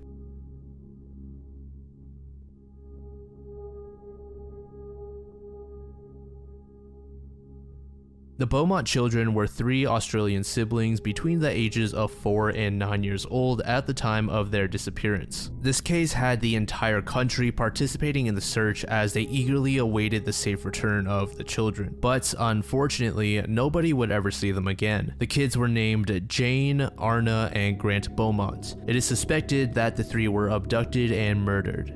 On the morning of January 26, 1966, the weather was scorching hot and the children asked their mother Nancy if they could visit Glenelg Beach. Nancy, already having plans for the day, trusted her eldest daughter, 9-year-old Jane, to watch over the other 2, so she simply handed some money to Jane and said yes, then walked the kids to the bus stop. The kids caught a morning bus and were told to take the 12 p.m. bus back home. While the children enjoyed their time at the beach, the father and husband, Jim Beaumont, was at a work meeting in the nearby Snowtown. As the time gradually passed 12 p.m., Nancy grew worried, but she assumed the kids simply made a mistake and missed the correct bus time, so she decided to wait a little bit longer in case they showed up late. Nancy eventually decided to go to the actual stop in order to pick up Jane, Grant, and Arna herself. However, as the 2 p.m. and 3 p.m. buses came and left, the children never showed up. Nancy was growing more anxious every second, but decided to wait for her husband Jim before proceeding. Once Jim returned home, the 2 decided to visit the beach that the kids went to and combed the area several times. But as we all expect, there were no signs of the kids at all. The parents then rushed to the police station to notify them of what had happened, and the Beaumont children were officially deemed missing the very next morning. The police force cut off the entire beach in order to investigate, and Nancy gave the police details on the children, such as the bright clothes they were wearing on that day and the various toys that they brought with them. But it seemed that there was no evidence left behind whatsoever. The police believed that there were two possible explanations. Either the kids were abducted or they were caught in some sort of accident. Due to the nature of the incident, police went ahead and assumed that the disappearance was the work of a kidnapper and began searching for such a person. They wiretapped all of the Beaumont's phones in case someone called demanding ransom, and various government services began combing through all possible routes for children to find other possible locations where they might have ended up. But as the days slowly passed by, hope slowly diminished and fear rose. On January 29th, the Adelaide Sunday Mail created a headline, "Sex Crime Now Feared," to highlight the rising concern for the children. The parents were overcome with despair, and Jim decided to take things into his own hands, gathering evidence and interviewing the residents near the beach himself. Nancy also started blaming herself for the entire situation and was often found pacing back and forth, muttering, "I lost all the children," for hours at a time. On several occasions, she was picked up by an ambulance and given strong sedatives to keep her from any violent outbursts. By the end of the first week since the Beaumont children have gone missing, everyone knew about the situation revolving around this family, and people voluntarily went out to search for the kids. After speaking with other beachgoers from that day, police reported that the kids stuck out like a sore thumb on the beach as they were laughing and screaming loudly. One of the witnesses took a note of a thin man in blue swimming trunks that seemed to be eyeing the children the entire time, who eventually went up to the kids and asked to join them. Throughout the years, this account has changed from witness to witness, with some saying that this man was actually a lifeguard, but Nancy wasn't exactly sold on this. She claimed that Jane was a very distrustful girl, especially when it came to strangers, so she would have never allowed someone to get that close to her siblings. However, the witnesses that reported this were adamant that it looked as though the man and the kids were almost like longtime friends. After some time on the beach, the kids apparently visited a nearby shop to buy snacks, and Jane purchased some cookies as well as a meat pie, and she paid with £1. This particular detail shocked Nancy, as she said she had only given Jane 8 shillings and 6 pence, which was only enough to go on the bus. It's possible that the man in the blue trunks gave the kids extra money. Several witnesses reported that the kids left with a blonde-haired man afterwards. A few months after the disappearance, a woman had contacted police saying that she saw 3 children accompanied by an adult man on the night of the incident near her home. She claimed that a boy was trying to escape, but that mystery man grabbed him by the leg and dragged him back inside the house. But for whatever reason, the police did not believe this at all and thought it to be a prank. And as with many of these cases, this one also eventually went cold, and the parents resorted to otherworldly forces to attempt to bring their children back. They visited a 57-year-old medium named Gerard, who in the end was sort of hated by the community. Reason being was that he would state that the kids were buried in one location, and while volunteers plowed through the land, he would change his mind and say that the kids were actually somewhere else. Furthermore, he would lead the public to various children's items which had been buried and claimed that they belonged to the children. However, we would later learn that Gerard placed those items there himself. The case of the missing Beaumont children remains unsolved to this day, and both Nancy Beaumont and Jim unfortunately passed away. Nancy died in 2019 and Jim earlier this year in 2023 at the age of 97.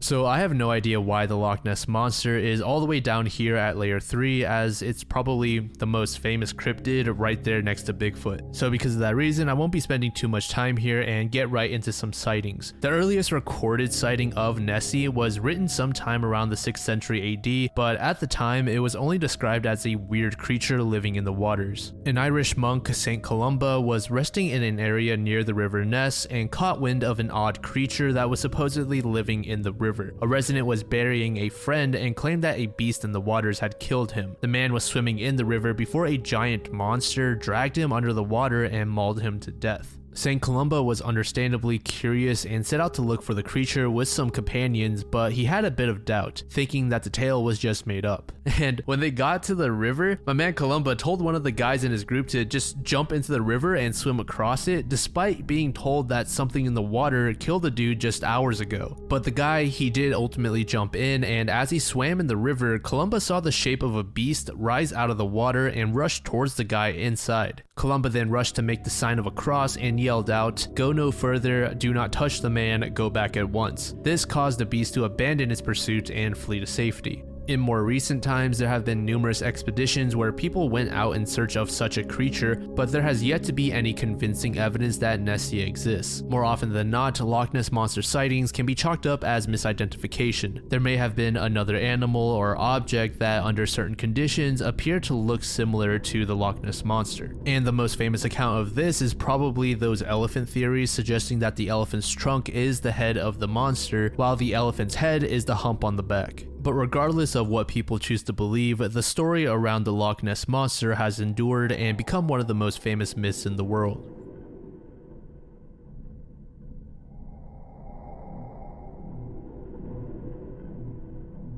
Sticking with the cryptid theme, we now have the Yeti. Now, this entry is actually from layer 2, but there are a few entries that I recorded in the past that, for whatever reason, just never made it into the video. I don't know if I accidentally deleted them or what, but anyways, the abominable snowman is very similar in appearance to Bigfoot, but unlike Bigfoot, it's believed that the Yeti primarily lives in the mountains in Asia. Furthermore, the Yeti is said to be a bit shorter than Bigfoot, coming in at about 6 feet based on the reports. They typically have a muscular build and weigh between 400 and 600 plus pounds. In one account in 1921, a journalist by the name of Henry Newman encountered a group of British explorers as they completed a Mount Everest expedition. These explorers claimed that they saw abnormally large footprints across the mountain, and when they asked their guide what left the prints, the guide said it was the Metokengmi, which translate roughly to something like man, bear, snowman. And something that's pretty funny, one of the explorers at first misunderstood the meto part as filthy, but didn't like how that sounded, so he changed that to abominable, so we almost got the filthy snowman instead of the abominable snowman. Like most cryptids, there is a lack of hard proof to support the Yeti's existence, but many adventurers have tried to hunt for items to bring back that may prove to us that the Yeti is real. In 1960, Sir Edmund Hillary visited Mount Everest for the sole purpose of finding proof. He left the mountain with a scalp that he claimed belonged to a Yeti. This, however, was later disproved, and what Hillary brought back was actually a helmet-shaped hide from a sarrow. On another occasion in Nepal, there was a monastery that was holding a finger that they believed to belong to a Yeti.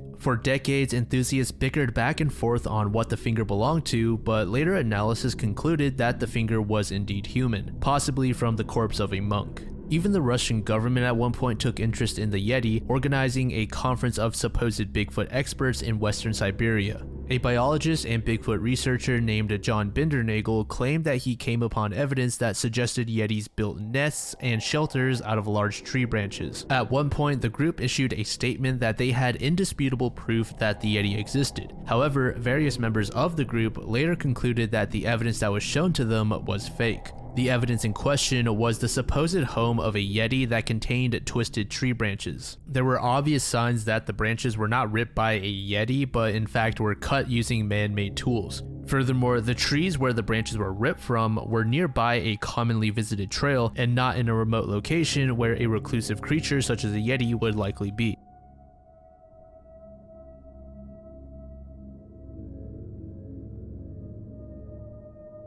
The source of Earth's water has been a mystery for a very long time. There are several theories as to where the water came from, but it seems that the most commonly agreed upon one is that asteroids carried much of it. Locked away in their minerals was the water which was released after colliding with Earth early on in its life. By examining and testing various water samples around the Earth, scientists have been able to develop several other possibilities for the origin of Earth's water. Some of those scientists suggest that the water came from the solar nebula, which is basically a spinning disk of material. Over the course of approximately 10 million years, the formation of Earth captured various elements including hydrogen and nitrogen, both of which tend to follow each other around in the solar system. Skeptics of the asteroid or comet theories point to how other planets have also been bombarded with stray debris but don't have water like Earth. Or at the very least, they don't have comparable amounts of water or water that is consistently available in a liquid state. The difference here is that relative to other planets, Earth has a superior magnetosphere and is in an optimal position from the sun to retain water in its liquid state. Earth's gravity and composition also help in this area. Planets such as Mercury that are closer to the sun are far too hot for water to exist as a liquid. Then what about a planet such as Mars? Years ago, it was big news that Mars had water, but of course it's not nearly as abundant as Earth. Furthermore, Mars has a much bigger issue due to its composition. Relative to Earth, Mars is lacking in iron, which significantly weakens its magnetosphere, affecting the atmosphere negatively.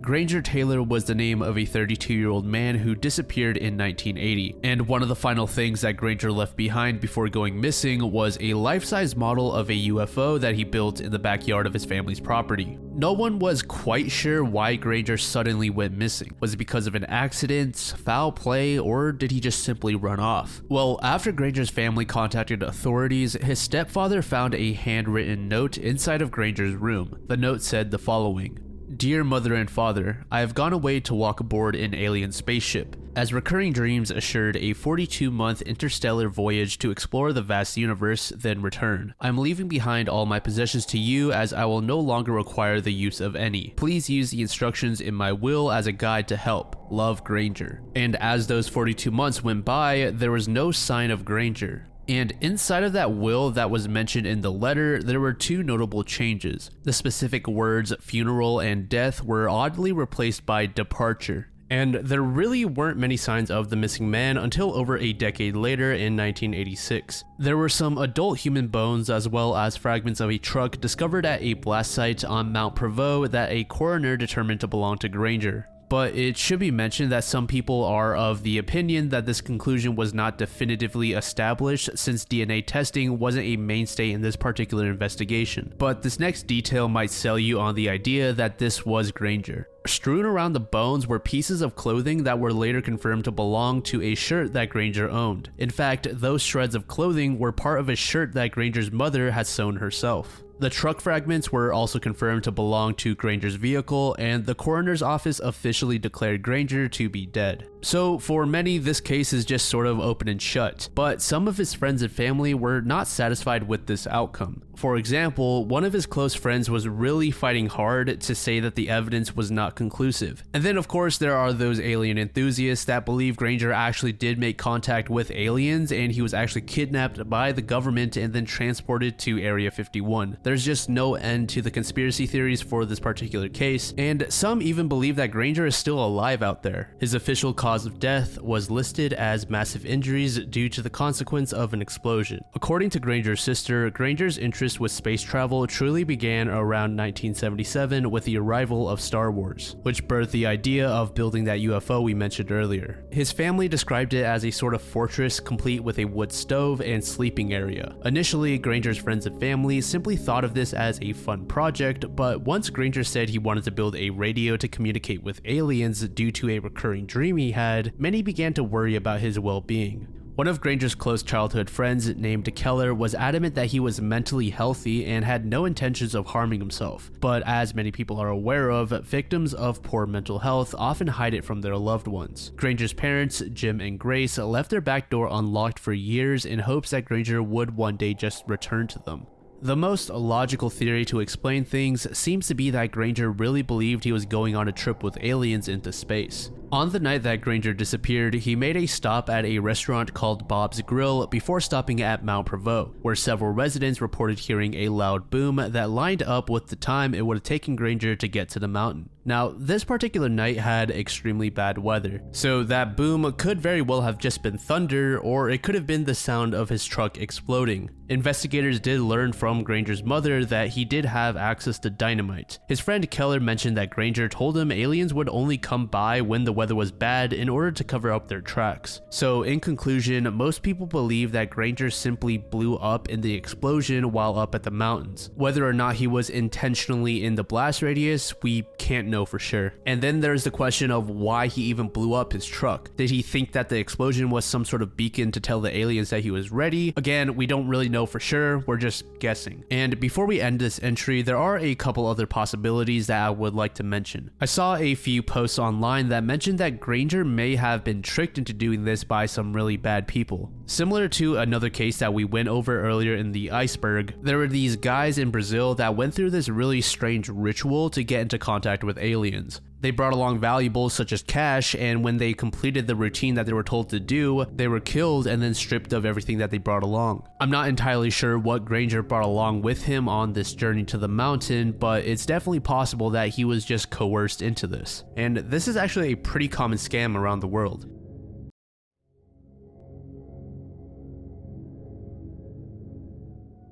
In the year 1982, an unidentified man began terrorizing New York City by sending packages to unsuspecting citizens, which shot off bullets in 3 different directions. The bomber's first victim was a 54-year-old woman named Joanne Betty Kipp, who worked as a guidance counselor for a local high school. It was May 7th when Joanne was getting ready to leave New York with her husband for a Mother's Day trip when she got a last-minute package in the mail. She was told that the package was a cookbook, which Joanne thought was a surprise Mother's Day gift. So she opened up the box eagerly, but when she examined the book, she was shot by a gun. She was rushed to a hospital, but unfortunately, she didn't survive and died only hours later. An entire decade went by without another incident from the bomber. Between 1993 and 1996, he sent out 4 more packages. On October 15th, 1993, a sanitation worker named Anthony Lenza and his wife were returning from their vacation in Pennsylvania. Their children decided to visit them and picked up their mail when they arrived at their home. One of the packages they picked up carried a medallion which, when opened, shot Anthony and 2 of his relatives, but unlike our first incident, all 3 of the victims would survive. On April 5th, 1994, 75-year-old Alice Caswell was shot but not killed by another box with a medallion that was similar in design as the one Anthony received. This particular package wasn't even meant for her though. It was actually addressed to her brother, Richard McGarrell. The next target was 18-year-old Stephanie Gaffney, who was 8 months pregnant. It was June 27th, 1995 when she picked up her mail and discovered a surprise package. Inside the box was a book which, when opened, shot 3 bullets. Her baby wasn't immediately harmed, but it was in distress, so doctors induced a labor and Stephanie was able to give birth to a healthy girl. Later on, police informed the public that if she had not held the book at an angle, she would likely have not survived the shots. The final package was sent on June 20th, 1996, which was received by 77-year-old real estate agent Richard Basile. This package had a cassette tape which exploded when interacted with. Richard fortunately survived his encounter with the bomber though. Throughout the duration of the quote-unquote bombings, police were not able to determine whether these packages were sent at random or if the victims were chosen for specific reasons. A man named Stephen Wavra and one of his close friends are 2 of the more notable suspects. They were seen creating devices that were shoved inside books that resembled bombs. Furthermore, the first victim, Joanne, was his guidance counselor. Stephen supposedly also had loose connections to the other victims. There were several other suspects, including Joanne's own husband, Harold, and her son, Craig. So 3 months after Joanne passed away, her 28-year-old son was actually charged with her death. The writing in the package, as well as Craig's own, were analyzed by a handwriting specialist and they were said to be strikingly similar. But those charges against Craig were later dropped down the line.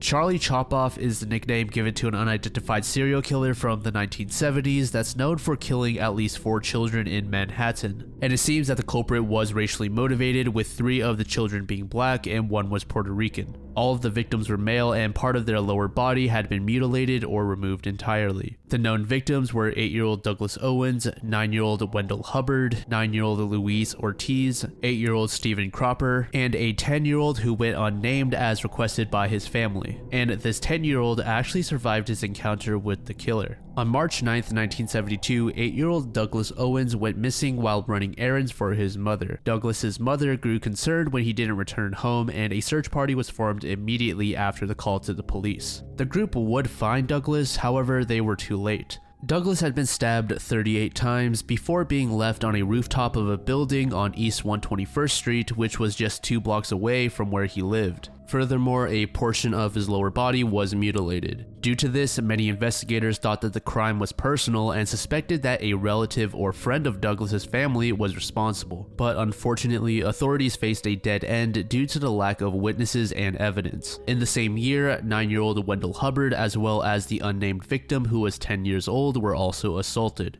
Wendell disappeared while playing out in his yard. His mother called out for him to come back home, but when she didn't get a response in return, she immediately contacted the police. After several hours of searching, the police found Wendell's lifeless body on the rooftop of the apartment he lived in. Wendell had sustained 17 stab wounds and his lower body was mutilated as well. Additionally, the location of this apartment was only 6 blocks away from where Douglas was found. As for the unnamed victim, he was abducted on a rainy day while running errands for his parents. He was assaulted and stabbed, but unlike the other victims, he just had his genitals completely removed instead of just being mutilated. And shockingly, he somehow survived, but due to all the trauma he went through, he was unable to remember any critical details about the culprit. However, police were able to develop a vague description of the guy from various witnesses. The suspect looked to be Spanish or Italian, had a mole on his cheek, was rather thin, and possibly walked with a limp. 9-year-old Luis Ortiz went missing in 1973 after visiting a grocery store for milk and bread. After his parents noticed that he was gone for way too long, he was reported missing and ultimately he was found, but as you guys can probably guess, it was too late. Luis had been stabbed over 30 times, but this time there were many more witnesses, resulting in the development of a composite sketch. Luis's family returned to their home in Puerto Rico shortly after their loss. The 8-year-old named Stephen Cropper was found 5 months after Luis, but unlike the other victims, Stephen was cut with a razor blade instead of being stabbed with a knife.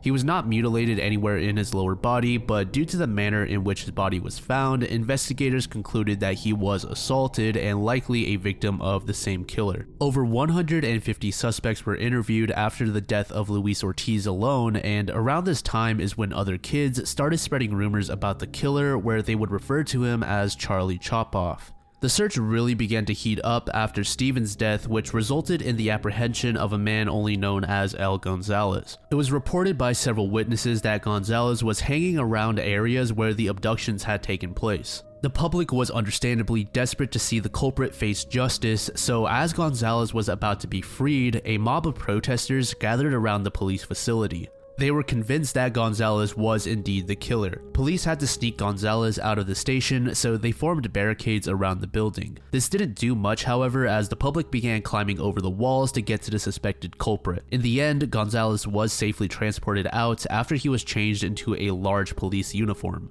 Another suspect that the community had their eyes on was chased out of town and into a river. There was also a man named Daniel Olivo who was charged with assaulting a 5-year-old boy a few weeks after Stephen's murder, and although he did fit the suspect's profile, he was dismissed as a suspect due to his MO not matching up with the killer. There were many other suspects as time went on, but none were proven to be tied to the boys. Another of the more notable suspects was named Erno Soto, who confessed to officers that he stalked young black boys in his neighborhood and even confessed to the murder of Stephen. Police brought him in and lined him up along with a bunch of other suspects to show the unnamed victim who survived. The boys said Erno looked somewhat familiar and could definitely have been the guy, but police did not view his statements as conclusive.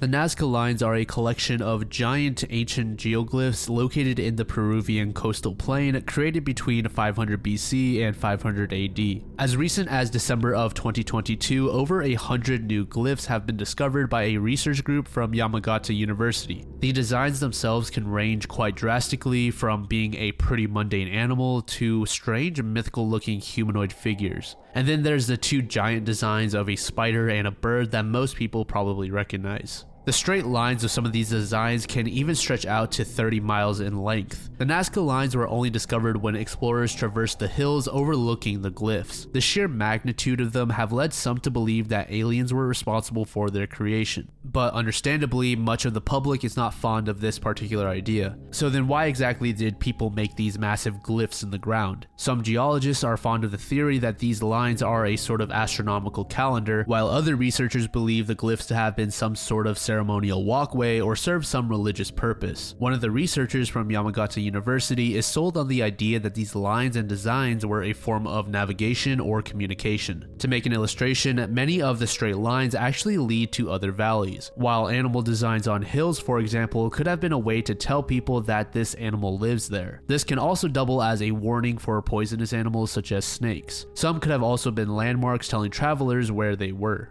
And before we end the entry, I would like to circle back to the religion theory. And very quickly before we end the entry, I would like to circle back to the religion theory. Since the culture around the area evolved throughout time, it may have been possible that the purpose of the lines also changed. At first, they could very well have been used for communication, while later on, those larger, more famous ones were a sort of tribute or shrine to the gods.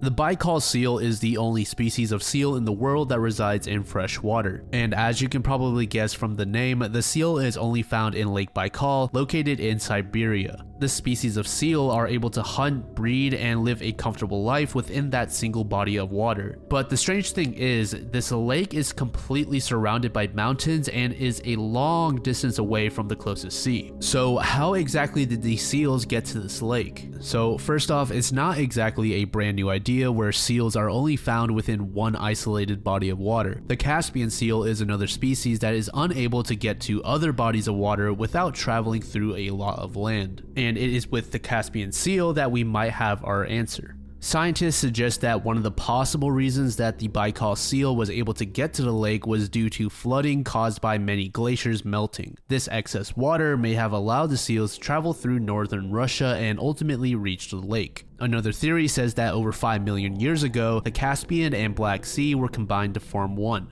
This combined sea may have contained a special pathway that interconnected it to other oceans, but as the seas were divided over the millions of years, the seals in the area were separated and evolved into a completely different species.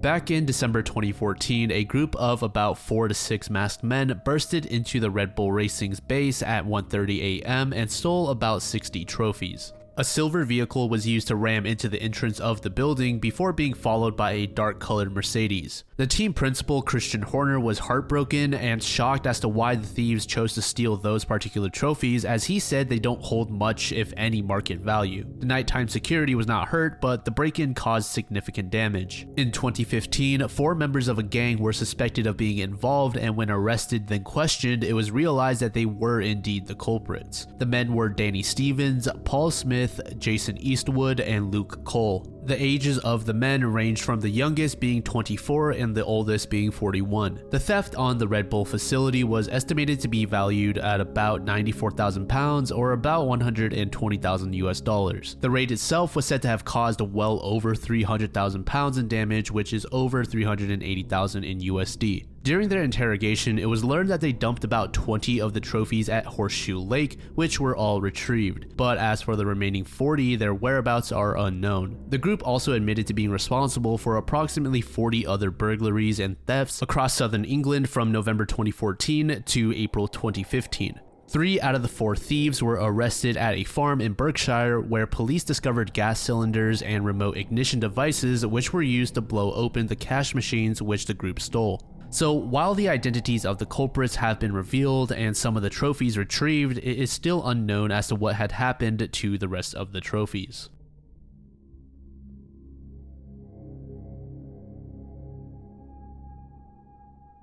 Albert Einstein passed away in April of 1955 after a blood vessel near his heart bursted open. His health was slowly deteriorating once he hit his 70s, but he did not seem to really care. When his doctors informed him that an artery of his might develop an aneurysm which could burst, he simply said, "Let it burst." Einstein was taken to the Princeton Hospital in New Jersey, where nurse Alberta Roswell was caring for him. Around midnight on the 18th of April, Alberta noticed that Einstein was having issues with his breathing. Alberta did not know it at the time, but the following moments were going to be Einstein's last. He muttered something to Alberta, but unfortunately, she could not understand what was being said since Einstein was speaking in German. After uttering his last words, he took a couple deep breaths before finally dying. And there really aren't any theories behind this because he literally could have said anything. Anybody's guess is as good as the next. But before his last moments, when he was offered surgery, Einstein refused, saying, "I want to go when I want. It is tasteless to prolong life artificially. I have done my share. It is time to go. I will do it elegantly." Afterwards, Einstein's body was cremated as per his request.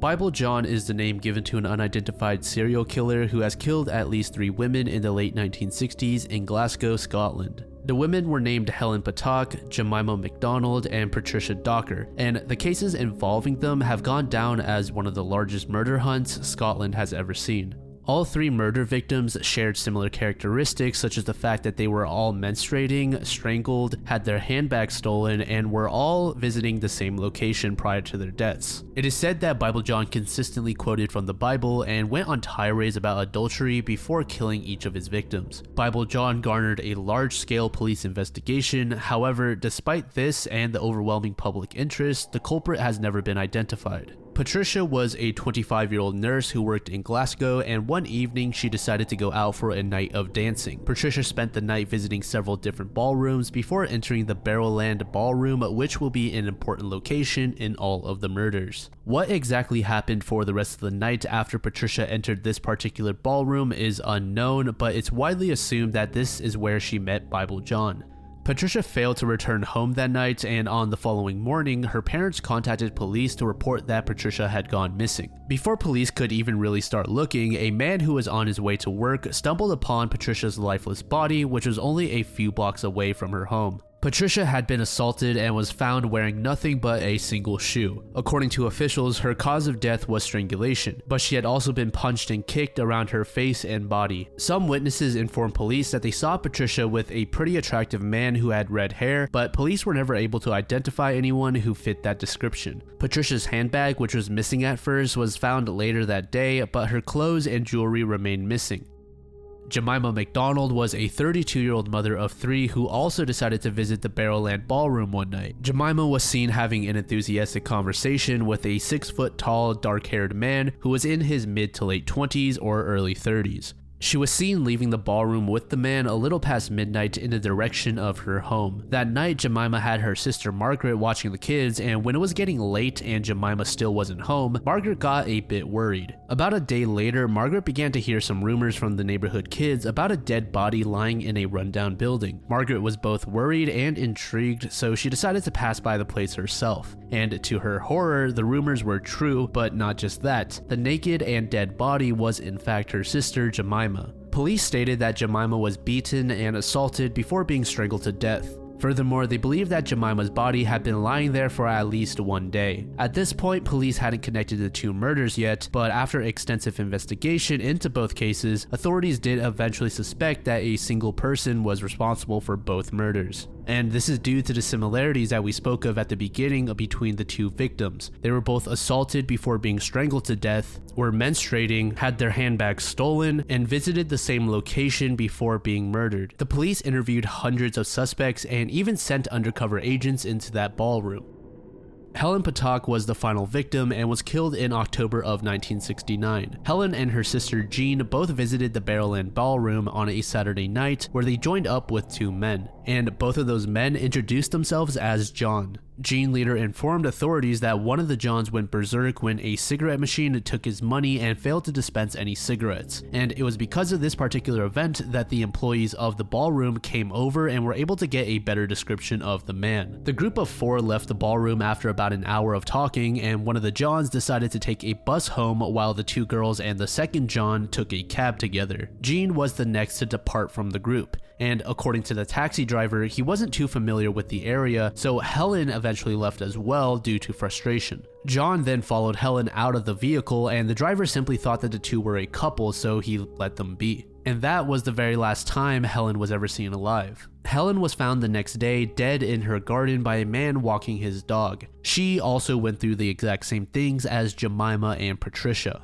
As I mentioned earlier, hundreds of suspects were interviewed, but one of the more notable guys was named Peter Tobin. Peter was found guilty of murdering 3 young women and had been in prison in the past for 2 minors. After he was released from prison, he went on to kill another woman named Angelica when he was working in the St. Patrick's Roman Catholic Church. Angelica was beaten and stabbed. He served another 21 years in prison due to this murder, and during the sentence is when police suspected that Peter may have been involved in other murders, namely the ones by Bible John. But to keep things short, there is no hard evidence that proves he is this killer. However, to most investigators, he is one of the more viable suspects.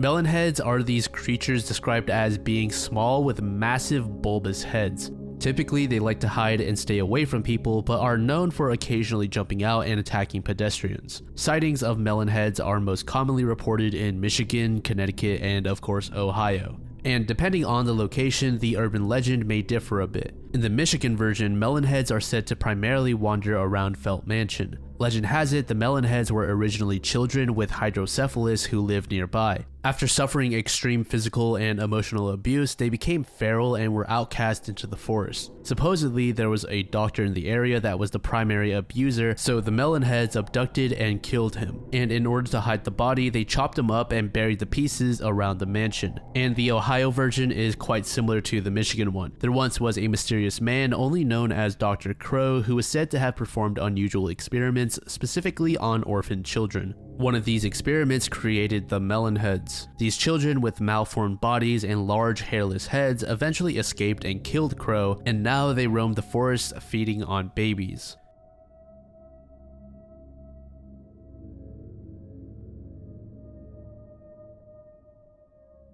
The Grassman is a large humanoid creature that resembles Bigfoot, who is said to reside in the woods of Ohio, but unlike Bigfoot, the Grassman is supposedly much more aggressive. The creature received its name from various adventurers claiming to have seen their huts made of tall grass. The first notable sighting of the Grassman was in Minerva, Ohio in August 1978. Some children who were staying with their grandparents at the time wandered into the woods while playing before they bursted back into the house, screaming about a tall monster covered in hair. The grandparents stepped outside to see just what exactly the kids were so afraid of. And right in front of their eyes was the Grassman, covered in dark matted hair digging through a trash can. The couple estimated that the creature was easily over 300 pounds. The elderly couple went on to encounter the Grassman on several other occasions, and on the third sighting they made a connection. Just a few days before the very first sighting, the couple's German Shepherd was found with its neck broken. The two now suspected that this creature living in the woods was responsible. Apparently, there were also Native American stories dating back to the 1700s where they spoke of a race of ape-like men who they referred to as wild ones of the woods. And in an attempt to keep the peace with the creatures, they would offer them food as well as other resources.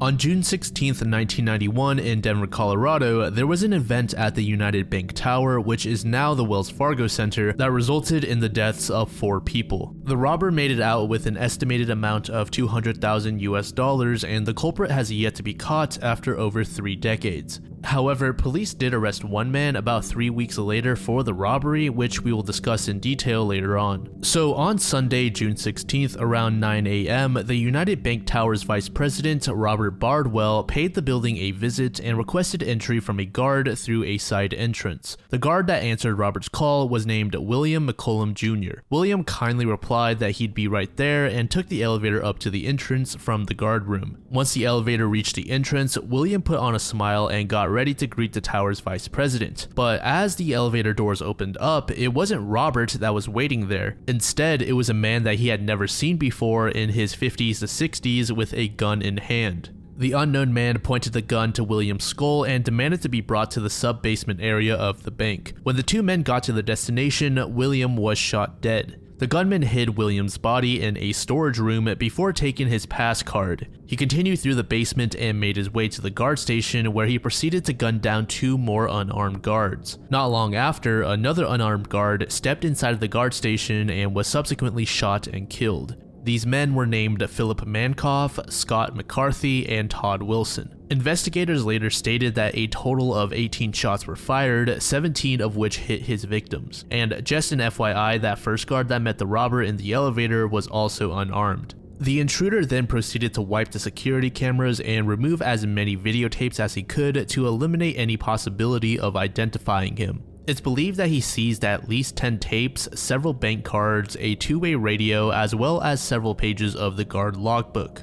A little over 30 minutes after entering the building, the robber finally opened up the vault, but not before holding up the 6 tellers that were on duty. The intruder forced the tellers to cover their eyes and lie down on the floor, and then proceeded to command the manager, David Barranco, to fill up a bag with $200,000, which was strange for a reason we'll talk about towards the end. And for some reason, he decided not to kill or even harm these 6 employees, but he did shove them into a small room referred to as a man trap before leaving the premises. Based on electronic records, it took about 7 and 10 minutes to obtain the cash. When authorities finally arrived, the witnesses said the man was wearing a gray sport coat, a white shirt, a multicolored necktie, bluish gray slacks, a brown fedora, mirrored sunglasses, as well as a bandage on his left cheek. And again, the guy was either in his 50s or 60s. After police swept the building entirely, there really wasn't any evidence left behind that was useful. In fact, the only significant items were those 18 bullets that were used to kill the guards. Over 4 dozen FBI agents and an additional 2 dozen detectives were brought in to figure out the identity of the culprit and arrest him.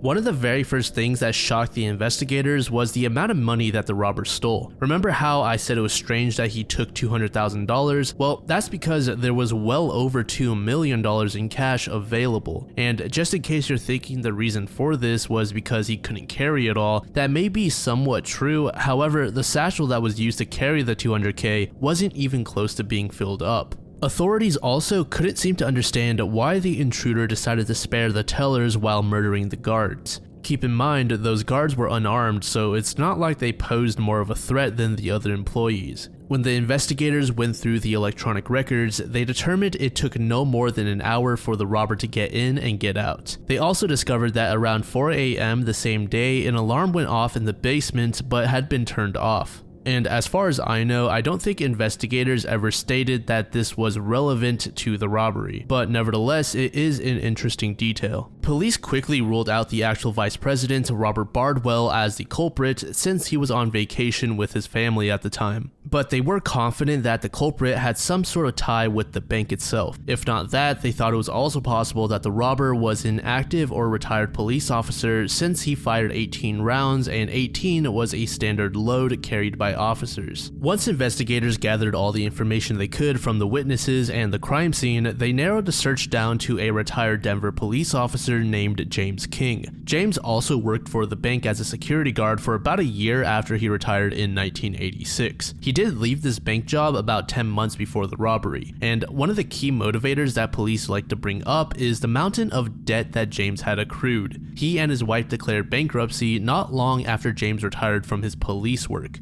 James was able to somewhat chip away at his debt, but unfortunately, he still owed tens of thousands of dollars by 1991. In fact, his credit card bills alone were well over $25,000. Authorities arrested James on July 4th, 1991 and swept through his home, but with the stuff that they found, they couldn't without a doubt tie James to the robbery. So inside, authorities discovered an extremely detailed map of the building inside of a folder labeled as plans. They also found 5 fake ID cards with different aliases that James went by. Pretty much all this quote-unquote evidence was dismissed by a judge since they weren't actually used in any illegal activity and thus not included in James's trial. Now, James did do some strange things before and after the date of the robbery. He was not known for shaving his facial hair, but he did so after the date of the crime, saying that his lip started to hurt. James also purchased a large deposit box before the robbery, which for obvious reasons made a lot of people suspicious. Additionally, police had James dress up in attire matching the culprit, and he lined up with several other suspects, and James was picked out to look most like the robber by 5 of the 6 bank tellers. As for the $200K, authorities never found any trace of it on James.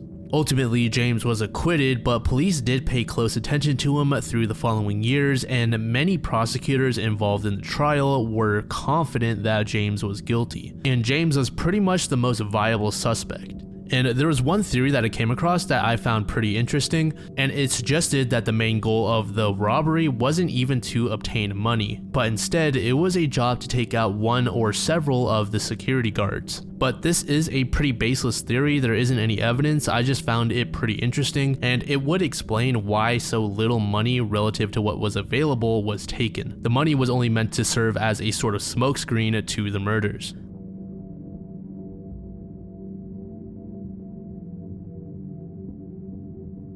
The television Ghost refers to a show that was broadcasted on W2XAB in New York City during the early 1930s and is now considered lost media. The premise of the show revolved around various ghosts talking about their lives leading up to their deaths. Each episode swapped to a new ghost, however, the ghost was always played by the same actor, George Kelting. And while this was a TV program, the television Ghost more so resembled a radio show, as most of the episodes showed off a continuous shot of George's head as he spoke. The show concluded in 1933 after running for 2 years, which was likely a result of the station's suspended operations due to the Great Depression. And due to the technological limits of the time, the series was shown live and nobody was able to record it, including the network themselves. According to some people who actually saw the show, it was way too dim and basically unwatchable as you couldn't make anything out. The only existing elements of the show today are some photos and newspaper clippings that mention it.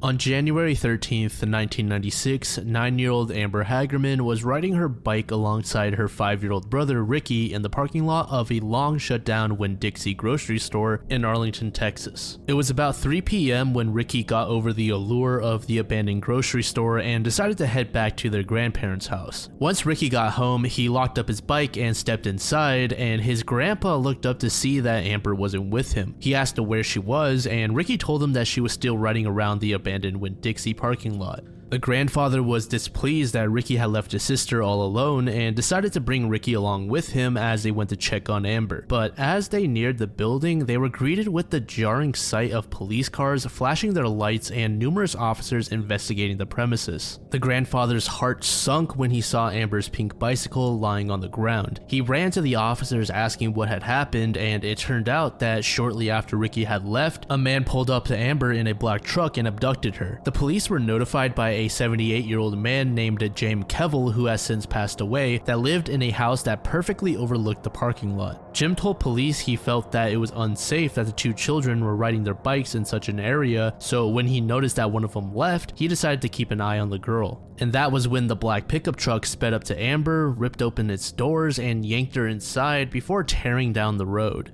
Jim wasn't able to make out fine details on the man, but he said he was either white or Hispanic with brown hair. A massive search followed, and the city of Arlington prayed that the girl was found before anything bad could happen, and it wouldn't take long before police got a tip. On January 17th, just 4 days after Amber's abduction, a man took his dog out for his daily walk near the Forest Hills apartment complex, and at first the stroll seemed like any other. But as they approached the creek bed, the dog froze up and became extremely agitated. The dog began to bark aggressively, which led the man to investigate the creek. He leaped away in shock and fear when he discovered the naked and lifeless body of the girl he just saw on the news. Immediately, he contacted police, and when they arrived, they did confirm that the body was Amber Hagerman. This creek was about 4 miles away from the grocery store where Amber was kidnapped. The grandparents couldn't help but feel immense guilt as they thought they should have watched the kids the entire time. They told Amber and Ricky to only ride their bikes around the block and jokingly said that if they wandered out too far, bad people would attack them, not knowing that this imagery was ready to come to life. Once police and medical officials completed their examination of Amber's body, they determined that she had been alive for at least 2 days after her abduction. Around her neck there were several severe lacerations and there were clear signs that she had been SA'd.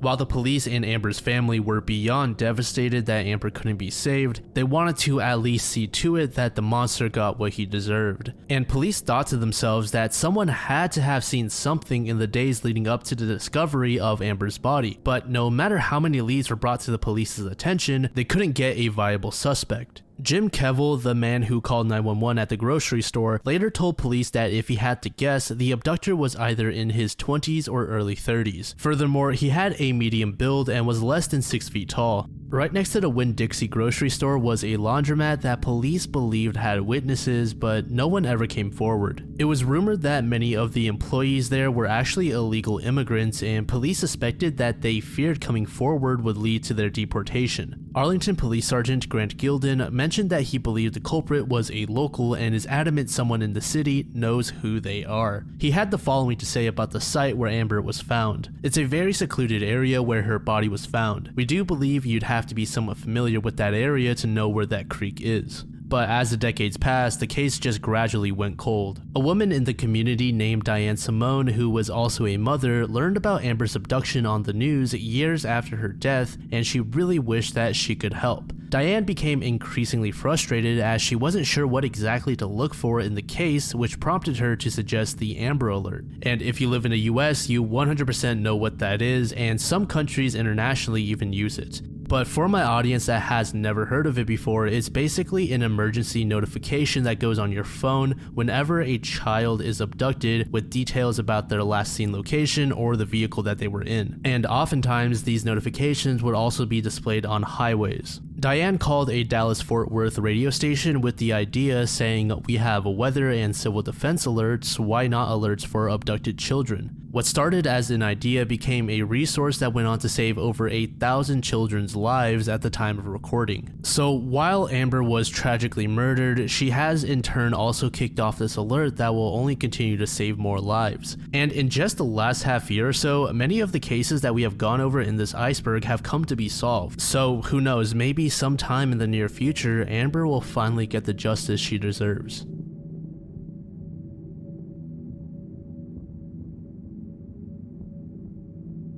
Back in early March of 2022, what is known as the Seishoseki, or Killing Stone, completely split in half in the Nikko National Park, which is located about 100 miles north of Tokyo. It's presumed that what caused the stone to crack was water seeping inside, freezing, and then expanding through the winter. But what makes this stone so notable for many is the cryptic tale that it comes with. About 1,000 years ago, the stone was said to entrap a beautiful woman named Tamamo no Me. While she appeared beautiful on the surface, Tamamo was actually an evil nine-tailed fox spirit, and the splitting of the stone marked her resurrection. Reason she was trapped inside was because she had formed a secret plan to kill Emperor Toba, who ruled from 1107 to 1123. The tale varies depending on the source, but some say that she was stopped in the act, while others say that she succeeded in poisoning the emperor. When she was found out by a court astrologer, she fled into the forest in her fox form. However, she failed to escape as samurai were sent to capture her. One of the samurai wounded Tamamo, causing her to take the form of a stone. Legend says if you simply touch the stone, you will die, while others state that because she was captured and trapped inside, she was emitting toxic gas. And the reason this gas rumor came about is because around the area there would be several animals or creatures found dead. But this has a pretty mundane explanation. You see, the stone was in a unique location near multiple volcanoes. These volcanoes were the source of gases that occasionally contributed to the deaths of several animals and humans over the years. While some believe the cracking of the stone to be a bad omen, others thought it to be a rather good one, thinking that the previously evil spirit was freed in order to do good for the world.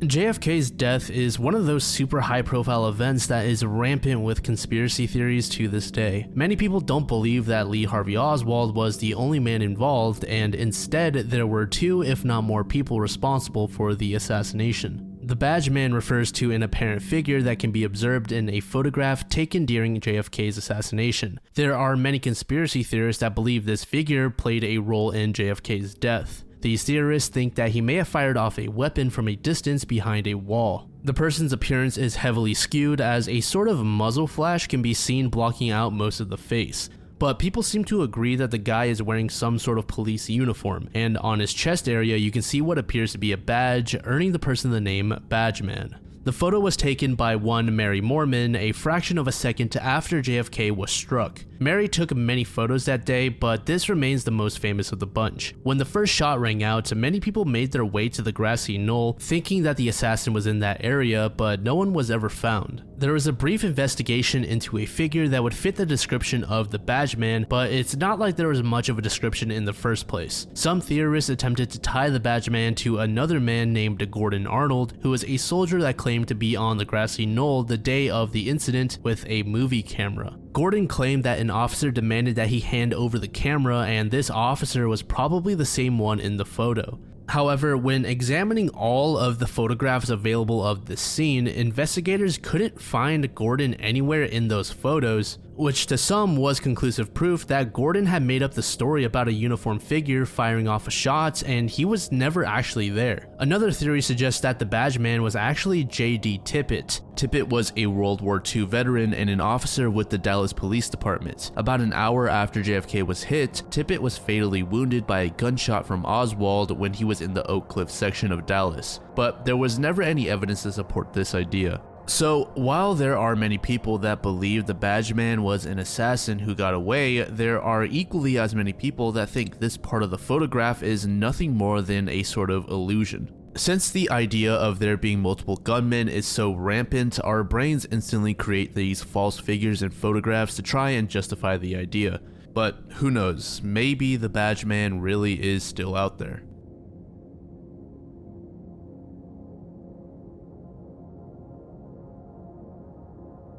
It was December 26, 1900 when a crew made its way to the Flannan Islands, which is just a bunch of smaller islands off the coast of Scotland. The destination was the island Moor Island, which was completely uninhabited aside from the keepers inside of the lighthouse and the occasional shepherd that brought along their sheep to graze around the island. But the shepherds were careful to never stay the night due to a legend about malevolent spirits roaming the location. Every now and then there would be a visitor and they too would note the eerie atmosphere of the place. The crew was to provide fresh resources, including food and water, as well as replace one of the three keepers. The captain of the ship was named James Harvey, and he brought along a man named Joseph Moore, who was the replacement lighthouse keeper. As they neared the island, nobody was in sight, and there were several telltale signs that something bad had happened. The keepers knew that they were supposed to be visited soon, yet their dock was totally unkempt, and the lighthouse itself looked to be abandoned. The captain was expected to meet one of the keepers there, but nobody came out. James was completely shocked at this and blew his horn, thinking that maybe the keepers just had their schedules mixed up, but still nobody greeted them. Joseph decided that it would be best to actually go to the lighthouse to check on the keepers. So he rowed ashore and made his way up the stairs to the lighthouse. And in later accounts, Joseph said he felt an immense feeling of dread as he trudged his way up those stairs. When he got to the lighthouse, his suspicions were pretty much confirmed. The door to the lighthouse was left ajar, and inside there was one remaining oilskin coat, half-eaten food left on the table, and a chair that was left on its side almost as if someone had jumped out of it in an emergency. As Joseph rushed through the lighthouse, he still couldn't find anyone. When he reached the bedrooms of the keepers, all of their beds were unkempt with their pillows and blankets strewn all about. Exiting the lighthouse with only the feelings of confusion and frustration, Joseph informed James of what he saw, and James immediately sent out a telegram to the mainland that said the following. A dreadful accident has happened at Flannan's. The three keepers, Ducat, Marshall, and the Occasional, have disappeared from the island. On our arrival there this afternoon, no sign of life was to be seen on the island. Fired a rocket, but no response was made. Managed to land Moore, who went up to the station, but found no keepers there. The clocks were stopped, and other signs indicated that the accident must have happened about a week ago. Poor fellow, they must have been blown over the cliffs or drowned trying to secure a crane or something like that. Night coming on, we could not wait to make something as to their fate. I have left Moore, McDonald, buoymaster, and 2 seamen on the island to keep the light burning until you make other arrangements. Will not return to Oban until I hear from you. I have repeated this wire to Moorhead in case you are not home. I will remain at the telegraph office tonight until it closes. After receiving this message, a search ensued for the missing men, and a grand total of 0 of them were found. The man who hired those 3 keepers along with Joseph was named Robert Moorhead, and he decided to go down to Eilean Moor himself just to confirm what he was being told. And sure enough, the state of the lighthouse was just as Joseph and James had described. But it was around here when the men took note of the lighthouse logs, and we sort of shed some light on what happened to the men. So about 2 weeks prior, on December 12th, the second assistant, Thomas Marshall, wrote that there were severe winds that he had never seen in his 20 plus years of working around the ocean. Thomas also noted that the principal keeper, James Ducat, and the third assistant, William MacArthur, were not acting like their normal selves. Ducat had abruptly gone quiet, and MacArthur suddenly began crying. And just in case you think MacArthur was just some coward and this was his first time facing the sea, that is not the case at all, and many of his peers described the man as a tough brawler type. The next day, on December 13th, the storm was wreaking havoc and all 3 of the men worried for their lives. Whenever they had the chance, they got to their knees and prayed that they get out of the storm alive. Robert found this incredibly strange as the lighthouse was 150 feet above sea level and was well equipped to withstand any sort of storm. The 3 men had essentially nothing to worry about, so just why were they so scared? And what made this even weirder was that there were no reported storms on the dates stated in the logs. So the final log was entered on December 15th, and it only said the following: storm ended, sea calm, God is over all. Just what exactly happened in that Eilean Moor lighthouse leading up to December 15th? Well, when news of the event made its rounds, people from the mainland were perplexed as they stated that there were no storms in mid-December. In fact, the weather was pretty good. Those that were staying on the mainland were able to view all of the Flannan Islands and were adamant that there were no signs of a storm, let alone a full-blown one during that time. Robert Moorhead began to craft some theories and recalled that there were a lot of ropes tossed all over the rocks. These particular ropes were stored in a large brown crate on a supply crane that was 70 feet above where they were found. Robert thought that it was possible for the crate to come loose and fall down to that platform. The keepers then went down in an attempt to retrieve the ropes, but were met with a rogue wave that took them out to sea. But some people aren't exactly satisfied with this theory, and it doesn't really help to explain why there was still an oilskin coat left in the lighthouse in the midst of December. But the thing that really had people stumped was the fact that the weather was totally fine. Some people even think that the logbooks were fabricated. As the years went by, new keepers were swapped in and out of Eilean Moor, and funny thing was, each of these keepers reported hearing strange voices calling out the names of the 3 men who were presumed dead.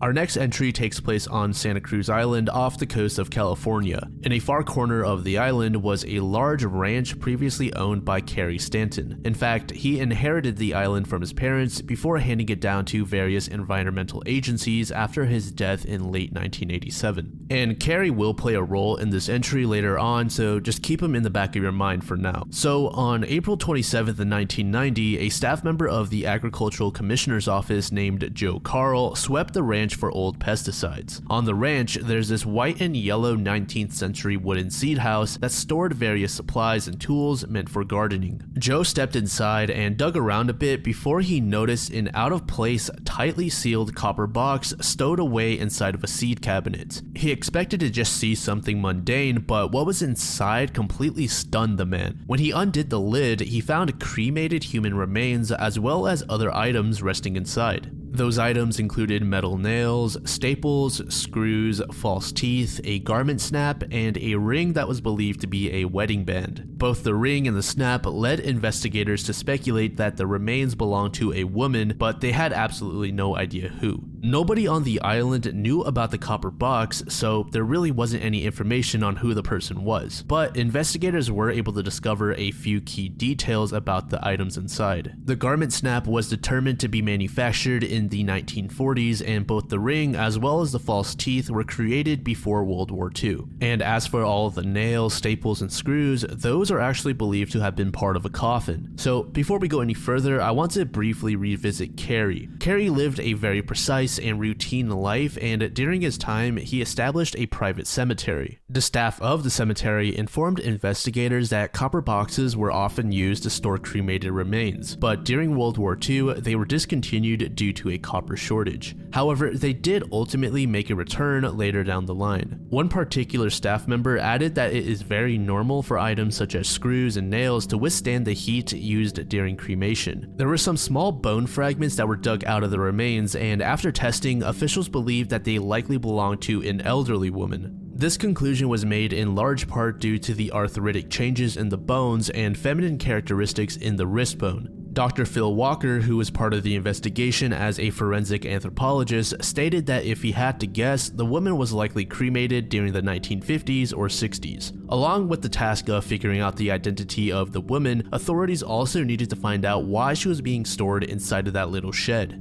Was it possible that the former ranch owner, Carey, was hiding a dark secret? Well, according to those that knew him, it isn't likely. Authorities deemed that foul play was not involved, as the coffin parts indicated that the body was resting inside of a coffin during cremation. And just in case you're wondering, I'm pretty sure that bodies are removed from coffins or caskets before they are placed in the cremation chamber. Those coffins and caskets are replaced with a rigid material that can burn to contain the body. Otherwise, items such as those nails could survive the heat. However, it's not completely unheard of to just keep the body in the coffin while it's in the cremation chamber. So I guess this is just more so a variable that depends on the location and their practices. So to sum things up, the identity of the woman as well as the reason her remains were left inside that shed are still unknown, but we do know that she died after World War II in her 50s or possibly even later. She also had some arthritic condition in her wrist. It is widely believed that Carey had nothing to do with the remains, but authorities did say this could change if they ever find out her identity. Some investigators think that the woman was the mother of a ranch worker who requested she had her remains scattered somewhere on the island, but for whatever reason, those tasked with the responsibility never got to it.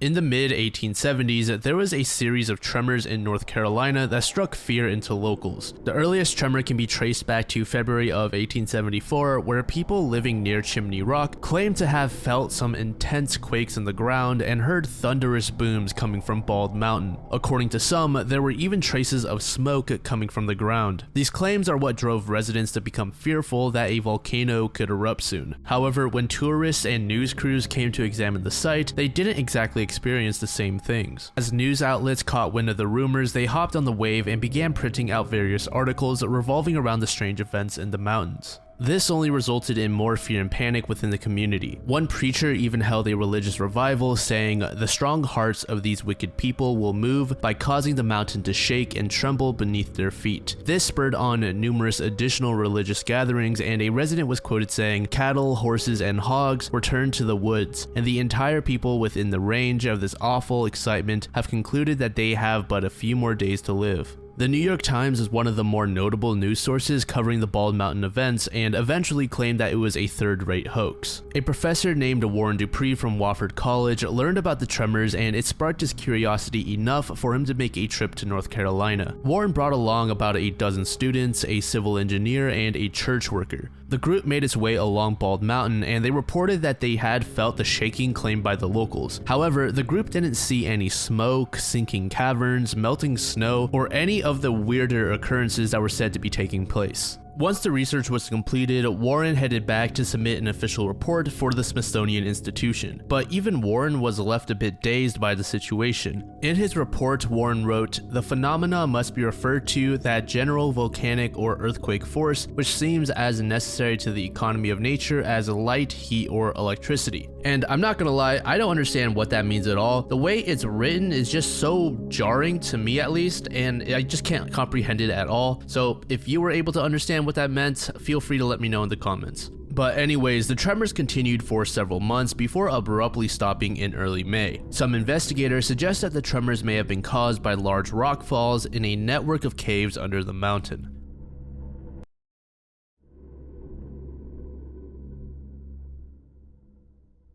Michaela Bali is the name of a 16-year-old girl who disappeared in her hometown of Yorkton, Saskatchewan. It was April 12th, 2016 when Michaela visited a restaurant in Yorkton where a surveillance camera caught a shot of her. This camera footage was the last time Michaela was ever seen, and investigators have no idea where the girl went off to. Michaela was described as an intelligent and quick-witted girl, being an amazing student and loving daughter. She shared with her family at one point that she had dreams of moving out of Canada and going to the US one day. Her mother said that she could be shy at times and that she met most of her friends online on various websites and apps like Snapchat, Instagram, and other chat-based providers. On the day of her disappearance, Michaela texted one of her friends named Oksana, asking for a ride to the bank. It was around 6:40 a.m. at this point. Oksana didn't think much of this, and Michaela added that she needed to withdraw around $5,000. However, authorities later determined that this was a complete lie. While Michaela's friend didn't think the request was abnormal, she did refuse, saying that she was busy. It was almost 8:30 a.m. when Michaela showed up to school, which was Sacred Heart High School. When she entered the facility, she immediately headed towards her locker, but later left the school through the back. From here, Michaela headed towards the bank and was caught on CCTV speaking to someone on the phone. Michaela waited outside the bank for the teller to open up, and when they did, she hung up the phone immediately and withdrew a total of $55 from her account, a long shot from the $5,000 that she told her friend about.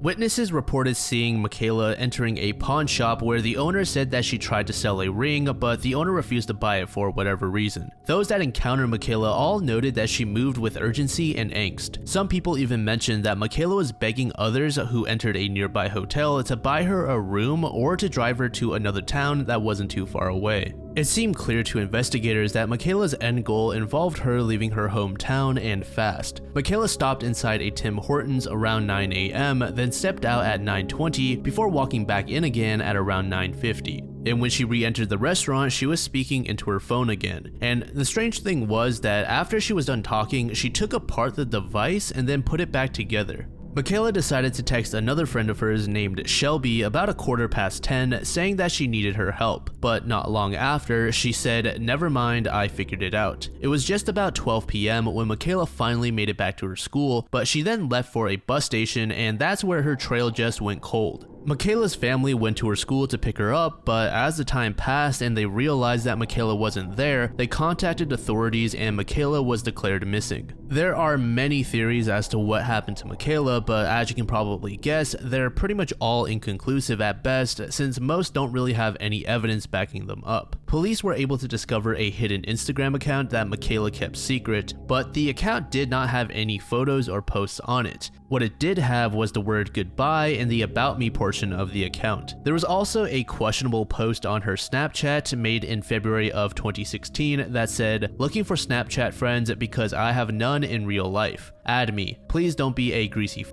and send me gross ass nudes. Just looking for a friend." When interviewing some of Michaela's friends, police found out that Michaela was telling people about how she planned to go to Regina, a trip which would have been about 150 miles from where Michaela went missing. One suspect that popped up was a man named Christopher who lived in Saskatchewan. Apparently, Michaela had made plans to visit him, but when police went to Chris's home, they didn't find anything suspicious. Now, Chris informed police that Michaela may have been He wasn't sure how serious she was about it, but she claimed to have attempted to take her own life once before. Another suspect was Michaela's biological father, but he was quickly ruled out. He didn't play much of a factor in Michaela's life as he went through a divorce with Michaela's mother, but since her disappearance, he has been making an effort in finding her. Then there was one more suspect who held open the door for Michaela at the restaurant, but this guy was quickly removed. Another thing about Michaela is that she supposedly carried around various substances when she went missing. Her friend said that she brought oxycodone to school to show people. Most people believe that Michaela was starting to feel lonely and she had simply had enough of her life in her small town and may have been kidnapped after being baited with false promises. Or perhaps she really did successfully find a way to live a brand new life somewhere else in the world. But obviously most people think this is a stretch as she was just 16 years old and she only had about $50 in her pocket. So I'd love to hear what you guys think happened to Michaela. And one final detail that I failed to include earlier is that those phone calls she made were actually done through an app and not directly with her own number, making it more difficult to trace just who she was calling.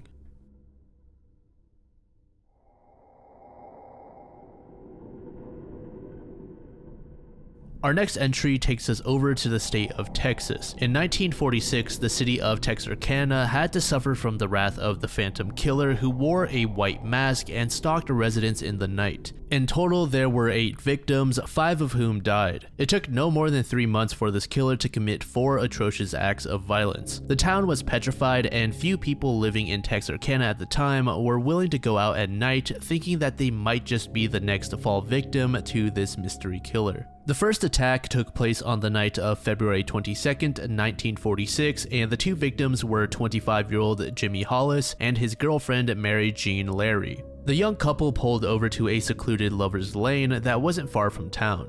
Based on the reports, the Phantom Killer walked up to the car window while holding out a gun. The killer commanded Hollis to remove his clothing, specifically his pants, before being brutally beaten. The gunman then set his attention upon Mary. He wanted to play a sick game with her where he commanded her to run away from him before taking off after her. Mary sprinted for her life but ended up at a ditch where the killer then told her to change directions. Eventually, he caught up to her and assaulted her with his gun. Not knowing if she survived, she closed her eyes, but surprisingly, the gunman just let her go. When authorities arrived, Jimmy was in critical condition and rushed to a hospital. He sustained multiple severe injuries to his head, including a fractured skull. Both Mary and Jimmy said that the man was wearing a pillowcase over his face with eye holes cut out in the front. The next incident didn't occur until a month later in March. 29-year-old veteran Richard Griffin and his girlfriend Polly Moore were also parked along a secluded road for a romantic rendezvous when the Phantom Killer walked up to their vehicle with the same pistol. This time the killer wasted no time and shot both of them in the head.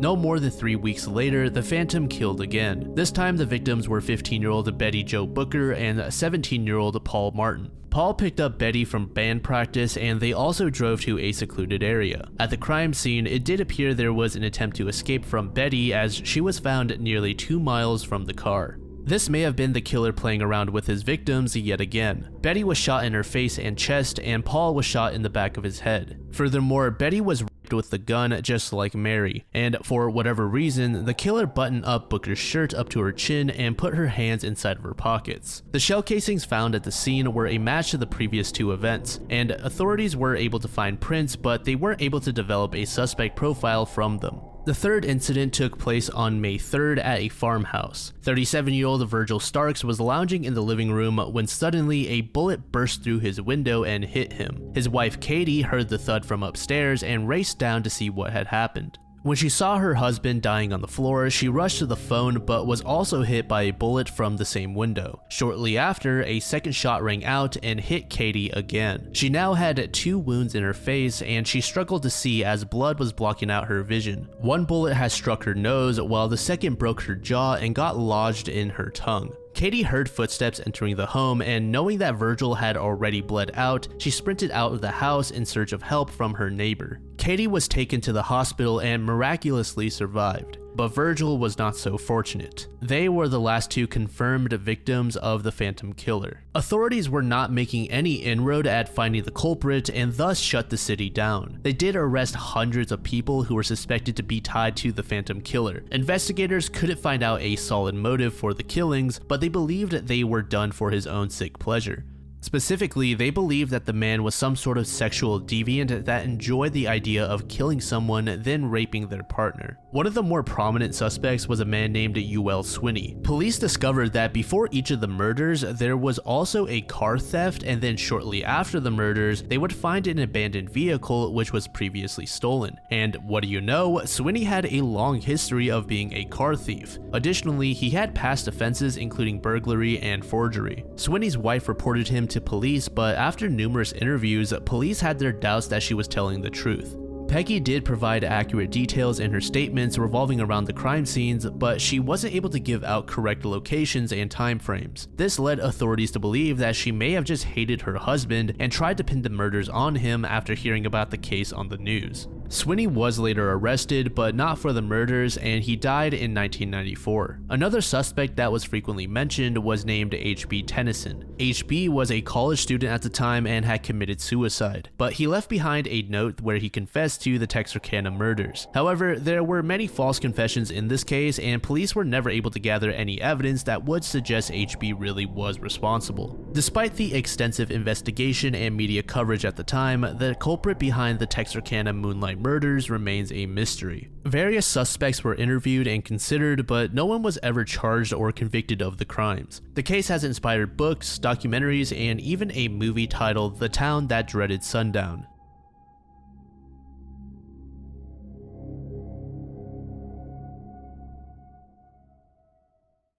If you're like me and have never heard of Cracker Barrel before, it's described as an old country store that doubles as both a restaurant as well as a sort of gift shop. And from what I can understand, this entire entry stemmed from a single Facebook post. A man named Brad made his way to the Cracker Barrel Facebook page and demanded to be told why his wife was fired. This comment became an ongoing meme from that point on. And during the peak of all this, everyone flooded Cracker Barrel's posts with comments asking why Brad's wife, who worked 11 years for Cracker Barrel, was fired.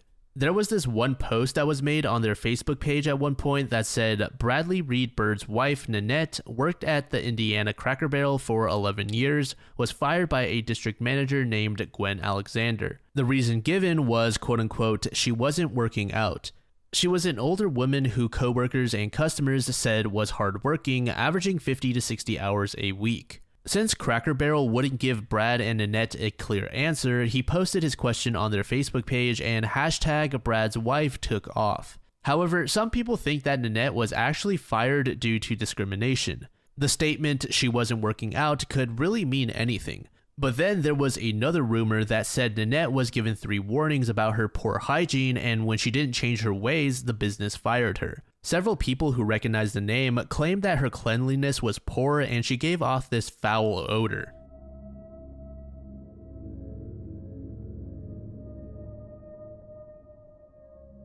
This entry refers to the mysterious disappearance of a woman and her child. The woman's surname was Liu, and she was 37 years old at the time of her disappearance, and her daughter was 4. On January 20th, 2008, Liu took her daughter to the Lynn Financial Building in Taiwan via a scooter. Liu stepped inside of the elevator in the building at midnight and then just poof, disappeared in the building. When authorities were notified of the disappearance and arrived at the building, they were left baffled as to where she could have gone. One of the employees told police that Liu looked to be in a hurry, and when they stopped her to ask why she was there, Liu said that she was there to see a friend. The employee thought nothing of this and let her pass. Liu jumped into the elevator with her daughter, and that was the last time she was ever seen in person. There were several employees who clocked out of work and exited the building as the time passed. However, none of those people were Liu. Just where had she gone? The employee began to feel this ominous pit opening up in his stomach and went to sweep through the surveillance footage. And this is where that employee got really creeped out. He found images and video of Liu looking around nervously after getting into the elevator.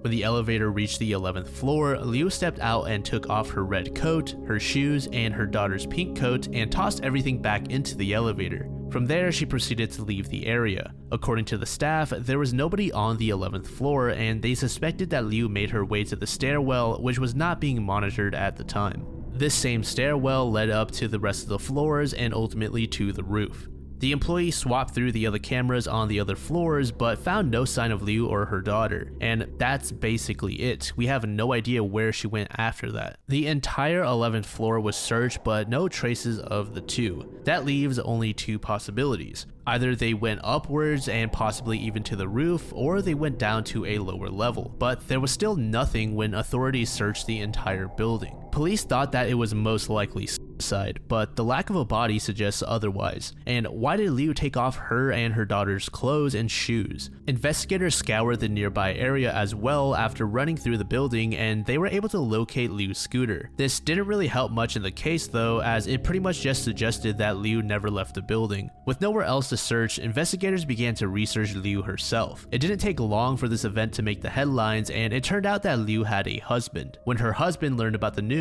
he immediately went to the police. According to him, he suspected that Liu may have ran away from home because of his drinking habits, which often led to him beating Liu. The relationship they had was bad. The couple had 4 kids, all of which were taken care of by their mother while the husband worked every day. But the thing is, the husband's work was very unstable and pay was not good. Shortly before Liu's disappearance, the couple had an especially harsh argument and Liu grabbed her 4-year-old and left home on that scooter. As time went by and Liu failed to return home, the husband went to look for her in her hometown, but he never found her. Fast forward to the day where the husband heard the news, he said he never saw or had any contact with Liu leading up to that day after the 20th. Police interviewed all of the family members and they learned from the eldest daughter, who was still in junior high, that Liu told her she was going to a friend's house for a few days but would return soon. Investigators and internet sleuths are at a loss as to what happened to Liu and her 4-year-old daughter. Some speculated that she was running away from someone, possibly even her own husband. And there's also the topic of the 11th floor. Why did she get off at that particular one when there were 16 in total?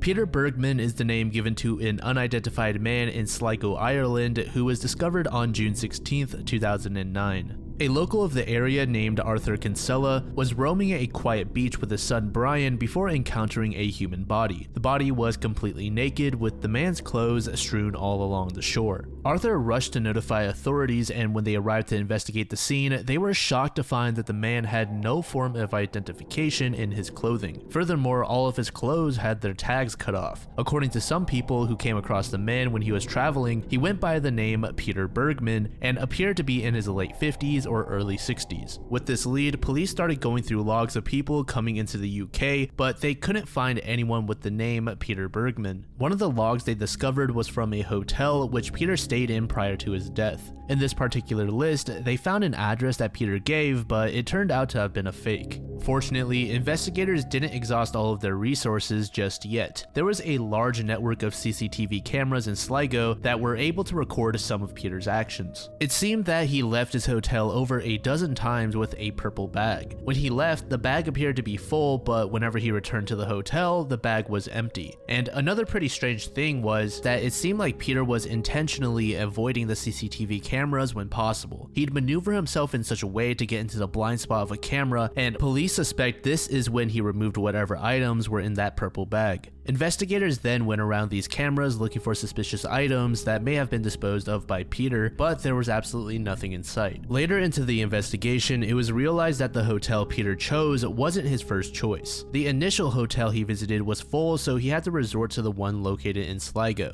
He paid in advance for 3 days in the hotel, where he mainly kept to himself. He did take a trip to the post office where he purchased several stamps as well as 8 envelopes. When a taxi driver learned of the incident, he told police that he actually drove him to an isolated beach called Ross's Point. Peter had asked the taxi driver for a recommendation on a swimming location, and the driver suggested the earlier mentioned beach. He said he took Peter there, and Peter stayed in the area for about 15 minutes before going back to his hotel. After checking out of the hotel, Peter took a bus to Ross's Point, where a woman reported seeing him around 12 p.m. This was the last time Peter was seen alive, and the next morning his body was lying lifeless on the shore. Medical officials discovered that Peter had advanced prostate cancer as well as several bone tumors, and judging from the state of his heart, it seemed like he had survived numerous heart attacks, but oddly enough, they couldn't find any trace of medication within his body. This leads to one of the many theories behind the case. Some people suggest that Peter had just had enough of his life after suffering through all of these health issues and wanted to find a quiet place to calm himself before he accepted his inevitable fate.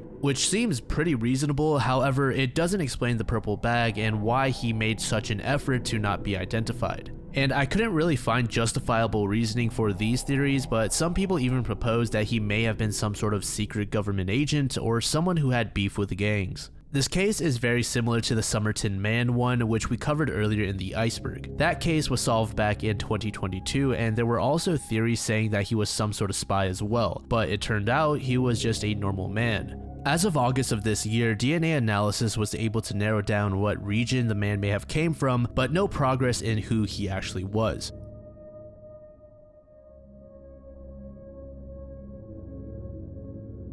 The Sandown Clown is a mysterious being that became famous when two children reported their encounter with it at Lake Common in Sandown. The clown is said to be over 2 meters in height, which is about 6'5". It had 2 legs, 2 arms, and an extremely large head relative to the rest of its body. The clown's skin was pale and had the texture of paper. Each of its hands and feet had 3 digits.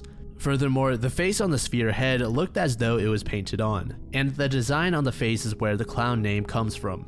The kids claimed that the clown was carrying a sort of microphone in its hands, which it used to speak. They also mentioned that before the clown appeared, there was some sort of wailing noise similar to an ambulance. It's suspected that this sound also came from the microphone. When the kids heard this sound, they went towards it, which took them across a footbridge above a stream. On the other side was the curious yet shy Sandown Clown. It was said to be friendly and spoke to the kids for about half an hour. When the kids left and returned to their parents, the clown was never to be seen again.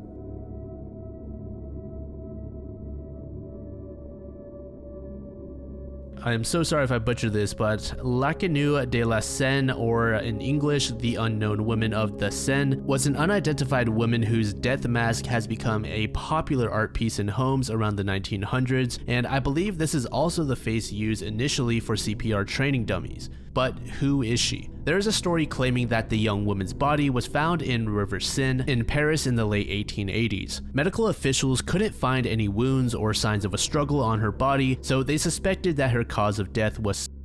One of the pathologists at the Paris morgue was captivated by the beauty of the girl so much that he felt the need to create a wax cast death mask of her face. This is just a story though, and it's not exactly 100% without a doubt true. Another story says that the painter Jules Joseph Lefebvre created a painting of a girl who was dying of tuberculosis, and it was this painting that inspired the creation of that wax mask. The girl was rumored to have died from her illness around the mid-1870s. Then, in another account, the mask was rumored to have been stolen from the daughter of a mask manufacturer that resided in Germany. It's estimated that the girl was 16 at the time of her death, but her identity is still unknown.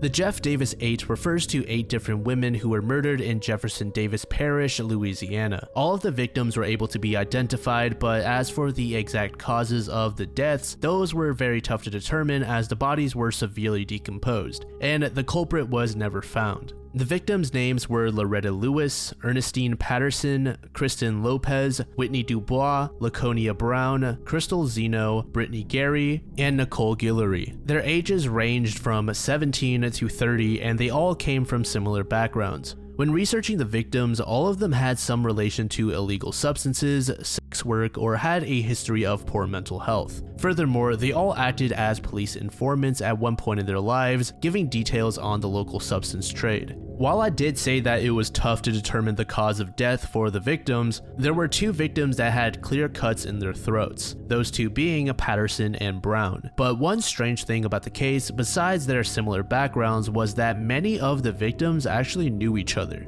For example, Kristen Lopez and Brittany Gary were actually cousins, and Brittany once lived with Crystal Zeno. Then Whitney Dubois had a kid with the brother-in-law of Loretta Lewis. So there is heavy speculation that these women were found out by a gang member or someone of that sort and taken out for leaking information to the police. Furthermore, Kristen Lopez, as well as a couple other victims in this case, were at a crime scene where police shot and killed a man named Leonard Crochet, who was tied up in several illegal activities. One of the suspects was named Frankie Richard, who admitted to having sex with many of the victims. Who exactly is Frankie? Well, he owned a strip club and partook in several different illegal activities within the community. Of the victims, the final one he saw was Kristen Lopez, and he was actually charged with her murder, but those charges were eventually dropped due to the mishandling of vital evidence as well as conflicting eyewitness accounts. The next suspects involved Ernestine Patterson. She was known for her sex work and had met up with 2 men named Byron Jones and Lawrence Nixon at an abandoned house. According to Lawrence's wife, she saw Lawrence carrying a large industrial-sized trash bag, which he set on their front porch. After a short while, she noticed a red liquid creating a pool underneath the bag. She assumed this to be blood, but police didn't act on this lead until 15 months after Patterson's murder, so by that time, they couldn't find anything on the porch. They were quoted saying, "failed to demonstrate the presence of blood." This got a lot of the public riled up, with many suspecting that perhaps members of the police force were corrupt. In fact, at one point, the chief criminal investigator in the case, Warren Gary, was being accused of buying the exact truck that was seen at the site where Kristen Lopez was killed. And to make matters worse, the chief bought the Chevy Silverado off a former inmate and friend of Frankie Richard, who again was the club owner we mentioned earlier. Frankie actually died in his sleep in the latter half of March back in 2020. Some investigators thought that it was suicide, some thought a freak accident, and some thought he was murdered. But anyways, that truck had not yet been swapped for DNA, and Gary resold it for a 2x gain after cleaning it up. There was an intense dispute on whether Gary knew that the truck was a key part of Lopez's murder, and during that time, Gary was temporarily kicked off of the case. He also received a fine from the Board of Ethics, but this blemish didn't stop him from getting a promotion to the head of evidence. Ultimately, in March of 2016, Warren Gary was shot dead in his sleep by his own grandson. So this entire case is a big fat mess, but it seems that most people are on the side that there is one or maybe even several corrupt officers tampering with evidence and manipulating the case as a whole behind the scenes.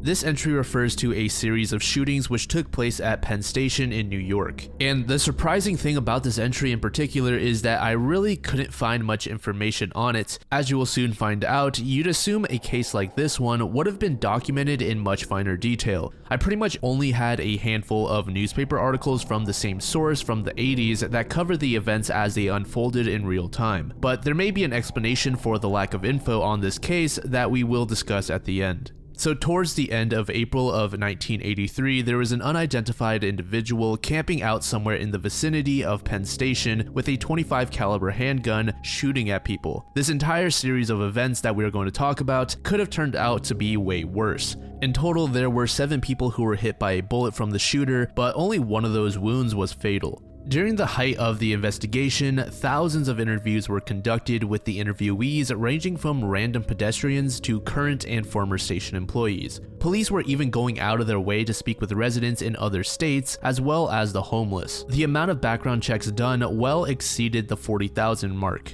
Assistant Chief Richard Dillon was quoted saying, "It is a very slow, tedious process." The director of the investigation stated that he believed the culprit was a quiet recluse of a man, but has been living in the area for quite some time, so he should be somewhat recognizable. Most of the shots were suspected to have taken place from an elevated level.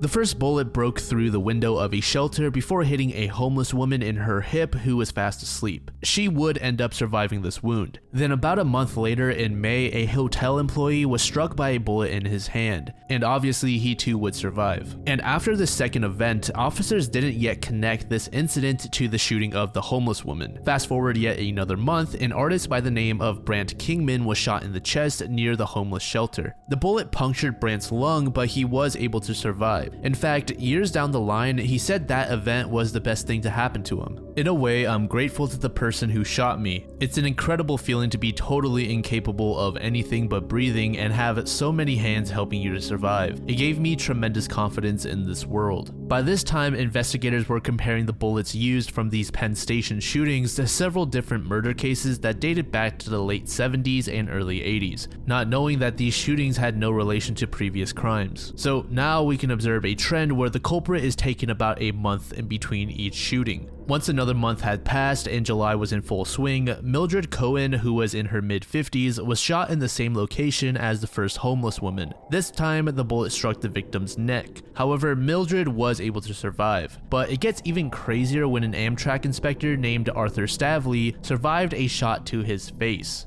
Then in the same month, another employee of the station was shot, but this bullet only barely skimmed the top of his eyelid. This employee's name was Thomas, and I should also note the shots between Mildred and Arthur took about 4 months. So for some reason, the shooter decided to take some time off. And after his encounter with Thomas, he yet again chose to veer away from his previous once-a-month schedule. This time, he didn't return until February, where he fatally wounded a 29-year-old man named Richard. Richard was an Amtrak engineer at the time, and he was the only one to actually die from his wound. After this, the sniper seemingly stopped his shooting spree entirely. There has not been another relevant case that was able to be tied to Penn Station. One of the detectives in the case, named Joseph Perello, who had been working in the police force for nearly 3 decades, had his career completely destroyed with this Penn Station case. Joseph was one of the leads in the investigation and had been publicly accused by Commissioner Ward of committing some sort of cover-up to protect the culprit. Ward even went as far as to compare it to Watergate. What this person was doing was engaging in corruption and trying to justify it to save himself. Cover-ups are corruption. You remember Watergate, that big thing in Washington? Of course, former Directive Perello denies being involved in any sort of a cover-up. And remember towards the beginning of this entry, I mentioned that there was very little information out there on this entry aside from the single source. Well, there are several people that believe that this is because the case was a massive embarrassment for the NYPD, so they made an extensive effort to erase as much coverage on the case as possible. But that is simply a theory.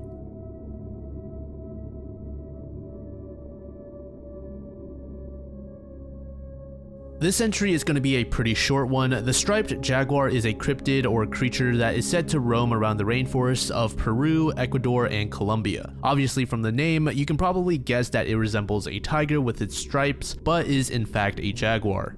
So it's almost like I'm going to use loose quotes here, a mini tiger. Male tigers have been recorded weighing well past 600 pounds at times, while the heavier jaguars are more like in their 300s at the absolute most. Several hunters have told stories about the animal, claiming that they barely escaped with their lives after being stalked by the striped jaguar. In 1992, a Peruvian zoologist by the name of Peter Hawking received a skull from a hunter who claimed that it was from a striped jaguar. The skull did resemble that of a jaguar, albeit it was just a bit narrower. Peter, although intrigued, was skeptical that such an animal actually existed.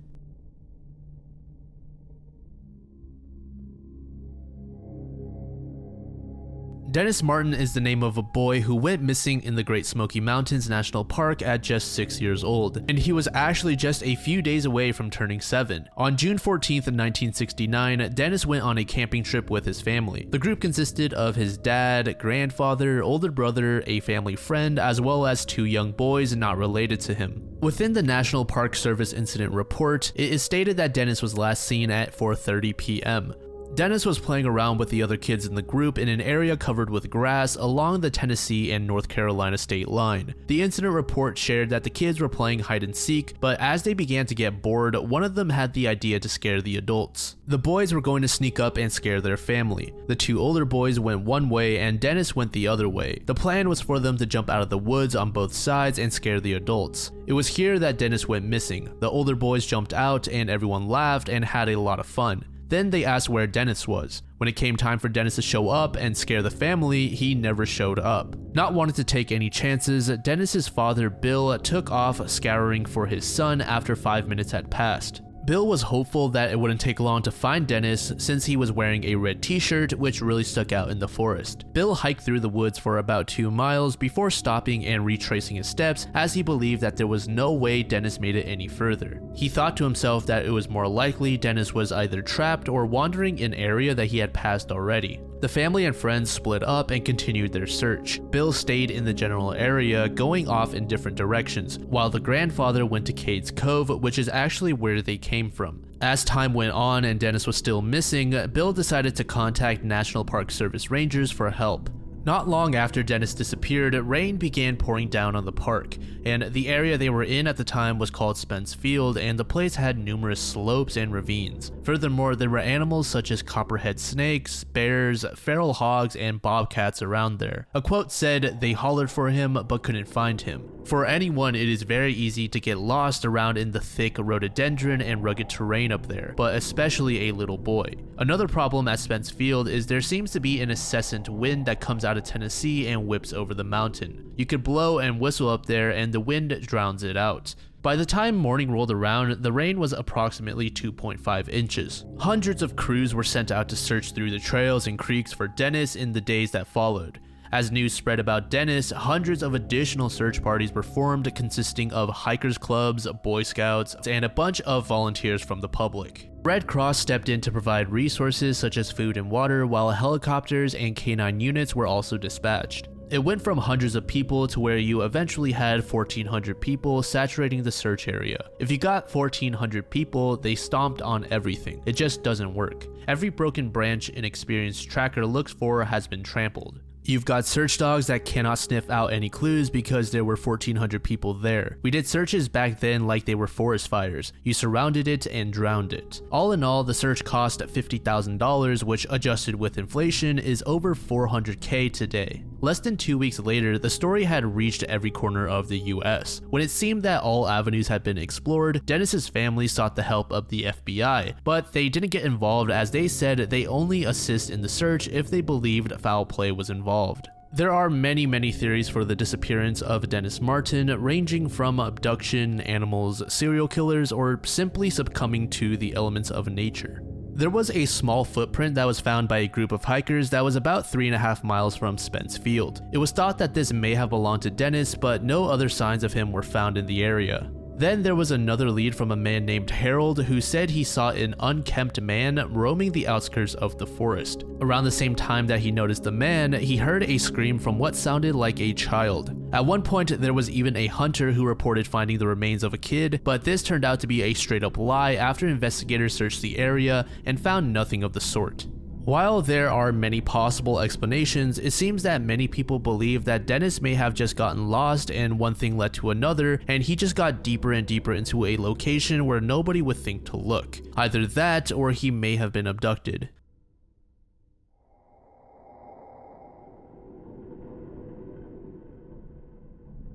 Bouvet Island is a small island that is primarily covered in ice and is regarded as one of the most remote islands in the world. The closest land is the coast of Antarctica, and that is nearly 1,000 miles away. But despite how remote the island is, it has quite a history. Bouvet was first discovered on January 1st, 1739 by Jean-Baptiste Bouvet de Lazier, and later became lost for 69 years since Bouvet had incorrectly marked its location. It later turned back up in 1808 after several decorated explorers failed to find it. So knowing all this, how exactly did the small lifeboat that you see now arrive at such an isolated location? And where exactly did it come from? Needless to say, the lifeboat did not have any details on it to help reveal its origin. If we fast forward to 1964, the South Africans issued 2 vessels to rendezvous at Bouvet, but due to unsafe conditions, this journey was delayed. But eventually they decided to attempt a landing with a helicopter, and this trip was led by Lieutenant Commander Alan Crawford. When the helicopter neared the island, Crawford noticed the out-of-place abandoned lifeboat, which was half swamped and surrounded by a colony of seals. The following was an excerpt by Crawford himself. What drama, we wondered, was attached to this strange discovery? There were no markings to identify its origin or nationality. On the rocks 100 yards away was a 44-gallon drum and a pair of oars, with pieces of wood and a copper flotation or buoyancy tank opened out flat for some purpose. Thinking castaways might have landed, we made a brief search but found no human remains. Crawford was stumped as to how such a tiny vessel survived crossing through the Southern Ocean with just a pair of oars. As far as he could tell, the boat never had a mast and sail or an engine, but what Crawford was most curious about was the fate of the person or crew that manned the lifeboat. Crawford's team was on the island for less than an hour and thus couldn't properly investigate their discovery. They gathered rock samples and only ventured a few yards from shore in each direction. Although they didn't go too deep, they were keeping an eye out for bodies or any sign of habitation, but they didn't find anything. In 1966, there was a biological survey group that had taken a particular interest in Bouvet Island, particularly the lagoon. However, they never mentioned whether or not the lifeboat was still there. In fact, it seemed like Crawford was the only person to ever mention it.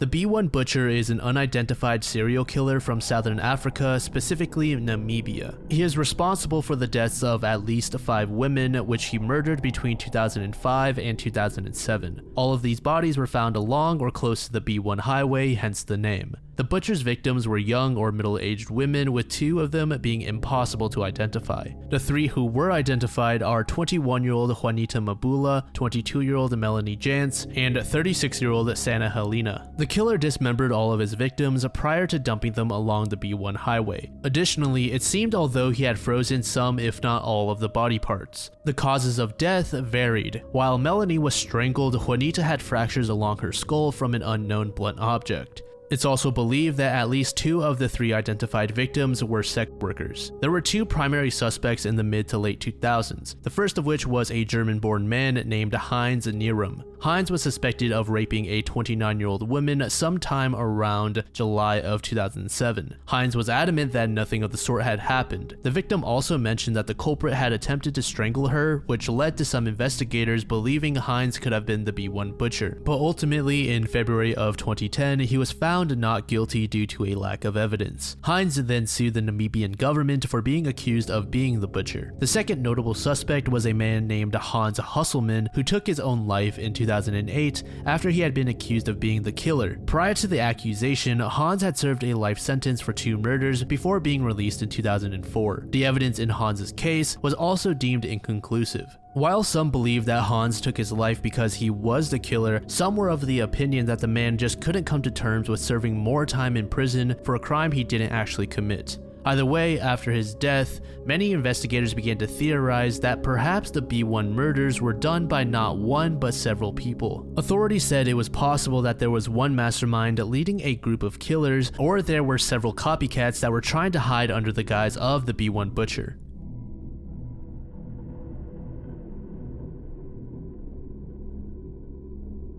Under the moonlit sky of March 8, 2014 at precisely 12:42 a.m., a Malaysia Airlines Boeing 777-200ER gracefully soared into motion from Kuala Lumpur, embarking on its journey to Beijing. Guiding the plane was First Officer Farik Hamid, a youthful 27-year-old who was at the helm of a pivotal training flight, marking the culmination of his certification process. Overseeing the flight was Captain Zahari Ahmad Shah, a distinguished 53-year-old pilot and a senior figure at Malaysia Airlines. Known simply as Zahari, he led with his wealth of experience. A family man with ties to a gated community, Zahari owned 2 residences. Within one of those dwellings, he curated an intricate Microsoft flight simulator. In the cockpit, there was a mutual respect between Farik and Zahari, with Zahari's approachability being a notable trait. So on March 8th, the plane climbed to 10,700 meters, which is about 35,000 feet, by 1:01 a.m. And here is where things start getting weird. The ACARS, or the Aircraft Communication Addressing and Reporting System, goes quiet after sending its last data ping at 1:07 a.m. It basically just shut off like a light switch, but it gets even weirder. The crew's last chat comes in at 1:19 a.m. and then at 1:21, the plane's transponder gets switched off, right when it's crossing into Vietnamese airspace over the South China Sea, which is some pretty suspicious timing. But the radar was still functioning and it observed something equally as strange.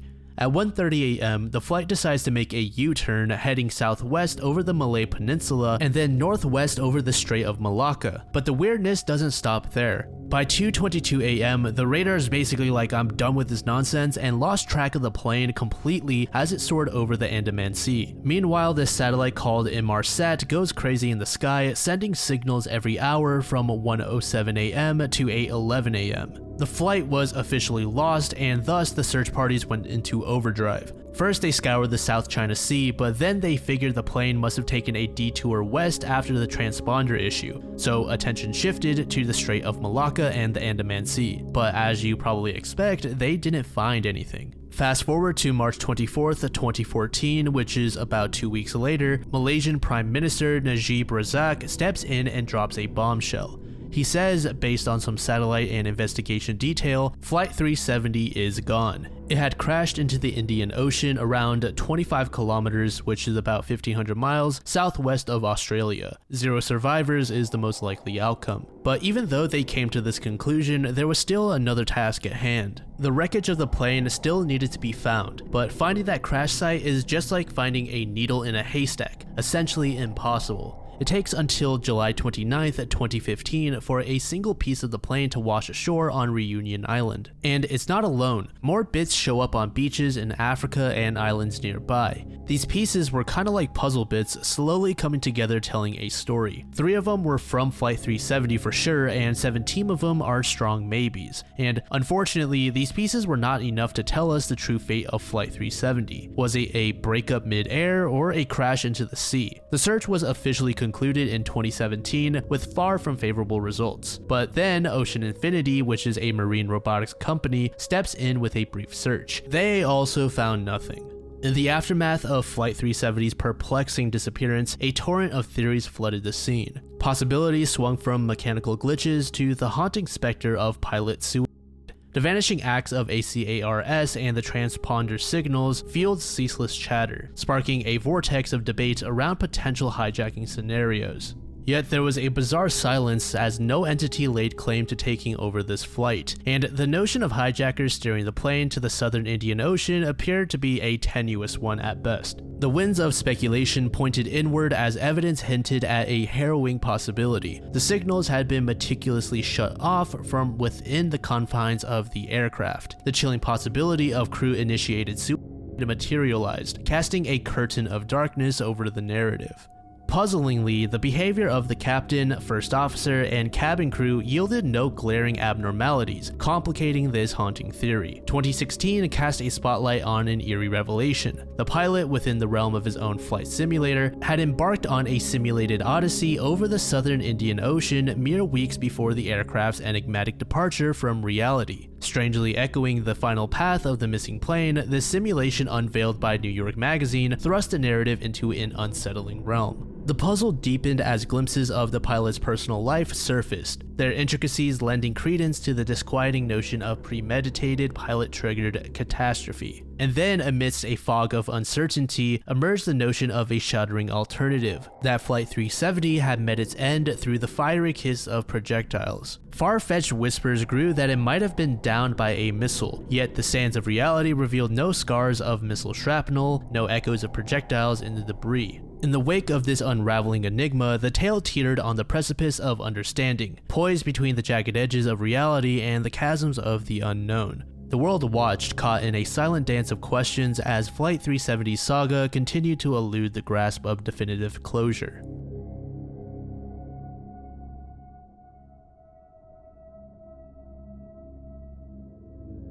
Ronald Hughes was an attorney who died in November of 1970 at the age of 35 and is most famously known for his representation of a Manson family cult member named Leslie Von Houten. Most of you likely have heard of the notorious Manson family cult, but just on the off chance that you haven't, I'll briefly provide some background on them. The cult was led by Charles Manson and was active in California around the late 1960s and early 70s.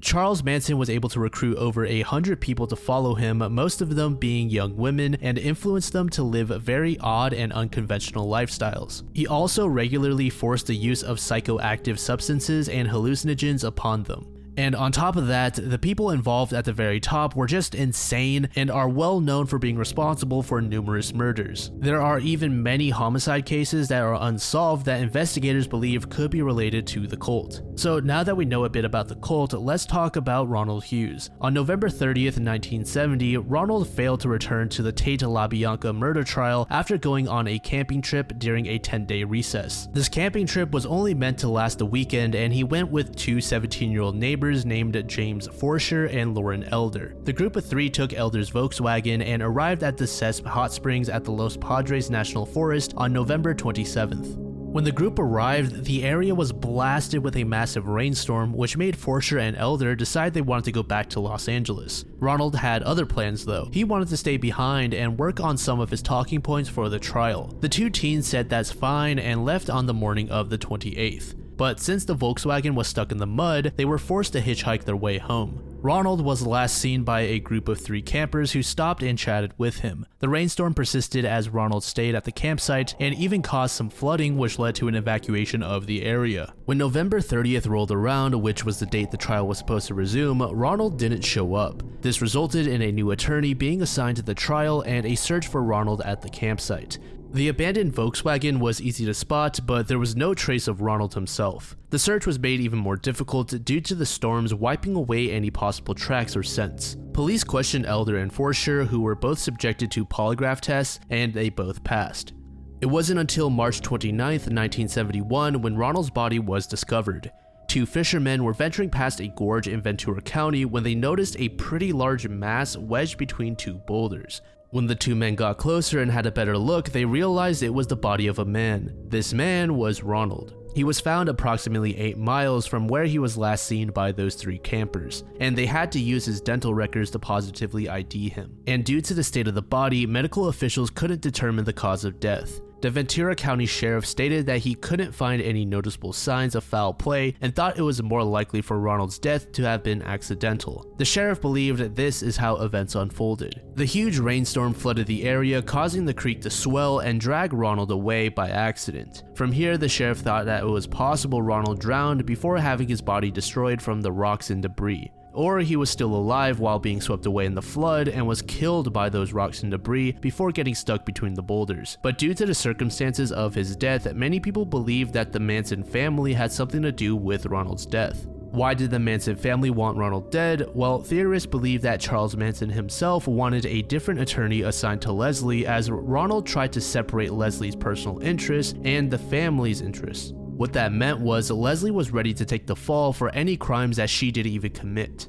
This greatly angered Ronald, and he was quoted saying, "I refuse to take part in any proceeding where I am forced to push a client out the window." It was here when that 10-day recess was issued, and Ronald said that he was immensely confident that he could lock down an acquittal for Leslie.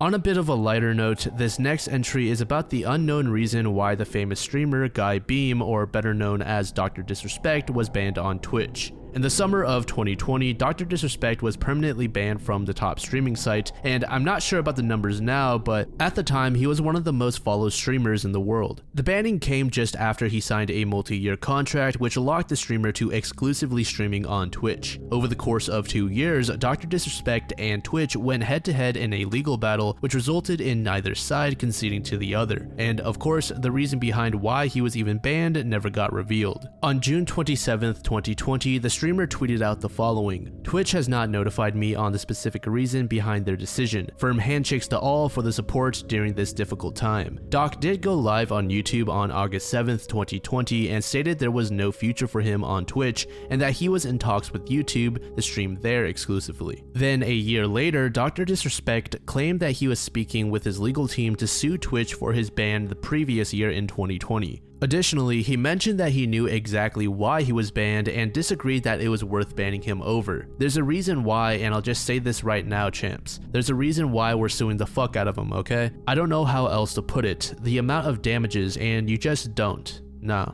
Theories regarding why Dr. Disrespect was banned vary quite drastically, but one that I found quite interesting suggests that Twitch may have not wanted to fulfill that multi-year contract. In 2016, a competitor to Twitch named Mixer was launched by Microsoft. Mixer's plan to onboard users and overtake Twitch was to buy out the largest streamers in the industry. So in 2019, they signed Ninja and Shroud, with Ninja's contract supposedly being valued at $30 million. With 2 of the largest performers gone, Twitch frantically contacted the big streamers that were still on their site to sign exclusivity deals. So this theory proposes that Twitch may have offered Dr. Disrespect a large 8-figure contract to sort of fight off Mixer. However, when Mixer shut down and their exclusive streamers went back to Twitch for free, they didn't want to pay Dr. Disrespect the money. Twitch made it incredibly clear that it was never to be revealed why Doc was banned because there may be public outrage, and I think this definitely could be a possibility. And if this was the case, it's also understandable why Doc would want to take legal action.